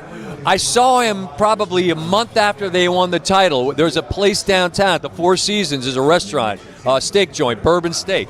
And I'm there with my wife, and he walks in with his family, and he comes over and he's like, "Man, I'm sorry." I'm like, "For what?" It was the most pure moment, and I totally could sense what it was. That you spend your whole career chasing it, you got it, and now it's like, man, I am useless to you right now because it's a wave, and I'm just ducking under it, and it's just such a treat, man, such a treat. Yeah, there's not much I don't want to say that. I think I miss going on your show with you guys more than anything. Period. Not even close. Well, I appreciate that because you know that we love, like, we joke around about, no, you don't know ball and this and that. You know that you're sitting with two guys that, again, like your audience and like you, we love this, genuinely love this sport. You could do this. We've talked about this. You came on with us last year. You fell asleep before. You did. You were knocked out. You wake up, and it was like you would never fall. You were going for an hour straight. I'm ready to go. I know. Well, I'm ready to, especially, and like this is the sweet spot, fellas. We wait all year for this, and then now we're gonna start getting our answers to who's who and what's what. This Purdue team's fascinating to me because Steve and I, and I'm sure you guys talked this through. They lost 5 games in Mackey, man. I know. Not just 5. They lost 5 in Mackey, which is as good as there is. And we're like, I don't think so, man. And then they find something in Chicago, and now, okay, so now Smith's the all-time assist guy in the league, and they in an era where no one stays in the same place for 4 years, they got 3 of them. They got 3 of them that have. But like, Can they do it? Like, can they reel off 6? That's the only thing left for Painter to do on his list is to get that last one. If they did, I'd be psyched for him. But, in Indy. Yeah. Oh, I mean, In Indy. That would be insane. boil the bleep up. I don't. All right, here, I they'd got be a one for dog, both but of I don't you. know. I got one for both you guys. Give me your top 5 in order. If you're an NBA GM right now, who you're drafting. I know, no, it's brutal. I'm not going to go 8 deep. All right, you want to snake draft it? I'll give you the first pick. No, you got to each give me your start at 1, and you let me know if you agree. I have Acuff 1. Wow, you and Kendrick Perkins? I love him. Wow, 1. Yes. 1. I'm taking dybantsa 1. I'm taking dybantsa 1. That's fine. And then I'm with him on Acuff, but like the Peterson thing this year is hard because we just didn't see enough. You don't have all. It feels like you don't have all the info. That's the hard part of it. It feels like the story is incomplete. You wish you had more info. That's fair, but I've seen enough from Acuff to know if I tell you what, if you're 2 and AJ's gone at 1, I'm with him on Acuff. That will be a hell of a conversation. Because if he's not 2, if he's not 3, or he's 2 or 3 for me, and Peterson would be 2 or 3 for me. My issue with Peterson is if they get bounced early, then what? Like, we spent all year wanting to see more. Then it's done. And that's what you're going off of? Well, you're going off of spurts this year. You're going off of, did your guys see him a year or 2 ago when we saw him? Yeah, no, and he was a different player. He looked like a completely different player. And then obviously you're digging not on the medical, but you are talking to everybody around that kid to try to figure out, all right, what really happened. So those are the 3, though, right? Yeah. In some order, and then who? I don't have Acuff 3 yet. Who do you have? I'd have Boozer 2. Really? Yeah, I'd have Boozer 2. I'm not. Cam Boozer 2. I have Caleb Wilson 3. I love Wilson 3. I have Wilson over Boozer for sure. Yeah. We were having this conversation at dinner, Rob. I'm interested in where you land on this. Boozer's impressed me because his motor, and you talked about that motor before we even got there. You see it. He's giving you 20 plus and 12 plus. That's a given. That's a given. So I don't worry about energy. I don't worry about IQ. I don't worry about passing. He's not explosive. He gets his shot blocked around the rim at this level, and that jumper from 3 is nice, but it takes a long time to get it. Do you want to do your? No, I mean I did it at dinner. I did like this prolonged because it takes a long time. It does. That's not going to talk me out of drafting him. I'm just saying that's my concern vis-a-vis some of these other guys. You know what I mean? So my take on him is I think he's just so well-rounded that it doesn't really matter about because if you're going to put a bigger guy on him, you're just going to pull Boozer away from the basket and they put him into ball screens, right? They let him be the guy that handles the ball in ball screens in crunch time situations, right? He can get to the basket, he makes all the reads, he makes all the passes, he can overpower smaller defenders. Here's the thing about Boozer. He's played against all these guys, AJ, Darryn Peterson, Darius Acuff, every level of basketball his entire life. Yeah. When was the last time? Do you know this? I don't know if I've told people this. I don't know if you heard this stat yet. When was the last time Cam Boozer did not win the last game of his season? Did not win a championship? I don't know. 6th grade. And all of these guys winners win. Winners win. Winners win. He's so good. But we had when you got as many guys as Duke's got, you can make a comp for whatever you want. And you've said like the negative comp might be is he Jahlil Okafor, and you go okay. Like you're saying that you've heard people make that comp if they don't love him. But I think that's bullshit. I think you're trying too hard to find a negative comp, and that's just because Duke's got 60 guys you can name. You know what I mean? I think his ceiling is, or his basement is higher than that too. I think he's gonna be a winner. All right. So let's finish it up. So you again, what? I'm dybantsa, and then I'm Peterson and Acuff, and then I'm Boozer, and then I'm Wilson. I have Acuff, dybantsa, Peterson, Wilson. Doing this thing he does. You have other guys. He's doing this thing he does with Duke people. That's what I'm thinking. You've got Nate. He keeps going like this. Over Boozer? I believe so. I love what Amen can do for the next level. Me too. That Second combination of contract length, guy, too. handle, Yep. and he's going to get 25 nightly like nothing. I'm convinced of it. The lack of lift with Boozer around the rim is what it's tough. It scares a lot of people. I'd love to see him dunk more. Like at the end of the Virginia game, like he's got to run and start, but he kept trying to go for layups and finger. Like just go dunk it. I would too, just to go to the line, because if you don't dunk it, you're going to the line. Yeah. Make your fouls.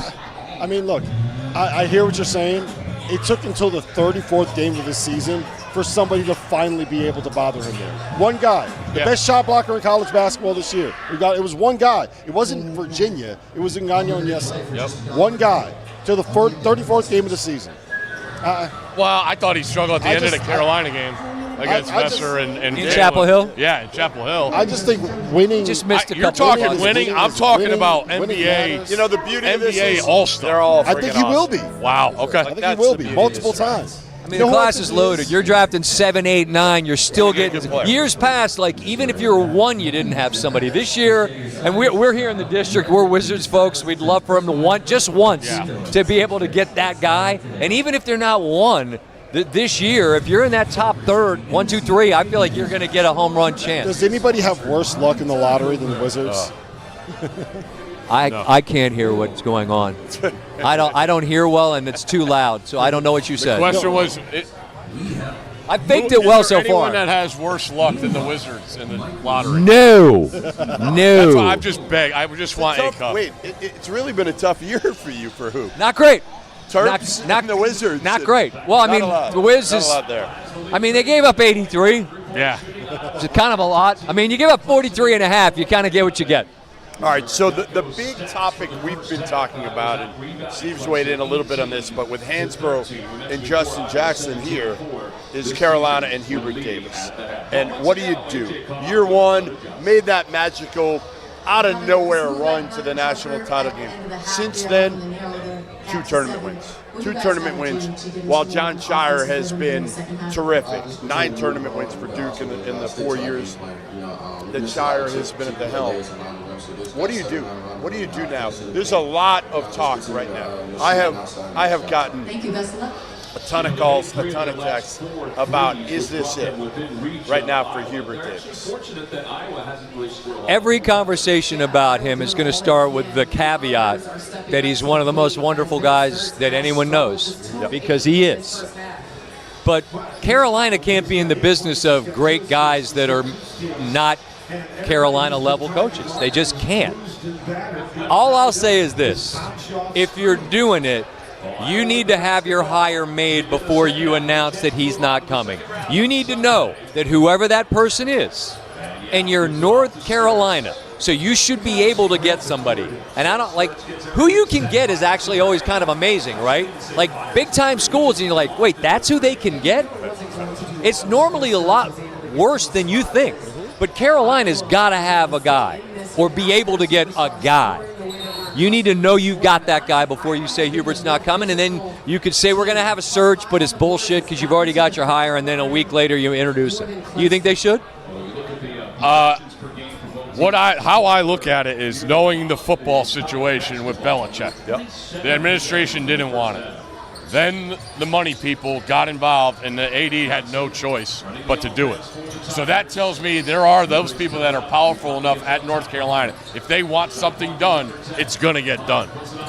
And that's the way I look at it. So and football doesn't have nearly the juice as basketball at Carolina. If the money people at Carolina on the hoop side want something done, you've got to think so. And then like just talking about like this deal with the Dean Dome and moving it, like it's a disaster over there of how they the have different 2 sides ADs, are. They're paying 2 Yeah, ADs. $3 million total this year. Here's the one thing I heard you say, Rob, and I'm going to give a little bit of context to what you said earlier, which is Billy Donovan's the name that is going to be thrown out there a lot if they do make a move, okay? You're looking at me like, go ahead. You surprised? I mean, it's kind of interesting with Donovan. He's a great coach. I mean, 1, 2 in a row 20 years ago. Completely different world now. It is. But that I don't know who No, I don't know who else would is is engineered to manage right now. I'm not saying I'm not poo-pooing Donovan if you could get him. You're just saying it's been so long. But Can he come the back? thing about, Am I wrong? Here's the thing about Billy Donovan is that he's never operated in the portal era. That's my He's been point. gone for a No, decade. but who cares? And He can he's figure not that gonna out. be He able to- hires a is he gonna staff. leave now. Like if you hire him, he has to leave the Bulls now. He's not No, going to leave. He doesn't have to. He doesn't have to. But I talked to somebody while we were. Because if you want to build the roster, Listen. you've got. Here's what you do. The season, they're not going to make the play-in. Their season is over April 12th. Okay? You can take the job. The Bulls are done. You can do both jobs for now. You can tell the Bulls players, hey, you know what? Vacation starts early. But if you got to wait till the 20th of April to join the party. 12th. Oh, 12th? Not that long. It's not that long right now. You got to hire a staff now. They got to be on the portal. You got to be making calls from Chicago, doing Zooms during the day. I mean, you could do it. You could do it. It's not as far-fetched as it sounded. How could you have two jobs? Well, because one job is just, you could also go to Reinsdorf and, hey, listen, man, this is what I want to do. I'm going to get you off the hook for $10 million a year. You think it's going to do you think it's going to happen? Not this particular hire, but a new person in Chapel Hill. Today, I feel more. Yeah, I feel like gun to my head now. I feel. I'm not going to shoot you. And a year ago, I don't want to kill you. A day ago, if you had told me that, I would have said no shot. That's But what I want to make the point. ended- I specifically, a week ago, you no guys chance. on this show had a conversation, and it was like mulligan for Hubert because of Caleb getting hurt. They said that though. If you remember, they said it. I said it? I asked you guys. I didn't weigh in on it. You guys said yes, he's fine, and the way it ended yesterday. That's the problem. That's the issue. Is Yeah, the you way get that it blown. ended. Yeah.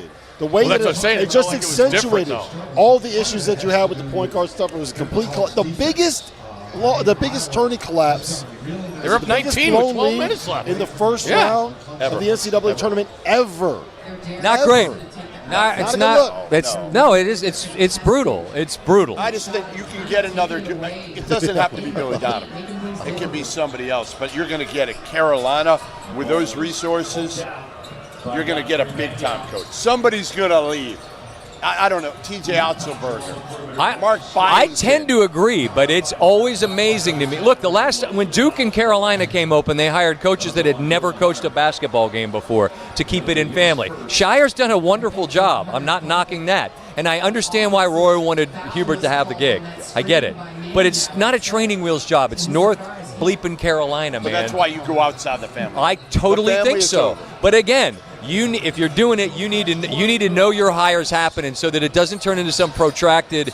So and so turned them down. Carolina cannot get turned down. It's got to be. They're North Carolina. They're done, and they got their guy. They Exactly. already got their guy. That's why you don't do anything with Hubert. Correct. Even if you know you're going to part ways, you wait. You make some calls. You talk to agents. You find out who's interested, who would take it. Hey, Billy, do you want it? Nate Oates, whoever, Otzelberger. All right, we're going to pick our guy, and we'll part ways with Hubert, and the next day you have a new coach. That's the way it has to Have go, do it I that think, way. if they're doing it. All right. I know you want to go watch games. Get out I'm of going here. to shoot dice, baby. Are you? No, I don't. I just yelled $, yo. I don't even know what you do. I just yelled $, yo a lot. I might do that. $, yo! Did you win? No, never. Never? I don't play dice. Maybe cards, maybe there. I don't even know how you do it. You don't Stop know how you talking do now. it. You're just- Hey, congrats on the Thank you. success. You guys Thank are. I admire the churn, fellas. No doubt. You guys work your asses off in a space that I really, really love and care about. So it's good. Likewise. It's good to see you Likewise. both in person. Listen, Appreciate you. always good to see you. Likewise. Appreciate the friendship. Appreciate the help. Both of you guys. You got I it. mean that. Absolutely. All right. We'll be back with more from the Field of 68 Watchalong Marathon. As you know by now, we have teamed up with BetMGM again this season. We'll be using BetMGM lines to make all of our picks, and we will have special offers for Field of 68 fans, including same-game parlays, best-in-class live betting, and daily odds boost. If you haven't signed up for BetMGM yet, use bonus code FIELD to get up to a $1,500 first bet offer on your first wager with BetMGM. Here's how it works. You download the BetMGM app. You sign up using bonus code FIELD. You deposit at least $10 and place your first wager on any game, and you receive up to $1,500 in bonus bets if your bet loses. Just make sure you use that bonus code FIELD when you sign up. Make this college basketball season one for the history books. Make it legendary. And don't forget, if you haven't signed up for BetMGM yet, use bonus code FIELD and get your $1,500 first bet offer today.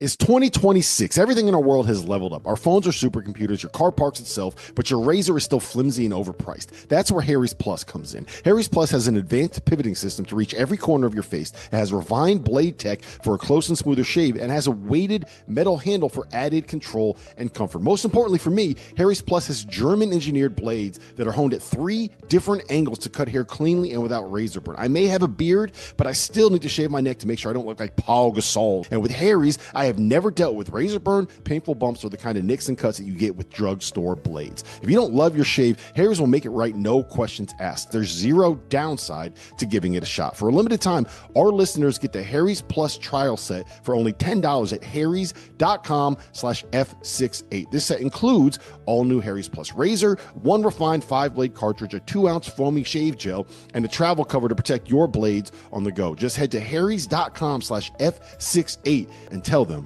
we sent you. Today's episode of The Field of 68 is brought to you by Mando. Some men mask their BO with sense. Mando men get the job done right. Mando whole body deodorant was created by a doctor who saw firsthand how normal BO was being misdiagnosed and mistreated. You want a solid deodorant stick? Mando's got one formulated and powered by a mandelic acid to stop odor before it starts. You like spray bottles? Mando's is aluminum free and ideal for hard to reach places. All Mando products are baking soda and paragon free, and it's safe for anywhere on your body. Pits, balls, thighs, folds, feet, even the grundle. It's perfect for me this time of year. I'm spending 15 hours a day in an arena that hasn't had the AC turned on yet. If I didn't have Mando products, I might smell like the guy sitting next to me on press row, because Mando is clinically proven to control odor better than Old Spice. Want to try America's #1 whole body deodorant formula right now? You can find it in Walmart and Target and other retailers across the country. But for the best deals, go to shopmando.com and use code F68 for 20% off at checkout. The Cavender twins are facing off in the Court of Legends game, and you can enter the Pick a Twin to Win free-to-play game for a chance to win a share of $2 million in bonus bets. How do you get in on this offer? 3 easy steps. Opt in to the Pick a Twin to Win free-to-play game. Select which Cavender twin, Hannah or Haley, you think will win the Court of Legends one-on-one basketball game hosted at the Bank at the Bellagio in Las Vegas. And 3, if the twin you select wins the game, you'll win a share of $2 million in bonus bets. Hey everyone, Jeff Goodman here, and I'm excited to tell you about what's going on with our partners at Voodoo Rangers. You know what makes March even better? Chaos. That 111C that nobody believed in suddenly ruining everyone's weekend. And this year, Voodoo Ranger wants you to bet on 11. Grab a can of G-Force IPA with 11% ABV, then register that beer at bet11.com. If an 11 seed advances, you have a chance to win a juicy prize, $11,000. We're also taking a trip to Vegas, exclusive G-Force merch. And if an 11 seed pulls off an upset, 1,100 fans could win cash for their next round. It's the juiciest bet of the tournament. No brackets, no stress, just cold beer and beautiful chaos. Visit beton11.com to enter. Win or lose, still got beer. Learn more at bet11.com. You must be 21 or older. No alcohol purchase necessary. Legal in all 50 states. Full rules at beton11.com. We are running it back with Splash Sports, ladies and gentlemen. Last year, the Survivor contest that we hosted with Splash paid out $40,000 to the winner. This year, the grand prize pays out a guaranteed $100K. For just $25 an entry and up to 133 entries, you can get a chance to prove that you are smarter than the Field of 68. Survivor is the future of March Madness. Just pick one team every day of the tournament to win, and if they do, you advance. The catch? You can only use each team once. We're also hosting a free-to-enter bracket on Splash. If you're looking to host one of your own, Splash can handle everything for you, from the entries to the payouts to the standings. We'll be running it back with the Sweet 16 Survivor contest as well for those that do not survive the first weekend. And Splash is now offering Quick Picks, a daily fantasy game that allows you to predict whether a player reaches a certain number on a specific stat. All links are in the description below. The big dance starts soon. Get in before it tips off.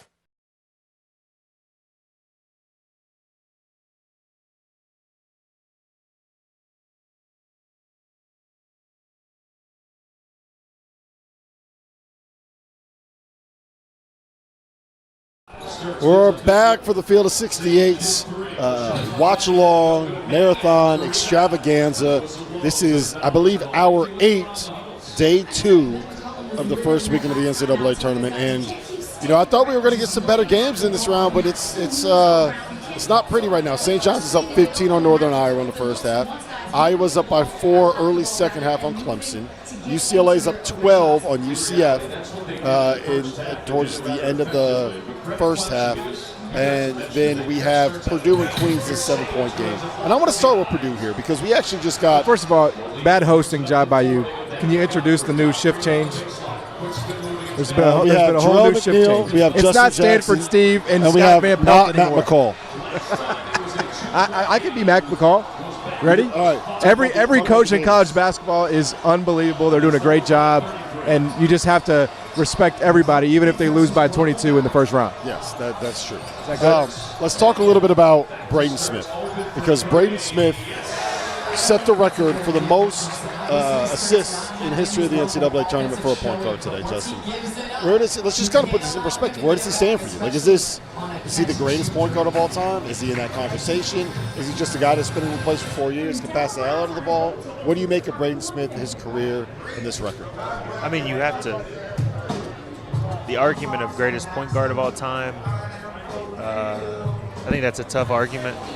I mean, because you talk about John Stockton leads in assists in the NBA, and probably not many people would say he's the best point guard. But what Braden Smith has done in his college career is unmatched, right? Like the way that he's played so consistently at the same school for so long and been able to produce and do the things that he's done and the numbers.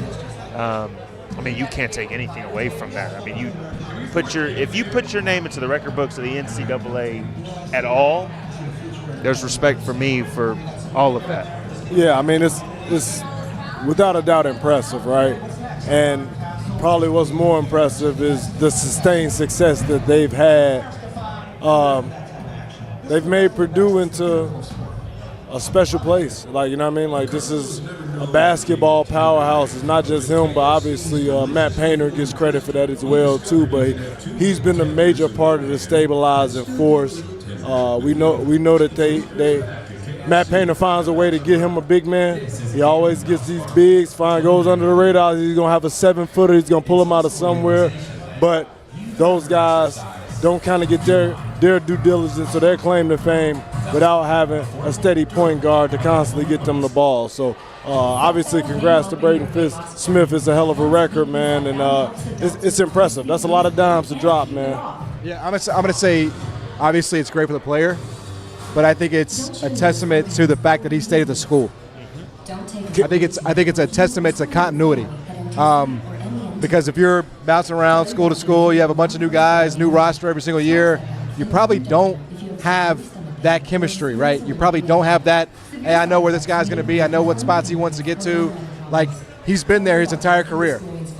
Trey Coffin-Wren's been there with him his entire career. So that's the thing about assists, right, is that you have to have somebody finish the play. And I think it's a direct result of him staying there at Purdue for his entire career and not leaving. So I think it's a testament to loyalty, which we see less and less of in college basketball today. Could I add one thing, Rob, and this is just left field stuff. NBA needs to adopt the assist rule that the rest of the world plays by, which means that your pass has to lead to a direct shot, not I throw the ball ahead, you shake and bake for 2-3 dribbles and you still get an assist for it. It's one of the only stats that I could think of in this game that's a little bit skewed too. You know what I mean? But it's like that in Europe, international play. Like you can't dribble and then get an assist. It has to lead directly to a shot. That's all I got for you. Look, I'm with you. The NBA loves to make sure that those assist numbers look really, really good. Are you saying that Jokic's the triple-double that he's averaging is fraudulent? Is that what we're saying, Jarrell? Don't say yes. Don't say yes. I'm not going to say yes. I'm not going to say yes. No, for Braden Smith, just kind of big picture on his career too. They've won at a very high level at Purdue, and they won at that high level when Zach Edey was the guy that was at the center. That helps a lot. Yeah, when you're dumping it off to Zach Edey. Arguably the most dominant big man, most dominant player that I have ever seen doing this. I've been doing this for 17 years. And they made it to a national title game. They also lost in the first round of the tournament. And last year, with Braden kind of being the guy, Justin, they make it to the Sweet 16. Does he need a run this year? Like, what is Braden Smith's legacy going to be at Purdue? I mean, I think. Or is it too early to tell at this point? I mean, obviously, if he makes a deep run, Sweet 16, Final Four, it adds on to the legacy. But when you talk about now you lead the NCAA in assists, his winning percentage while being at Purdue, yeah, you can say he's had great players around him, but he's been the guy that's basically ran that whole entire ship the whole time he's been there.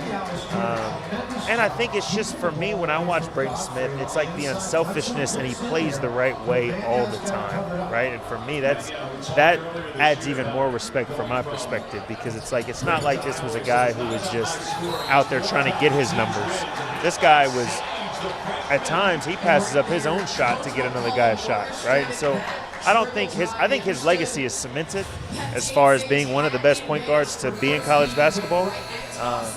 But if you add you being the main guy and you make it to the Final Four, you take this team on that type of run, then it just adds to it. All I'm going to say is that I think if he sticks around, and I think he will, Jeremy Fears is going to have a shot at it. Right or wrong? I don't think you're wrong. He's got to be on pace at least, right? He's got to be on pace. But, yeah, I mean, all the same, man, it's super impressive. And just to piggyback off what Justin said, the more impressive thing is, like, he's not a guy that's hunting assists either. He's trying to actively do whatever the moment, whatever the game requires for his team to have success. So, and we've seen him go off of games where he goes off, and sometimes he's scoring. Sometimes he's scoring and getting to his mid-range pull-up, knocking down threes, or getting to the basket, whatever it may be. It's just whatever the moment requires. So I got a major appreciation for guys that not only, they break records, but they do it within the process of them constantly trying to just win games. And they're not thinking about records. Yeah, I mean, I think his legacy is that he could have gone anywhere he wanted to. He could have gotten paid a lot more money than he's making at Purdue. He had offers. And he had offers in the summer. I don't really know what his legacy will be, in the annals of college basketball, but I know what his legacy is going to be in West Lafayette. And I think that's cemented whether or not he goes on a run this year or not. He's obviously going to be beloved there. And, in the end, and these two guys play college basketball, and they know it as well as anybody, that's what you really want to get out of this thing, is you want to be able to say at the end of it, I got a place I can always go back to where they're going to show me love no matter what. And that's what he's built. And that's what he's built in West Lafayette. What can where's PJ Haggerty going? In the portal again. He is. He is. I mean, and look, good for him. He's going to make money, but like he can't. There's nowhere he can say, "Oh, I'm going back here," and then they're going to show me love, right? Because he left everywhere, and that's a choice. And we all make them every single day. But I think the legacy of Braden Smith is going to be that he stuck it out with Matt. He stuck it out in Purdue when he could have made more money to go elsewhere, and for that reason, he's going to be a legend in West Lafayette for his entire life. Yeah, no, I'm right there with you guys. And I don't even think it matters what happens in this tournament. Like Braden Smith is Braden Smith in Purdue. Now, that record that he has, that is going to be his legacy, right? When you want to talk about national college basketball, I mean, look, I understand, like, preseason National Player of the Year didn't work out great for him this season, right? Like, we'll phrase it. It didn't work out at the level that we maybe expected compared to the rest of the sport in the preseason. And, yeah, they were a 4 seed last year, which is actually pretty good, all things considered, with the way that team was and what they were trying to fill and replace with Zach Edey gone.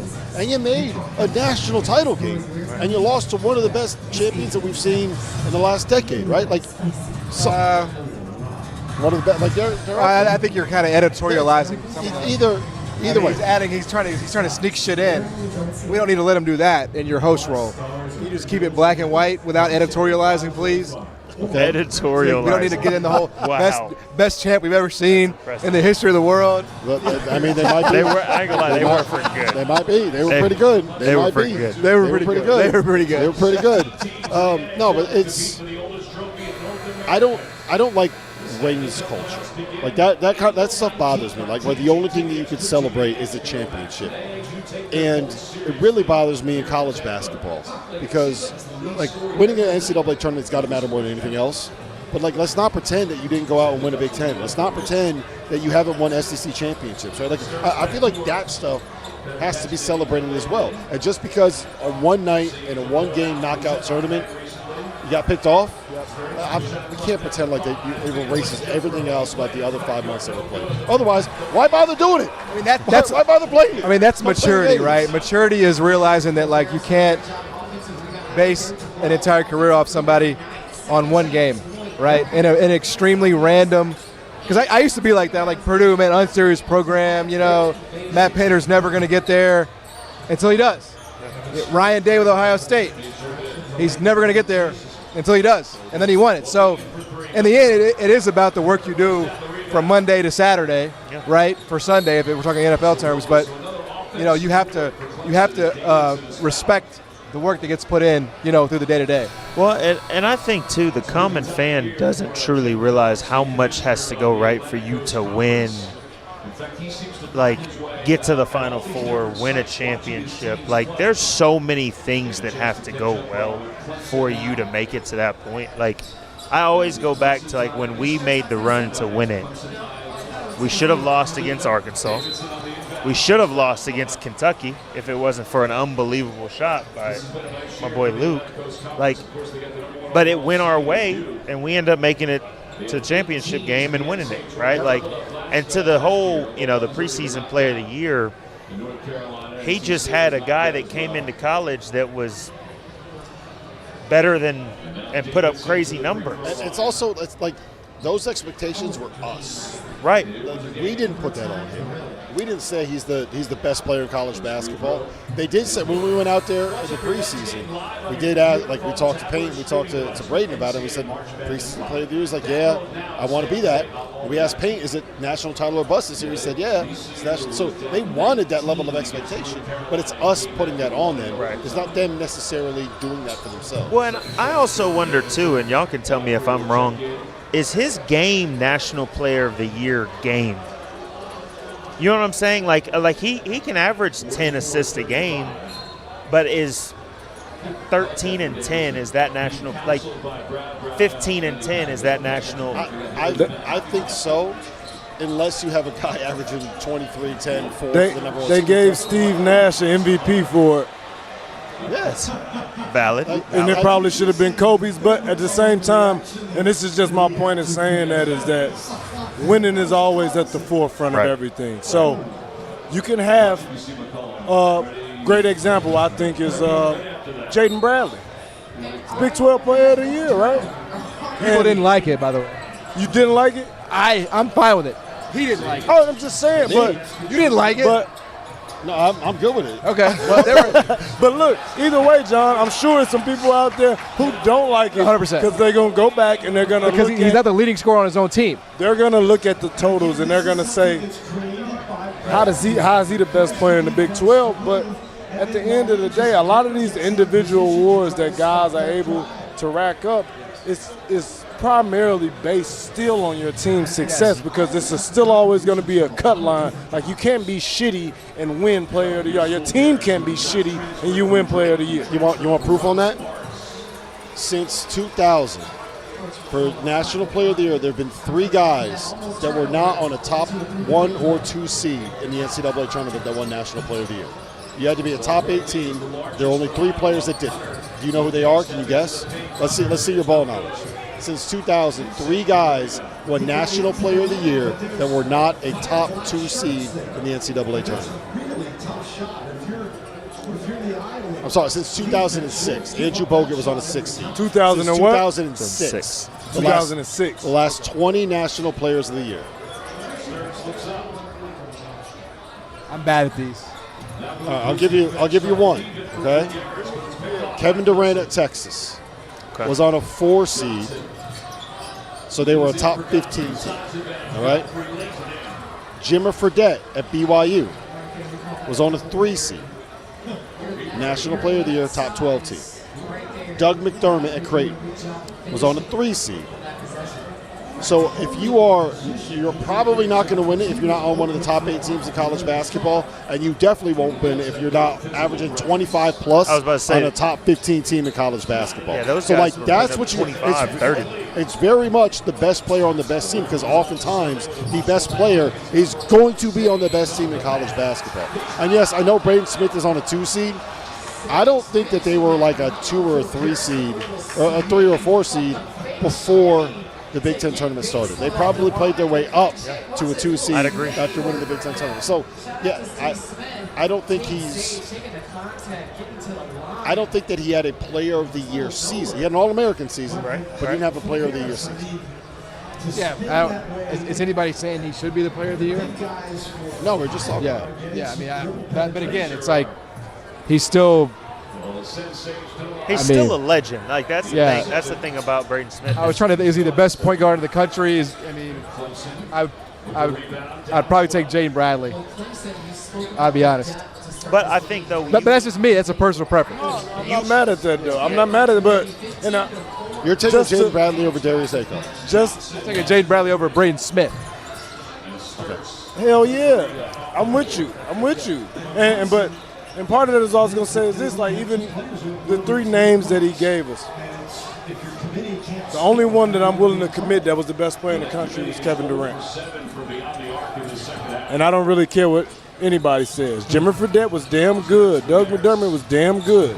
Go back and look at who they played and what conferences they were in and who they were running over, and then go back and compare the rest of the All-Americans that were there at the same time. Because I know for sure Hansborough was in there for one of those years, because I was in school when I think Jimmer won.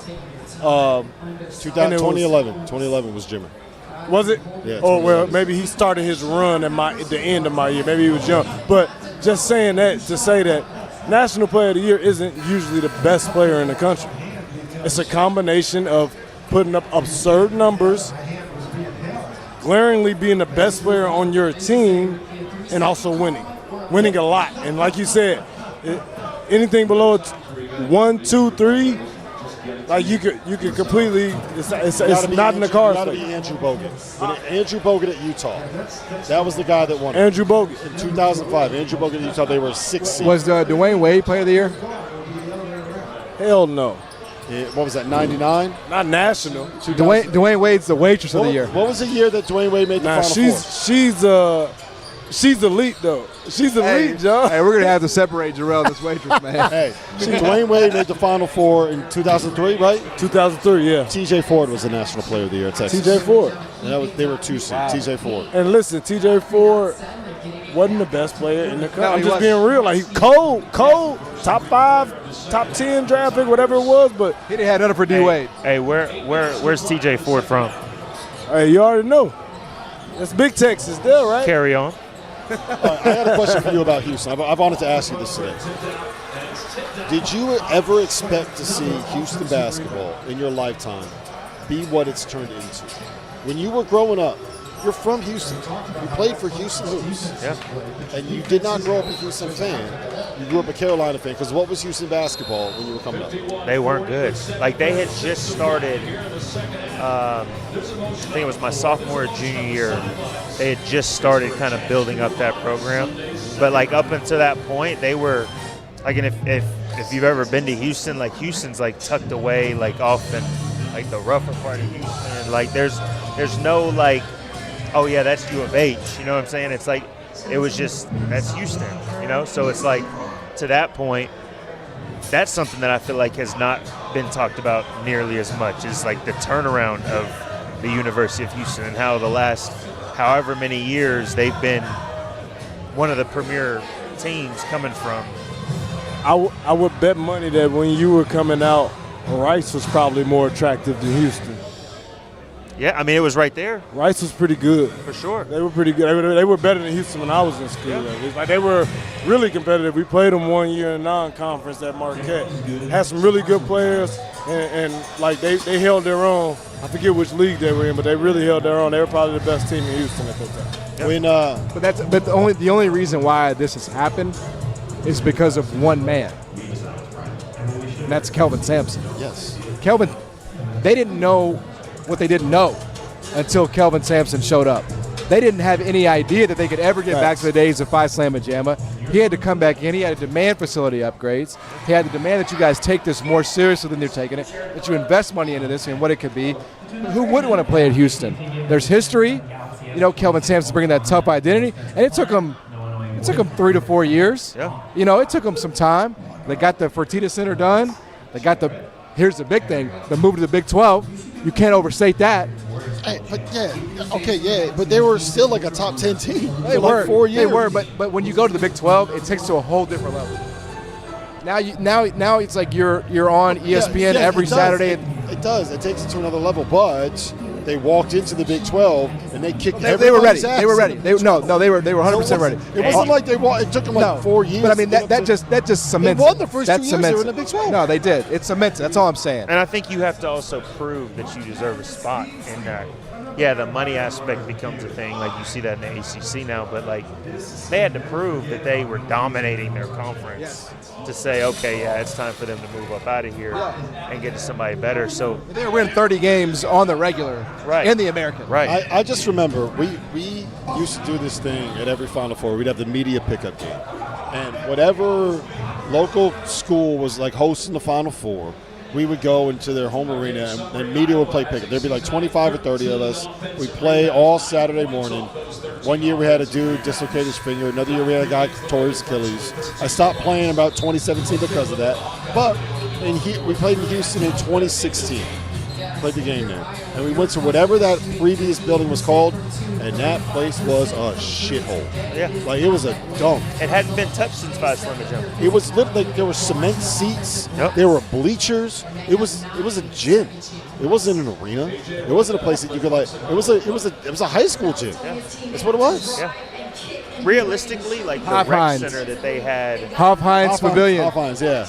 The rec center that they had at that point was nicer as far as a basketball court, basketball gym, was like nicer than what their home arena was. Yes. So it's, I mean, it's like Houston at this point deserved, I mean, obviously Kelvin Sampson is.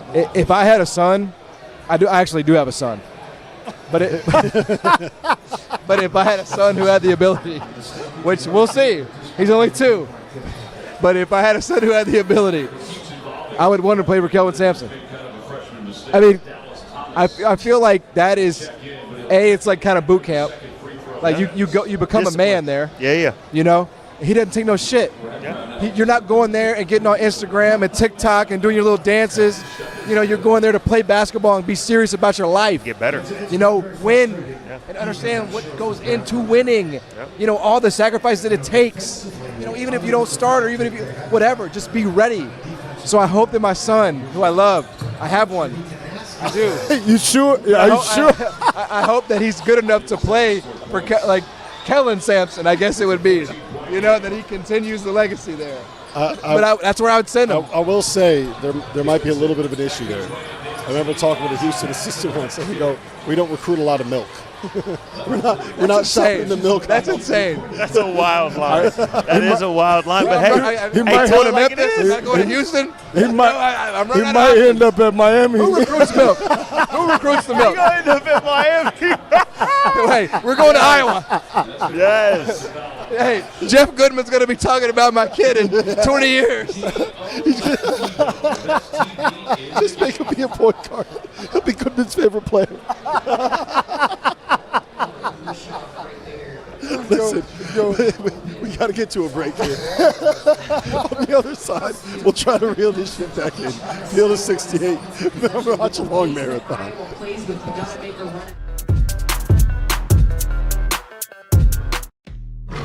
As you know by now, we have teamed up with BetMGM again this season. We'll be using BetMGM lines to make all of our picks, and we will have special offers for Field of 68 fans, including same-game parlays, best-in-class live betting, and daily odds boost. If you haven't signed up for BetMGM yet, use bonus code FIELD to get up to a $1,500 first bet offer on your first wager with BetMGM. Here's how it works. You download the BetMGM app, you sign up using bonus code FIELD, you deposit at least $10 and place your first wager on any game, and you receive up to $1,500 in bonus bets if your bet loses. Just make sure you use that bonus code FIELD when you sign up. Make this college basketball season one for the history books. Make it legendary. And don't forget, if you haven't signed up for BetMGM yet, use bonus code FIELD and get your $1,500 first bet offer today.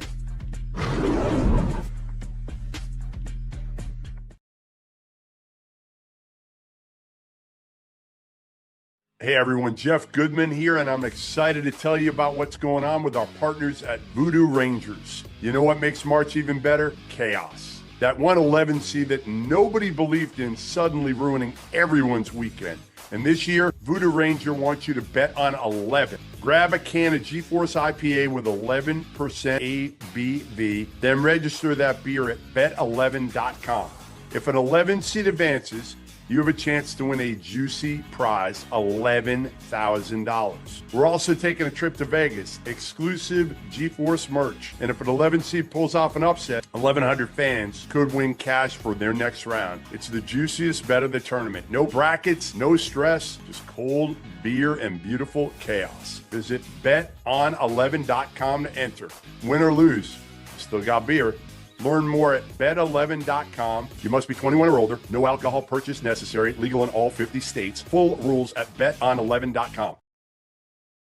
Today's episode of the Field of 68 is brought to you by Mando. Some men mask their BO with scent. Mando men get the job done right. Mando whole body deodorant was created by a doctor who saw firsthand how normal BO was being misdiagnosed and mistreated. You want a solid deodorant stick? Mando's got one formulated and powered by a mandelic acid to stop odor before it starts. You like spray bottles? Mando's is aluminum free and ideal for hard to reach places. All Mando products are baking soda and paragon free, and it's safe for anywhere on your body. Pits, balls, thighs, folds, feet, even the grundle. It's perfect for me this time of year. I'm spending 15 hours a day in an arena that hasn't had the AC turned on yet. If I didn't have Mando products, I might smell like the guy sitting next to me on press row, because Mando is clinically proven to control odor better than Old Spice. Want to try America's #1 whole body deodorant formula right now? You can find it in Walmart and Target and other retailers across the country. But for the best deals, go to shopmando.com and use code F68 for 20% off at checkout.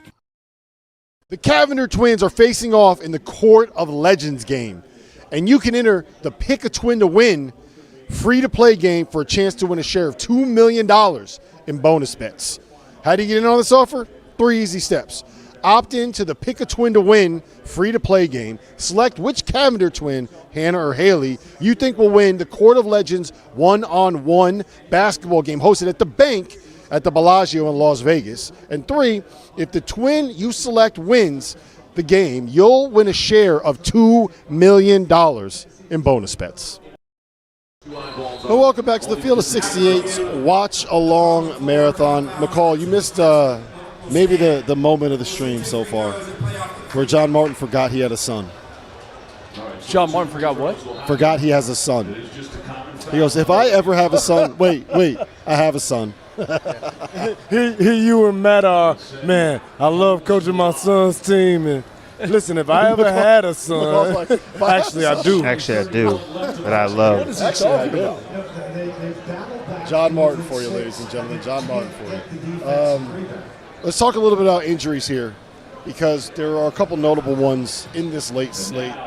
We were told coming in that Tyler Bilodeau was going to be playing and Donovan Dent was going to be playing. Bilodeau is obviously not playing. Dent did play today. It is halftime of the UCLA-UCF game right now as we are talking. But, Matt, what does Tyler Bilodeau's absence mean for UCLA long term? I mean, I think it means a lot. When you think about his impact and ability to shoot threes, trailing on the break, Donovan Dent, this is the Donovan Dent that we've been waiting for all season long. He's now playing at the level that we thought he would play at as the most sought-after guard in the transfer portal. So him, Bilodeau being out, it changes their team. I think they can get past UCF if Dent is the alpha and goes out there and plays like the Dent that we all know he can play. This is huge for them and their team because at the end of the season, Bilodeau and Dent now clicking on all cylinders. That's a team that can get to the Sweet 16 for sure. Donovan Dent right now has 4 points, 2 assists, no turnovers, and 5 steals at halftime. Yeah, I mean, I think if you just look in the box score, 17 points, that's hard to lose, right? But you also lose somebody, like you say, that's versatile, right, that can do a little bit of everything. I think this team they have pieces that fit a certain role. When you take a guy out that has that kind of versatility, that can roam around the perimeter but also mix it up inside and gives Donovan Dent somebody that he can play off of, it changes things a whole lot, right? And I love the way, like, Donovan Dent, it's almost like, I don't know if he did or not, but it's almost like Mick Cronin just kind of let go of the reins with Donovan Dent and said, hey, you know what? Go be who everybody was trying to go get, right? But now taking that off of the floor, is he going to be able to play as freely with now having more attention that is brought on Donovan Dent because you don't have that piece on there? So hopefully they make it through this game against UCF and it's not an injury that he's out for an extended period of time. Because, I mean, the way they've been playing down the stretch, it's a team that you don't necessarily want to play against whenever they're fully healthy. So hopefully he'll be all right. And, I mean, we talked about it once we saw him go down, though, because it didn't look good initially, but again, and this is really not on topic, but it is. But everybody this time of year seems to be kind of full of shit as far as the injury Everybody report. is healthy on Selection Sunday. They re-aggravate in the practice. Exactly, until it 5 did do minutes well before on the the flight game. over. It got uncomfortable. Yeah, I mean, both of these guys already spoke to it. It's a huge loss. Leading scorer, second leading rebounder, and he's also their highest percentage three-point shooter. So it's going to leave a major hole. It's a guy on that team where they can go inside, outside. He can play two-man game with Donovan Dent as well, too. He's always that trail big also in transition. But, again, it's a great opportunity. They went and got Xavier Booker this year, and they're going to need him to step up for the time being to at least try to get through this game, hopefully possibly get through this weekend and then give them a little bit more time to recover. I mean, here's the thing, too. They seem to have gotten back to how they were defensively under Mick Cronin. Mick Cronin, yeah. It looks like they got away from that this season. It was like, okay, we fixed the issues on the offensive end of the floor, but where's that defense? Where's that lockdown? I mean, they held UCF to 27 points in the first half. So that defensive mentality of the culture under Coach Cronin, I mean, they're going to guard like this, they're going to win this game. Yeah. They're going to win this game. Breaking news, if they only give up 54 points in a game, they're going to win. They're probably going to win. There you go. Hard-hitting analysis from Matt McCall. How about Silas Demery? UConn plays at 10 o'clock tonight, and we just got word that Silas Demery is going to be out, which is a little bit unexpected, but he rolled his ankle pretty bad, it looked like, against St. John's in the Big East Tournament Championship game. I think this is a big loss because he's the head of the snake against Alex Wilkins. And if you're going to get beat by Furman, it's because Alex Wilkins, we talked about this a little, Justin, he's like a 6'5", long, athletic point guard, lanky, a little bit thin. Silas Demery, stocky, short, calm up in you.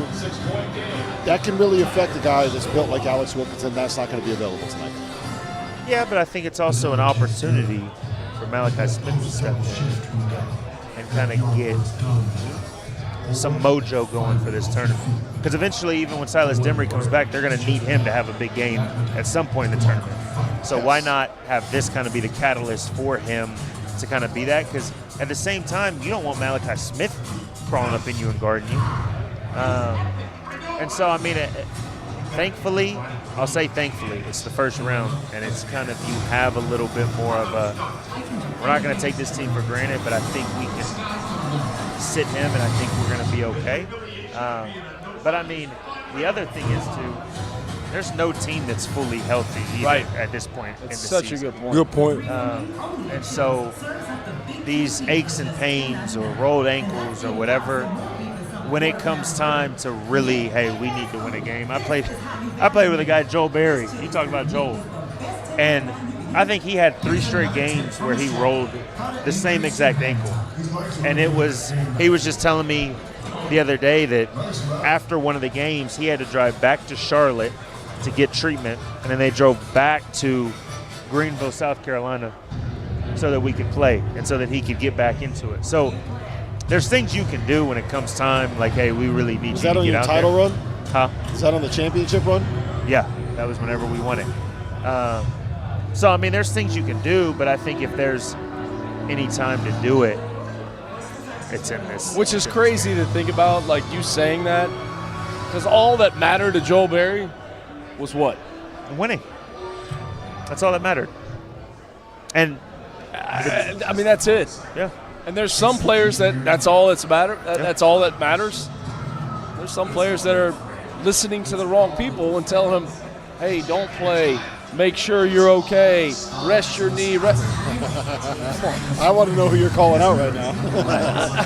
Who just called that subliminal, Matt? I'm just saying, like, that's all that mattered to Joel Berry. That's it. Winning. Yeah. Nothing else mattered. I'll say this too, and this is one of the benefits of it. Number one is it's a big loss because they rely heavily on Demery for ball handling responsibilities, but at the same time, I'm not worried because UConn's offense is not like we're going to put the ball in your hands and we're going to run pick and roll 70% of our half-court possessions. They got a lot of motion. They got a lot of movement. A lot of the times, the guy that lets the ball go first won't be the guy that ends up with the ball at the end. And on top of that, I'll say this, and let me know how you feel about this one, Rob. I do like Malachi Smith. Yes. I love that dude. He brings the juice. He kind of with the shits. I like him. So here's the thing about him, right, is that he's had moments this year where he's looked like the best backup point guard in college basketball. Point blank period, and probably the guy that was the best steal that anybody got in the portal. And he's had moments where he looks like he forgot that he's a guy that should be a starting point guard for 332. Like, there are moments where his confidence is completely shot. And he dribbles off his foot and he's throwing the ball out of bounds. And it's been flashes of it being an absolute disaster. His freshman year was my last year at UMass. And playing against him and coaching against him, you're like, this dude he's going to be better than his brother. Yeah. He's going to be better than his brother. And then he battled all the injuries. Like, his freshman year, he was ridiculous. The injuries he dealt with ridiculous. was he was on pace to be better than his brother Scoochie. Yep. That's how he was playing as a freshman. He battled some injuries. Then all of a sudden he decides to go to UConn, and guess what he's doing? Accepting his role. Yes. Like, coming off the bench. So, there was a play in the St. John's game, in the game where they blew out St. John's, where in the first half he dove on the floor for a loose ball, and it set the tone for the whole game. Set the tone. Yes. So, for them to be down a guy, Malachi Smith is still terrific. Like, absolutely outstanding. And to Justin's point, you said this a little earlier, this will be an opportunity for him to build that confidence and build that rhythm and build that momentum.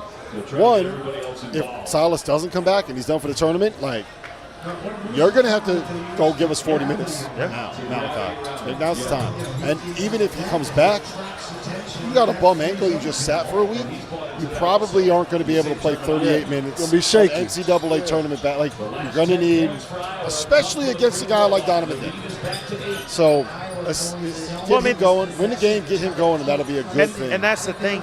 There's no doubt that there is, even if Silas Demery comes back next game, that there is going to be a game where Malachi Smith has to make plays. Yes. That's just how the tournament works. It's going to be every game. Look at their region. You got Michigan State.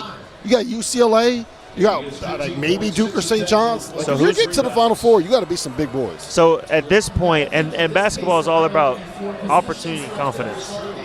And if you're able to, because of the opportunity of him starting and playing a bunch of minutes, if you're able to build that confidence, and even whenever he goes back to the backup position, when that time comes, there's no second guessing. Because it's like, man, I already did this the first game of the tournament. So we'll see. All right, let's talk a little bit about the games on Sunday. Because we have some of them set. We have the first 4 games, at least 4 games of the day set. I want to start with Texas Tech and Alabama because I think that's the most interesting matchup that we're going to get on Sunday. Alabama right now, according to our friends over at BetMGM, is a 1.5-point favorite. The total in that game is 165.5. I'm assuming we're not going to see Aiden Holloway. I know we're not going to see JT Toppin. What do you make of this matchup, Jarrell? Talk me through it. 2 of the best point guards in the sport. Yeah, I mean, that part of it should make it really fun, obviously. Currently in Alabama, more than Texas Tech a little bit, but even when Toppin was healthy and Texas Tech was roll, like both teams, neither team is great defensive. They both can fill it up. They're both kind of high-scoring, high-powered offenses. Obviously, one's missing Aiden Holloway, one's missing arguably the best big man in the game. But, it kind of evens everything out. Bama, I was more concerned about than I was Texas Tech. Texas Tech, they've been dealing with that and figuring it out for a little bit longer. They seem to have adjusted. I've got confidence in them because they showed that, okay, well, we're not just going to throw in the towel and tank because our best player is out. Christian Anderson is taking the next step as well, too. I'm not even going to say the next step. He was amazing before Toppin went out, but still now they're relying on him so heavily, and he's answering the bell. Atwell is shooting it as well as anybody in the country right now. He's been amazing also. And they still got some dogs. They play tough. They hit the glass and things like that. I think the biggest part of the game is going to be, for me, Alabama and their interior defense. Are they going to be able to hit and protect the rim and stay on the glass? Sherrill has been really good down the stretch. I got confidence in him, and I think if those guys are able to show up, they'll be able to at least, I don't know. I think it's a toss-up game either way, but I think they'll be I think Alabama, I'm giving them a slight edge right now. Amari Allen as well, too. He's going to be really good, even though from what I heard from Nate Oates, he'll kind of be shifted a little bit back more toward the perimeter now because that's what they need. So, but he's versatile enough to do it. So it should be an interesting game. Should be a high-scoring affair. 2 of the best guards in the country for sure. You got the over? Yeah, I'm taking the over. Sure. The over. That might be the highest over we've had so far. What's the over? 165 points. It's getting close. It's not the highest, but it's 165.5. Yeah. The highest was Georgia St. Louis, 171. Woo. And it went over, didn't it? This might be a crazy take, but even without Aiden Holloway, to me, Alabama's, I won't say ceiling because their ceiling's higher with him, their situation doesn't change. This is a team that if they go cold in the tournament, they're going to struggle. If they knock down shots from the outside, they have the ability to beat a lot of teams because they're never out of a game. Watching that game today against Hofstra, one thing that I'll give Alabama is it seems like their confidence level right now, and whether it was, Hofstra was talking to them or whatever, but their confidence level right now is out of the roof. And then you throw in the fact that they have the best player on the floor more than likely in Phylon. I would give the slight edge to Alabama as well because they also have a little bit more of a presence on the inside. Phylon or Christian Anderson? Give me Phylon. I love Christian Anderson too. I know. I think love it's him. tough. That's like, what's your favorite flavor of ice cream? It's like asking what's your favorite flavor of ice cream. It is. But I think I just there's a different level of no fear, fearlessness, confident. Like he's almost to the point of like a cocky confidence level. But like in the tournament, you've got to have some of that, and so that's why I lean towards Alabama. And at the same time, the way that Texas Tech is fighting, even without JT, I just think that that's such a massive hole that's left not having him on the floor. Eventually against a good team, and I think Alabama is that team, it's going to hurt. I'm with Justin in terms of, listen, Texas Tech made 11 threes today. Yep. Can they do that again? Can they do that again? Because they made 11 threes, and they weren't from Christian Anderson. Yeah. So when he's spraying it out to his teammates, Petty, all these guys, if they can shoot it like they did today, Texas Tech's going to the Sweet 16. They're beating Alabama. I don't know that they can do that on back-to-back games. I don't know that they can do it on. I actually think that they can. I'm not saying that they will, but if you look at the way that they've built this roster, or kind of built this team in the absence of JT Toppin, they got a bunch of shooters, they got a bunch of quick guards that can space the floor, and the whole idea is we're going to put 4 shooters around the perimeter, try to create as many angles as we can, put the quickest dudes out there that we can put out there, and dare you to be able to keep us from getting in the lane. Because we got enough guys that can get a paint touch and spray it out. I mean, to shoot 55% from the three-point line. I bet they get up. You think Texas Tech can do that against Alabama next I bet they get up way more than 20. I was about to say, this is the only thing that gives me a little bit of confidence, Matt. They only took 20. 11 for 20, though. So it's not like, and it's really flipped because we know Alabama, they're trying to get them up. Like, you know what I mean? They're going to shoot 25, 30 most nights. So can they make 11 again? Maybe. Probably not 11 for 20, but if they take 25, 30, probably so. Who are y'all taking out of the guard play, though? Because Alabama's got 3-4 of them. Texas Tech has, I'll give them a solid 2 that's like solidified, and right? They got 2 playmakers, and Donovan Atwell does not miss if he's open with his feet. He does not miss, but do you think that, I'm not saying Alabama is a juggernaut defensively, but these guards that Alabama has going into the game, probably one of the first things is, hey, no airspace. Make him go inside, period. Like, because at this point, it's like there's only select few things on the scout that you can do because it's such a tight turnaround. The main thing is, hey, Petty, don't leave any airspace. Yep. Force him inside the three-point. I just lean towards Alabama. Run them off the line. Because I think that they have more that you have to take away.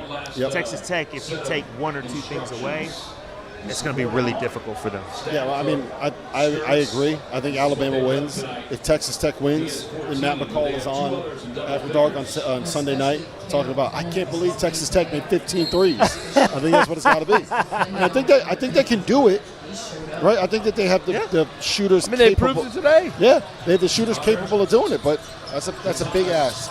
So, next game, let's go to Tennessee and Virginia. That's my game. Virginia.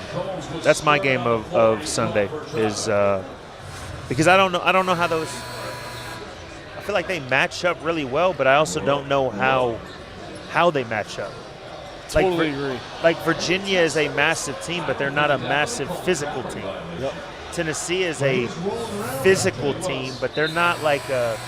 Defensively, they don't really. It's not like they protect the rim, or defensively they haven't been great consistently throughout the season. So I just don't know. I lean towards Virginia because I think Virginia offensively is a little bit better, consistently wise. It's crazy to think that Tennessee won a game in the NCAA tournament and Nate Ament didn't score. That's nuts, right? I said the same thing earlier. I mean, I've been saying it all year. In terms of upside of all these freshmen, I don't think the guy's shaved. I literally don't think he's ever put shaving cream on his face and taken a razor. Baby face. No, 100%. So his upside's through the roof, and they beat a good Miami of Ohio team by 22. He didn't score. He didn't have a field goal. Gillespie was terrific. I guess that's why I would give the nod to Tennessee, is because of that. I will say one thing Rick Barnes did say in the post game is that he does not think Nate Benton is going to be healthy the rest of the year. He's going to fight through it, and he's going to play, and he's going to do his best to be able to impact games, but he does not believe he will be healthy or 100% the rest of the season because he's dealing with this high ankle sprain.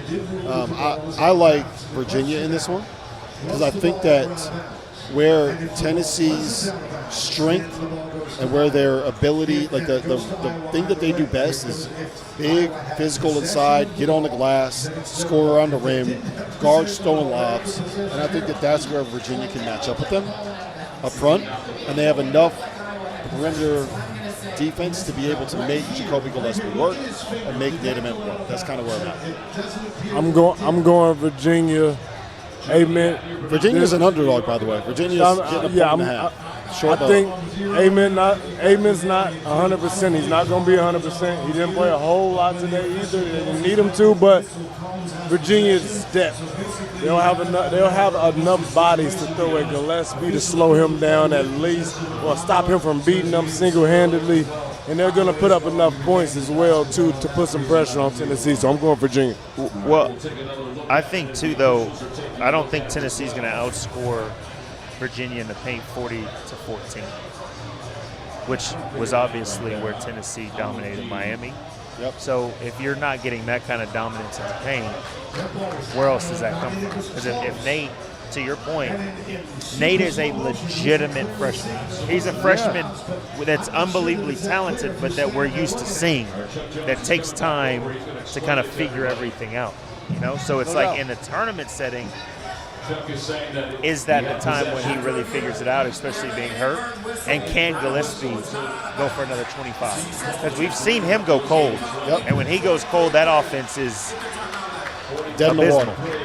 So I also have Virginia in my Final Four, so I got to keep rolling with it. Yeah, I got him in the Elite Eight, so I'm not betting against him now. I'm too stubborn to do that. Listen, we're going to take a quick break here. On the other side, we got a couple more games that we got to talk about. Kentucky, Iowa State, Arizona, Utah State are both set for Sunday. And then Iowa here, there's been 17 reviews in like the last 2 minutes, but Iowa and Clemson, Stop going to the monitor. 6 points, 40 seconds left. It looks like the Hawkeyes are going to get it done. Goodman is going to cry tears of joy as Bennett Sturts advances. That's going to be next here on the Field of 68. Watchalong Marathon.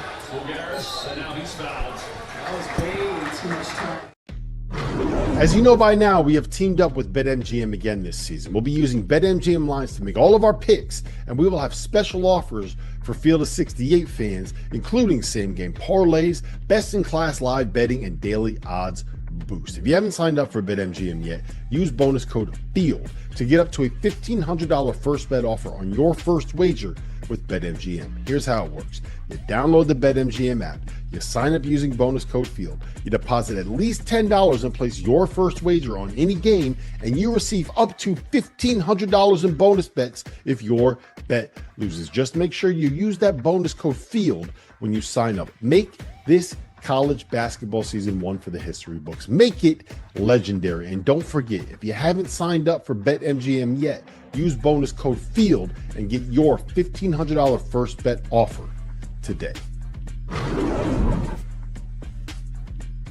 It's 2026. Everything in our world has leveled up. Our phones are supercomputers, your car parks itself, but your razor is still flimsy and overpriced. That's where Harry's Plus comes in. Harry's Plus has an advanced pivoting system to reach every corner of your face. It has refined blade tech for a close and smoother shave, and has a weighted metal handle for added control and comfort. Most importantly for me, Harry's Plus has German-engineered blades that are honed at 3 different angles to cut hair cleanly and without razor burn. I may have a beard, but I still need to shave my neck to make sure I don't look like Paul Gasol. And with Harry's, I I have never dealt with razor burn, painful bumps, or the kind of nicks and cuts that you get with drugstore blades. If you don't love your shave, Harry's will make it right, no questions asked. There's zero downside to giving it a shot. For a limited time, our listeners get the Harry's Plus trial set for only $10 at harrys.com/F68. This set includes all new Harry's Plus razor, one refined 5-blade cartridge, a 2-ounce foamy shave gel, and a travel cover to protect your blades on the go. Just head to harrys.com/F68 and tell them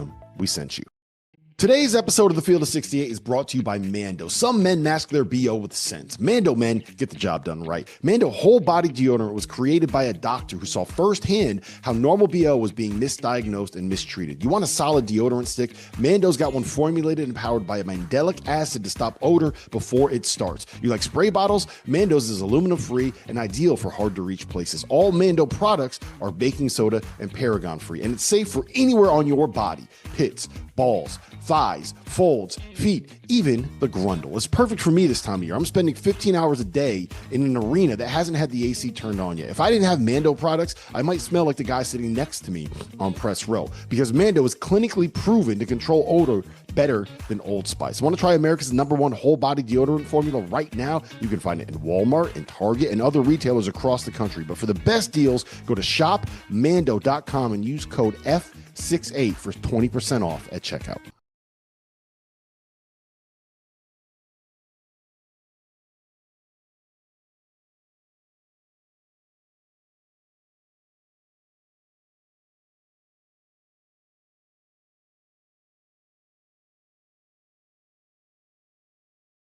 Let me tell you guys about the $500,000 bracket challenge at BetMGM. If the team you pick scores the most points, you'll score bonus bets. For each round of March matchups, you have the opportunity to predict which team will score the most points. If you're correct, you'll win a share of bonus bets. How to get in on this offer? Just 3 easy steps. 1, enter the March matchups $500,000 Pick'em free-to-play game. 2, pick which team you think will score the most points in any round of the NCAA tournament. And 3, if the team you select scores the most points, you'll win a share of bonus bets. All right, welcome back. Field of 68 Watchalong Marathon here at the MGM National Harbor. We got Jarrell McNeil, we got Justin Jackson, we got Stanford Steve. I'm Jeff Goodman, and we got the end of this Iowa-Clemson game, in which the Hawkeyes are up 5 with 13 seconds left for my boy Bennett Sturts to advance. How happy are you right now? I was about to say, I know you're excited about that, Jeff. Can you tell? I don't want his career to end yet. I'm with you. I felt the same way about the two of you. Not quite. I appreciate that. Stop that. I appreciate that. Jeff. I appreciate it. That's insane. I guess we got to state that he's 4 for 17 tonight as well. Is he? Is he 4 for 17? God, yeah, but he carried him. But I feel like hey, those 4 buckets were tough. Look, they're pivotal in a game like this. Does. A game like this is pivotal. Every basket matters, man. That's right. That's right. He's going to put it away. He's going to ice it, though. Yeah, he's not going to miss the free throws. How old is he? It's his dad over there, Mr. Sturts. How old's Bennett? Bennett's got to be like 23? 22. He's got to be up there, right? 22, 23? Yeah. 4 years. Oh, thank God. Where's he going in the draft, Jeff? That's all I was going to say, Jeff. I think Bennett goes like 15 to 20. I was going to say top 20. Somewhere around there. I don't think he makes a lottery. Too many point guards above him. And the weird thing is, even in the league, I think he's got to go to the right team with the right system. He 100%. Has to go to the right team. And he knows it. Like, that's the beauty of him. Like, he knows it. He knows his deficiencies. He understands it, yeah. It's why he stayed there. Like, he stayed there understanding that if I go somewhere else, I can make a lot more money today, but it may not help me down the road with NBA. So I think, again, and that's part of the deal with some of these kids, right? They take the money now, and it hurts them down the road. And then you got a kid like that that's just smart enough to understand the future. Something that nobody ever talks about, and it goes overlooked. Prisoners kind of the moment. I can go here and get however much money But man, even I played 12 years professional. And Marquette, the 4 years, it seemed like a lifetime because college was hell back then as well, too. We weren't getting paid. No, you had Tom Crean and Buzz Williams. That doesn't help either, Jeff. You know what I mean? So, but long term, the amount and like compared to if you want to be a guy that plays 10 plus years as a pro, you got to do things and you got to kind of have that foresight. So I think that's a great point. So many guys set themselves up. You got to have some type of conscience of what is this going to do for my projection as a professional as well, too. Like, how is this going to help me long term? Now, he's one that can see that. There are a lot of kids that I don't blame. I don't blame some kids for taking the money now when they're not NBA players. And everybody has their own situation. Yeah, that's what it is. I just wish, to your point, everybody thought it through the right way. They had the right voices in their head. They're getting the right advice. They're not, talking to too many people about what am I going to get off of this. My question, I wonder, we know how deep this draft class is. Are there guys that are going to go in because it's so stacked that they look at, man, I could go to one of the good teams at the back end of the draft? That's not a bad way to look at it. Like first-round money, right? Yeah. And you're going, I mean, in football we do it all the time. What situation is this quarterback going to? Right? You're not able to pick it, but you're narrowing it down to where, and I get it, it's a big gamble, but I mean, everybody now trying to get that year closer to getting that second, right? Everybody wants to get that second contract. And I was going to say, even to that point, Steve, because I was thinking about it earlier, and I said something early in the broadcast about it. And, Jeff, you mentioned something about it yesterday. I think it's a handful of guys, not a lot, but some guys that's like right on that cut line of the lottery who may even come back to school because next year's draft. Yeah. And you can make the money now. It's not like you just completely missing. A kid like you get what I'm saying? Like I said, Braylon Mullins. He's the type of and I'm not saying What do you do? What do you do if you're Braylon Mullins? Like if I'm him, I'm just being real. If I'm him, I'm coming. I would go back to UConn one more year, and you're already projected as a lottery pick this year. He'll get a full year, hopefully a healthy year. He's been kind of in and out. He's playing with an older team, a team that's been a perennial, like top 5, top 10 team all season with older guys on it. Like he'll have a runaway chance to be a top 5 pick, I would imagine, if he came back. And he's going to make good money. It's not like you're going to miss out on everything. I just look at it from a self-proving standpoint too. Like he's, to your point, he had the concussion, hasn't looked the best comeback. I'm going to come back and prove to myself, And then when you're doing that, you're proving it to yourself. Now everybody else can put on the tape, and it's like, okay, he did. He said he was going to do it, and he did it. What's crazy is that's what it used to be when you were making the decision to come back. Like, I could have left after my sophomore year, but where were you projected? You remember? You said what? Where were you projected? It was like into the first round. It was. But I got like information of what it was that I needed to prove or what it was I needed to improve.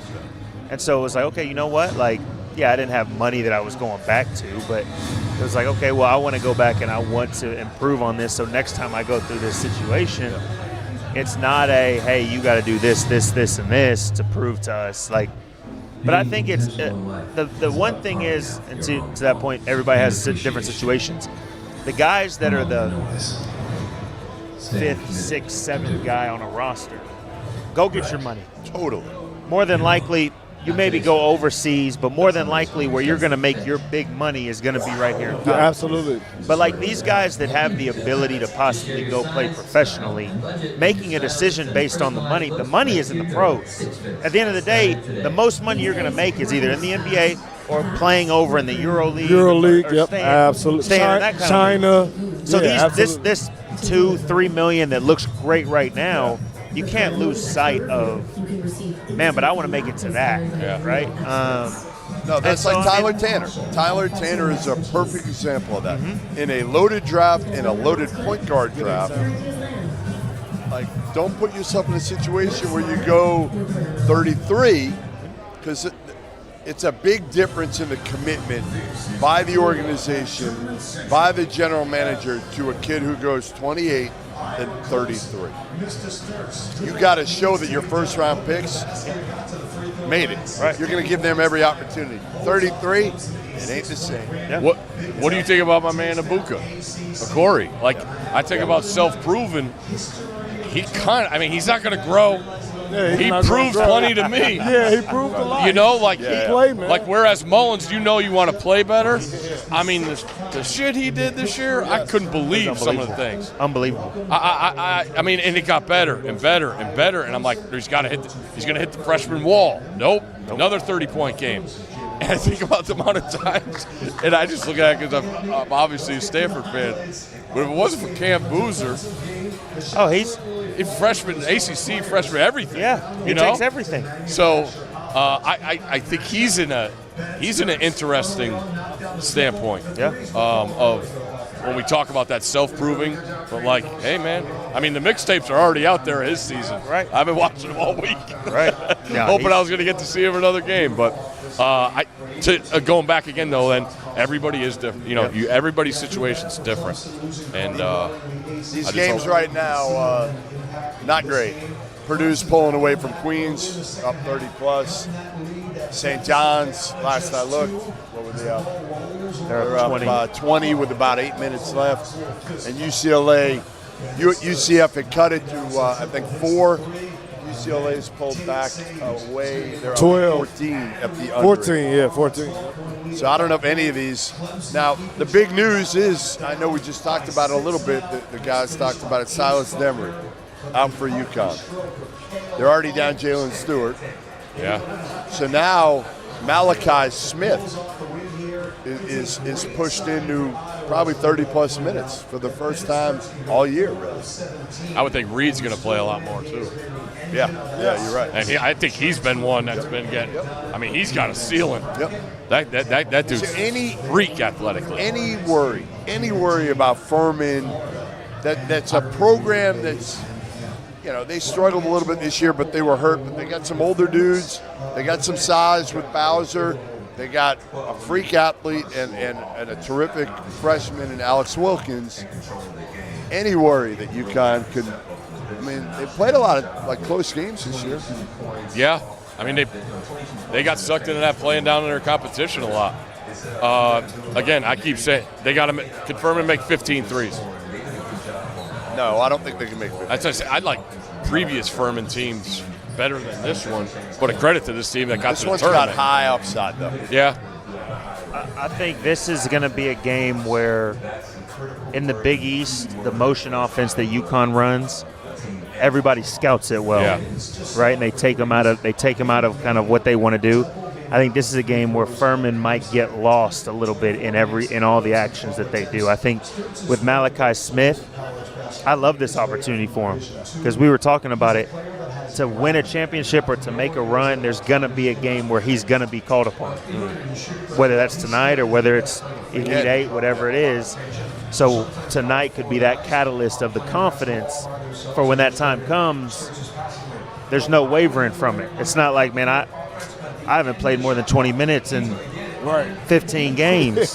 And now you need me because Silas is in foul trouble or, I'm just a better change-up at the point guard spot. Now you need me to play. No, first round of the tournament, I'm right there, So I just think with UConn, if you've never played them and everything that he runs, it's tough. That's going back to that point. I watching the conference tournaments last week, knowing what St. John's, I believe, is the perfect matchup to play against UConn. But I looked at UConn, I look at Texas Tech. Those teams will benefit so much from getting out of conference play. To your point, the Big East, the scouting, and all that. And you got the bullseye being UConn on you. Let us get out. Let us play with some freedom. You're the quality wins. You and St. John's and Villanova are the only quality wins we get, and chance to kind of get ourselves in the tournament as well too. But like Justin just said, for me, the scouting report right now is out on UConn, and I'm not worried about them tonight because how do you disrupt their offense? Physicality. You got to just straight up beat them up. And I think everybody understands that now, especially after watching that second time, that St. John's kind of manhandled them. And those are things that they have issues with. But, again, early on in the year before Demery kind of caught his stride there, I like Malachi, man. I think he brings a little bit of a different element. I do think Demery is better, but there was a point in time at the start of the year, the first 10 games or so, I was like, shit, man, maybe this kid should be starting because he has the juice, really good defensively, like gets the 50-50 balls, just the energy guy. Like I love what he brings to the team, and great opportunity for him as well too. Who knows how long he's going to be out, but those lungs are going to be on fire those first 5 minutes, right? That first TV timeout. Yeah, look, you be searching, you start hoping somebody take that foul. Like, oh man, don't let you be dehydrated either. You're gonna be trying to lick your lips. That's dry mouth, little dry mouth. Ooh, absolutely. That first TV timeout's gonna hurt. But it is like who's gonna be more physical than St. John's?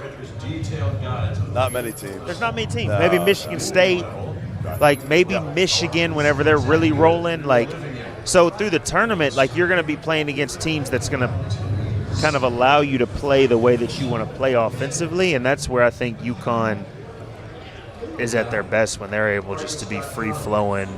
You have everybody touches the ball once or twice in the possession. Like that's an easy way to play. So I'm not worried for sure about this game, but they're going to need Silas Demery after this game. Yeah. So hopefully it's not that bad and it's more precautionary than anything. And most importantly, they got to get Solo and Caravan to see the ball go through the hoop. Yes, Solo especially. I mean, Solo's been the Marquette game, lost, and you could not having confidence in shooting and having those shots. And I get it. Marquette did a great job. St. John's, obviously a really good defensive team. You're going to bring physicality. But those guys got to get – they're totally – go back to all their out-of-conference wins. The BYU game, the Florida game, early on, those are top teams. Those guys made shots. Yep. Shot at will for sure. So good news on the Iowa State front with Joshua Jefferson. I was texting with TJ Otzelberger earlier, and it sounds like not a serious ankle injury. They're hopeful they might be able to get him back for Sunday, which would be huge. I told Rob this I said everybody's injury report this time of year, they're kind of full of shit though. So I'm not like he was putting you, but at this point, no weight on it.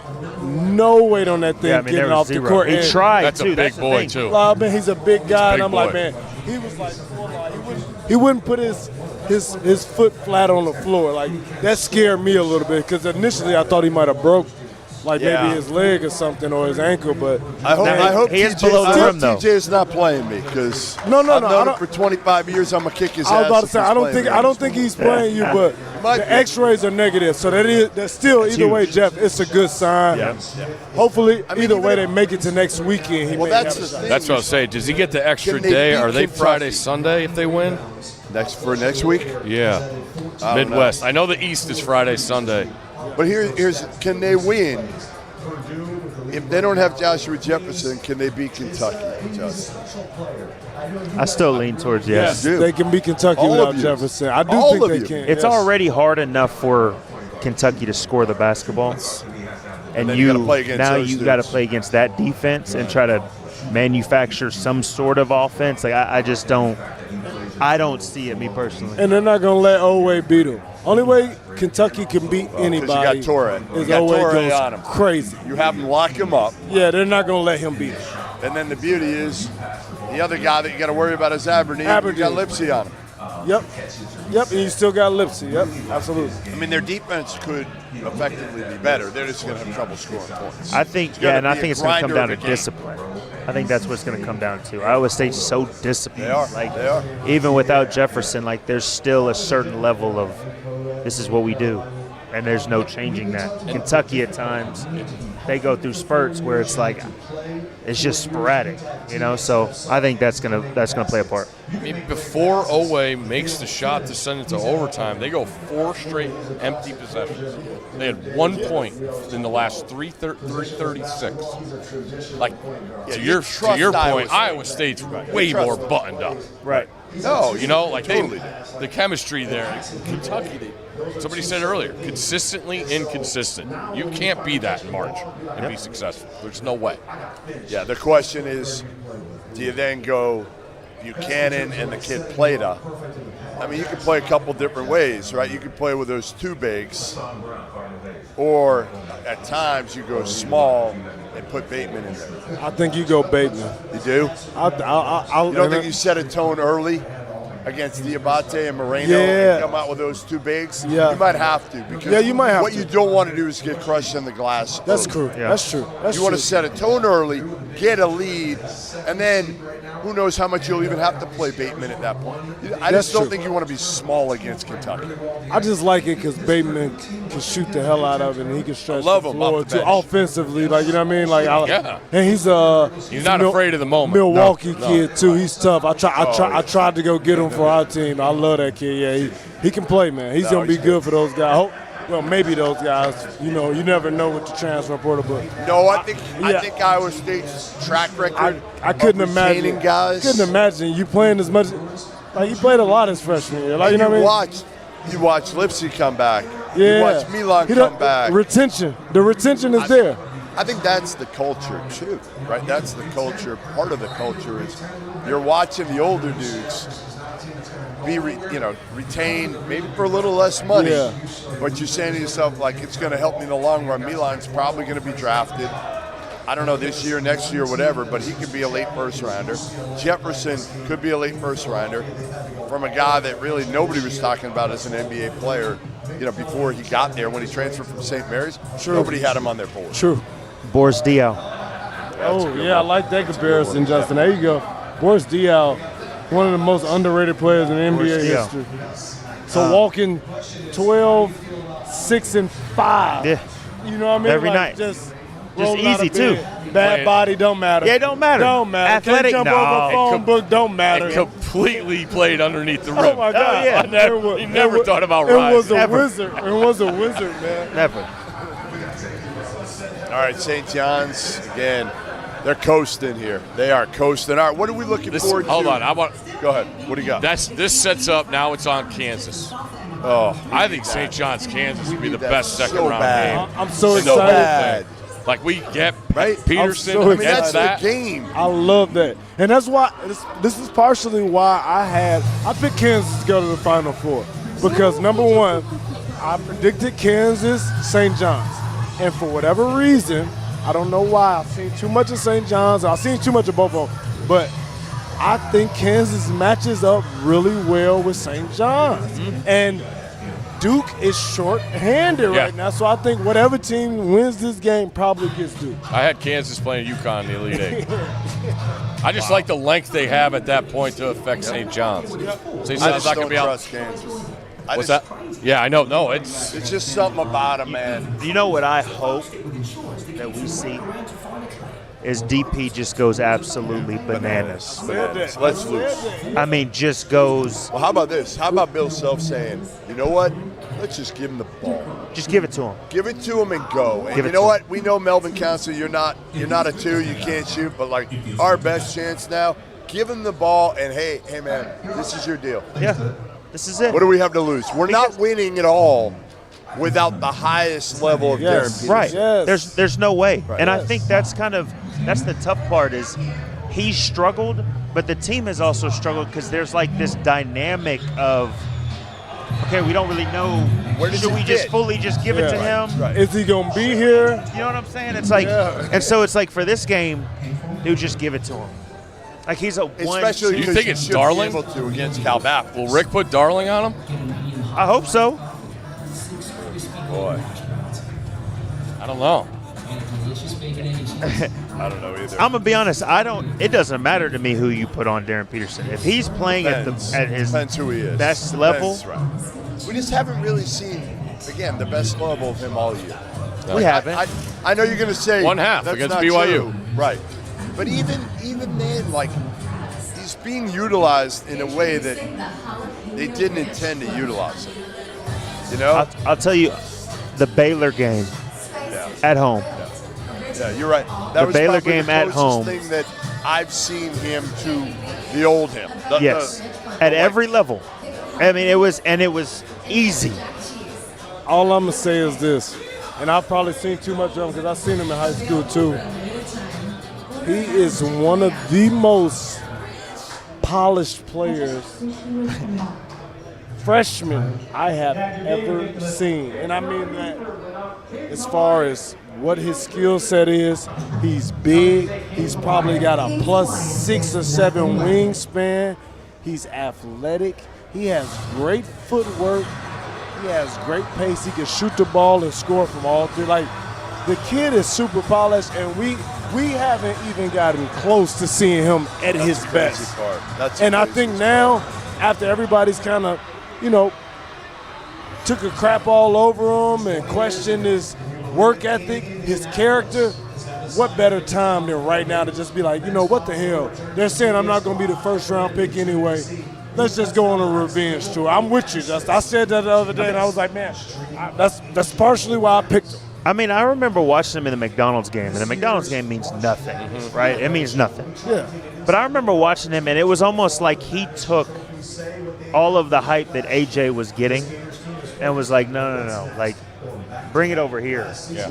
Right? And it's if that's who he is, right? That's why I can see this is the game. We'll find out tonight. Where we're going to find out tonight whether we're going to find out whether it's the Darryn Peterson we've seen all year or the old Darryn Peterson. I think this is it. Like, either the light goes on for him or Bill Self says, you know what? I'm going to try it. I'm going to see what's going on. How long of a way would it go if he just showed a tiny bit of fucking emotion too, man? Just a little bit. Just a little bit.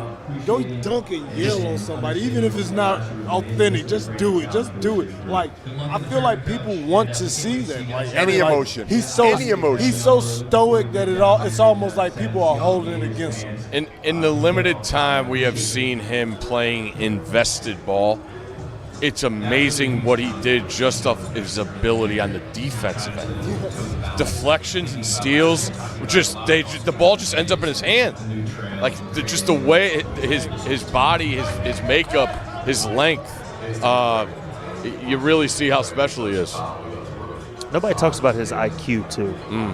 Like, if you really truly watch the game, obviously the normal fan has no idea what they're watching really.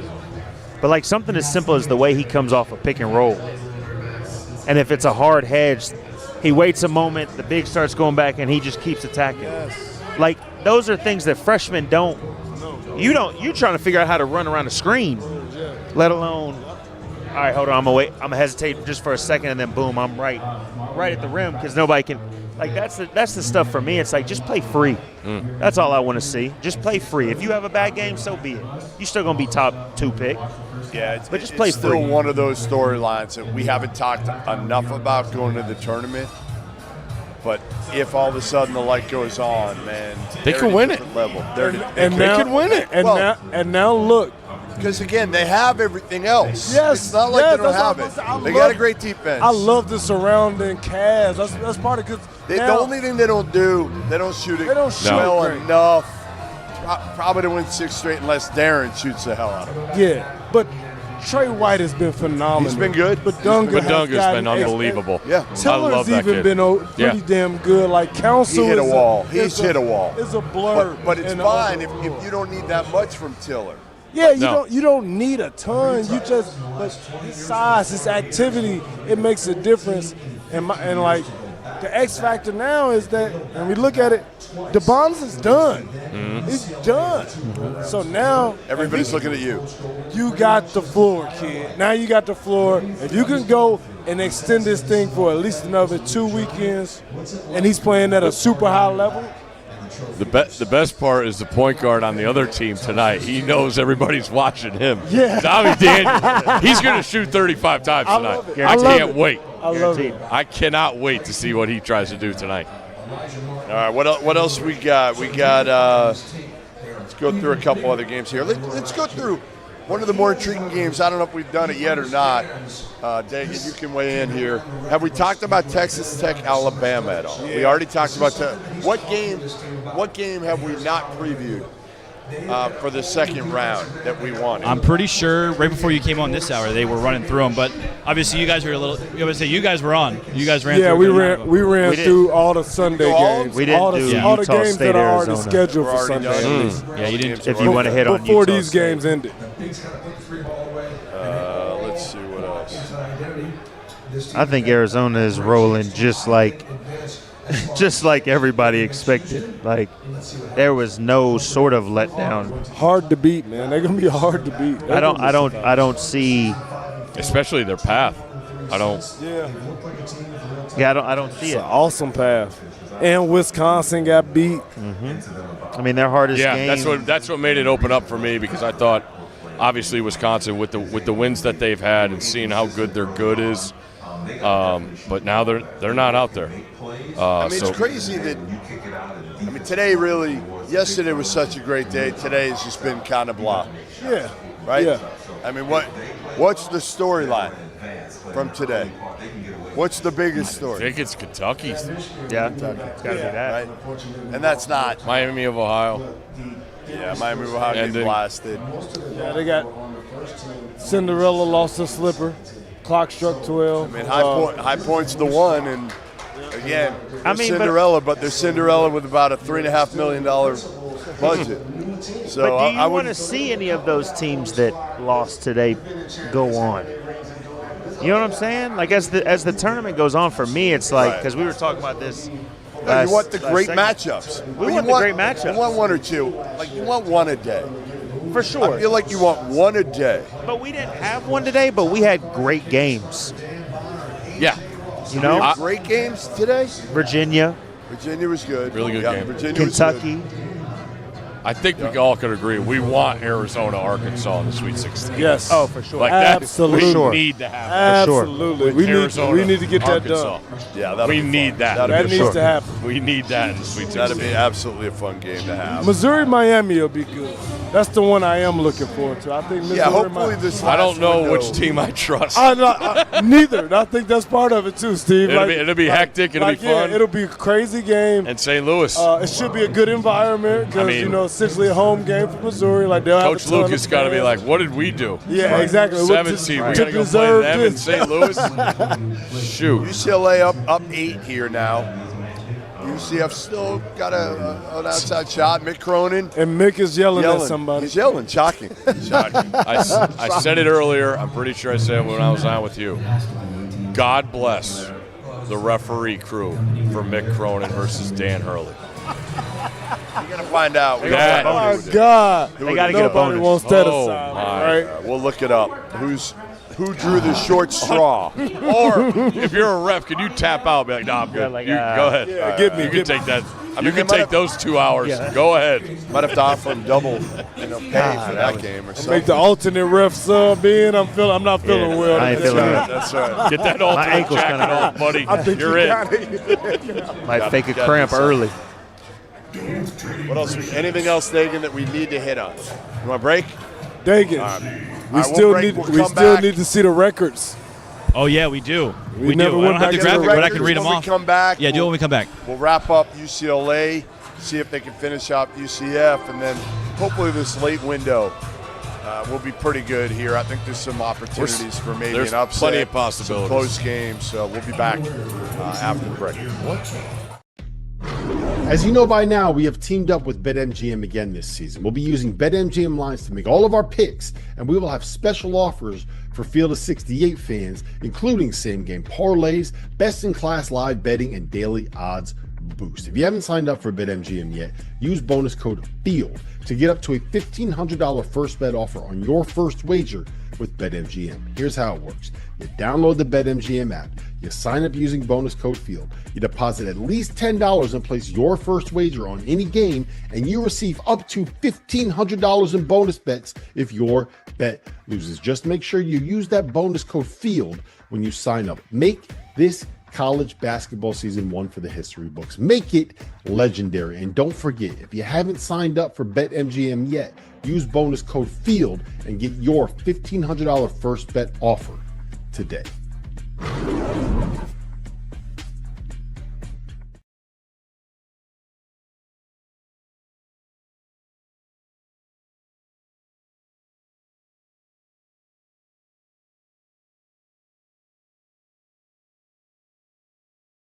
Hey everyone, Jeff Goodman here, and I'm excited to tell you about what's going on with our partners at Voodoo Rangers. You know what makes March even better? Chaos. That 111 seed that nobody believed in suddenly ruining everyone's weekend. And this year, Voodoo Ranger wants you to bet on 11. Grab a can of GeForce IPA with 11% ABV, then register that beer at bet11.com. If an 11 seed advances, you have a chance to win a juicy prize, $11,000. We're also taking a trip to Vegas, exclusive GeForce merch. And if an 11 seed pulls off an upset, 1,100 fans could win cash for their next round. It's the juiciest bet of the tournament. No brackets, no stress, just cold beer and beautiful chaos. Visit beton11.com to enter. Win or lose, still got beer. Learn more at bet11.com. You must be 21 or older. No alcohol purchase necessary. Legal in all 50 states. Full rules at beton11.com. Today's episode of The Field of 68 is brought to you by Mando. Some men mask their BO with sense. Mando men get the job done right. Mando whole body deodorant was created by a doctor who saw firsthand how normal BO was being misdiagnosed and mistreated. You want a solid deodorant stick? Mando's got one formulated and powered by a mandelic acid to stop odor before it starts. You like spray bottles? Mando's is aluminum free and ideal for hard to reach places. All Mando products are baking soda and paragon free, and it's safe for anywhere on your body. Pits, balls, thighs, folds, feet, even the grundle. It's perfect for me this time of year. I'm spending 15 hours a day in an arena that hasn't had the AC turned on yet. If I didn't have Mando products, I might smell like the guy sitting next to me on press row, because Mando is clinically proven to control odor better than Old Spice. Want to try America's #1 whole body deodorant formula right now? You can find it in Walmart and Target and other retailers across the country. But for the best deals, go to shopmando.com and use code F68 for 20% off at checkout. Let me tell you guys about the $500,000 bracket challenge at BetMGM. If the team you pick scores the most points, you'll score bonus bets. For each round of March matchups, you have the opportunity to predict which team will score the most points. If you're correct, you'll win a share of bonus bets. How to get in on this offer? Just 3 easy steps. 1, enter the March matchups $500,000 Pick'em free-to-play game. 2, pick which team you think will score the most points in any round of the NCAA tournament. And 3, if the team you select scores the most points, you'll win a share of bonus bets. You guys are back. All right, welcome back. We got Jarrell McNeil, Justin Jackson, Stanford Steve. I'm Jeff Goodman. Mick Cronin's still yelling. Oh, my God. Nothing changes. He's giving Nothing it to his changes staff, from his that. players on the court, and the players on the bench. You know, is it a surprise that Mick and Kevin Willard are boys? Not really. Not really. And they work for Rick Pitino. Everybody's miserable that work for Rick. I mean, that's what it comes down to. If you work for Mick, you are a miserable human being. Rick was smiling tonight post-game. Rick was smiling. Maybe we need to get Rick on with Willard. Willard won't come on. But with Mick. Maybe Rick and Mick can come on There you go. together. I don't know. All right, let's get the rundown, Dagan. Yep. I got Since you, fellas. You looked so excited Yes, to tell us I am. who is in the lead. Yeah, so Steve, for you, we did a pick 'em, pick against the spread for all the games kind of thing. Justin, for you as well. You weren't here yesterday, so wow. So we picked against all the games. So right now, currently in the lead is myself at 19-7. It's probably fixed. It's not fixed. I hope you walked over here and put some cash down on those. I did not. 19-7 is unreal. Yeah, 19-7. Rob's at 13-13. Hansborough 14-12. Goodman 13-13. You pulled it back from yesterday. I was down. I You're was way in the down. hole yesterday. Jarrell 16-10. Nicely done, Jarrell. Oh, That's excellent. oh. John Martin, 17 and 9. Wow. As well. Although he picked pretty much every favorite, so he's just rolling with that. Connor over here, 12 and 14. McCall at 11 and 15, and Trevor also at 12 and 14. So we're rolling there.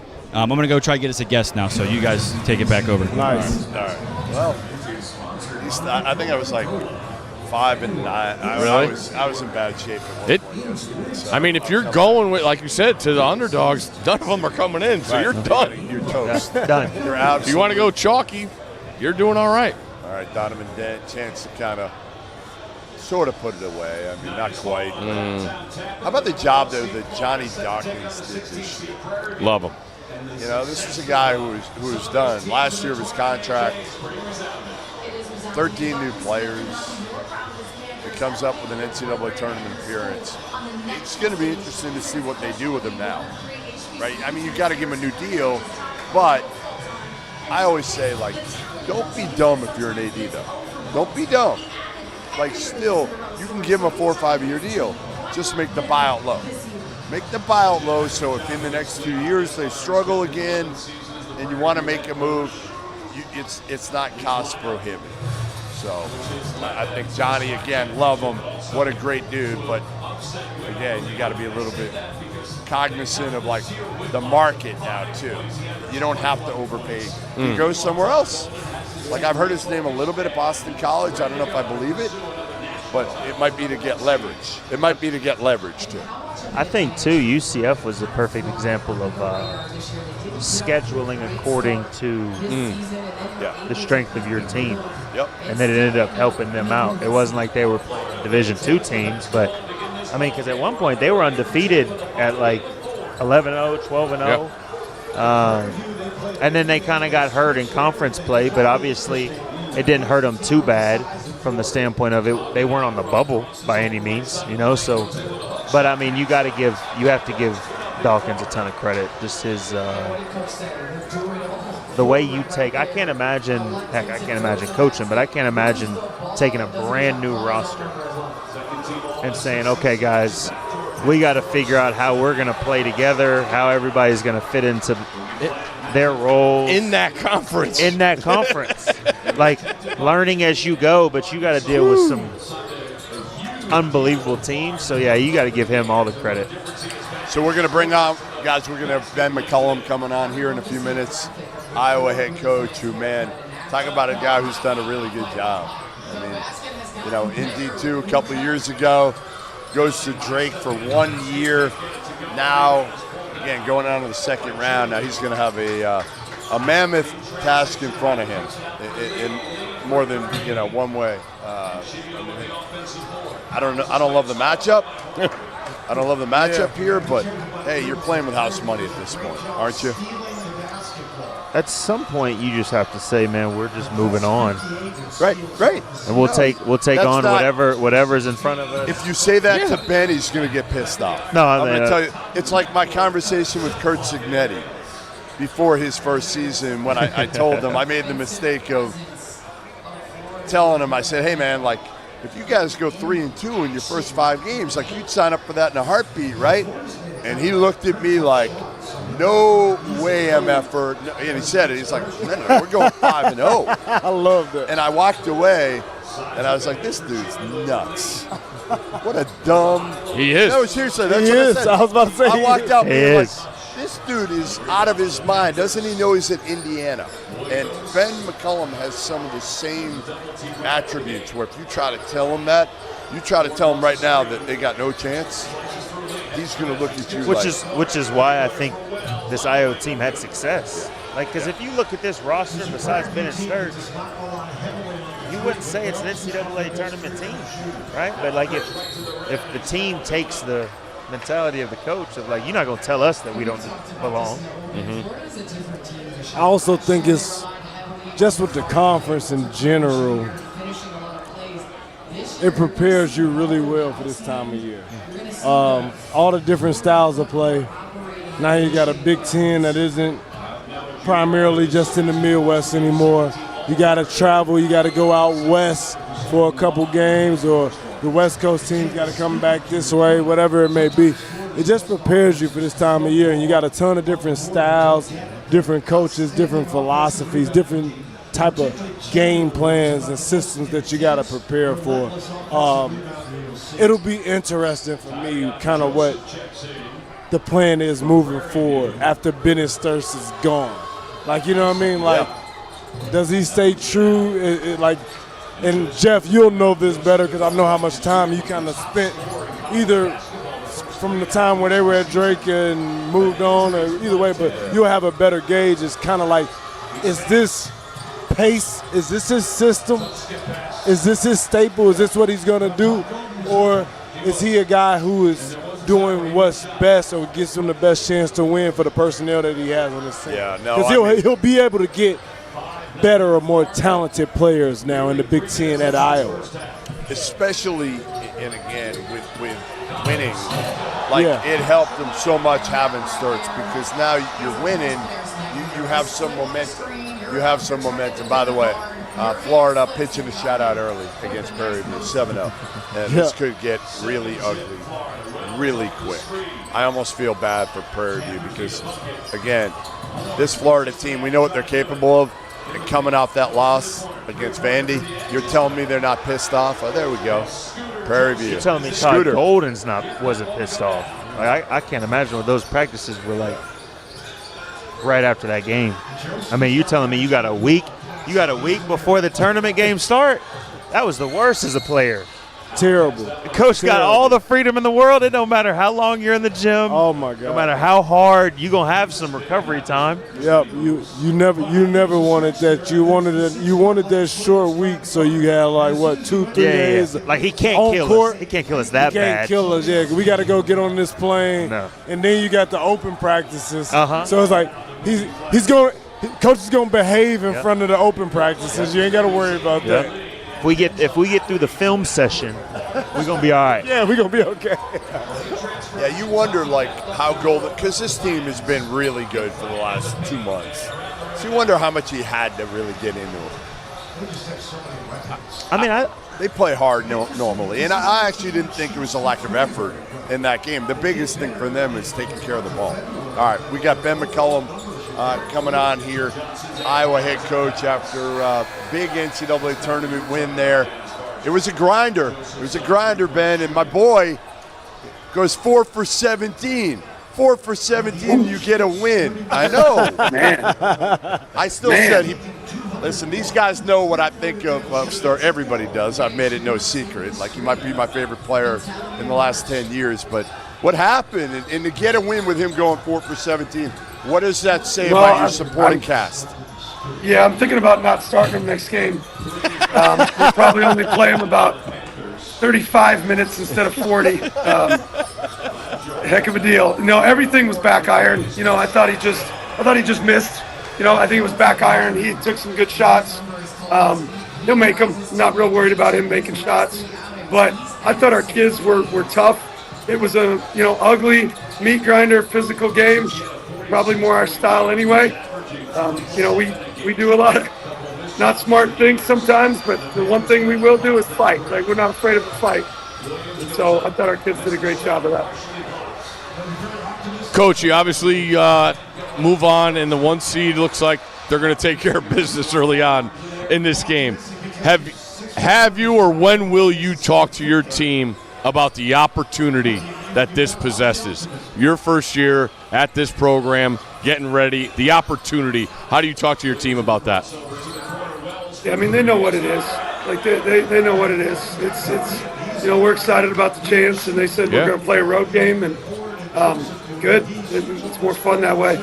Yeah, that's kind of what you want. And so this is why you play the game of basketball, is to play in environments like that and to play teams as good as Florida. We're certainly excited about the opportunity. Coach, obviously you hit on the fact that it was a grinder of a game. We kind of knew Clemson loves to play that way. Y'all love to play that way. But when you look at 38% from the field, 28% from three, but getting to the free throw line as many times as y'all did, is that something that y'all talked about in the huddles before the game? Hey, we got to put pressure on the rim. We got to try to get to the free throw line as much as possible, or was that just kind of it happened organically throughout the game? Yeah, I think it just happened organically. We did attack the rim, and we had good rim decisions. You know, we were able to get to 2 feet and use shot fakes. You know, it's not necessarily by intent to shoot that bad. We would prefer it not to be a grinder. We prefer a little more efficiency, but you know, again, sometimes you have to win like that. But I thought we attacked the paint in the second half, which helped. Coach, I just kind of mentioned it before you got on, but just talk a little bit about just as far as the tournament goes compared to this year being in the Big Ten, how the difference in team play and essentially scheme and style of play and all those things kind of benefit you in a tournament like the NCAA tournament. Yeah, I think it's a gift and a curse a little bit. It obviously gets us ready for the physicality, and you know, you've got scars, and sometimes those toughen you up. You know, the difference with playing in a high major league is you do get beat up. You know, I mean, it's every night. And so, like, we were at Drake last year, and we talked about, you know, had we not won that conference tournament, we wouldn't have been in. And I know I see a lot of these teams do that, but it's like, you know, high major teams won't play us. Well, I wouldn't play a mid-major, good mid-major team anyway. You know, it's almost like the leagues, which I think they have a choice. The leagues need to allow the regular season champion to go instead of the tournament champion. But then it wouldn't get as exciting, and so then everybody, you know, but I think the Big Ten for us, you know, prepares us, but it also can beat us up. So it's kind of a gift and a curse. Last one I got for you is just, what's this been like? I mean, 2 years ago, people forget, you're coaching in the D2 NCAA tournament. You obviously had a taste of it last year at Drake, but how cool is it for you, again, to be at Iowa, a place that you probably, you know, I don't know if you thought you'd be here 5-10 years ago, whatever it is, you waited for the right one, Drake and now Iowa. What's this been like? How cool is it for you? Yeah, it's been awesome. You know, I'm not going to lie, I am exhausted. But we do have Daniel Abreu in Iowa City, Jeff, so that's nice. Exciting. But no, hey, he'll bring the energy. He brings that. He brings that. But no, you know, I think the transition, again, you know, we've said it before, we weren't always trying to transition to this level. It just kind of happened. You know, you focused on the place that you're at consistently, and naturally those things happen. Obviously, the University of Iowa is pretty special to me. I was born in Iowa City. It's special to our staff. And it's special to be able to win there and create the program that we're creating. All right, well, listen, congrats, good win. Tell my boy he better not shoot 4 for 17 against the Gators, all right? He better make some more shots. Man, all right? He's going to be all right. He got all his misses out. There you go. I like that. I like Appreciate it, that. man. Congrats, Coach. Congrats, Coach. Thank you. All right, there he is, Ben McCollum. Good dude. I'll say this. I saw them in Iowa City, I don't know, 3 weeks ago when they lost to Purdue. He didn't have a smile on his face like that. He was miserable. Pissed. Absolutely miserable. And I kind of like that. Like, I want to see a guy that wears it on their sleeve a little bit and pissed off. And but that, so what he's done, and we heard a lot about him when he was in the D2 ranks, and he's lived up to the hype so far. I mean, he's done a great job with a group that, again, made some portal little misses, you know, in terms of the money they spent. Alvaro hasn't quite lived up to the expectations. And the question is going to be, can they play with the Gators? Like, how long? How long can they? I just look at, I asked him about the opportunity, but, like, I'm fascinated by not, you guys have done it, but, like, what happens in this idea? He goes and does an interview with us. You got to get your team ready for the beast that is Florida. But, like, how does that go in? How much do you already have? I mean, obviously all your offense is in, but, like, all right, what makes the point, all right, hey, we want to use our spread system. You know, they went away from Sturts at the end of that game to get breakaway, you know, to get buckets at the rim. How does that differ, and how does the plan change because of the size that Florida brings it? That's the stuff as a fan I'm just super fascinated with, and I can't wait to see an underdog with this opportunity. You're going to be a double-digit underdog. How do you go about creating a plan to go against the defending champs. That's what's awesome to me. All right, well, listen, we'll come back. We're going to keep an eye on this UCLA game. Only 4 points with 8.3 seconds left. It feels like the last 30 seconds have taken about 30 minutes. We'll see after this, and we're going to have some more guests join us here coming up soon.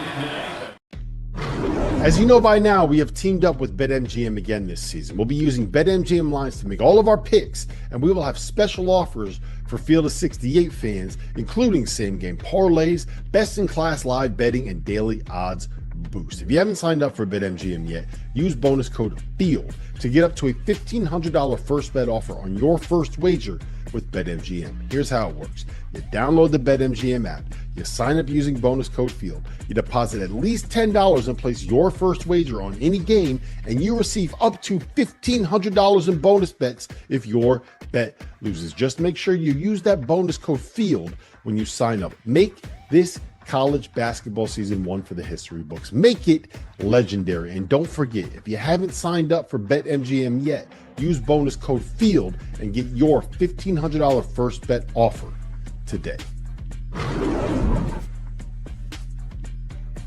It's 2026. Everything in our world has leveled up. Our phones are supercomputers, your car parks itself, but your razor is still flimsy and overpriced. That's where Harry's Plus comes in. Harry's Plus has an advanced pivoting system to reach every corner of your face. It has refined blade tech for a close and smoother shave, and has a weighted metal handle for added control and comfort. Most importantly for me, Harry's Plus has German-engineered blades that are honed at 3 different angles to cut hair cleanly and without razor burn. I may have a beard, but I still need to shave my neck to make sure I don't look like Paul Gasol. And with Harry's, I have never dealt with razor burn, painful bumps, or the kind of nicks and cuts that you get with drugstore blades. If you don't love your shave, Harry's will make it right, no questions asked. There's zero downside to giving it a shot. For a limited time, our listeners get the Harry's Plus trial set for only $10 at harrys.com/F68. This set includes all new Harry's Plus razor, 1 refined 5-blade cartridge, a 2-ounce foamy shave gel, and a travel cover to protect your blades on the go. Just head to harrys.com/F68 and tell them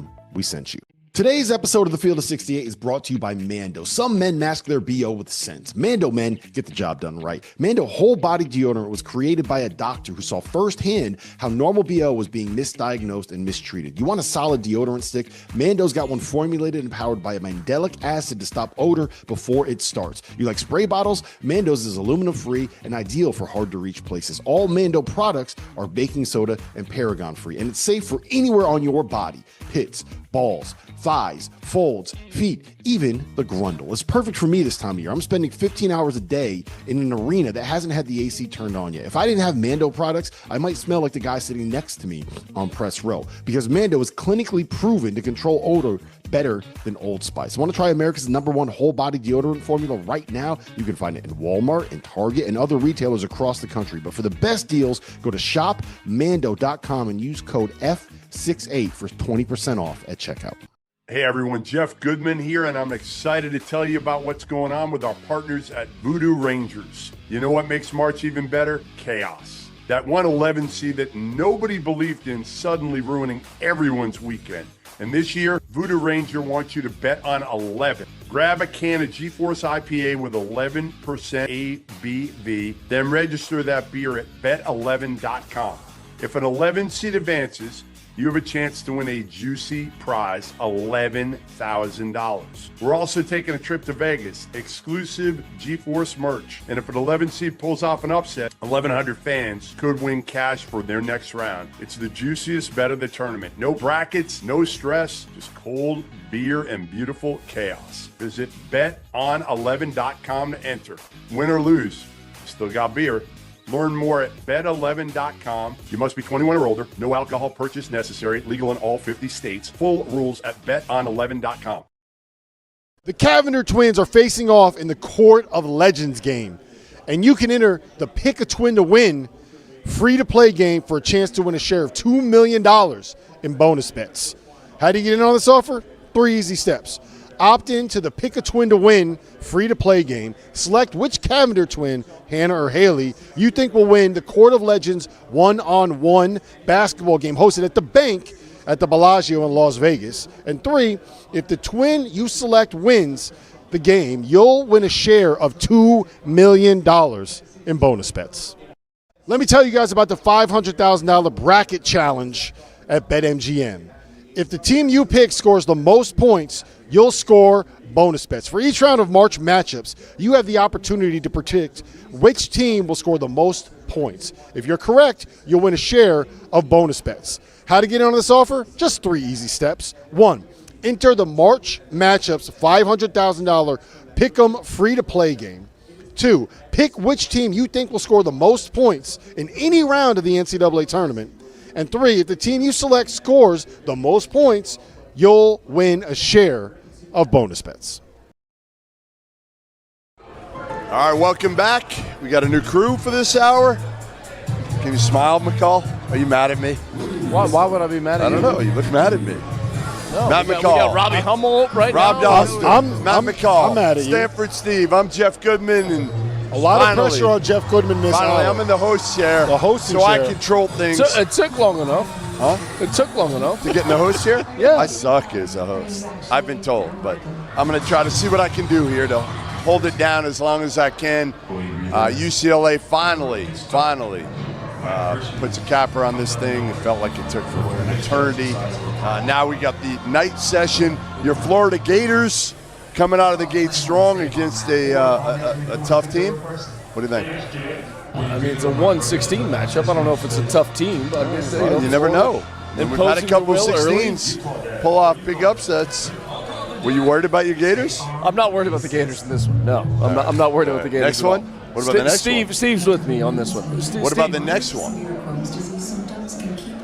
I don't know if I'm the only team in that region that concerns me for Florida. Yeah. And I've said this, and I said this on the Goodman Hummel McCall podcast. Still don't understand why my name is last. Because I don't understand. You're the newcomer. But Robbie Hummel's on CBS right now. Newcomer. Can you put? He actually never shows up. So never shows to be up. honest, I always his name show up might for be the third podcast. soon. Is Illinois. Because Illinois is going to play drop coverage and force those guards to make threes. Yeah. And if they make threes, they're going to win. McCall, I just got to ask.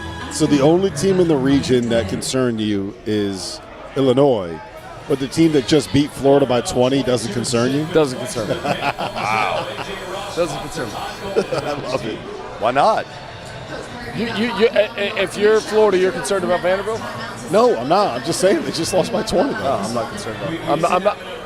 As a Florida grad, alum, and someone that worked there for 11 years, no, they'll be prepared to play.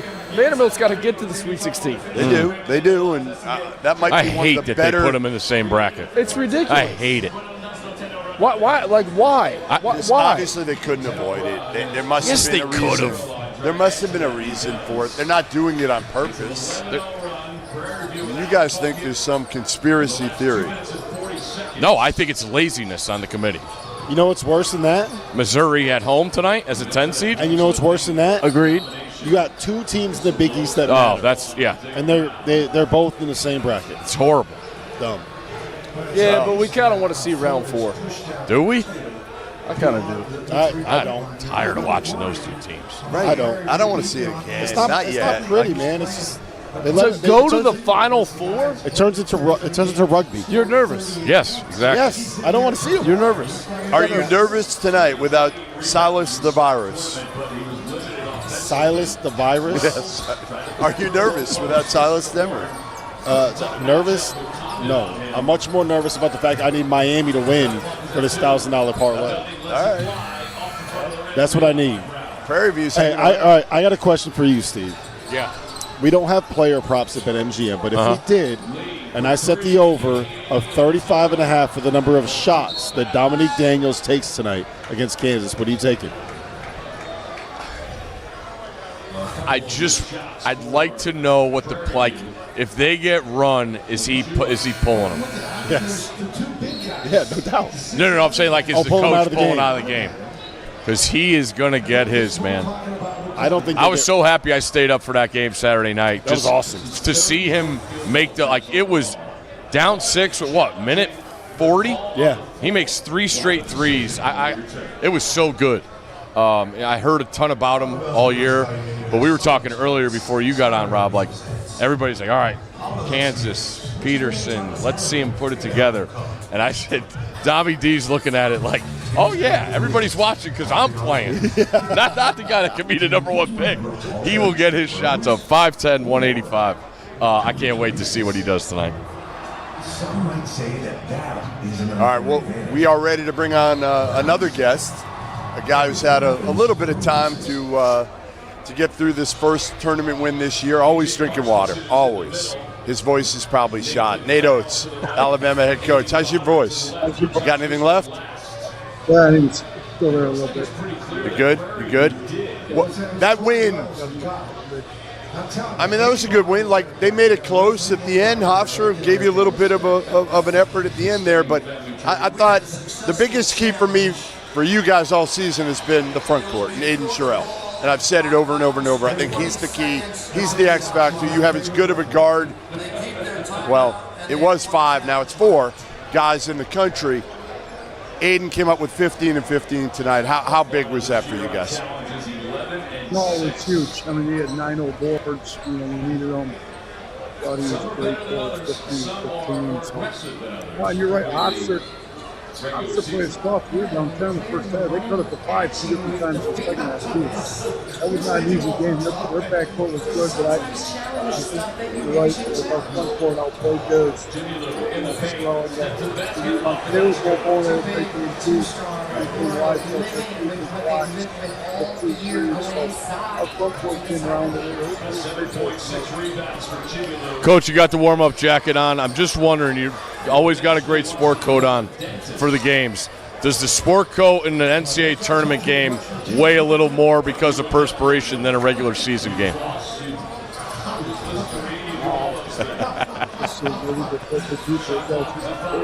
Not as much as they did back in Detroit when I was in the second. It got real hot in there. Coach, congrats on the win. First of all, I don't know why you continue to come on this show with Goodman. Not really sure why you Wait, always agree to. I have one question. Can we have Nate answer the question, the coach question that we have, the coach dilemma of you? That he says that, you're taking that my I should question? be calling you or everybody coach. And I'm like, well, you're not my coach. Why would I call you coach? Please, coach, tell him why you have to say coach before you say Coach Oates. Please. Don't call you Nate. Just said this today. My daughter turned 22 today. I know, usually her birthday gets ignored. We're in the middle of March Madness, but it's game time. We had a little birthday dinner for her after the game. Nice. The boyfriend's like, I don't know, a year or so. I'm starting to get to know him. He's trying to figure out what to call me.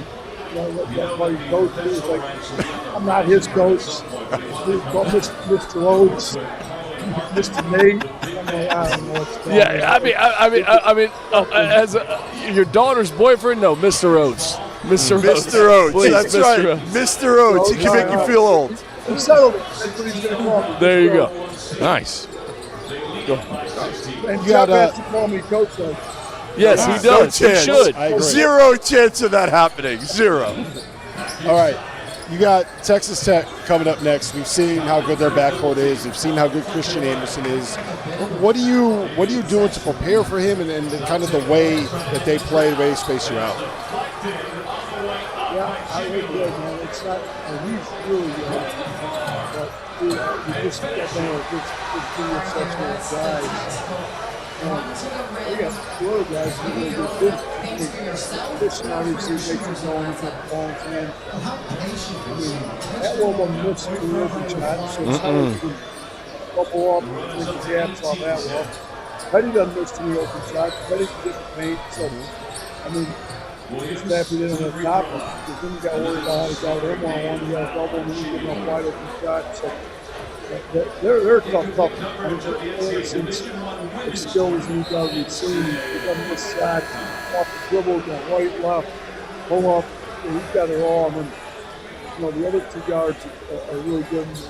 Once Watts is pretty good. I mean, he's tough cover one-on-one. So it's good. They don't play very fast. Obviously, we like to get up and down. We have to try to get them our way. So we're going to have to rebound well on them. We stand on them. But I've got a lot of videos today tonight. I hope we are not Yep. Coach, always fascinated, and obviously you've had tremendous success in this tournament, but what's your routine like? You win today, is it completely on to the next opponent? Do you watch today's game and dissect it and show your team some things of, hey, this is where we got to get better, these are the things we have to improve on, or is it completely on to the next opponent?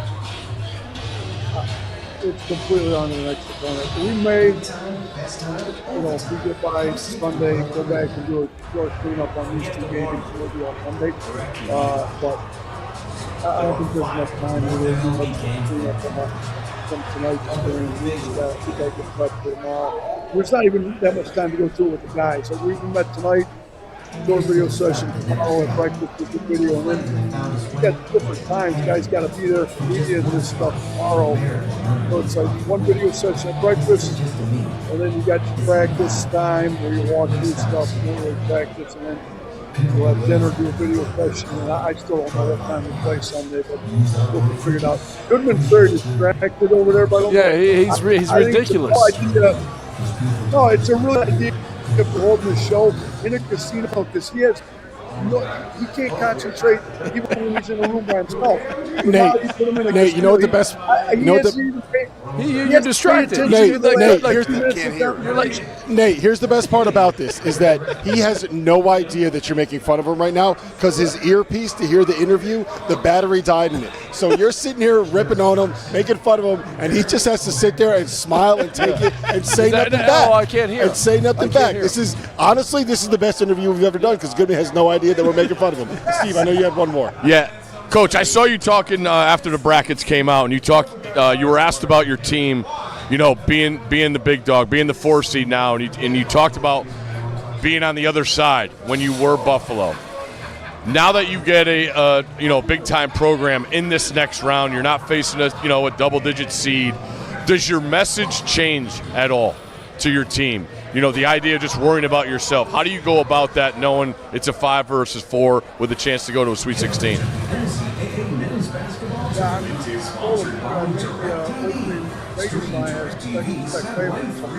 Oh.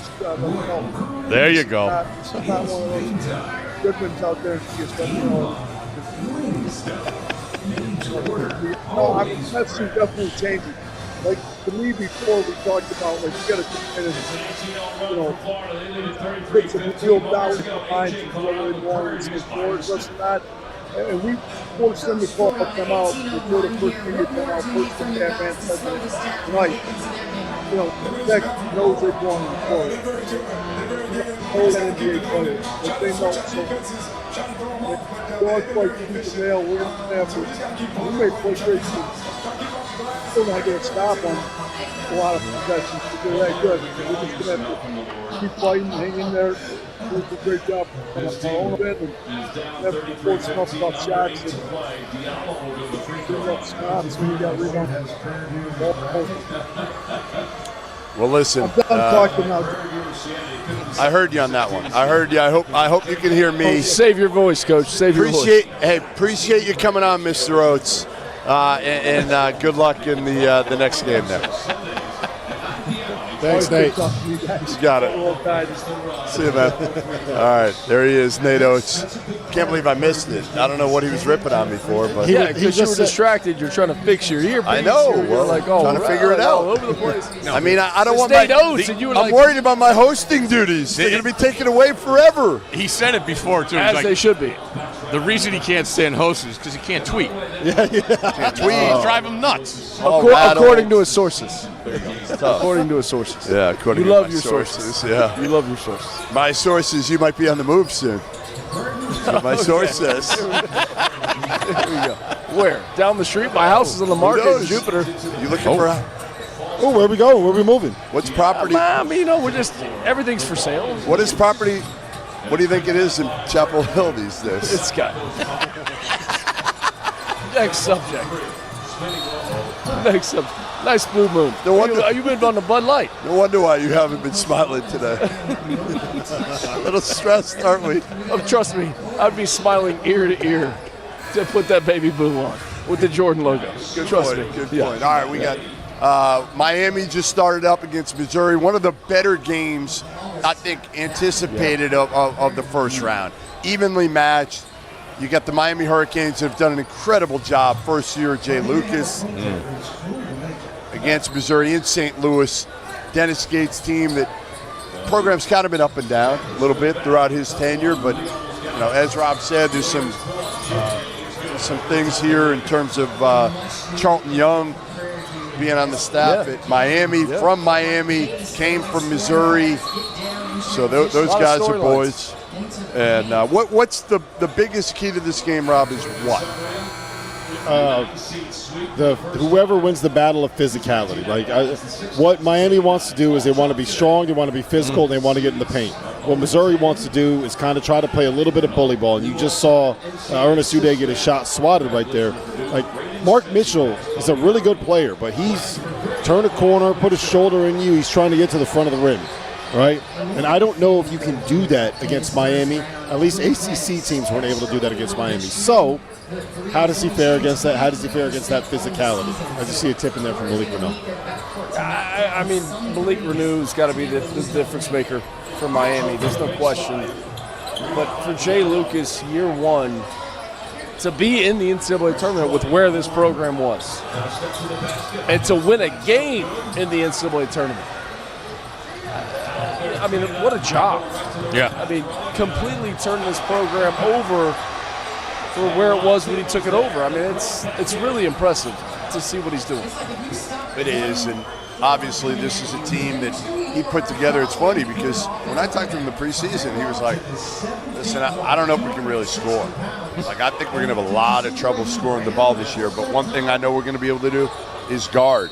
And they've been way better offensively than I think anybody would have imagined. And I think Malik Reneau not playing in that archaic offense in Bloomington helps. You know what's interesting about that? It's not like he's playing in a 4-out system where they're playing around him. But he's able. He's definitely has more space. He was a guy that they were playing like him and Ballo together. It was really log jammed, and he's also been able to, honestly, he's been able to kind of step out and shoot it, have more confidence shooting the ball from the perimeter than he did in Bloomington. Here's the other thing for Jay Lucas. McDonald's All-American, goes to the University of Florida. Plays for Coach Donovan. Leaves Florida, goes to Texas. Plays for Rick Barnes. Gets hired at Texas under Shaka Smart. Leaves Texas, goes and works for John Calipari. Leaves Kentucky and goes and works for John Shire. So, take something from every single one of those coaches when you get your first head coaching job. Because you're talking about guys that have orange jackets. Yeah. They have orange, Coach Donovan, Coach Calipari, they have their orange jackets. Then you have something, from John Shire in year one at Duke, where you see him take over for Coach Krzyzewski. I mean, that's why he's prepared for this opportunity. And then let's talk about who his dad is. Yeah. And his dad has been an NBA head coach. So being able to pick off all those great coaches, that's helped him. What's awesome is talking to the Miami football staff and getting their likings to Coach Lucas. They love him because every time they see him on campus, he's on his phone recruiting. And Cristobal is obviously one of the best there is, but just new face, new place, doing his job. It rubs off and making a great impression. But to your point, what they've done on the court has been awesome. Well, the other thing too about him, he came, and I'll never forget this. I was the director of basketball operations his freshman year at Florida. He came in, McDonald's All-American. Obviously, he drove a Hummer because, you would never know it. You would never know. He treated everybody so great within the program. Who cares what he came from? Dad, NBA coach, came from money. Didn't matter He was just a normal guy that everybody liked. Everybody. And he's the same way right now. If you call never him, hear a bad word if about you Jeff. call him right now, he's not going to answer the phone right now because it's 12-7. But if you call him, he'll pick up the phone because he doesn't think too highly of himself. He's not a me guy. He's not a self-promoter. He just loves the game, and he's worked his way up and done it the right way. Because, Jeff, you know this, the reputation he had coming out of high school, he was going to be an NBA point guard. And he didn't make it. So what did he do? Made himself as a head coach. Yep. We got another game. Kansas just started against Cal Baptist.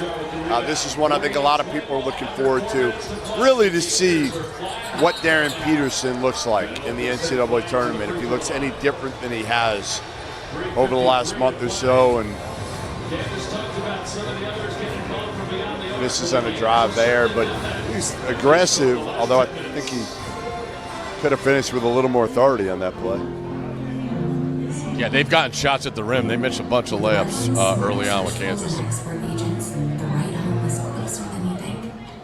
Great hosting job, Goodman. You really got this thing rolling. I'm trying to watch as well as host. All right. Well, look. Let me take this over for a It's second. a long day. Let me take this over a second. So we have a couple games, 2 more games that are set on Sunday that I want to dive into. Since we have the gambling expert Stanford Steve on here, who's are you hot? How are you feeling? Are you We're hot? doing all right. We need Florida to close the door here first All right. half. 20? What do you got? Yeah, minus 20.5. All right. Utah, Arizona State. I'm sorry, Arizona, Utah State on Sunday.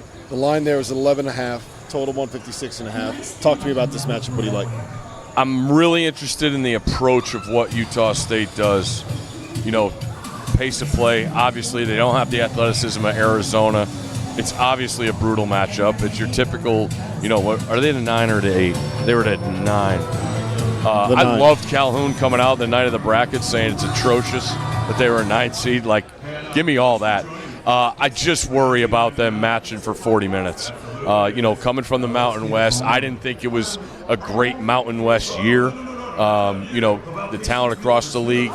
And Arizona is just different, man. I've said it a couple times on this show today. My favorite thing about Arizona is they legit do not care who scores. Yep. And I think it really affects how you prepare to defend them, because you're losing sleep over going over each guy. When you put each guy up on the board, it's like, all right, here's what Burries does. Here's what Pete does. All right. Karchenkov, I mean, he's been phenomenal. Del Orso was unbelievable in the Big 12 tournament. So I worry about Utah State's ability to be in the game for 40 minutes. It's a test that they haven't seen all year. I just don't know how up front. Like, I don't think they can compete up front. That's the thing. Like, more athletically. I mean, this could be ugly. There's a reason why Jared Calhoun looked at that bracket and said, man, we got screwed. Because he knows what's coming. He knows even if they win a game, which they did, then that's a hell of a season, right? It's a really good season for Jared Calhoun. And to be honest, this is probably going to be his last game at Utah State. He's probably going to go to Cincinnati after this. But, man, you don't want to see Arizona. No. Like, how do they win? How do they win? They make 19 or 23s, yeah. It's the only way. It's the only way. 15 threes? The idea, like, Arizona, the way they defend, like, they just haven't seen that. No. You know? No, nothing like it. And the size of it, and the athletic ability, like, it's just got to wear on you every over position. and over. Like, Mason Falslovs is awesome. He's great. But, like, you're going to put Karchenkov on. Yeah. Like, good luck. Mm-hmm. Good luck. Like, Karchenkov could shut anybody down in the country. So, I think this could get ugly. I wonder how this zone is going to affect Arizona. That is my only thing. I think Arizona wins, but if they, What do you mean the zone? Utah State runs that kind of 1-2-2-3 zone. They throw Koa Pete in the middle of it and let them carve it up. Yes, probably true. But we've all seen zones mess with teams before. Get you out of your rhythm, especially when you're not a team that can make threes over the top. Now, the flip side of that is you still got to find a way to keep Koa, Pete, and Krivas off the glass when they're in that zone. So is that something that you think could be an issue for Arizona, or is it just this team's too good? I think Arizona's just too good. I'm not worried kinda where about I'm the at, zone. I mean, again, whether it's a 2-3, 1-2-2, whatever you're playing, get the ball to the middle of the floor. And when you get the ball to the middle of the floor, who can make a play? Who can make a play? And if your four-man can make a play, like Koa Pete can make a play, like Tommy Houck from Florida can make a play in the middle of the zone's not working. I was told Tommy Houck's a 3 now, McCall. Just so I know you're a Florida guy, but I think you need to pay a little more attention. He is a 3, but still put him in the middle of the zone. Put him in the middle. Yep. Yeah, I'm kind of there. So Arizona? Oh yeah. Arizona? I was trying to. I mean, we had Coach McCollum on. Like, I'm looking at these 8s and 9s against the 1, like Iowa and Utah State. I think it's just brutal matchups. Who's got the best chance? TCU. Yeah. Agreed. TCU. Only because Duke is not Duke right now. I looked at TCU yesterday. I didn't think they played their best. I thought they missed a ton of layups early on. True. And I was really impressed for them to come back when they lost the lead, to be able to come back and make enough plays. I mean, Punch barely played the first half. He had 3 fouls. I think TCU is very, very dangerous tomorrow. Agreed. Yeah, I'd be shocked if any of the number ones. I mean, again, Duke, if Big Pat Gamba doesn't play. He's so they put out the availability report, and he's officially listed as questionable. Right. And it's the first time that he hasn't been listed as out. Duke also had a video of their shoot around today, and he was out there. Yeah, we'll see. I think he'll be back. If you're an assistant coach at Iowa right now, and you're watching Florida up 30, and you got to go back to the hotel and say, hey, Coach McCollum, here's the game plan. The game plan is try to do what Vandy did a week ago. Have the bigs make draw every shot. Florida's bigs away from the basket, and you better make shots. Like, Alvaro's got to play well. Bennett Sturts has to be terrific. Yeah. Play the best game of his career. And he's probably coming off one of the worst games of his career today. They were able to go by guys for Clemson. I don't see it against Florida. No, that's and what do you do against that? If you do get by them, what do? You're not getting a shot off at the rim. You're not getting a shot off at the rim. The other thing too is I would still put it. That's the issue too. I would back up and make everybody have to make shots. Pack it in. It's tournament time. Like, this is where whatever your traditional defense is, you have to adjust it. I'm fading offensive rebounds. Just you shoot 4 guys back. Don't go to the glass. Just slow it down. Don't let them get out. Which Iowa can do. Right. Yeah, they will on both ends. So they could frustrate them for a little while. I don't think that they can win. I think matter they can cover. I think they can cover. By the way, I don't Darryn think that Peterson they can win. 0 for 6 from the field. Who do you think guards Sturts? That's Tommy Houck, probably. Hawk. I would put Houck on to start the game. No? I think it'll be Boogie. I think Boogie's turned into a really good on-ball defender. But he's 6'1". Let him climb up in him. Pick him up 94 feet. Don't let him get to the point where you're able to make that be a problem. I think when you're a little bit bigger and slower, those guys that are small and pesky and annoying. Steve, I think that plus 20.5 is going to hit here. Yeah, just a feeling. We liked it. We had to wait all day to get it in. You came over to me and said, do you want some action on this? And I don't know if I was just tired or I was like, I don't know. All right, Jeff, last one that we got to get to. Kentucky and Iowa State. Ken Pom has it as 7. The books have it at 4.5, but MGM has it at Iowa laying 4.5 against Kentucky. We don't know the status of Joshua Jackson. Well, we don't know the status, but I was texting. I said this earlier. I was texting with TJ, and he said it's not that bad. They're hopeful that he's able to play Sunday. I don't think you can know until tomorrow. Just see how he wakes up. No question. He doesn't know yet, but it could have been worse. I'll say that. It looked a lot worse. So, to me, obviously, Steve and I went through it earlier with Jarrell and Justin. We both picked Iowa State, even if Jefferson doesn't play, just because we feel like, the two guys you got to really stop on Kentucky are who? Oweh and Aberdeen. That's it. Well, Iowa State's got two dudes who can stop those two dudes, in Torrey and Lipsy. So, and we just trust Iowa State, where it's hard to trust Kentucky. Now, again, maybe the best version of Kentucky shows up. I know what Iowa State team I'm going to get. You know what's crazy is we're a timeout away from talking about Mark Pope's shot. We're a timeout away. And as an official, how do you not see that he's calling timeout? Why do you not see it? Didn't he call it Knowing kind of when the behind them? basket goes in, you're looking at the coach to see if he's going to call timeout. Should be. You should 100% be. But coaches always run to the baseline and get that ref's attention when they call it. I feel like he was running the wrong way. But somebody should have been looking at it. I got you. I agree. So there's three officials, and there's another guy at the table. Somebody should be looking at it. Understood. But I'll say this, them winning that game, and I don't think they beat Iowa State, I don't, but does it give them momentum now to say,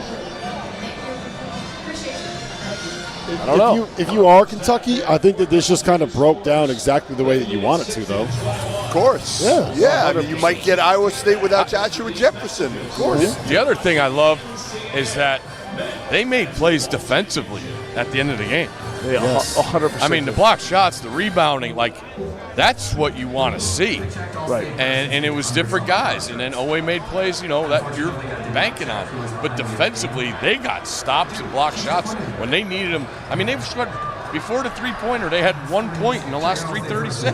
Right. So can you build off that? I don't know. Again, Iowa State's a team that's going to come defend you for 40 minutes, and we've seen Kentucky struggle to put together 40 minutes. It's a question of trust. Even without Jefferson, you trust T.J. Otzelberger the second. Trust Lipsy. Lipsy's helped. Yeah, Momchilovich, I trust them way more. Way more. And Torrey's shown he can step up. He can step up and be better offensively. And the other thing, I've said it all year, which scares me about Iowa State, if you can get them in a close game, 338 in team free throw shooting. That scares the hell out of me as we start you start moving on. That really scares me. Because it's not going to get easier as the games get more pressure. Correct. It's not going to get easier. All right, we'll come back. We'll find out, is Rob Dauster sweating a little bit over here as Alex Wilkins starts to get going for the Furman Paladins. Next. As you know by now, we have teamed up with BetMGM again this season. We'll be using BetMGM lines to make all of our picks, and we will have special offers for Field of 68 fans, including same-game parlays, best-in-class live betting, and daily odds boost. If you haven't signed up for BetMGM yet, use bonus code FIELD to get up to a $1,500 first bet offer on your first wager with BetMGM. Here's how it works. You download the BetMGM app, you sign up using bonus code FIELD, you deposit at least $10 and place your first wager on any game, and you receive up to $1,500 in bonus bets if your bet loses. Just make sure you use that bonus code FIELD when you sign up. Make this college basketball season one for the history books. Make it legendary. And don't forget, if you haven't signed up for BetMGM yet, use bonus code FIELD and get your $1,500 first bet offer today.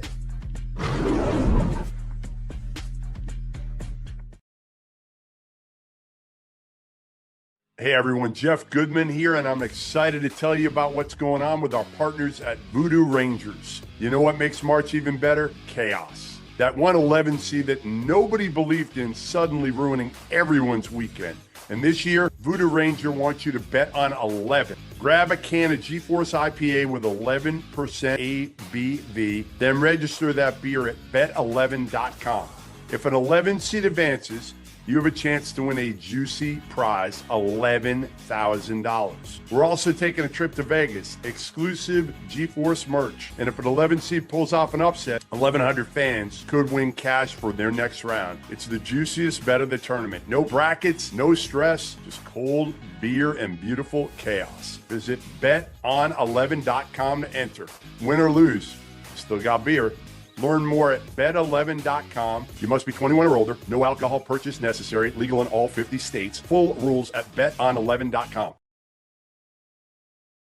It's 2026. Everything in our world has leveled up. Our phones are supercomputers, your car parks itself, but your razor is still flimsy and overpriced. That's where Harry's Plus comes in. Harry's Plus has an advanced pivoting system to reach every corner of your face. It has refined blade tech for a close and smoother shave, and has a weighted metal handle for added control and comfort. Most importantly for me, Harry's Plus has German-engineered blades that are honed at 3 different angles to cut hair cleanly and without razor burn. I may have a beard, but I still need to shave my neck to make sure I don't look like Paul Gasol. And with Harry's, I have never dealt with razor burn, painful bumps, or the kind of nicks and cuts that you get with drugstore blades. If you don't love your shave, Harry's will make it right, no questions asked. There's zero downside to giving it a shot. For a limited time, our listeners get the Harry's Plus trial set for only $10 at harrys.com/F68. This set includes all new Harry's Plus razor, 1 refined 5-blade cartridge, a 2-ounce foamy shave gel, and a travel cover to protect your blades on the go. Just head to harrys.com/F68 and tell them we sent you. Let me tell you guys about the $500,000 bracket challenge at BetMGM. If the team you pick scores the most points, you'll score bonus bets. For each round of March matchups, you have the opportunity to predict which team will score the most points. If you're correct, you'll win a share of bonus bets. How to get in on this offer? Just 3 easy steps. 1, enter the March matchups $500,000 Pick'em free-to-play game. 2, pick which team you think will score the most points in any round of the NCAA tournament. And 3, if the team you select scores the most points, you'll win a share of bonus bets. All right, welcome back here at the MGM National Harbor in beautiful Oxon Hill, Maryland. I'm Jeff Goodman, Rob Dauster, Matt McCall, Stanford Steve over here. And we got a route with Florida. We got Kansas pulling away early here from Cal Baptist. So the big game is obviously Miami against Missouri. Close game. And now Furman maybe could hang with UConn a little bit here without Silas Nemery, without Jalen Stewart. I'm telling you, Furman's healthy. They got some dudes. Ben Vanderwall, been part of some winning teams at Furman, an NCAA tournament team. You got Cooper Bowser down low, Alex Wilkins. We'll see. Dan Hurley is not happy early, shockingly. Is he ever happy? Yeah, when he talks to me, he's happy now. He is. Fanta. He loves Fanta. He's very good at faking it. We're good now. What do you mean? He missed me for 9 months. I mean, listen, Bob Ritchie's been here before. He's been in the tournament before. This is not his first rodeo, and he gets an opportunity to play against a UConn team that, let's call it like it is. No, 3 weeks ago, we're saying they're a 1 seed. Yeah. Then they lose to Marquette, lose by double digits to St. John's in the conference tournament final, and now this is where we are. They're in a dogfight with Furman. They'll pull away maybe, but it's early. But in all seriousness, I really do think that the Silas Nemery injury matters more than people probably realize in this particular matchup, because Furman, their best player is Alex Wilkins. He's a freshman, but he's 17-5 and 9. He's like 6'5" and 175. He can shoot it. He can play off the bounce. He can make a lot of those reads off the dribble. He's a really good in pick and roll facilitator. And where he would struggle is with a guy that can really be physical with you defensively. A veteran that can climb up in you on the ball and really make life difficult for you. And that is what Silas Nemery does best. And when you don't have him there, it means that the guy that can make this Furman offense run is not available. So I think that is relevant. I don't think that it means that Furman wins, but I think that it means that Furman team total over, Steve, first half total over. But what you've done early is give Alex Wilkins confidence. Yeah. Which is not a good thing because he's a guy that can be like this. He can be a little bit of a roller coaster in his decision making. And right now, he's playing extremely well early on in this game. I just want to see a game. Feels like we haven't had one for a little while. We're in a lull. Yeah, so we need something out of this late window. Hopefully. I mean, I think we have one here with Miami, Missouri. We have a game. Yeah, I think we'll get one there. I think we need to take Prairie View A&M live money line right now. They're definitely coming back to win. What do you think it is? Take a look. It's not going to. There's not going to be a line. We won't even have one. There's not going to be a line. It'll be plus a bit. There should not be a line. There's not a number high enough that you could take. It is. They're currently live. Is there a line? The live spread right now is 52.5. Oh, boy. Just ain't right. That's a big number. Somebody tell Todd Golden it doesn't matter now for the net. I mean, you scored 60 in the first half. What'd they say? The front line had 32 points in the paint to 0 from Prairie View. Yeah, very, very ugly. How much do you let your guys play if it just continues? Are they done at the under 12? The under 8? Yeah, probably the under 12. I mean, you're not getting anything from probably this. go under 12 at this point. I mean, under 12. Right? I agree, under 12. Don't get anybody hurt. Because I was surprised. I mean, times this Patino year. today was up 26. Starters finished the game. I couldn't believe it. Did? Yeah. Well, there's been times this year coaches Florida's been up big, and Tommy Alex been in the game at the end, and I'm like, what is going on? Yeah. Get him out. Just don't get him hurt. Totally agree. All right, I got a question for you guys. All right, Butler has an opening now, right? Butler, Thad Matta retired. I'm going to give you 3 names, and you guys tell me who you would hire, okay? Brad Stevens. It's not available. Okay. Is he making the hire? He could probably do both. Is he making Can he make the hire? That's not Brad's personality. No way. I'm sure Grant Is he involved?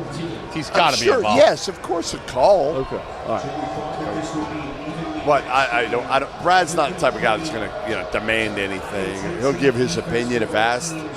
But and again, so number 1 is Ronald North, who was the point guard on Brad's 2 teams that went to the national title. He's been briefly was in college, briefly for like a cup of coffee, and then he's been in the NBA at 3 different stops since. So he's been an assistant for probably, I'd say almost like 10 years.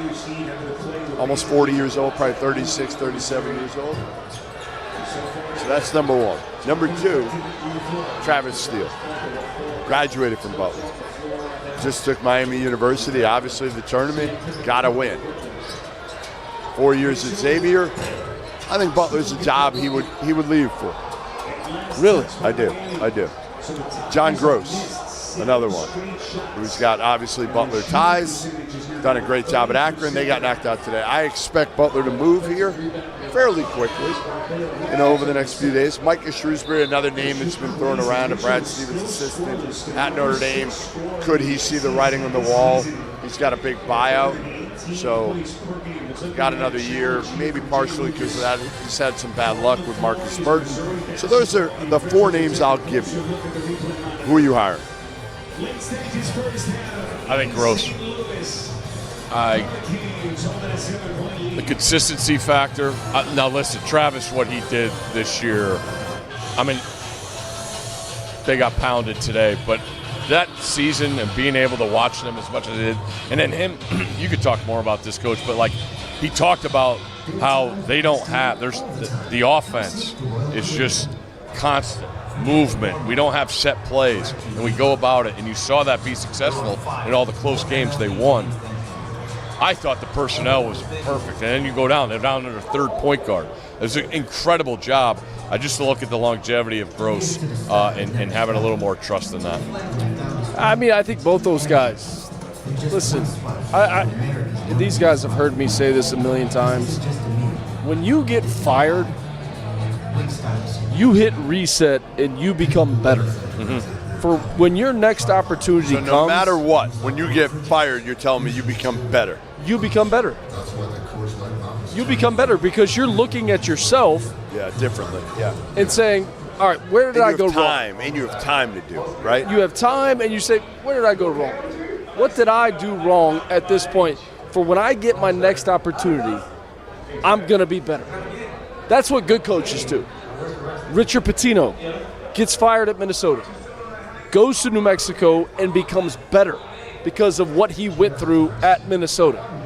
You see these two guys. So who you taking? Who you hiring? If I'm them, I'm saying, what's the situation? What's the NIL? Am I leaving where I'm at, where I'm having so much success? Let's say all 4 of them would leave. Let's say all 4 of them are on the table, and they'd all take the job. Who are you? You're the AD. I'm with him. I'd go with Gross. John Gross. Rob? Probably John Gross. But, I mean, it's like we just Consistency, glossed. is that why? What? Consistency? He has won now at Akron in that league. For a long period of time. For a long period of time. Yes. I mean, if you're forced to make a decision between John Gross and Travis Steele, I think you take the guy that's done it for a longer period of time. The one advantage that Steele would have is that he does have Big East experience, but like he doesn't necessarily have good Big East experience. It's not like he went there and won big when he was at Xavier, right? So it would probably be John Gross. Is that a job that you would take if you're That's him? my point. Is that like if you're John? Is that one? If you're these two guys? So Gross is also involved at Boston College right now. That's another job that he's in the mix for that I think Butler's a better job than BC. Agree. First of all, I think Akron's a better job than BC. I don't know if he's going to Here's the thing that I've learned through my experiences too. What constitutes a good job and a bad job? And one of the things that constitutes a good job and a bad job, have multiple coaches won there. How many coaches have won at BC? One. Jim O'Brien years ago. Skinner. Al Skinner, obviously one at a high level. I mean, there's been a few. Gary Williams. How many of them won when they were in the ACC? No, not recently. No. That was early. No, it's been a while. It's No, been a while. like, in But some terms- bad hires too. But they don't have. But they don't in have terms the of Butler, I mean, Laval Jordan with the COVID, He won and for a like, year. I mean, he won a year. you know, like you got to take that out of Holt it. won. It's a better job than BC. I agree. I don't know who I'd hire there.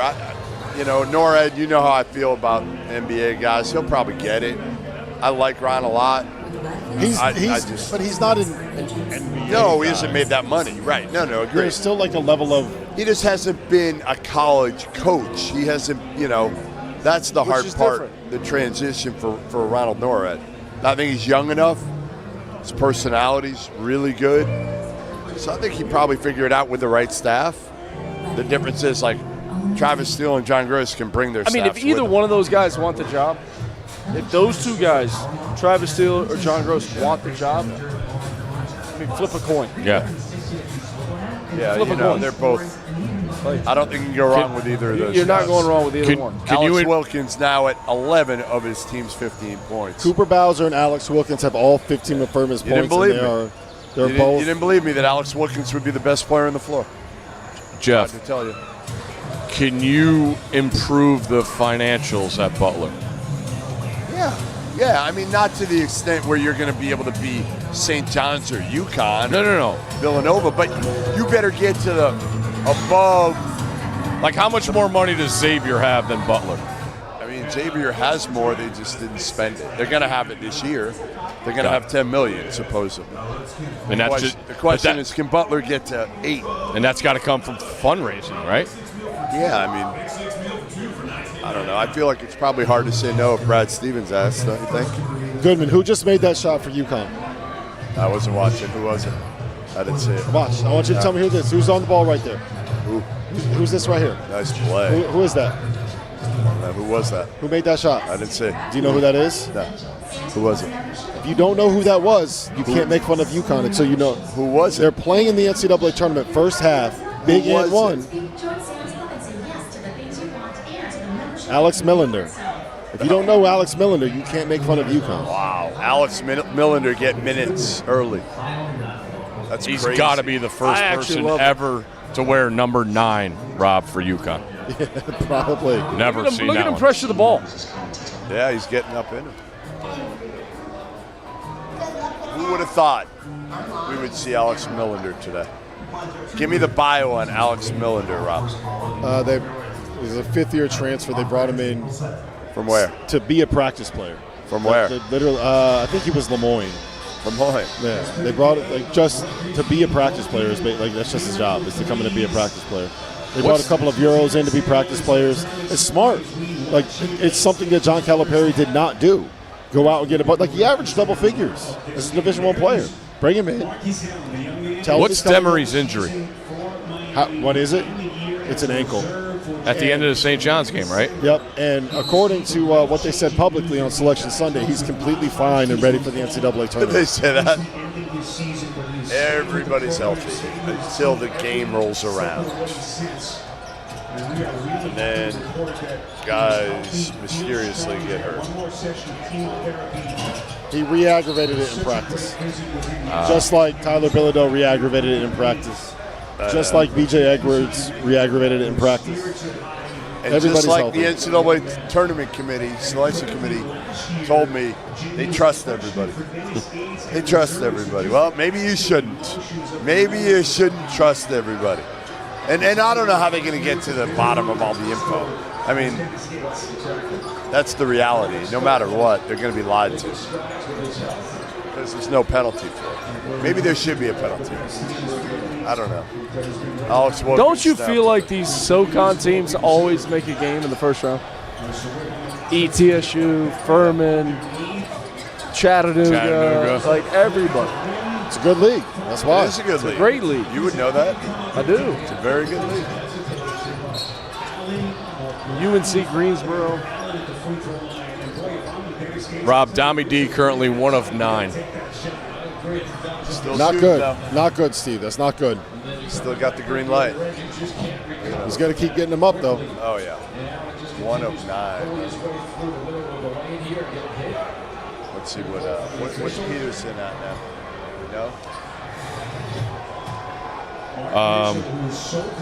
Peterson's 3 of 11. 0 for 4 from 3. That's a lot of shots. White has 8. Peterson has 8. Adunga 5. VCU, Illinois. Robbie, you getting nervous yet or no? You a little nervous? No. You're not. They're not good, Jeff. Here we go. Here we They're go. not very good. You keep getting underdogs. They're just not. I mean, yeah, but you're playing 15 seed Furman, Rob. I don't care if you're without Silas. You should be beating the 15 It's seed. early. It's early. VCU, Illinois. VCU, Illinois. Illinois wins. I think I like VCU to cover. I'm going to be there for that one tomorrow. 11.5. That's a lot of points. It's a lot of points. It's a lot of size on the Illini, That's a lot man. of size. That's the one team in that region I feel like could beat Florida. It's the one team. Cal Baptist, listen, cut it to like 10 at half. Make a shot here. Cut it to 10.5.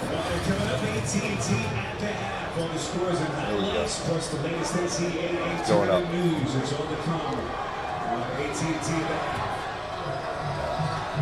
The only way UConn can win is Terrace Reed's going to have to go for like 40. What's that? Terrace Reed's going to have to go for. If they're not going to make shots, Terrace Reed's going to have to go for 40. But that's my issue, Rob. Caravan and Solo, they have to start making shots. Yeah, Braylon Mullins too.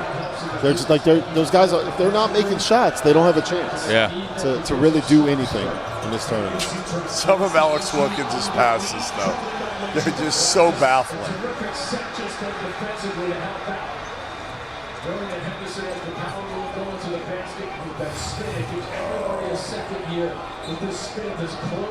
And Steve, that's been the issue with UConn the entire season. It's like The whole concept of this team is that we're going to have these guys that are great shooters, and we're going to run all these beautiful sets to get them running into catch-and-shoot threes.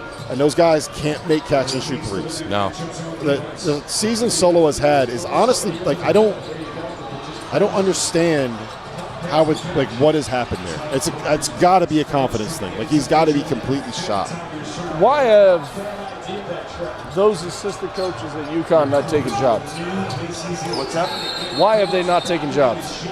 They haven't gotten good enough jobs. They love Dan Hurley so much working for him that they're not going to leave unless they get big-time jobs. It's the money, and it's that.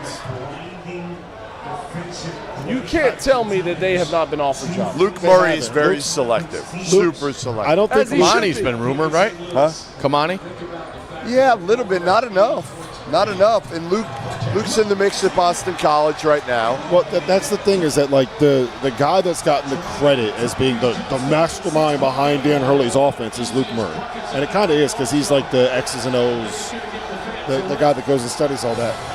I don't know if Luke would be a great head coach. I think what he is like a great X's and O's guy. And I'd love to see him get a shot, and I would be rooting for him if he did.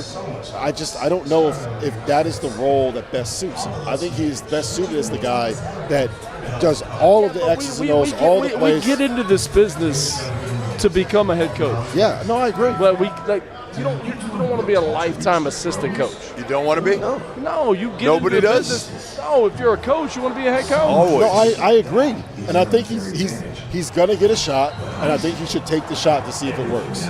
I just don't know if it's something where that is going to be the best fit for what he is as a professional in that business. It's just like there's guards that are better as point guards, and there's guards that are better when they're playing off the ball, and there's guards that need a certain fit around them to be able to be successful.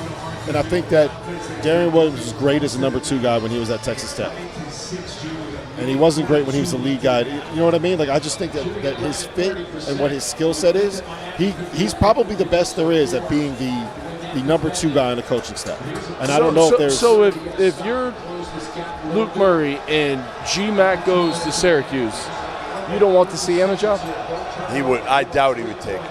I doubt he would. I think he wants something in a big city. I think he would take like a St. Joe's. I think he would take a Loyola Chicago. I think that he would. I think he'd probably take BC. Maybe even a Boston. Yeah, I think he might take BC. I mean, in a good city. Now, again, the question is, can you win at BC? I don't know. It's been a long time. Would his dad help with NIL at BC? Been a long time. But that's part of it. I mean, again, if you know you got help every year from your dad, you can add in a few million. Do you want that though? Like, I'll take whatever help I can get to win. I mean, my dad was willing to help me, which he was. You know, like, I don't know. I mean, again, it is what it is, right? Those Caddyshack residuals are still paying. And I think what hurts Kamani is that the public image is that they're still paying. Tell me if I'm wrong. Is that Luke is the brains behind the operation? He's the head, and like everyone should go hire Luke. And if no one's hiring Luke, why not? And then I think part of it is there's more. There's yeah, maybe, and I just think the jobs that Luke's in the mix for, they're probably not the jobs Kamani would take anyway. Kamani's not taking Boston College. Like, Kamani should wait for a Seton Hall or something like that that's more in his comfort zone. What's that? He shouldn't go for a mid-major or something. Like, he's making more than he would make as a mid-major head coach right now as an assistant. Yeah, I mean, the only way you do it is if it's a really good mid. You know, if it's a really good mid, or like Kamani should be in the mix like for a high level. If Tony Skinn leaves, he should be in the mix for George Mason. They're both terrific assistant coaches. That, again, but you got to wait for the right job. You got to wait for the right one. All right, we got a good game between Miami and Missouri at least. We got one. And UConn, you know, listen, Furman's hanging right in there. Hanging right in there. They're only down 3 with 8 minutes left. No, that score's wrong. Should be 6. I don't know if UConn is capable without Demery of pulling away from this Furman team. Furman looks like they're getting what they want.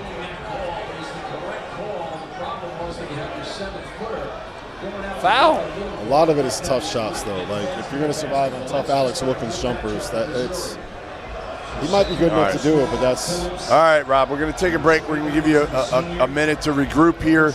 Your UConn Huskies up 7 with about 7.5 left.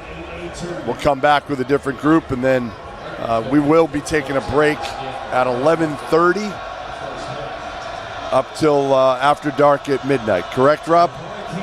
That's the plan. That is the plan. We'll be back after the break.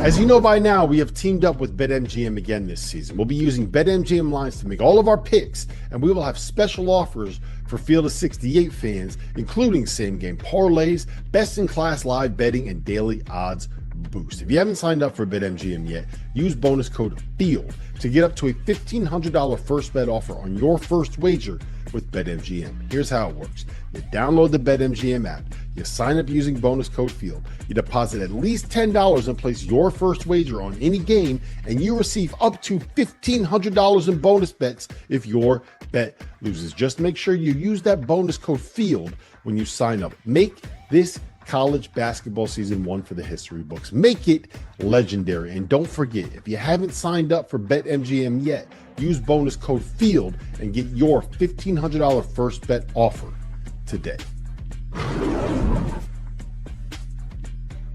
It's 2026. Everything in our world has leveled up. Our phones are supercomputers, your car parks itself, but your razor is still flimsy and overpriced. That's where Harry's Plus comes in. Harry's Plus has an advanced pivoting system to reach every corner of your face. It has refined blade tech for a close and smoother shave, and has a weighted metal handle for added control and comfort. Most importantly for me, Harry's Plus has German-engineered blades that are honed at 3 different angles to cut hair cleanly and without razor burn. I may have a beard, but I still need to shave my neck to make sure I don't look like Paul Gasol. And with Harry's, I have never dealt with razor burn, painful bumps, or the kind of nicks and cuts that you get with drugstore blades. If you don't love your shave, Harry's will make it right, no questions asked. There's zero downside to giving it a shot. For a limited time, our listeners get the Harry's Plus trial set for only $10 at harrys.com/F68. This set includes all new Harry's Plus razor, 1 refined 5-blade cartridge, a 2-ounce foamy shave gel, and a travel cover to protect your blades on the go. Just head to harrys.com/F68 and tell them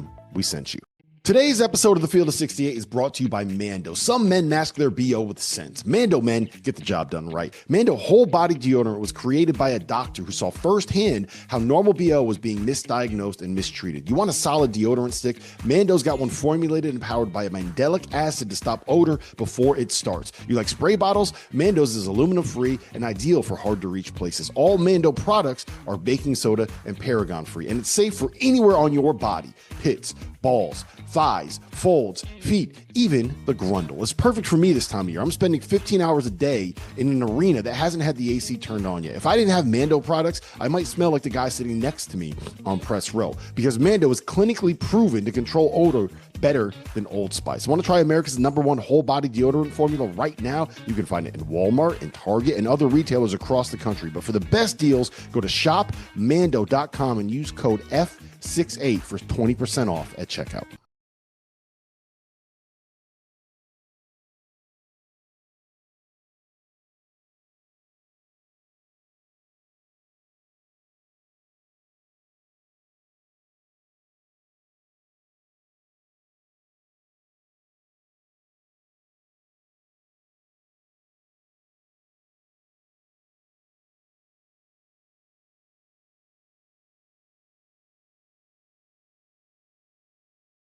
Let me tell you guys about the $500,000 bracket challenge at BetMGM.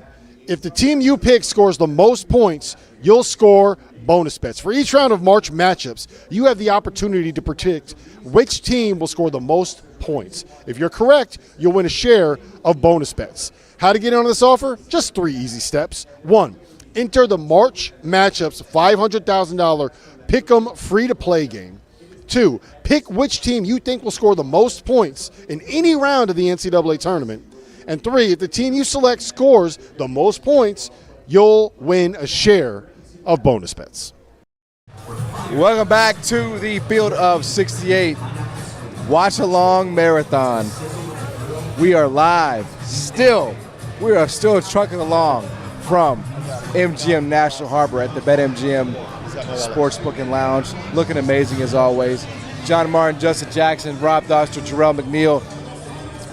Justin, Florida basketball went on a 45-6 run. How many 45-6 runs have you been a part of in your life? I don't think any. None? I don't think any. Not even like when you were in the 8th grade? No. 45-6. Like it was 15-15. It was a competitive game. Todd Golden adjusted the sliders. Life comes at you fast. No That's question. what it was that for Prairie View. That's what it was, a 45-6 run. Yes. By the way, just an update. UConn is dead. We'll continue to update that throughout the night. But they continue to be dead. UConn season ended 3 weeks ago when they lost to Marquette. Yeah, I know. You keep saying that like you're. I said that to you. You keep saying that like. No, I said that to you. Go, I said that to you. Marquette. I said that to you. Everybody in the whole entire sportsbook knows UConn season's been over for weeks. I think UConn still covers. Wow. I don't think so. I do have a question. Right. Though. I do have a question though. What time does the Memphis game tip off? Actually, it's funny you say that. They're waiting for the schedule to come out. Memphis actually got the NIT invite. Where's Marquette on this? Do you see Marquette somewhere? We're digging into the portal right I'm now. on UConn's side. Don't go any further than Marquette and Memphis. 2026, 27 is going to be our year, baby. Yeah, Jarrell had the Big East as a 5-bid league. Hey. You did. I didn't say that. What I said was that you said they need something more than St. John's and UConn. And he was like, yeah, Villanova. Providence is going to be. I said, Providence is damn. hiring Brian Hodgson. We had one bad year is all I said, Rob. Like, he just completely. I can't count on Marquette John right just now. completely. I Of course you can't count on can. Marquette. Of course you can. All right, listen, let's go to the picks. Now, unfortunately, Justin, you weren't here for this. Yep. Justin, he already knows. We did an update not too long ago. But we so he's need to aware. update the pick standings for this weekend. Yep, so I don't have the graphic at the moment. I'll get it for after dark when all the games are over and we determine the winner. We all know who that's going to be. So we'll go through. I mean, that doesn't sound good. Trevor, 13 and 15 at the moment through, was that 28? Whoa. You said Trevor? Trevor's 13 and 15. Oh, okay. Yeah. McCall sits at 11 and 17. Connor, 14 and 14. John Martin, 18 and 10. Jarrell, 17 and 11. Damn. Goodman, 14 and 14. Tyler, 14 and 14. Rob, 13 and 15. And myself at, I think I did the math wrong here, so I got to go. I don't know how I ended up with more games than the rest of y'all. No one's beating 18 and 10. I believe 17 and 11. So John Martin is number one. No, I lied. I'm 19 and 9. I apologize. Oh shit. I'm 19 and 9. We can still catch them. We can You still can catch catch 'em. them. You We can can catch catch them. Now I got Prairie View. I'm only like 2 games Till the end of the in. night. You got Prairie View. Get the fuck out of here. I did. Are you serious? Yeah, I mean, I was going well, so do HBCU. I. The Well, so guy, wait, I so mean, do but you hate mid-majors. This HBCU, bro. All right, I'll honor that. I'll honor that. You gotta It's show, different. Show love to the HBCU. Yeah. You This picked is Howard. what I get. Did you pick Howard? No. I pick and choose, bro. All right, I got you. But you know, I should have just faded them all, is what Jarrell said. No, Howard covered. Rob, what's They did. What's up with UConn though? They're just not very good. They're just not There very we good go. team. They're just not like. Season ended last week. They're not very good. No, they're just not. It is they're not awful. very, no, He doesn't give you any Is it the roster? They're like they're two not, seed. But they're not a 2 seed in how they've been playing for probably the last 2 months. Yeah. Like they're like a 6 seed. Right. And a They 6 should seed- still be beating Furman as a 6 seed. Yes, they should, and they're up by 2. I can't wait till we get to Indy and we get Dan Hurley on. Yeah, when they win by 45 or Yeah, something. I'm telling on Rob. Well, here's the thing. Like when the cameras come on, he'll probably say like we were really good. We did blah blah blah blah blah. But if you talk to him when the cameras weren't on, he'll tell you that we're dog shit. What coach doesn't tell you that? They all do. I feel like that's all of them. Yeah, like we suck. We need to get better. But all right, do you want me to go through all of the issues? No. We want you to just stop the bullshit, man. Like, you got to give people satisfaction if Furman wins. Your whole disarming, we're not that good, Nobody thinks we're good. We don't have any players. You're a 2 seed. All right? You want a charity? You want the Salvation Army to come in and start ringing the bell for UConn? No, we don't. We don't need that because we got the No, money. that's we got what the you money want. To spend. That's what you want. We got the money to spend. That's what you need to do. In fact, Bucket, Furman. If you need 3, help, bang. is that There's like the no, Paladins? It's not the same. What I see, it's not the same competitive spirit in this UConn team as what we've seen in the good teams that have won it or at least been. Do you want me to say it in a less friendly way? Yes. They're soft. Yeah. They're soft. Like when you go. When you have a chance to be able to win a conference championship and you go on the road to a team that was, I believe at the time, right, last place in the Big East. Yep. And you lose that game, the way that they lost that game, you're soft. You No, we can't- weren't you can't last handle place. the I'm moment. sorry. When you get to the Big East tournament championship game and you're playing the team that is your biggest rival in the conference and you let them punch you in the mouth and you don't answer, you're soft. You're not ready for the moment. Like, there's a lot of flaws with how this roster is currently constructed, and a lot of it has to do with the guys that they brought in to be their Justin Jacksons, to be their shooters, not being those guys. Braylon Mullins is not the shooter everyone thought he would be. Solo Ball had frankly been terrible. Like, for what we thought he should be this season. For a guy that was in the conversation for Big East Player of the Year, is shooting 30% from 3. And when those two guys are doing that, it kind of limits what you can be. Like, they're not even guarding Braylon Mullins. He's supposed to be the guy that was the best shooter in his class, and Furman is letting him shoot. They want him to shoot. So when you have that with your guys that are supposed to be shooters, and the offense that you run is built around getting them into sprint and catch and shoot threes, that's a big problem. Alex Caravan. He's a great connector, and he's a great leader by example. But last year, or in 24, when they won the title, you think Cam Spencer would stand for the shit that he's seeing right now? Like, with the way that they're playing and the fact that they keep getting these guys threes, do you think that he would stand for losing a game at Marquette? Yeah. No, he's cussing everybody out in the locker room. Andre Jackson would be punching dudes if they lost that Marquette. Like, he would be fighting people in the locker room if that happened. And there's no one on this team that does that, right? Like,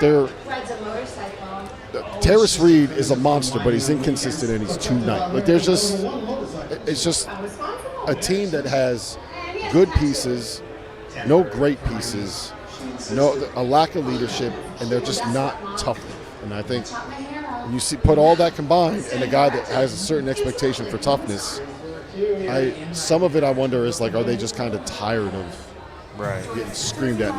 You guys have one big. That's it. That's the problem. You guys have one actual big. And when you won the championship twice, you had 2 bigs. At least one of those, you had 2 bigs. Well, and the problem is all of those, like if you don't have Mullins and Solo Ball knocking down shots, it puts more pressure on Caravan, who's a great number 4 option. You know, not that he's not talented, but he's really good as that role, the guy that plays off of. I just think we all need to get an order of whiskey. We all need to commiserate with Rob, but his team is so shitty.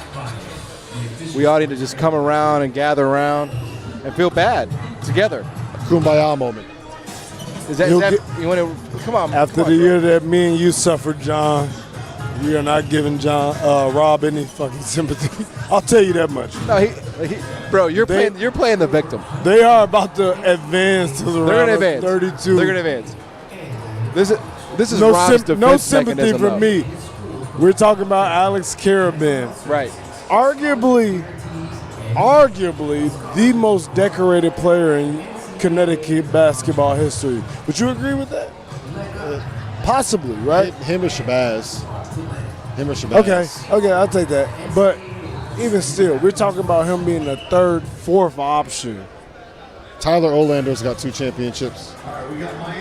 Tyler Olander's got more championships than Jim Boeheim. It's crazy. But I'm saying all of that to say, again, and we just all stated the same thing. They got all of the pieces still. even if they aren't deserving of the 2 seed, like how did they get to even in the conversation for a 2 seed? UConn? Yeah. Because they beat the hell out of a lot of really good teams in non-conference play. Then all those other teams got better. They kind of stagnated and maybe regressed, but they play in the Big East that is not very good.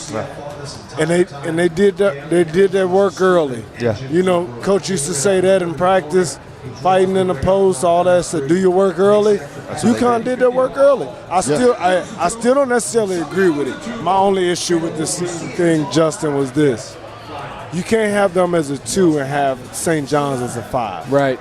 Right. It's disrespectful. It makes zero sense, and I get why they're ranked above St. John's. Cool. St. John's has to at least be a 3-4. 5 was a disrespectful seed. It makes no sense for a team that won the regular season and Big East and beat a UConn team twice. I think they just wanted to see a St. John's UConn. But on top of that, Elite Eight. I'll say this: I still got more confidence in UConn to make a deep run because they have better players. They have better players. UConn does? Yes, they do. The problem is they got to run into a hard-fighting team in Michigan State. I don't know if Let's go man for man, UConn and St. John's. Dylan Darling, the best player on the court. Who? Dylan Darling. Now I think too, when Silas Demery's off the floor, he's like that one tough aspect to the team. And he's also the only guy that, like, so much of their offense when he's not there is it just kind of goes in a circle, and you get like this donut around the perimeter like this. And he's the only guy that can get downhill. And here's another thing: look at those championship teams. In 23, Tristan Newton was a point guard. Andre Jackson was a de facto point guard. In 24, Tristan Newton was a point guard. Cam Spencer was at worst a combo, at best like a point guard that played off the ball. He averaged 3 assists every season that he played in college. He played 5 seasons in college. And you had Steph Castle. And Steph Castle was a point guard in high school, has played some point in the NBA, and is an elite defender. And he's that kind of dog that's not going to let you have a performance like this against a team like this. So, and that's part of my point. So I'm glad you said that because that's a great example. And the year, what was that, 2-3 years ago when we went to the Big East tournament and we did the live coverage from the actual tournament at the Madison Square Garden, he was the most impressive player to me on that team. And he played a role. He was not the end-all, be-all on that team. And that's kind of the mode of what UConn does. It's like they can get guys who are actual pros to buy into the team concept.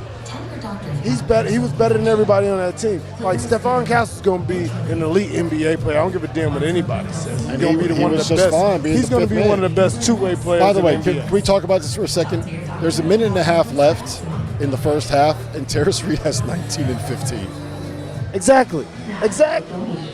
19 and 16. He might go 20. He might go for 20 and 20 in the first they going for 20. That's a young Kevin Love game in the NBA. He's gonna go for 20.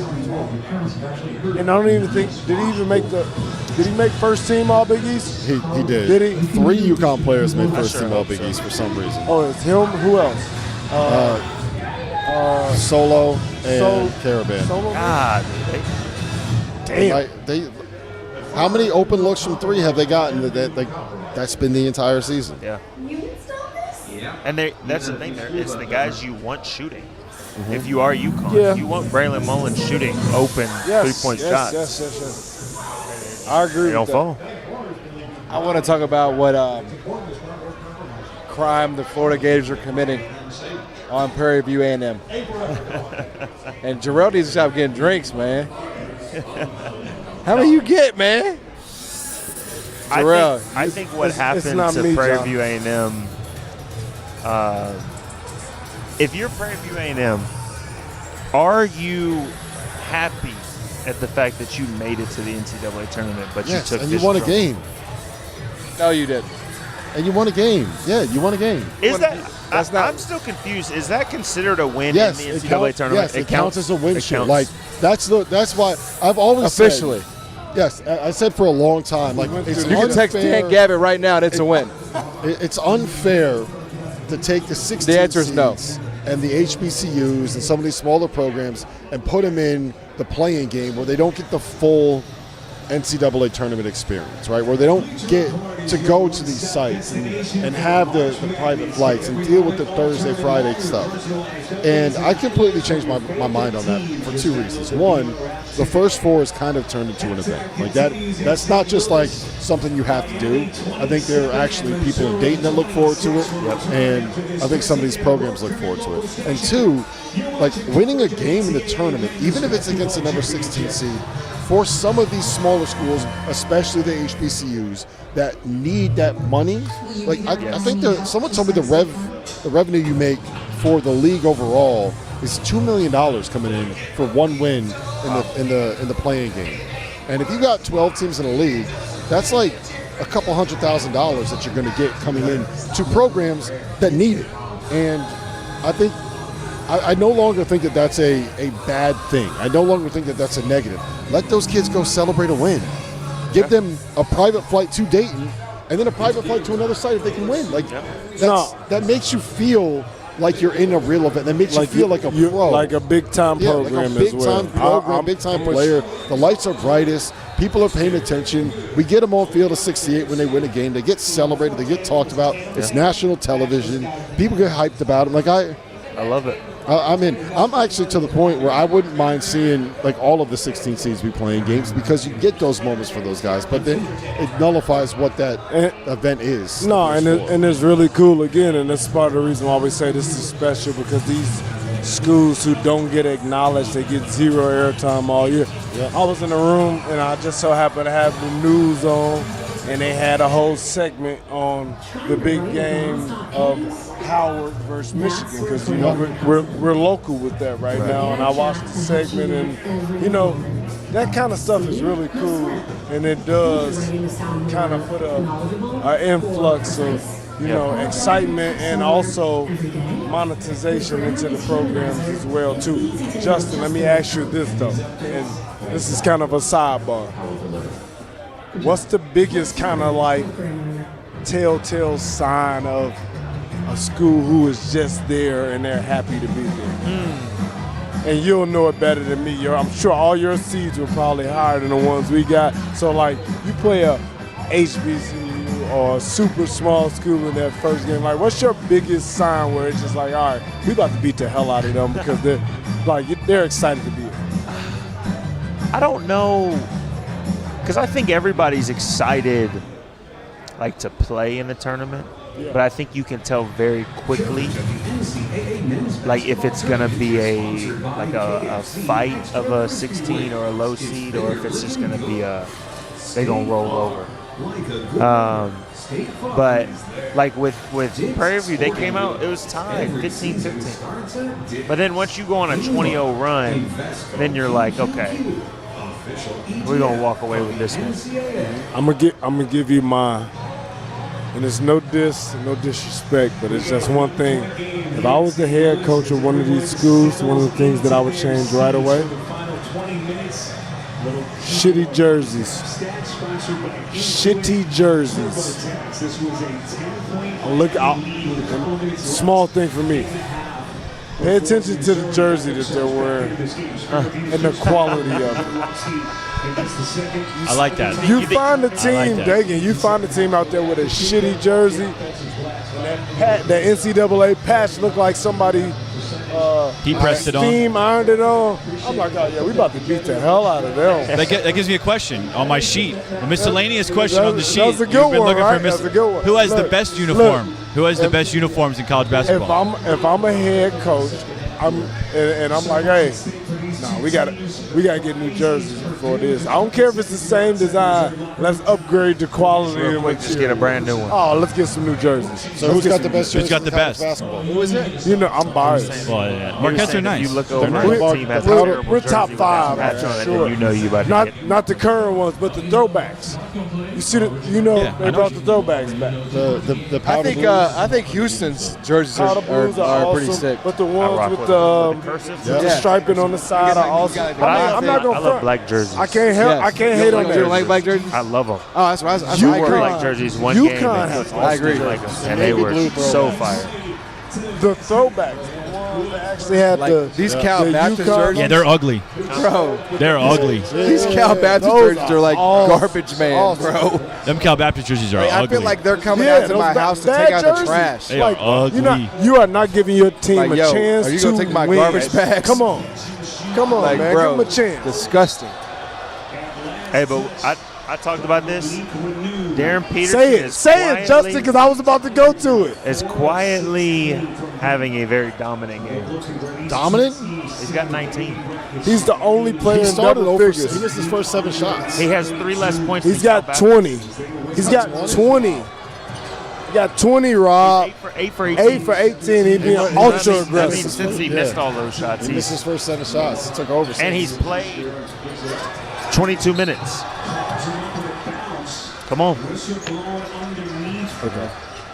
All right, we're going to take a break. We have a lot more to come here. We're going to have an after dark, obviously wrapping up all the action from today. It's been nothing but a bloodbath for every underdog that dared to take the floor today. But we're going to break it all down here in just a little bit. So make sure you stick around here on Field of 68. McCall.